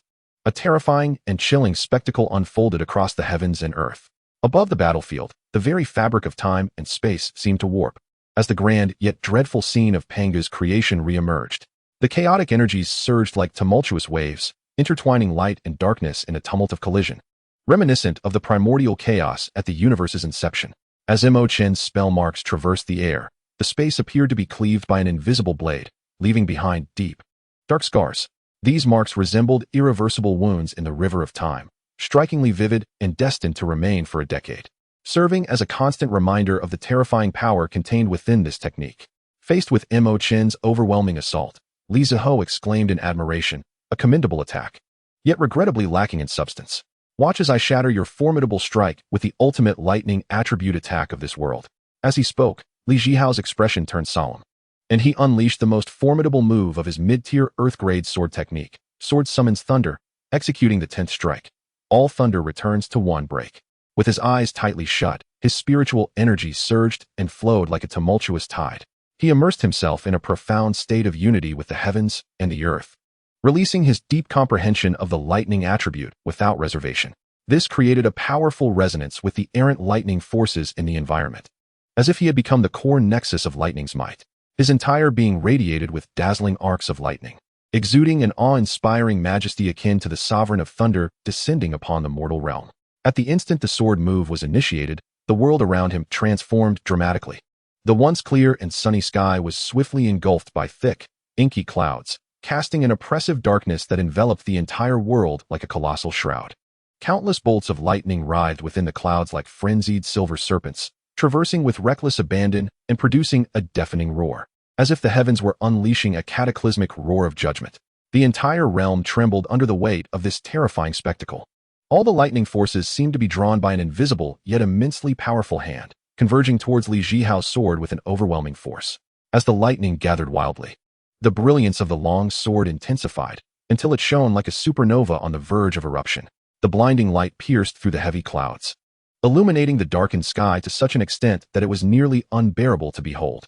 Suddenly, Li Zhihao opened his eyes, a piercing brilliance flashing within, akin to a divine bolt of lightning cleaving through the darkness, imbued with unparalleled sharpness and determination. He then let out a thunderous roar, a sound that reverberated across the expanse, causing the air around him to vibrate violently. At the same time, he thrust his long sword with all his might. In that fleeting moment, a sword aura imbued with the power to annihilate the heavens and the earth surged forth from the tip of the sword. This aura coalesced the might of myriad thunders, enveloping an endless aura of destruction, as if it were a judgment from the celestial realm. Wherever the sword aura passed, the space appeared to be sliced apart, emitting a sizzling sound, and everything was instantaneously reduced to dust. The solid ground cracked like fragile parchment, with enormous fissures radiating outward like a spider's web. In the distance, mountains collapsed under the impact of the sword aura, peaks shattered, and boulders tumbled. This sword aura, infused with the power of myriad thunders, first struck like an indomitable blade, piercing through Mo Chen's manifested form. The once seemingly indestructible form crumbled before the terrifying sword aura, torn apart in an instant, leaving a gaping void. Subsequently, the residual force of the sword aura continued unabated, bearing down upon Mo Chen's most formidable spell. Faced with the unstoppable advance of the sword aura, Mo Chen's spell, despite its desperate resistance, appeared feeble and ineffective against the overwhelming might of all thunder returns to one break.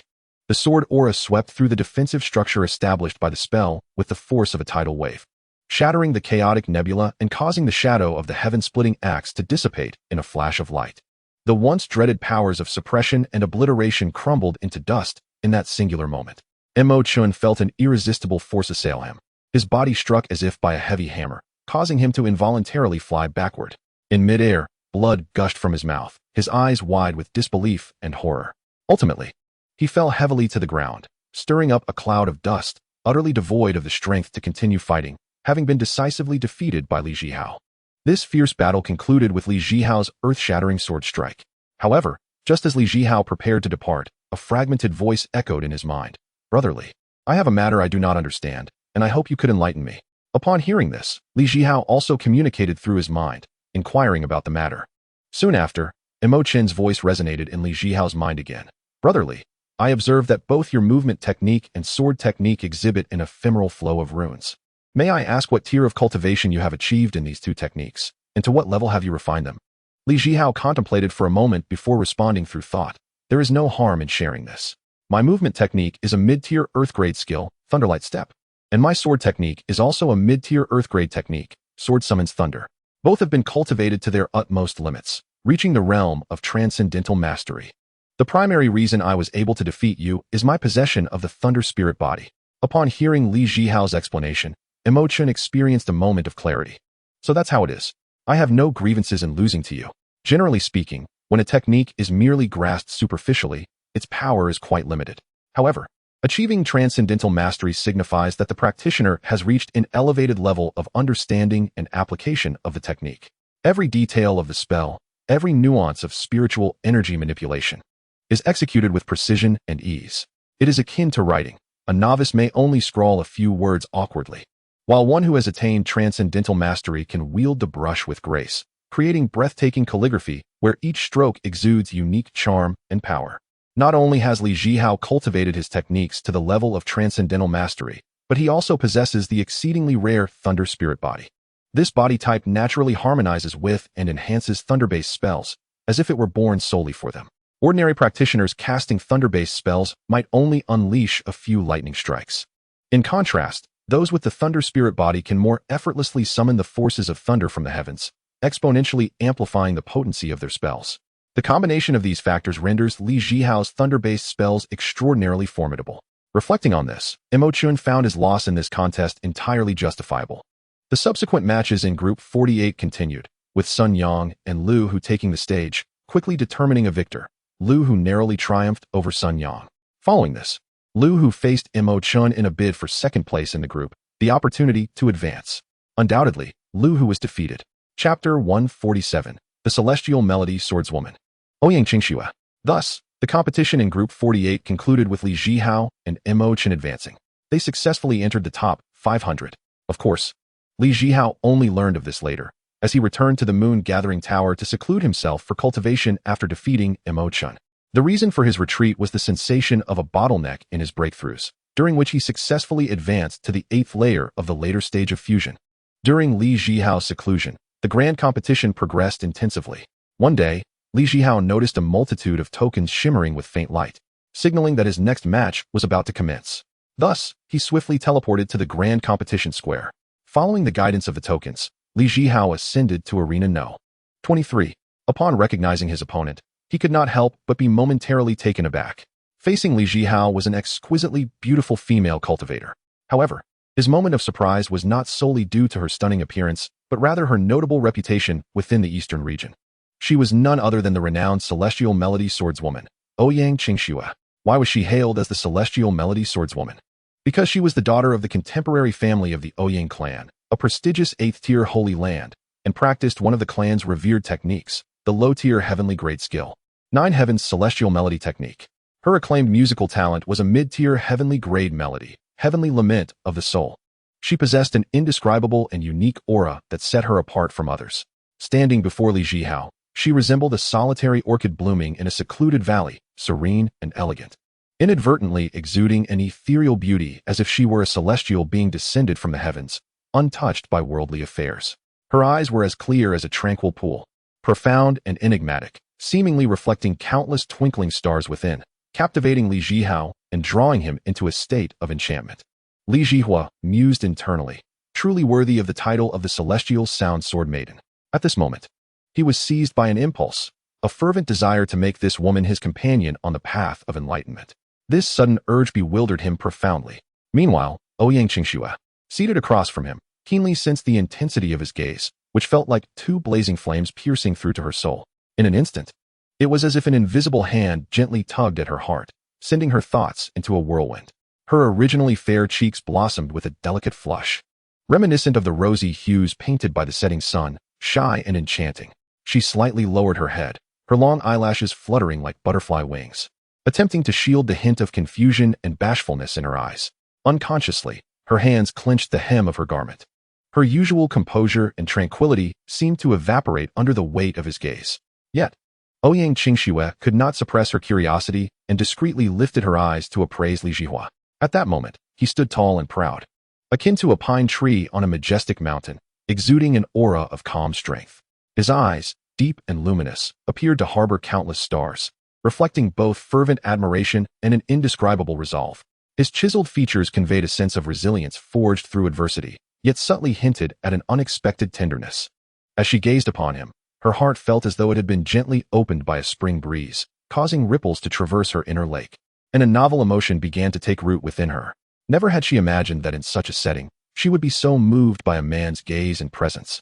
As though the person before her was the culmination of her 200-year-long wait, Li Zhihao seemed utterly absorbed in admiring Ouyang Qingxue and remained blissfully unaware of her peculiar state.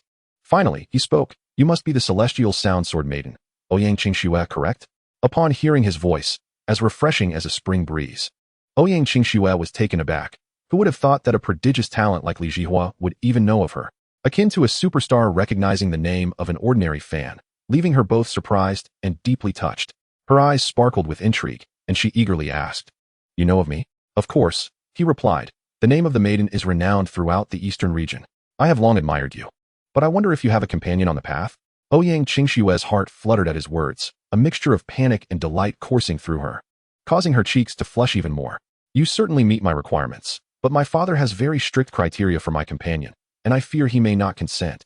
Li Zhihao's heart leaped with joy at her implication. Although she had not explicitly stated she was unaccompanied, her words were undeniably clear. She seemed to harbor some feelings for him. With this thought, Li Zhihao confidently said to Ouyang Qingxue, "This matter is simple." He then summoned his spiritual energy and exclaimed, "Is the head of the Ouyang family present?" His sudden shout startled Ouyang Qingxue and brought a momentary silence to the bustling arena, as all the cultivators turned their gazes toward the 23rd arena. Realizing this, Ouyang Qingxue quickly inquired, "Li Gongzi, what are you doing?" Li Zhihao replied matter-of-factly, "Did you not say you needed your father's approval to become my companion? I am here to seek your father's consent." Just then, a voice resonated throughout the venue. "Li Xiaoyu, what brings you to call upon me?" Quickly, Li Zhihao's consciousness pinpointed the speaker, and he respectfully inclined his body towards the direction of Ouyang Qingquan, addressing him with neither subservience nor arrogance. "I have been captivated by Ouyang Xianxia at first sight and wish to have her as my companion. I would like to know if the head of the Ouyang family would grant his approval." Ouyang Qingquan's heart surged with joy upon hearing Li Zhihao's words. In truth, he had long harbored intentions of courting Li Zhihao, but the unexpected arrival of Lin Baichuan from the central domain had caused him to abandon that thought. He knew Lin Baichuan, the supreme elder of the Treasure Pavilion's headquarters, a formidable figure with an 11th tier celestial cultivation level, an individual that the Ouyang family dared not provoke. Little did he expect that a ray of hope would emerge, with Li Zhihao showing interest in his daughter. Ouyang Qingquan felt a surge of delight. Although he maintained a calm facade, "Li Xiaoyu, your talents are indeed commendable, but your words alone lack substantial proof and seem to show little sincerity." Understanding that Ouyang Qingquan sought a demonstration of sincerity, Li Zhihao proclaimed loudly, "Then let me formally present my intentions to the head of the Ouyang family. Ouyang family head, please listen carefully. For my first offering, I present 10 types of pseudo-celestial tier elixirs: the half-step ascension pill, the scatter element condensing pill, the celestial fate 9-turn pill, and the transformation of tribulation to mystic pill, each in quantities of 10. For my second offering, I present 10 pseudo-celestial tier treasures, 10 weapons, 10 treasured garments, 10 inner armors, and 10 precious boots. For my third offering, I present 10 pseudo-celestial tier array discs, 10 offensive array discs, 10 defensive array discs, 10 spirit gathering turntables, and 10 protective clan array discs. For my fourth offering, I present 10 pseudo-celestial tier talismans, 10 offensive talismans, 10 defensive talismans, and 50 auxiliary talismans. Simultaneously, Li Zhihua transmitted a message to Ouyang Qianquan. For my fifth offering, I present a low-grade, attribute-free celestial tier cultivation method. I wonder if the head of the Ouyang family would find this satisfactory? Ouyang Qianquan was utterly astonished by Li Zhihua's declarations. What had he just heard? Every item mentioned was of pseudo-celestial caliber. What shocked him further was the final transmission regarding the celestial tier cultivation technique, which left him trembling. A celestial tier technique, especially an attribute-free one, meant that every member of the Ouyang family could cultivate it. Such techniques were already rare, let alone one that was attribute-free. It was evident that if Li Zhihua's offerings were utilized wisely, within a century, the Ouyang family could ascend to the ranks of the 9th-grade Holy Lands and possess the strength to contend with the foremost power in the eastern region, the Zhejiang Empire. With this realization, Ouyang Qianquan burst into hearty laughter. Ha ha ha. I have now witnessed the sincerity of my future son-in-law. Once your offerings arrive, I shall immediately grant your request. Li Zhihua, upon hearing this, inwardly cursed the old fox, then said, I would trouble my esteemed father-in-law to step onto the 23rd arena for a discussion. No sooner had Li Zhihua's words faded than a spatial fluctuation rippled across the 23rd arena, and a figure appeared between Li Zhihua and Ouyang Qianxia. Ouyang Qianquan spoke. Future son-in-law, I have arrived. Are you ready to present your offerings? Li Zhihua smiled slightly, thinking to himself, this old fellow is truly one who waits for results before showing his hand. He then replied, of course, my esteemed father-in-law wishes to approach as you desire. As he spoke, Li Zhihua withdrew a storage ring from his system space, waving his hand to channel his spiritual energy toward Ouyang Qianquan. Seeing the ring thrown by Li Zhihua, Ouyang Qianquan didn't wait for it to reach him, but swiftly moved to catch it, closing the distance to less than half a meter from Li Zhihua. Upon witnessing this, Li Zhihua thought to himself, what the, and quickly took several steps back, widening the gap between himself and Ouyang Qianquan. At that moment, Ouyang Qianquan, having received the storage ring, paid no mind to Li Zhihua's actions and eagerly probed the contents of the ring with his consciousness. When he discovered that the items within the storage ring were all as described, a wave of elation surged through him, and he exclaimed, future son-in-law, you possess great resolve. From this day forth, Ouyang Qingshue's companion shall also be the esteemed son-in-law of the Ouyang family. As soon as Ouyang Qianquan's voice faded, he vanished from the 23rd arena in an instant. Upon noticing Ouyang Qianquan's departure, Li Zhihao winked at Ouyang Qingxue and remarked, Fairy Ouyang, it seems your father is not as unyielding as one might think. He has effortlessly consented to our affair. At this moment, Ouyang Qingxue, hearing Li Zhihao's somewhat pretentious words, felt a wave of exasperation within. With such a generous betrothal gift, how could her father possibly refuse? Thus, she replied, perhaps it is due to young Master Li's extraordinary talent and unparalleled genius. Then, my lady, what are you waiting for? Li Zhihao inquired, a gentle smile gracing his lips. Ouyang Qingxue, momentarily bewildered by his words, asked, what should I be waiting for? Li Zhihao responded with a warm smile. Of course, you should promptly concede defeat, so we may proceed to our next endeavors. At his words, Ouyang Qingxue felt an inexplicable flutter of anxiety and instinctively exclaimed, Referee, I concede. In that instant, as Li Zhihao heard her declaration of defeat, he instantly appeared beside her, disregarding her bashful demeanor, and wrapped a robust arm around her slender waist while tossing a jade vial to the referee, saying, Esteemed elder, you have witnessed the entirety of my and Ouyang Qingshue's union. This small token is but a humble gift, and I hope you will accept it. Having said that, Li Zhihao swiftly transported himself and Ouyang Qingxue away from the 23rd arena. As the referee, subconsciously probing the contents of the jade vial with his divine sense, was overwhelmed with joy, he marveled at Li Zhihao's audacity in bestowing him 10 pseudo-immortal grade elixirs. The moment Li Zhihao and Ouyang Qingxue departed the 23rd arena, a flurry of discussions erupted among the scattered immortals of the Sacred Land faction present.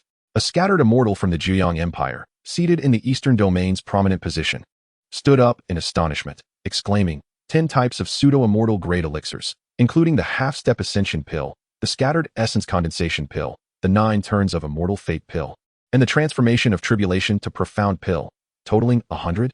What formidable power does Li Zhihao hail from to possess such wealth?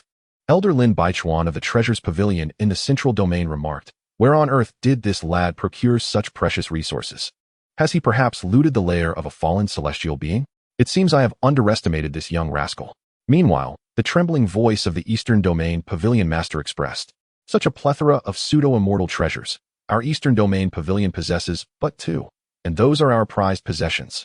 Truly, Li Zhihao is extraordinarily affluent. Even I, the pavilion master, feel overshadowed. Upon hearing the news, the 8th-tier scattered immortal elder of the Ouyang family awoke from his secluded meditation, joyously proclaiming, "Wonderful, wonderful!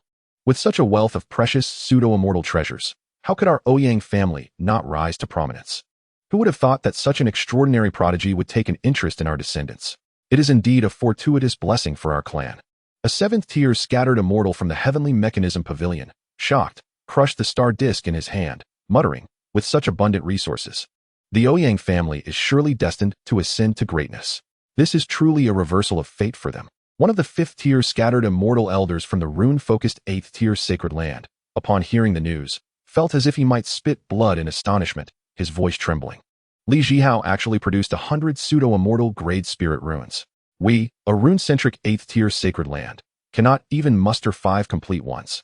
Yet, for a mere mid-stage cultivator girl, he has displayed such extravagance. From the 4th-tier scattered immortal of the Crimson Flame Valley, a 6th-tier sacred land, came the murmured words, 10 pseudo-immortal grade spirit gathering array discs? If they are all activated, wouldn't the Ouyang family instantaneously become a celestial sacred land? At that point, the density of spiritual energy might even become tangible. Chapter 149, Confrontation with the Blade Dao Prodigy, Xianxiaaudiobooks. Regardless of the discussions among the scattered immortals of the sacred lands regarding Li Zhihao's grand display, he had already taken Ouyang Qingxue to the training chamber he had rented at the Moonlit Tower. Observing the bashful expression on Ouyang Qingxue's face, Li Zhihao imparted the essence of the celestial cultivation technique, Yin-Yang harmonious dual cultivation method, directly into her mind. Upon concluding her reading of the celestial dual cultivation technique, Ouyang Qingxue's eyes widened in astonishment as she gazed at Li Zhihao. Is this truly a celestial dual cultivation method? Li Zhihao, seemingly unfazed by her surprise, inquired, "So, have you comprehended it thoroughly?" Ouyang Qingxue shyly nodded in affirmation. "Then let us commence our cultivation." Li Zhihao rubbed his hands together, excitement evident in his voice. All right. 3 days later, Li Zhihao's competition token flickered with a faint glow once more. Utilizing a teleportation technique, he arrived at the site of the Eastern Domain's Prodigy competition. Following the token's guidance, he made his way to the 75th arena. At this moment, the competition was to reduce the field from 250 to 125. Victory would secure a spot in the top 125, while defeat would result in elimination. Upon recognizing his opponent, Li Zhihao was momentarily taken aback to discover that he was pitted against the renowned blade prodigy from the Eastern Domain, Xianxiaaudiobooks. Li Zhihao opened Xianxiaaudiobooks' attribute panel. Name, Xianxiaaudiobooks. Gender, male. Age, 313. Identity, young master of the Xian clan, Blade Dao Prodigy. Realm, early stage of the tribulation crossing. Spirit root, heavenly spirit root. Physique, fire spirit body. Comprehension, divine comprehension. Technique, middle grade celestial technique, heavenly flame technique. Skills, middle grade celestial blade technique, heavenly flame annihilation / great accomplishment. Top grade earth blade technique, blade light piercing 10,000 armies, great accomplishment. After examining Xianxiaaudiobooks' attributes, Li Zhihao mused, this fellow not only bears an arrogant name, but his disposition matches it as well. It is surprising that the only skills he has mastered above the earth tier are 2 attack types, with not even a single defensive or movement technique in his repertoire. It seems this individual believes that the best defense is a relentless offense. Unyielding aggression is the path to victory. At this moment, Li Zhihao felt a spark of interest in battling Xianxiaaudiobooks, for in a certain sense, the Blade Dao is indeed a form of ultimate aggression.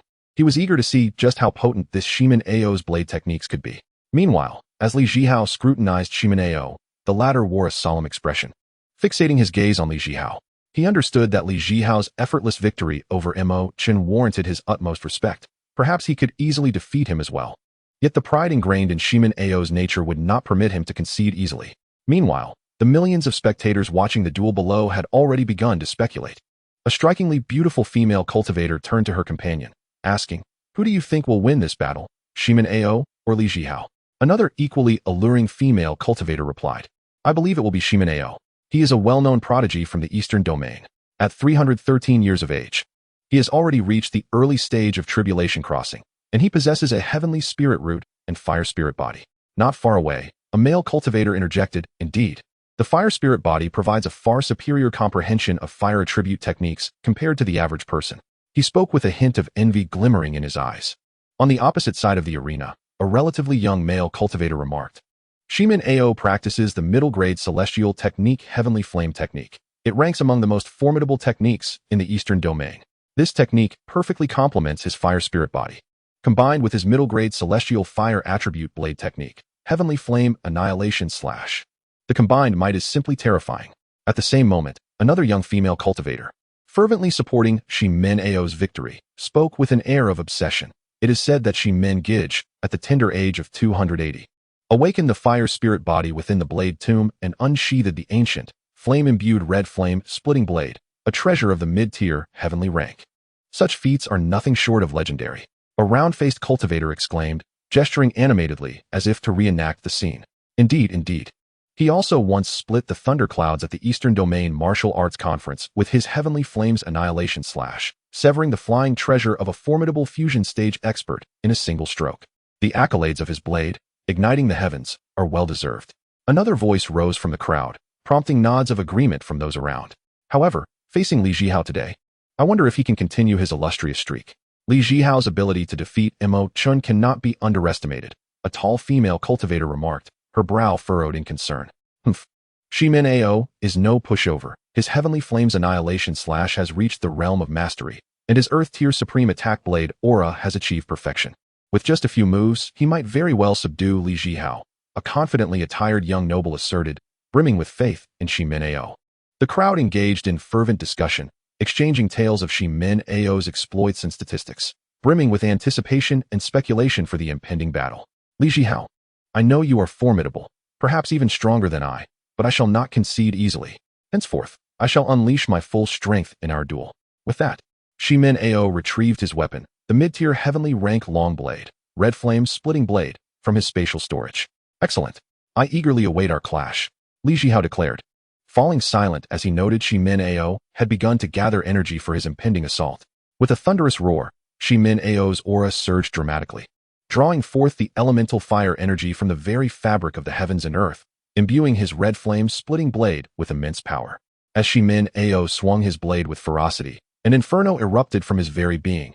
A tumultuous wave of fire energy surged forth like a raging tide, each flame laced with strands of fire's elemental rules, intensifying the ferocity of his strike. The space around him shimmered as if boiling, emitting a hissing sound. As this ultimate fire-infused attack aimed mercilessly at Li Zhihao, the oppressive heat of the flames drawing near, rendering Li Zhihao's breath labored under the weight of impending doom. Chapter 150. Confrontation with the Blade Path Prodigy, Xianxiaaudiobooks. As this searing energy wave charged towards Li Zhihao, the blade technique erupted in full force. In an instant, the entire space seemed ignited by the terrifying flames of the technique, forming a sea of fire that distorted the surrounding air. The fire's potency geometrically increased as the elemental rules of fire merged with the inferno, not only capable of incinerating all creation but also disrupting Li Zhihao's control over the spiritual energy of the heavens and earth, leaving him struggling in the fiery deluge. Yet, Li Zhihao remained unfazed in the face of such a formidable strike. He slightly tilted his body, his movements seemingly effortless yet precise. In an instant, a wave of searing heat rushed past him like a roaring fire beast, the scorching winds billowing his garments. Simultaneously, the mid-tier heavenly rank sword, purple thunder radiant dragon sword, materialized in his hand. The blade shimmered with runes, pulsating with arcs of thunder, as if in harmony with the sword technique he was about to unleash. With a sudden shift in his aura, Li Zhihao swiftly executed the fifth form of the earth-tier mid-tier sword technique, sword invoking thunder, cultivated to perfection. He channeled his spiritual energy, invoking the elemental rules of thunder from the heavens.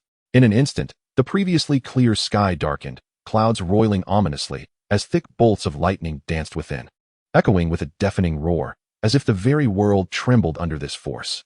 Li Zhihao's spiritual energy surged like a tumultuous tide, resonating with the thunderous rules of nature, erupting with fervor, racing through his meridians as if striving to break free from all constraints.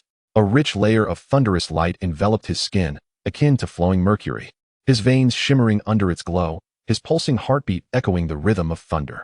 His eyes blazed with brilliant arcs of lightning, illuminating the darkness, causing the surrounding light to falter, transforming him into a corporeal embodiment of the thunderous laws, resonating mystically and powerfully with the elemental forces. In the next moment, Li Zhihao's figure darted forth like a meteor propelled by raging thunder, vanishing from sight at a speed beyond perception. The surrounding space seemed unable to withstand this terrifying force. Emitting a sizzling sound, as if cleaved by a sharp blade, leaving behind a fleeting, distorted shadow, a mark of space being violently torn asunder. Now, not only had Li Zhihao reached the pinnacle of speed, the elemental rules of thunder also imbued his attack with an extraordinary might. When he reappeared, it was as if a ghost, materializing beside Xianxiaaudiobooks. Xianxiaaudiobooks felt a flash of purple light before him. A chilling sword intent imbued with earth-shattering power surged towards him, sending shivers down his spine. Li Zhihao's purple thunder radiant dragon sword, like a lively and ferocious bolt of violet lightning, pierced towards Xianxiaaudiobooks' throat at a velocity that left no time for reaction. This strike not only encapsulated Li Zhihao's profound understanding of swordsmanship and the explosive force of his technique, but also harnessed the elemental rules of thunder, aiming to deliver a lethal blow to Xianxiaaudiobooks in the blink of an eye. Li Zhihao's thunder-infused strike collided with Xianxiaaudiobooks' flame dragon split sky slash, which had transformed into a dragon of fire in midair. In that moment, the entire world seemed to tremble with the power of their clash. Lightning and fire intertwined, erupting into a blinding brilliance that was nearly impossible to behold. From the point of impact, a terrifying energy ripple radiated outward like a tidal wave, shattering the surrounding space into a mosaic of fractures, reminiscent of a broken mirror. Li Zhihao's lightning flash strike, imbued with the indomitable and swift characteristics of thunder, sought to rend the body of the flame dragon. Meanwhile, Xianxiaaudiobooks' flame dragon, burning with the intensity to incinerate all, roared defiantly, its scales shimmering with a heated crimson glow, striving to engulf the thunderous sword.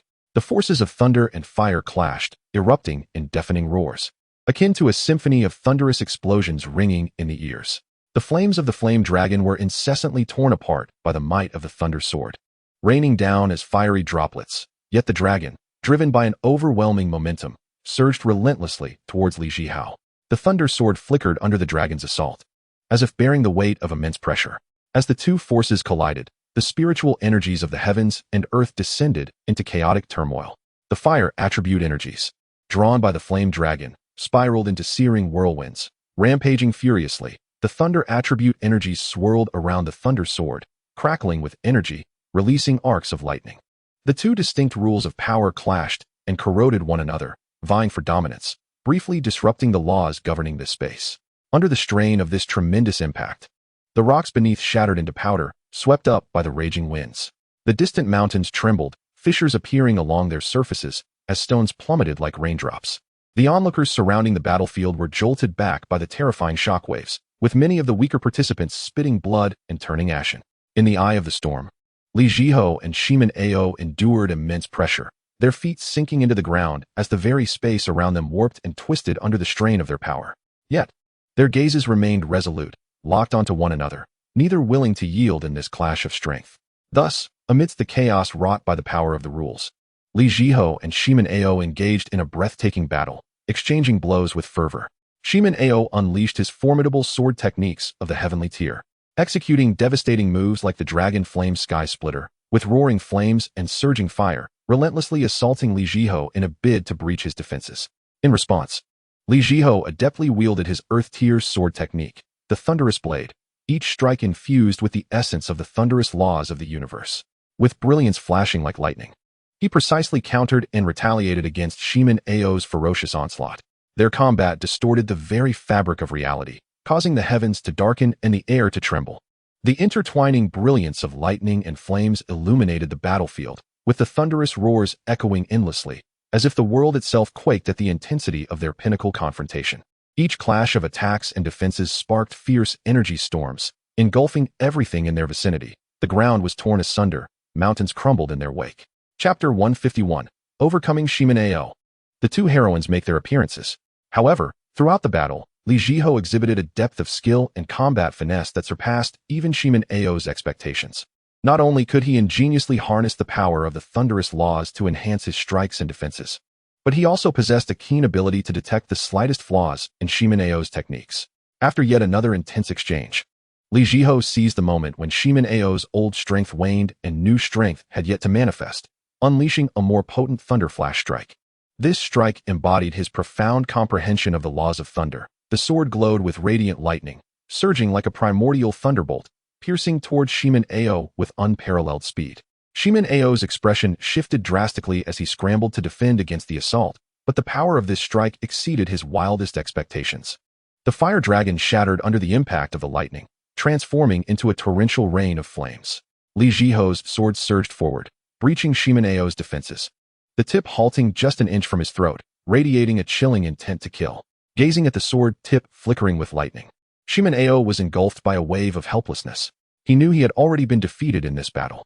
As the surroundings gradually quieted, only the dissipating light of thunder and fire bore witness to the fierce confrontation's conclusion, heralding Li Zhihao's victory. I have been vanquished.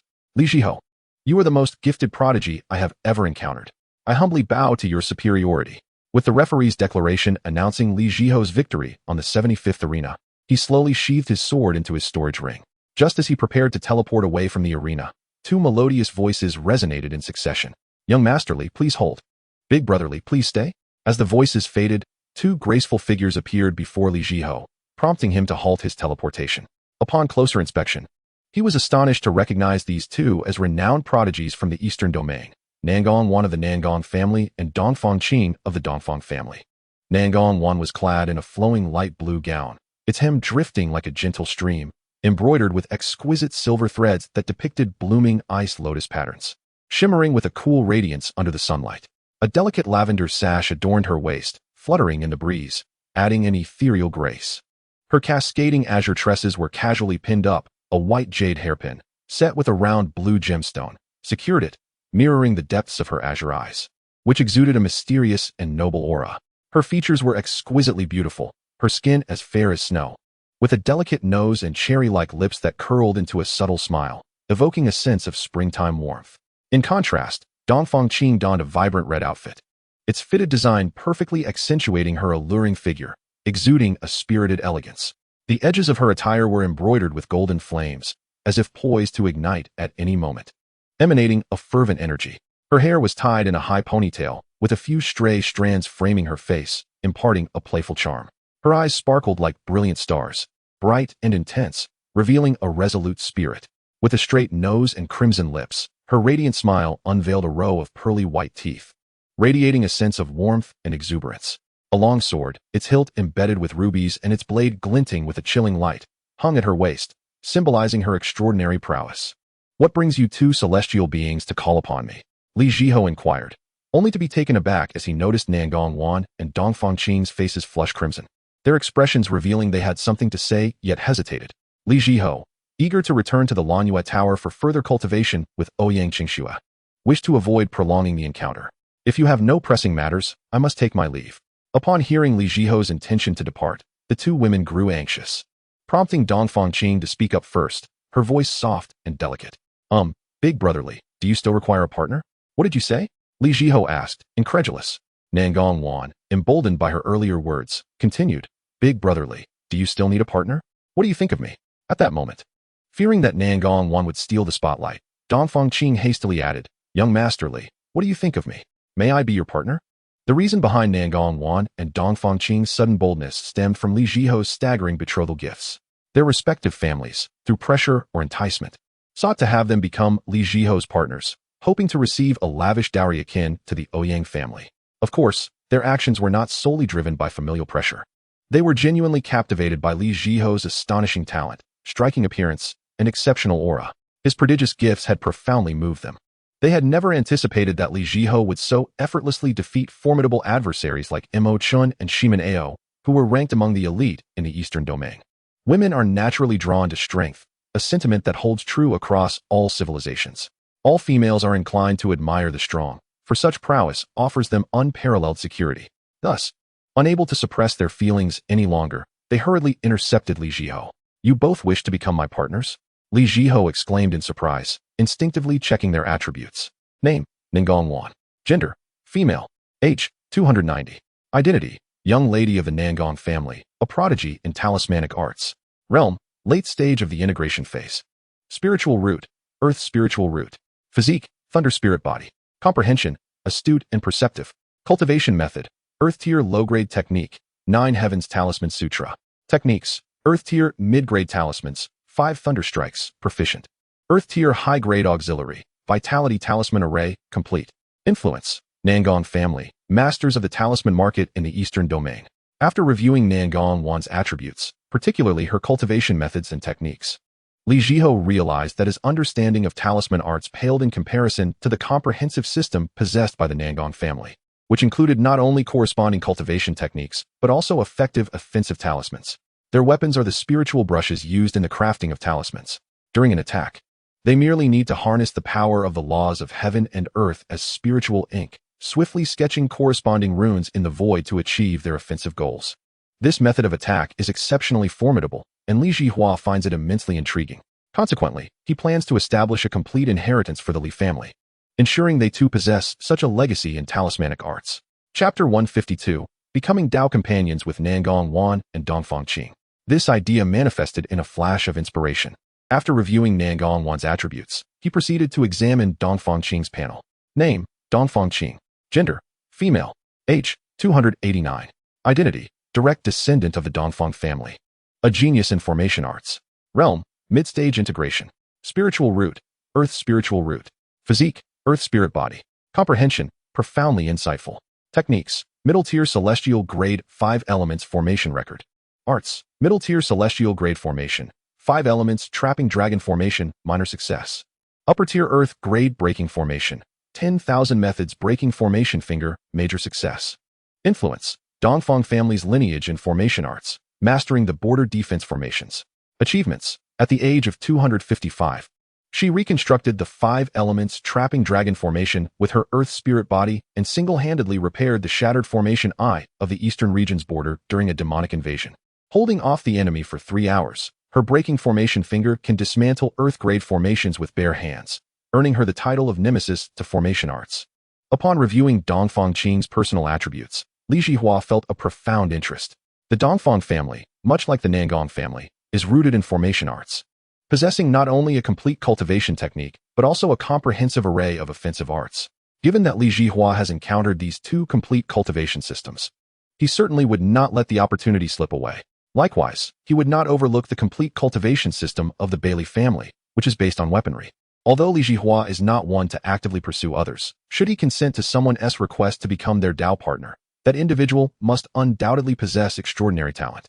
For in the realm of cultivation, there simply exists no concept of unattractive women. These ladies, nurtured by spiritual energy over time, are each as beautiful as a blooming flower. Moreover, given his burgeoning interest in their family's cultivation systems, Li Zhihua finds it even more difficult to decline their request to become his Dao partners. Additionally, there is a paramount consideration. Should they become his Dao partners, he would then have companions for dual cultivation, thereby facilitating his rapid advancement in cultivation. With this thought in mind, Li Zhihua spoke without hesitation. If both of you, fairies, are willing to be my Dao partners, I would be more than delighted. Let us proceed to my cultivation location. At that moment, Dongfang Qing shyly remarked, in truth, our willingness to become your companions is partly due to our family's encouragement. After all, the betrothal gifts you provided are enough to make any faction envious. Upon hearing this, Li Zhihua immediately grasped the implication of Dongfang Qing's words. Both families desired him to offer a betrothal gift similar to that which he had provided for the Ouyang family. With a slight smile, he swiftly approached the two, wrapping one arm around Dongfang Qing's waist and the other around Nangong Wan's slender waist, simultaneously declaring, "Let us first go to my cultivation place, and you may inform your families to send word to Wangyue Tower to collect the betrothal gifts." Thus, the 3 vanished from the 75th arena. Xianxiao, witnessing the entire affair, was left utterly dumbfounded. He had never anticipated that the usually aloof Nangong Wan and Dongfang Qing would take the initiative to pursue someone. Among those who observed this scene was the referee, who had attained the perfected realm of tribulation at the 75th arena. Not to mention the commotion that would ensue across the venue and the entire eastern region upon the realization that these 2 renowned prodigies had become Li Zhihua's Dao partners. Instantly teleporting to the cultivation cave rented by Li Zhihua at Wangyue Tower, when Ouyang Qingxue, Dongfang Qing, and Nangong Wan met, there was none of the tension Li Zhihua had envisioned. Rather, a sense of harmony prevailed. After all, the 3 women were familiar with each other, having played together as children. They exchanged smiles, and then Dongfang Qing turned to Ouyang Qingxue and said, "From now on, we shall be true sisters." She took the initiative to grasp the hands of both Ouyang Qingxue and Nangong Wan, as if affirming something amongst themselves, followed by another shared smile. Just as Li Zhihua was about to speak, a wave of spatial disturbance announced the arrival of Dongfang Qing's father, Dongfang Xinghe, and Nangong Wan's father, Nangong Sheng, who appeared almost simultaneously beside the 4. Upon seeing their arrival, Li Zhihua did not hesitate, bowing respectfully. I am Li Zhihao, honored to meet both esteemed fathers-in-law. As he spoke, 2 storage rings flew toward Dongfang Xinghe and Nangong Sheng. Both fathers received the rings at the same time, eagerly probing their contents with their spiritual senses. Upon perceiving the items within the storage rings, their faces lit up with joy. Excellent. My son-in-law, you truly possess remarkable fortitude. From this day forth, Dongfang Qing shall be your Dao partner. Dongfang Xinghe exclaimed jubilantly. Indeed, my son-in-law demonstrates exceptional valor. From today onward, my daughter Nangong Wan shall be your Dao partner. I hope you will support each other and progress together. Nangong Sheng added, equally elated. At this moment, Dongfang Xinghe and Nangong Sheng exchanged glances, both recognizing the barely contained excitement in each other's eyes.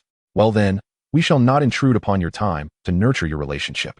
Wishing you a delightful companionship, Nangong Sheng concluded, and with that, he and Dongfang Xinghe utilized teleportation to depart from Wangyue Tower. What followed was a period of dual cultivation among the 4. Naturally, during this time, Dongfang Qing and Nangong Wan expressed their astonishment at the celestial-grade dual cultivation techniques presented by Li Zhihao, soon followed by immense joy. They were not individuals of minor factions and possessed a profound understanding of the power of celestial-grade techniques. The 3 women eagerly began to cultivate alongside Li Zhihao. In the blink of an eye, 3 days had passed. Throughout this time, the bond between Li Zhihao and the 3 women deepened. Observing his 3 Dao partners, Li Zhihao contemplated and produced 3 celestial-grade techniques suitable for their respective cultivation, handing them to the women with the words, I have here several techniques that align with your cultivation needs. Initially, the 3 women were somewhat dismissive, considering their esteemed backgrounds within the eastern region. They had encountered countless techniques before. However, recalling the celestial-grade dual cultivation technique Li Zhihao had previously shared, they quelled their initial reservations. Upon receiving the techniques he offered and probing them with their spiritual senses, they were immediately taken aback. This is a celestial-grade technique, and it is tailored for my cultivation. Simultaneously, they pondered, what sort of power does Li Zhihao hail from to possess 3 distinct celestial-grade techniques all at once? Ouyang Qingxue, being a water spirit body, received a middle-tier celestial-grade technique Bibo Ning Shuangju. Dongfang Qing, with her earth spirit body, was given an upper-tier celestial-grade technique Shirong Ju Yuanju. Chapter 153, The Top 10 Ranking Tournament. A challenge from Yinfong. Nangong Wan, sharing the same thunder spirit body as Li Zhihao, was presented with his cultivated lower-tier celestial-grade technique Jiubian Lei Huanggong. Seeing the exuberance and excitement on the faces of the 3 women, Li Zhihao then revealed his intentions. Qingxue, Qing, Wan, I am quite interested in the techniques and arts you cultivate. Would it be possible for you to provide me with copies of your techniques and arts?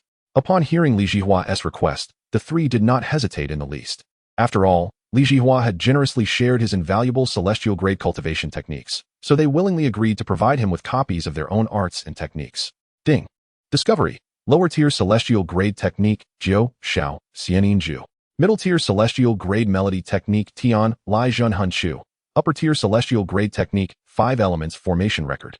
Heavenly grade intermediate array, 5 elements trapping dragon array. Heavenly grade superior cultivation method, 9 heavens talisman path cannon. Heavenly grade intermediate talismans, heavenly thunder striking symbol. Please, host. Select an amplification method. Option 1, 1,000-fold quality enhancement. Option 2, 1,000-fold quantity enhancement. Li Zhihai responded, I choose the 1,000-fold quality enhancement. Ding. Congratulations, host. You have acquired inferior heavenly grade cultivation method. 9 heavens spiritual melody technique. Intermediate heavenly grade music technique. Jade sound soul capturing melody. Superior heavenly grade cultivation method. Myriad forms mysterious formation classic. Intermediate heavenly grade array. Zhou Tian locking dragon array. Superior heavenly grade cultivation method. 9 heavens true talisman cannon. Intermediate heavenly grade talismans. 9 heavens thunderbolt symbol. Li Zhihai beamed with joy upon witnessing the enhanced heavenly grade techniques, significantly augmenting the foundation of the Li family. Thus, if the Li family were to express interest in these techniques, or if there were exceptionally gifted descendants, they could cultivate these methods that integrate music, talismans, and formations into their practice. Subsequently, Li Zhihai planned to gather more techniques related to alchemy, weaponry, and beast mastery. Time flew by, and a month had swiftly passed. At this moment, the Eastern region's talent competition was approaching its climax, with the final and most thrilling top 10 ranking match underway. The current top 10 were as follows. 1. Li Zhihai 2. Xiao Lingchen 3. Xiao Yaiwe 4. Lei Jingtian 5. Shimaneo 6. Lu Wenqin 7. Xiao Longchen 8. Qin Mingyao 9. Yinfong 10. Mo Chun. As the 10 stood upon the first arena, a resounding wave of cheers erupted from the audience. Throughout this month-long competition, each of the 10 prodigies had garnered a substantial following. Soon, a judge approached the arena. As the final match of the Eastern region's talent competition, the judge's cultivation was notably high, being an 8th-tier loose immortal. The judge spoke in a clear voice. Ladies and gentlemen, after more than a month of intense competition, we have arrived at the thrilling final phase. This match will involve challenges for re-ranking. The rules are simple. Each participant has one opportunity to challenge someone ranked above them. If successful, they will occupy the defeated's position, and the latter will drop one rank. Now, let us invite our 10th ranked contestant, Mo Chun, the senior disciple from the Myriad Laws Academy, to step forward. Mo Chun promptly stepped forward. Upon seeing him approach, the judge inquired, Mo Chun, whom do you wish to challenge? Mo Chun, after weighing his options among the 9 present, declared, I challenge Lu Wenxin, the 6th-ranked inheritor of the Sword Enthusiast. Quickly, Lu Wenxin and Mo Chun faced each other on the second arena, and the battle commenced. Half an hour later, the victor emerged, Lu Wenxin, who triumphed by a narrow margin. As a prodigy of swordsmanship, Lu Wenxin's sword techniques were remarkably sharp. With Lu Wenxin's victory, Mo Chun had forfeited his sole opportunity to challenge and would finish this Eastern region talent competition in 10th place. When the 9th-ranked Yinfong took the stage, all but Li Zhihao regarded him with caution. Li Zhihao scrutinized him closely, for Yinfong had not exhibited his full strength during the competition. Although he was merely at the late stage of the fusion realm, he practiced a superior heavenly grade technique, while his spells belonged to the intermediate heavenly grade beast mastery. As he was a prodigy who had cultivated through beast mastery, Li Zhihao was intrigued and opened his attribute panel. Name, Yinfong. Gender, male. Age, 309. Identity, senior disciple of the Beastmaster Sacred Sect. Beastmaster Prodigy Realm, Late Fusion Realm. 7th Layer Spirit Root, Celestial Spirit Root, Physique. Wine Spirit Body Comprehension, Spirit Intelligence Enlightened Cultivation Method, Superior Heavenly Grade Myriad Beasts Wind and Cloud Technique Spell, Intermediate Heavenly Grade Beast Mastery, Myriad Beast Summoning, Major Accomplishment, Premium Earth Grade Beast Mastery, Beast Soul Possession, Major Accomplishment. Just as Li Zhihao finished examining Yinfeng's attributes, Yinfong stepped forward and announced to the judge, Judge, I choose to challenge the first-ranked, Li Zhihao. Yinfeng's declaration sent a ripple of astonishment through the other 8 participants and the audience outside the arena. While they acknowledged Yinfeng's strength, they all believed he could not be compared to the top contender, Li Zhihao. Over the past month, Li Zhihao's extraordinary combat prowess had become widely recognized. Since the commencement of the Eastern Region Talent Competition, he had not suffered a single defeat. Every battle he partook in ended in victory, regardless of whether his opponents were ordinary prodigies or renowned figures in the Eastern region. In the previous match, Li Zhihao had faced Xiao Longchen, the prince of the Zhuang Empire, a formidable opponent at the mid-stage of the Tribulation Crossing Realm. At that time, Li Zhihao also examined Xiao Longchen's attributes. Name, Xiao Longchen. Gender, male. Age, 415. Identity, prince of the Zhuang Empire, leader of the Dragon Guard's realm, mid-stage of the Tribulation Crossing Realm. Spirit Root, Celestial Spirit Root. Physique, Golden Spirit Body Comprehension, Divine Enlightenment Cultivation Method, Heavenly Dragon Imperial Cannon, Superior Heavenly Grade, Spell, Superior Heavenly Grade Combat Technique, Heavenly Dragon Annihilation Spear, Major Accomplishment, Premium Earth Grade Defense, Dragon Scale Guardian Armor, Perfected, Affiliation, Zhuang Empire's Dragon Guards, Royal Elite. Inheritors of Dragon Clan Combat Techniques, Accomplishments. At the age of 350, acquired an ancient flood dragon egg in the Dragon Abyss Secret Realm, hatched a golden flood dragon using the Thunder Spirit Body, and led the Dragon Guards to quell the rebellion in the southern region's 10,000 mountains. He was once renowned for piercing through a late-stage Tribulation Crossing Realm Demon King's Dantian with a single spear, earning the title of the Empire's War God. Xiao Longchen's might was well established in the eastern region, and no one anticipated his defeat. Unsurprisingly, he fell to Li Zhihao within 3 moves. It can be said that Li Zhihao had firmly established himself as a synonym for invincibility in the eastern region. Chapter 154. Battle against the Beastmaster Sacred Sect's prodigy, Yinfong. Yinfong was fully aware of Li Zhihao's formidable strength, yet he still chose to challenge him. This decision was not born of overconfidence. Rather, 3 days prior, he had perfected his intermediate heavenly grade beast mastery technique, Myriad Beast Summoning, which had significantly boosted his power, thus emboldening him to challenge Li Zhihao. Oh, you wish to challenge me? Li Zhihao mused, gleaning from Yinfeng's attributes that he likely had recently achieved mastery in the intermediate heavenly grade technique, hence his confidence in confronting him. Without further contemplation, Li Zhihao strode to the center of the arena. Since Yinfong had chosen to challenge him, he would certainly not shy away. Moreover, Li Zhihao was eager to witness the might of a prodigy who had cultivated through beast mastery. Furthermore, he held a keen interest in the techniques and spells Yinfong had mastered. Thus, Li Zhihao communicated telepathically with Yinfong, saying, "Fellow Taoist Yinfong, I find your cultivation methods most intriguing. How about we make a wager? If I can defeat you within 3 moves, you shall provide me with a copy of all your cultivation methods and spells, encompassing everything related to beast mastery. Certainly, you are not offering this to me without compensation. I shall exchange it for a low-grade, attribute-less celestial technique. Should I fail to defeat you within 3 moves, I would still desire the technique. In which case, I would present a mid-grade, attribute-less celestial technique as an offering. Friend Yinfong, what do you think?" Upon hearing Li Zhihao's transmission, Yinfong felt a stir of interest, for celestial techniques hold immense allure for the Beast Master Sacred Sect. However, this matter is beyond my authority. So I shall consult my master, the sect leader, Wan Qinghong. Very well, I would appreciate it if you could seek your sect's counsel. At this moment, Wan Qinghong was also present at the competition site. Upon receiving Yinfeng's message, a thought crossed his mind. He had not anticipated Li Zhihao's keen interest in the cultivation methods of the Beast Master Sacred Sect, willing to exchange at any cost for a celestial technique. Had it been anyone else, or if the offerings had not satisfied him, he would have resolutely preserved the sect's transmission of teachings. Yet, with Li Zhihao presenting a celestial technique, he found it impossible to refuse. The significance of celestial techniques is understood by all powerful beings. They are the means by which a faction can endure through countless generations.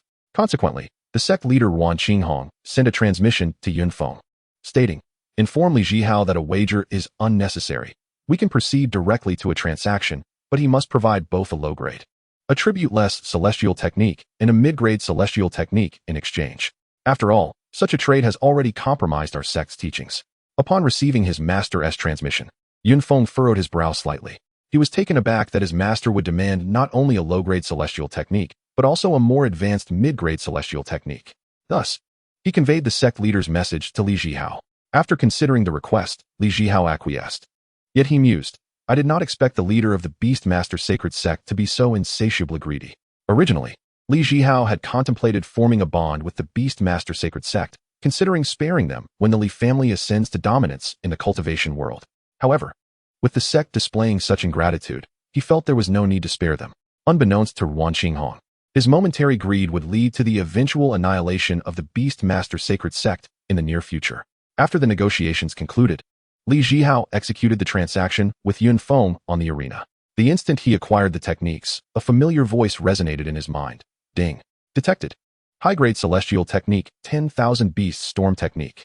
Mid-grade Beast Master Technique, 10,000 Beasts Command. Top-tier Earth-grade Beast Master Technique, Beast Soul Incarnation.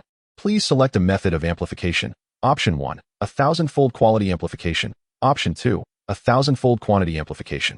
Li Zhihao responded, "I choose 1,000-fold quality amplification." Ding. Congratulations. The host has acquired Mid-grade Celestial Technique, 10,000 Beasts Overlord Cannon. Mid-grade Beast Master Technique, 10,000 Beasts Supreme Seal. Low-grade Beast Master Technique, Beast Spirit Transformation Cannon. With the transaction complete, the two combatants swiftly commenced their battle. Yinfeng's high-grade Celestial Technique, 10,000 Beast Storm Technique, cultivates an alternative essence of beastly origin spiritual power. By forging a mental link with the beasts through this spiritual power, Yinfong can sense their emotions and share certain perceptions. He can also expend the essence of the beasts to merge with them. Upon merging, he inherits a series of their abilities. Initially, his physique transforms into that of the beast, endowing him with their strength, speed, and innate talents. When Yinfong cultivates the mid-grade Beast Master Technique, 10,000 Beasts Command to a minor success, he can merge with 3 late-stage first-tier Beast Immortals simultaneously. Upon reaching the grand completion stage, he can merge with 4 perfected first-tier Beast Immortals. With his minor success in the mid-grade technique, merging with 3 late-stage Beast Immortals grants him the strength equivalent to a perfected first-tier Beast Immortal. When he attains grand completion, merging with 4 perfected first-tier Beast Immortals allows his power to approach that of a mid-second-tier Beast Immortal. This is also the reason Yinfong dares to challenge Li Zhihao. With a grand gesture, Yinfong summoned 4 perfected first-tier Beast Immortals to the arena. These 4 beasts were the Nether Shadow Shadowkill Leopard, the Crimson Sky Flameburn Tiger, the Golden Wing Cloudbreaker Rock, and the mountain-shaking Xian King. The moment these 4 Beast Immortals appeared, Li Zhihao swiftly assessed their attributes. The Nether Shadow Shadowkill Leopard. lithe as a phantom of the night, was cloaked in flowing ebony scales, with patterns shimmering in a ghostly purple glow. Its eyes, blood-red and star-shaped, seemed to harbor an endless abyss. Its tail was adorned with sharp bone spines, the tip flickering with black soul fire, moving silently and leaving only fleeting ghostly paw prints. The crimson sky flame-burned tiger stretched over 20 meters, its fur resembling a blazing inferno interwoven with golden lightning patterns. 3 spiraled crimson gold horns adorned its head, from which it exhaled crimson flames. Its limbs were covered in dark red scales, and its claws gleamed with a chilling light, each step igniting the ground with flames. Its presence as formidable as a moving volcano. The golden-winged cloudbreaker rock boasted a wingspan of 100 meters, its feathers shimmering with radiant gold, imbued with wind runes. A golden crown feather adorned its head, and its beak gleamed with a metallic sheen. Its amber eyes resembled the eye of a storm, while its long tail feathers, 9 in total, hovered with small whirlwinds. Each flap of its wings stirred up golden tempests, tearing apart the clouds in its wake. The mountain-shaking Xian king, colossal as a towering peak, was shrouded in inky black fur, which concealed dark golden mystical patterns. Its arms were immensely powerful, with claws glimmering ominously, and its palms covered in mysterious runes. A purple crystal horn sprouted from its head, and its eyes sparkled with wisdom. Its roar could shatter stones for 100 miles. As Zhihao scrutinized the 4 beast immortals, Yinfong was not idle. He continuously formed intricate and esoteric seals with his hands while chanting incantations. Suddenly, a peculiar and formidable wave of spiritual power emanated from Yinfong, expanding outward. The nether shadowkill leopard was the first to transform into a streak of inky purple light, swiftly merging into Yinfeng's body. Instantly, Yinfeng's legs were cloaked in ebony scales, his feet morphing into sharp, ghostly claws. Each step left paw prints akin to those of the shadowkill leopard, accompanied by wisps of ghostly purple light. Following this, the crimson sky flame-burned tiger unleashed a surge of flames, engulfing Yinfong in a torrent of fire, integrating into his being. His upper body ignited with blazing red flames, golden lightning patterns flickering within, while 3 spiraled crimson gold horns sprouted from his brow, allowing him to exhale crimson flames. His entire presence erupting with the force of a volcanic explosion.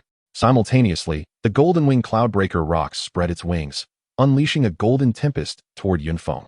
Within the storm, a pair of 100-meter golden wings emerged from his back, the wind runes on them radiating brilliantly, while the golden crown feather appeared atop his head, its metallic sheen harmonizing with his resolute gaze. At last, the mountain-shaking king of the primordial ape emitted a thunderous roar that reverberated through the heavens.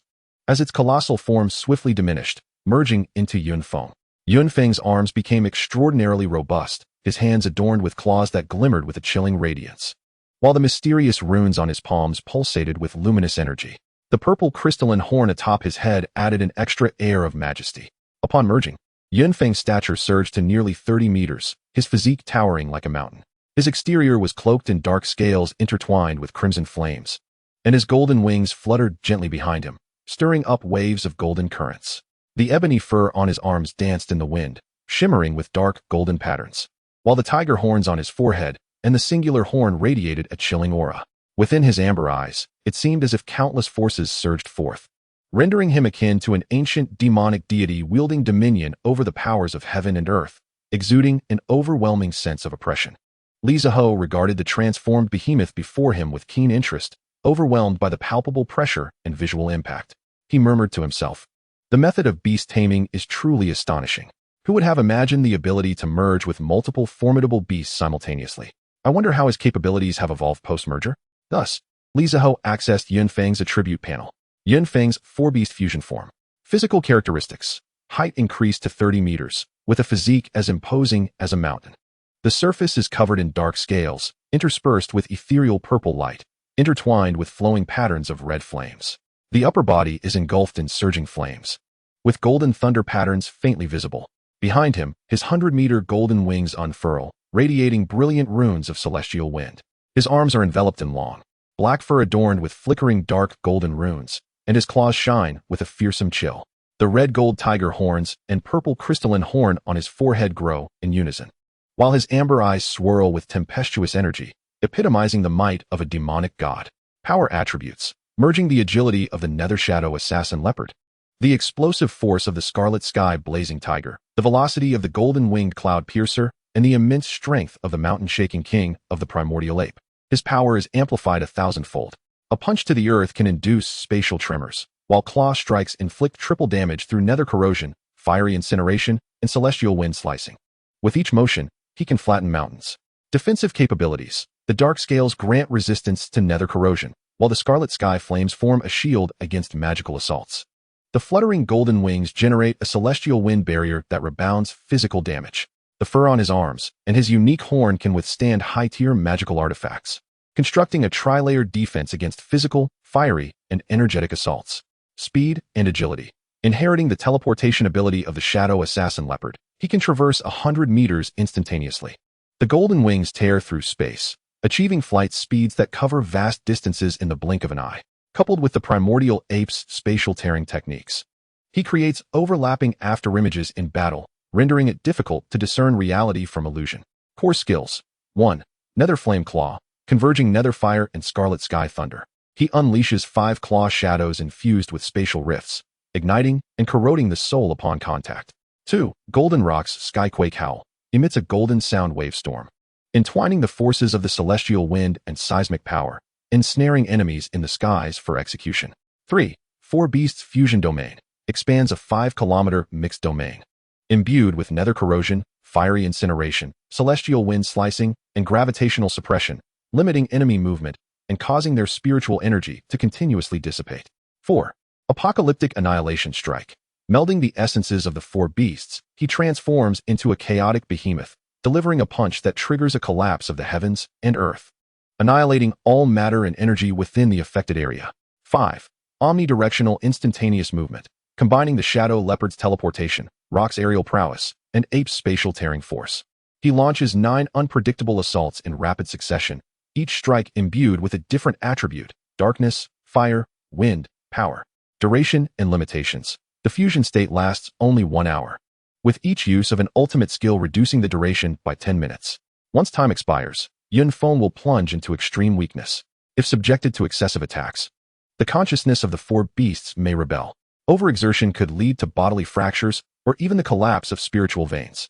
Intimidation pressure. When releasing his pressure, low-tier beasts within 100 miles are rendered immobile, while practitioners of the same tier experience hindered movement, and even high-tier forces must exert themselves fully to maintain composure. Chapter 156. The Yinfong Thunder Prison Sword Array. As Zhihao scrutinized the fused state of Yinfong, the audience erupted into a cacophony of astonishment. Voices of discussion rising in a tumultuous wave. An elder of the beast-taming sacred sect, a first-tier scattered immortal, trembled as he exclaimed, "Indeed, Yinfong is a prodigy of our sect. Who would have thought he could cultivate the mid-tier heavenly beast technique, the beast command, to such a consummate level at such a young age, and merge with 4 first-tier perfected beast immortals, elevating his power to the mid-second-tier scattered immortal level.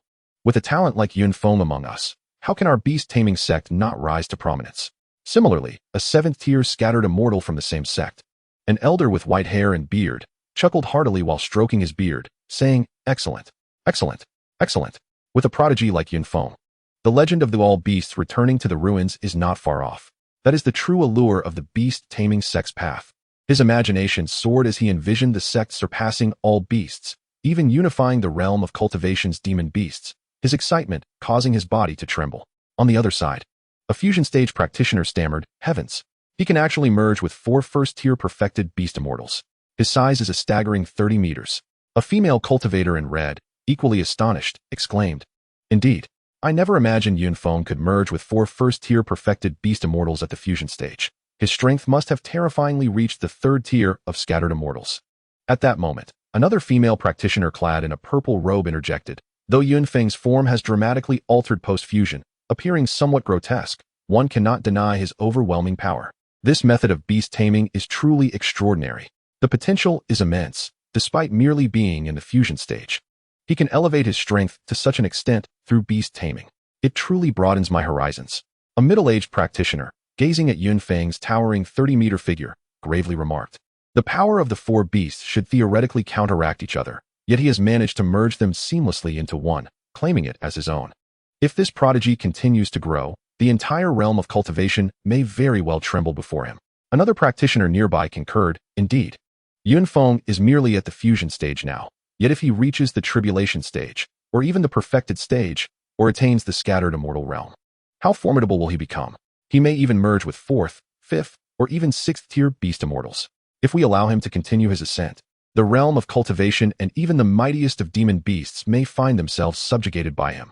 It must be noted that the primal spiritual power cultivated through beast taming is utterly irresistible to demon beasts. They are even remarkably attuned to this primal power. An elder of the 3rd-tier scattered immortals shook his head with a sigh. Yinfong is currently so powerful that even the slightest movement possesses the might to devastate the world. His mere presence exudes a pressure as profound as the depths of the ocean. It seems that for Zhihao to secure victory in this contest will be an insurmountable challenge. Regardless of the astonishment and fervent discussions among the spectators witnessing such a breathtaking spectacle, at this moment, Zhihao confronted the terrifying 30-meter-tall fused form of Yinfong and the 4-headed demon immortals. The oppressive aura emanating from this entity rivaled that of a 2nd-tier scattered immortal. Fully aware of the dire situation, he resolved to unveil one of his rare trump cards. Suddenly, Zhihao's gaze sharpened, radiating a piercing brilliance.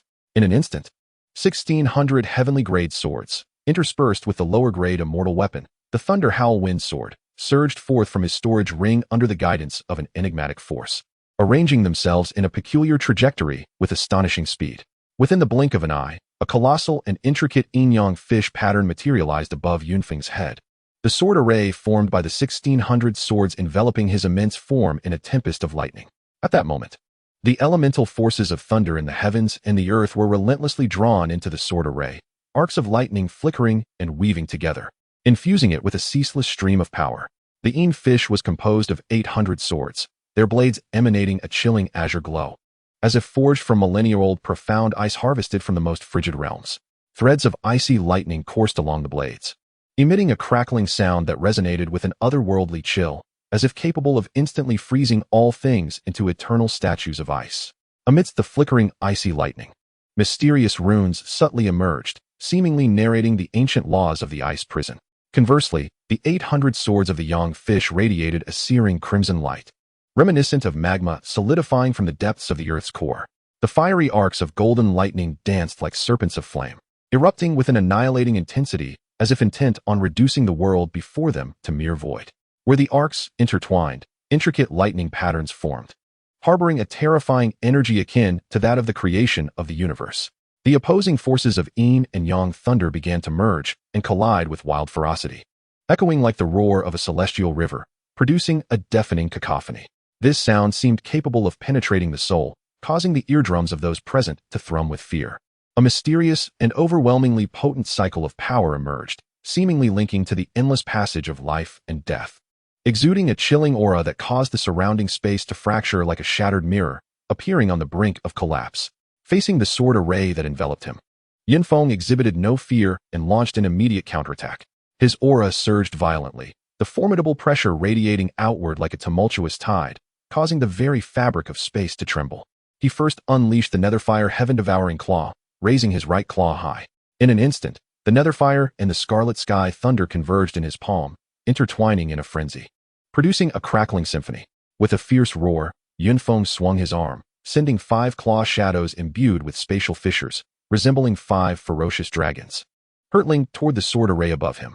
As the claw shadows tore through the air, the space appeared to be sliced open, yielding dark rifts, while the ambient air ignited into a sea of flame from the intense heat. Simultaneously, Yinfong executed the Golden Rock's sky-shaking roar. He tilted his head slightly back and unleashed a thunderous roar that reverberated through the heavens, a golden sound wave storm erupting from his mouth. The sound waves, almost tangible, were infused with the forces of heavenly winds and seismic tremors. The winds howled and spiraled within the sound waves, forming miniature tornadoes, while the seismic power caused the arena beneath him to shake violently, massive cracks rapidly spreading like a web. The sound wave storm and the fiery claw shadows resonated with one another, charging toward the sword array overhead in a frenzy. The moment the sound wave storm collided with the sword array, the lightning forces within the yin-yang fish pattern faltered, the icy lightning and golden arcs flickering uncertainly under the assault of the sound waves. Meanwhile, the fiery claw shadows tore open a corner of the sword array, the corrosive force of the Netherfire swiftly spreading, attempting to eat away at the swords within the array. In an instant, the entire sword array was thrown into turmoil, lightning surging forth as it clashed with Yunfeng's onslaught, creating a dazzling yet perilous spectacle. Realizing the formidable strength of Yunfeng's attack, Li Zhihua's expression hardened. Fully aware that he could not afford to be the slightest bit lax. With hands moving like phantoms, he quickly formed intricate seals, chanting incantations to maximize his control over the sword array. Instantly, the elemental forces of thunder were wildly drawn into the array. Robust bolts of lightning surged in like celestial dragons, amplifying its power, transforming the already tumultuous lightning energy into a raging storm.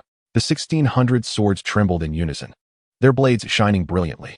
Among them, the Thunder Howl Wind sword radiated an exceptionally fierce aura, its runes shimmering as if infused with boundless strength. It was the first to strike, unleashing a bolt of lightning several times thicker than its counterparts, entwined with the howling winds, resembling a roaring thunder dragon as it charged toward Yinfeng's fiery claw shadows. The remaining 1,599 swords were not to be outdone, rapidly circling the Thunder Howl Wind sword, weaving a dense net of lightning.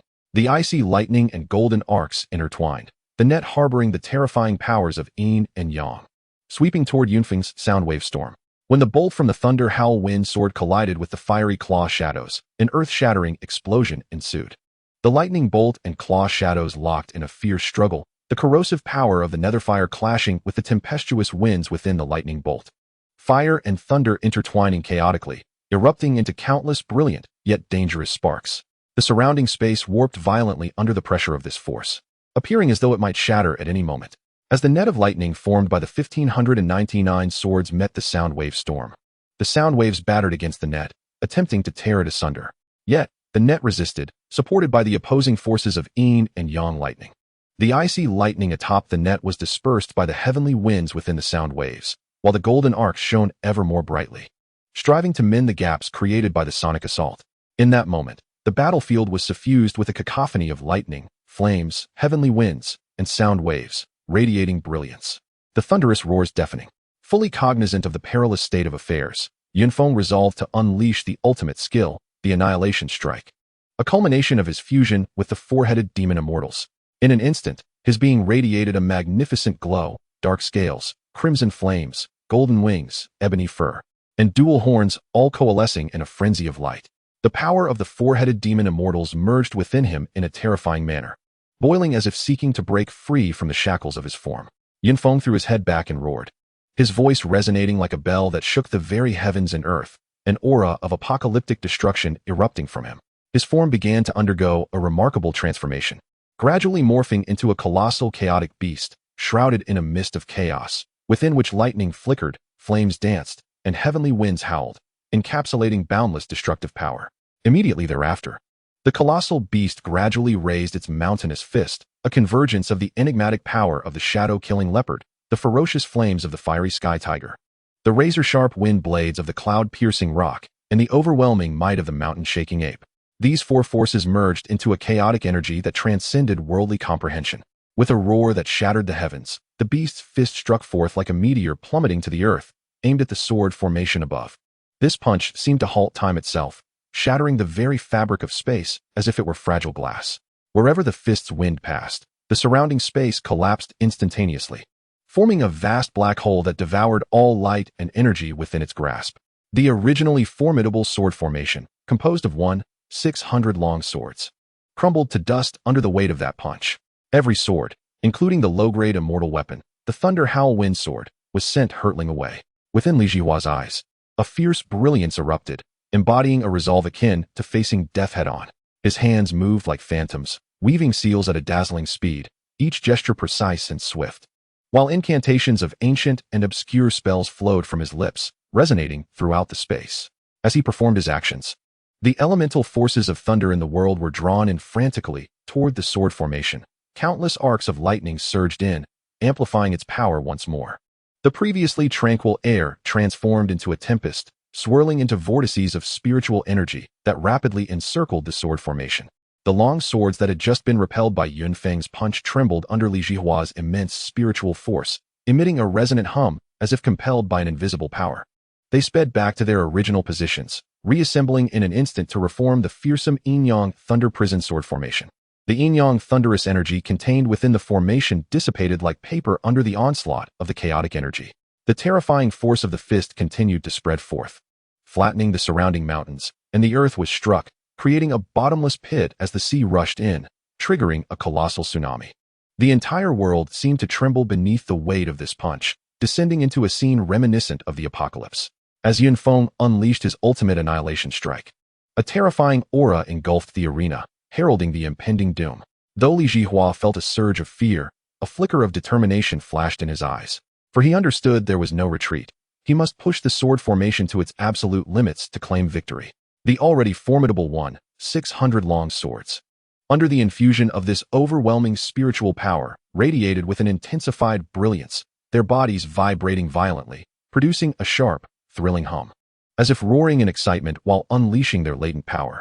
Among them, the Thunder Howl Wind Sword stood out, its runes shimmering and dancing as though it had come to life, its radiance so dazzling that it was nearly blinding. It was the first to unleash a sword energy far more potent than before, akin to an awakened ancient beast, surging forward with an unstoppable momentum toward the chaotic colossal beast that Yinfong had transformed into. As the sword energy passed, space appeared to be sliced open, leaving behind twisted scars, while the surrounding air was instantly fragmented, emitting a hissing sound. The other 599 swords, led by the Thunder Howl Wind Sword, spiraled around the formation in a bizarre, yet orderly pattern. The dual polarities of yin-yang thunder power were pushed to their zenith, icy thunder flickering with a ghostly blue light, while golden arcs of lightning danced with searing flames, intertwining and merging into a colossal, rapidly spinning thunder sphere. The surface of the thunder sphere crackled with arcs of electricity. Countless tendrils of lightning slithered and wandered, continuously dissipating and rending the surrounding space into a lattice of destruction, resembling a shattered spider's web. Wherever these lightning forces touched, the space shattered instantly, forming tiny black holes that consumed everything around them. This immense thunder sphere, imbued with world-destroying power, barreled toward Yinfong like an unstoppable meteor from the depths of the universe.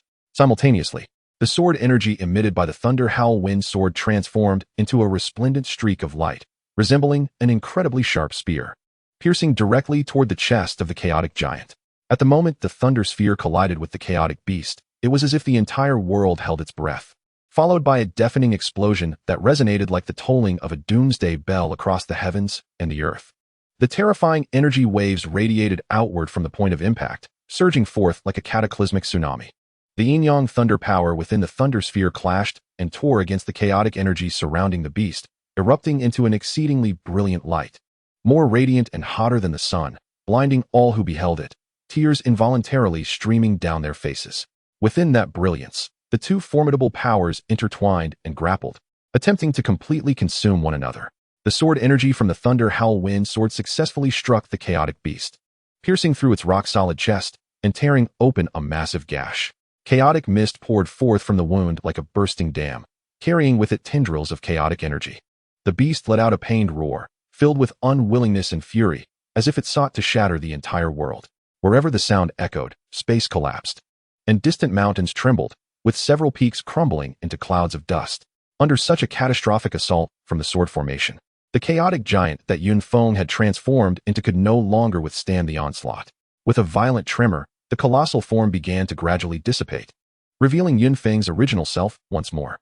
Yet, in this moment, Yunfeng's complexion was as pale as paper, devoid of blood, with a trickle of fresh blood escaping from the corner of his mouth, drifting through the air like broken petals. His aura was weak and flickering, akin to a candle in the wind, ready to extinguish at any moment. Furthermore, his fusion state with the four demon immortals was entirely shattered. The powers of the shadow-killing leopard, fiery sky tiger, cloud-piercing rock, and mountain-shaking ape withdrew from his body, revealing the four demon immortals, who appeared equally listless. The once agile body of the shadow-killing leopard now trembled slightly, its inky scales devoid of their former luster. The flames upon the fiery sky tiger dimmed and dwindled, no longer possessing their previous might. The wings of the cloud-piercing rock drooped, the golden radiance vanishing entirely. The massive form of the mountain-shaking ape became frail, its eyes, once gleaming with wisdom, now filled with exhaustion. Clearly, they had all suffered significant backlash. Yinfong crashed heavily onto the arena, producing a dull thud. His eyes brimmed with unwillingness, while an endless tide of regret surged within his heart. He had never anticipated that the ultimate skill he unleashed with all his might would still fall short against Li Zhihua's sword formation. Though Li Zhihua triumphed over Yinfong, he found himself kneeling on one knee, utterly spent, his complexion as pale as parchment.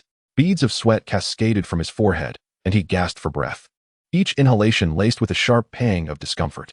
He understood well that although the battle had been arduous, it granted him a profound insight into his own abilities, revealing that the path of cultivation is an endless journey. The spectators, initially rendered speechless by the terrifying spectacle of combat, now fell into a hushed silence. Before long, someone broke the stillness, unleashing a thunderous cheer that surged like a tidal wave, instantly engulfing the entire arena. They had just witnessed a confrontation worthy of the annals of history, a clash that would become a cherished topic of conversation for years to come. With his victory over Yinfong, Li Zhihua had nearly secured his position as the champion of this Eastern Domain's elite competition. Of course, the second-place contender, Xianxiaaudiobooks, was equally determined to challenge Li Zhihua. Both possessed the same physique, embodying the Thunder Spirit body. Name, Xianxiaaudiobooks. Gender, male. Age, 320.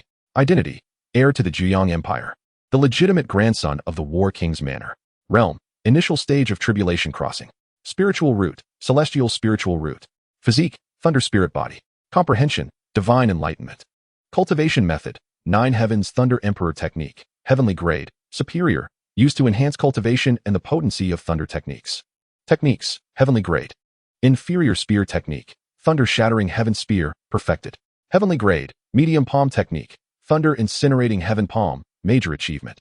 Earth grade, supreme movement technique, thunder instantaneous steps, perfected. Li Zhihua and Xianxiaaudiobooks engaged in a fierce battle for a full 10 hours. Ultimately, Li Zhihua unleashed one of his trump cards, the heavenly grade. Supreme 9 Heavens Thunder Prison Sword Array, executing the final and most powerful formation. This array required a staggering 3,000 swords. And Li Zhihua even infused 10 inferior immortal artifacts among them to decisively defeat Xianxiaaudiobooks. With this victory, Li Zhihua solidified his claim to the title of champion in this Eastern Domain's grand competition. After receiving his prize, which consisted of various opportunities to enhance his cultivation, Li Zhihua displayed little interest. In his eyes, no secret realm for cultivation could rival the reincarnation array of the Li family. Thus, he sought out Bai Li Han of the Bai Li family, who practiced the path of weaponry, using his first-place reward along with an inferior immortal method devoid of attributes. He struck a deal with Bai Li Han, acquiring the technique for the path of weaponry. Subsequently, Li Zhihua visited the residence of the esteemed elder Lin Baichuan at the Treasure Pavilion. Upon meeting Lin Baichuan, Li Zhihua explicitly requested the methods for arranging temporal and spatial formations. Lin Baichuan readily agreed. 3 days later, Li Zhihua received the techniques for establishing temporal and spatial arrays, along with an abundance of materials necessary for their construction. Following this, he accompanied Lin Baichuan to the central domain, intending to bring Murong Shui to the eastern domain. Upon arriving at the Murong family in the central domain, Li Zhihua encountered Murong Shui's father, the family head, who initially regarded him with disdain, perceiving him as an unanchored drifter and not a scion of any significant power. In response to the family head's indifference, Li Zhihua remained unfazed. He produced 3 volumes of immortal techniques from his storage ring and presented a wealth of high-tier cultivation resources, which prompted a complete transformation in the family head's demeanor, shifting from extreme dissatisfaction to overwhelming approval. When Li Zhihua finally met Murong Shui, he was pleasantly surprised to discover that she had borne him a son endowed with a golden spirit body, who had already progressed to the mid-stage of the out-of-body realm. Filling Li Zhihua with immense joy, overwhelmed, he embraced Murong Shui tightly and fervently kissed her, exclaiming, "My dear, you have endured so much over the years." Soon after, he returned to the Li family in the eastern domain with both mother and child, bringing along his 5 companions, Lin Wanqing, Lin Ziwang, Ouyang Qingxue, Dongfang Qing, and Nangong Wan. Upon his return to the Li family, Li Zhihua was greeted with open arms by the entire clan. Without delay, he commenced the arrangement of temporal and spatial formations within the inner imperial palace. After 3 arduous years of labor, he finally enveloped the entire palace within the 2 arrays. Ding. Detection complete. 1 large-scale array for 10-fold time acceleration, and 1 large-scale array for 10-fold spatial expansion. Please select the amplification method. Option 1, 1000-fold quality amplification. Option 2, 1000-fold quantity amplification. Li Zhihua responded with excitement. I choose 1000-fold quality amplification. Ding. Congratulations, host. You have acquired a large-scale 10,000-fold time acceleration array and a large-scale 10,000-fold spatial expansion array. As the system's voice resonated in Li Zhihua's mind, he beheld the inner imperial palace expanding at a visible rate, while simultaneously sensing the rapid passage of time. Elated, he murmured to himself, with the enhancement of these 2 10,000-fold arrays, the Li family's dominance over the cultivation world is imminent. Subsequently, all members of the Li family possessing spiritual roots received Li Zhihua's summons, whether they held prominent positions within the Yinfong dynasty or were engaged in external endeavors or trade. All returned unconditionally to the family to enter the inner imperial palace for closed-door cultivation. Prior to this, the Li family had conducted a grand selection event throughout the dynasty, culminating in the selection of nearly 1 billion women and several million men. Almost all members of the Li family, regardless of gender, chose at least several hundred partners, with those of higher cultivation even selecting thousands, a truly extravagant affair. Thereafter, all members of the Li family entered the inner imperial palace to begin an extensive period of cultivation and procreation. Naturally, Li Zhihao and his companions were included. During the inner imperial palace's 1,000 years, which equated to just over a month in the outside world, Li Zhihao eventually had to emerge from the palace. At this moment, his cultivation had reached the late stage of great ascension, with only a year remaining before he could ascend to the immortal realm. Due to the regulations established by Li Zhihao concerning procreation, his 6 companions chose to undergo the process of dissolving their forms to cultivate as scattered immortals. When Li Zhihao exited the inner imperial palace, he discovered that, after a millennium of development, the population of the Li family had surged to a staggering 200 billion, with nearly 1 million scattered immortals among them. After leaving the palace, Li Zhihao utilized teleportation several times, arriving at the territory of the Little Wolf within the Beast Mountain range.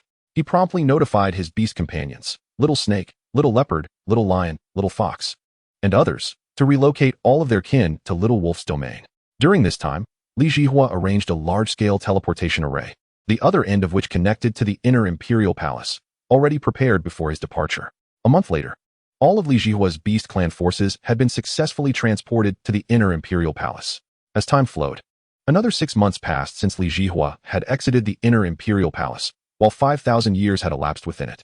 In the span of these 6 months, the Li family has ascended to the 11th tier of immortal ascendants, with a staggering 10 million clan members on the brink of breaking through to the 12th tier and soaring into the celestial realm. At this moment, within the inner imperial palace, the Li family has experienced another 5 millennia of growth, resulting in a population that has reached an astounding 30 trillion. However, after 5,000 years of development, the clan's cultivation resources have been nearly depleted. To replenish these resources, Li Zhihao made a decisive move, unleashing nearly 10 million Li clan members who were extremely close to the 12th tier upon the entire realm of cultivation.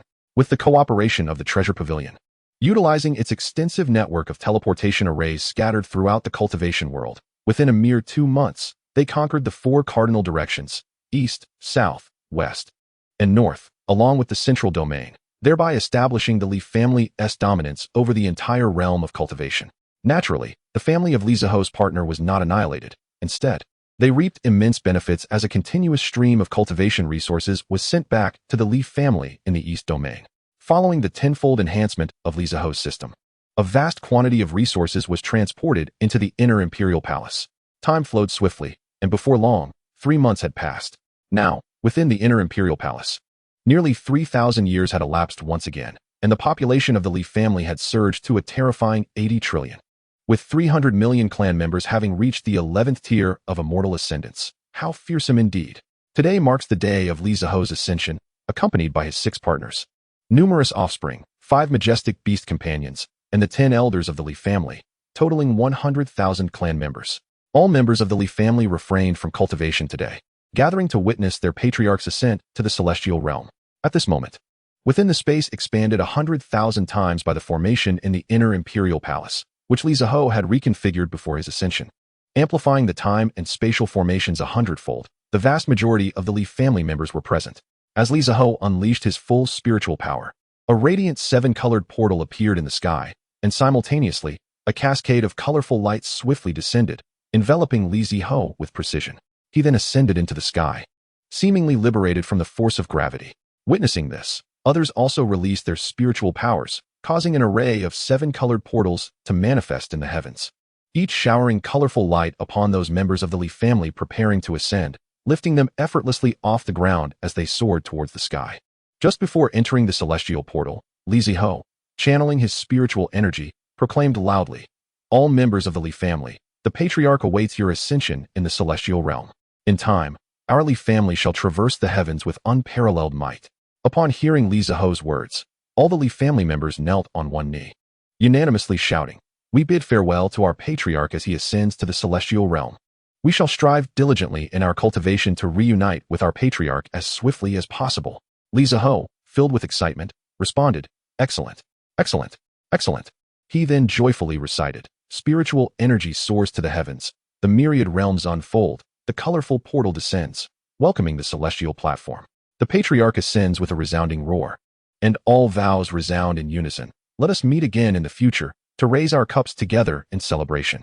In the celestial realm, we shall ride the winds of destiny. The name of the Li family shall echo throughout the 9 heavens." Ha ha ha. With that, Li Zhihao completely vanished into the welcoming portal.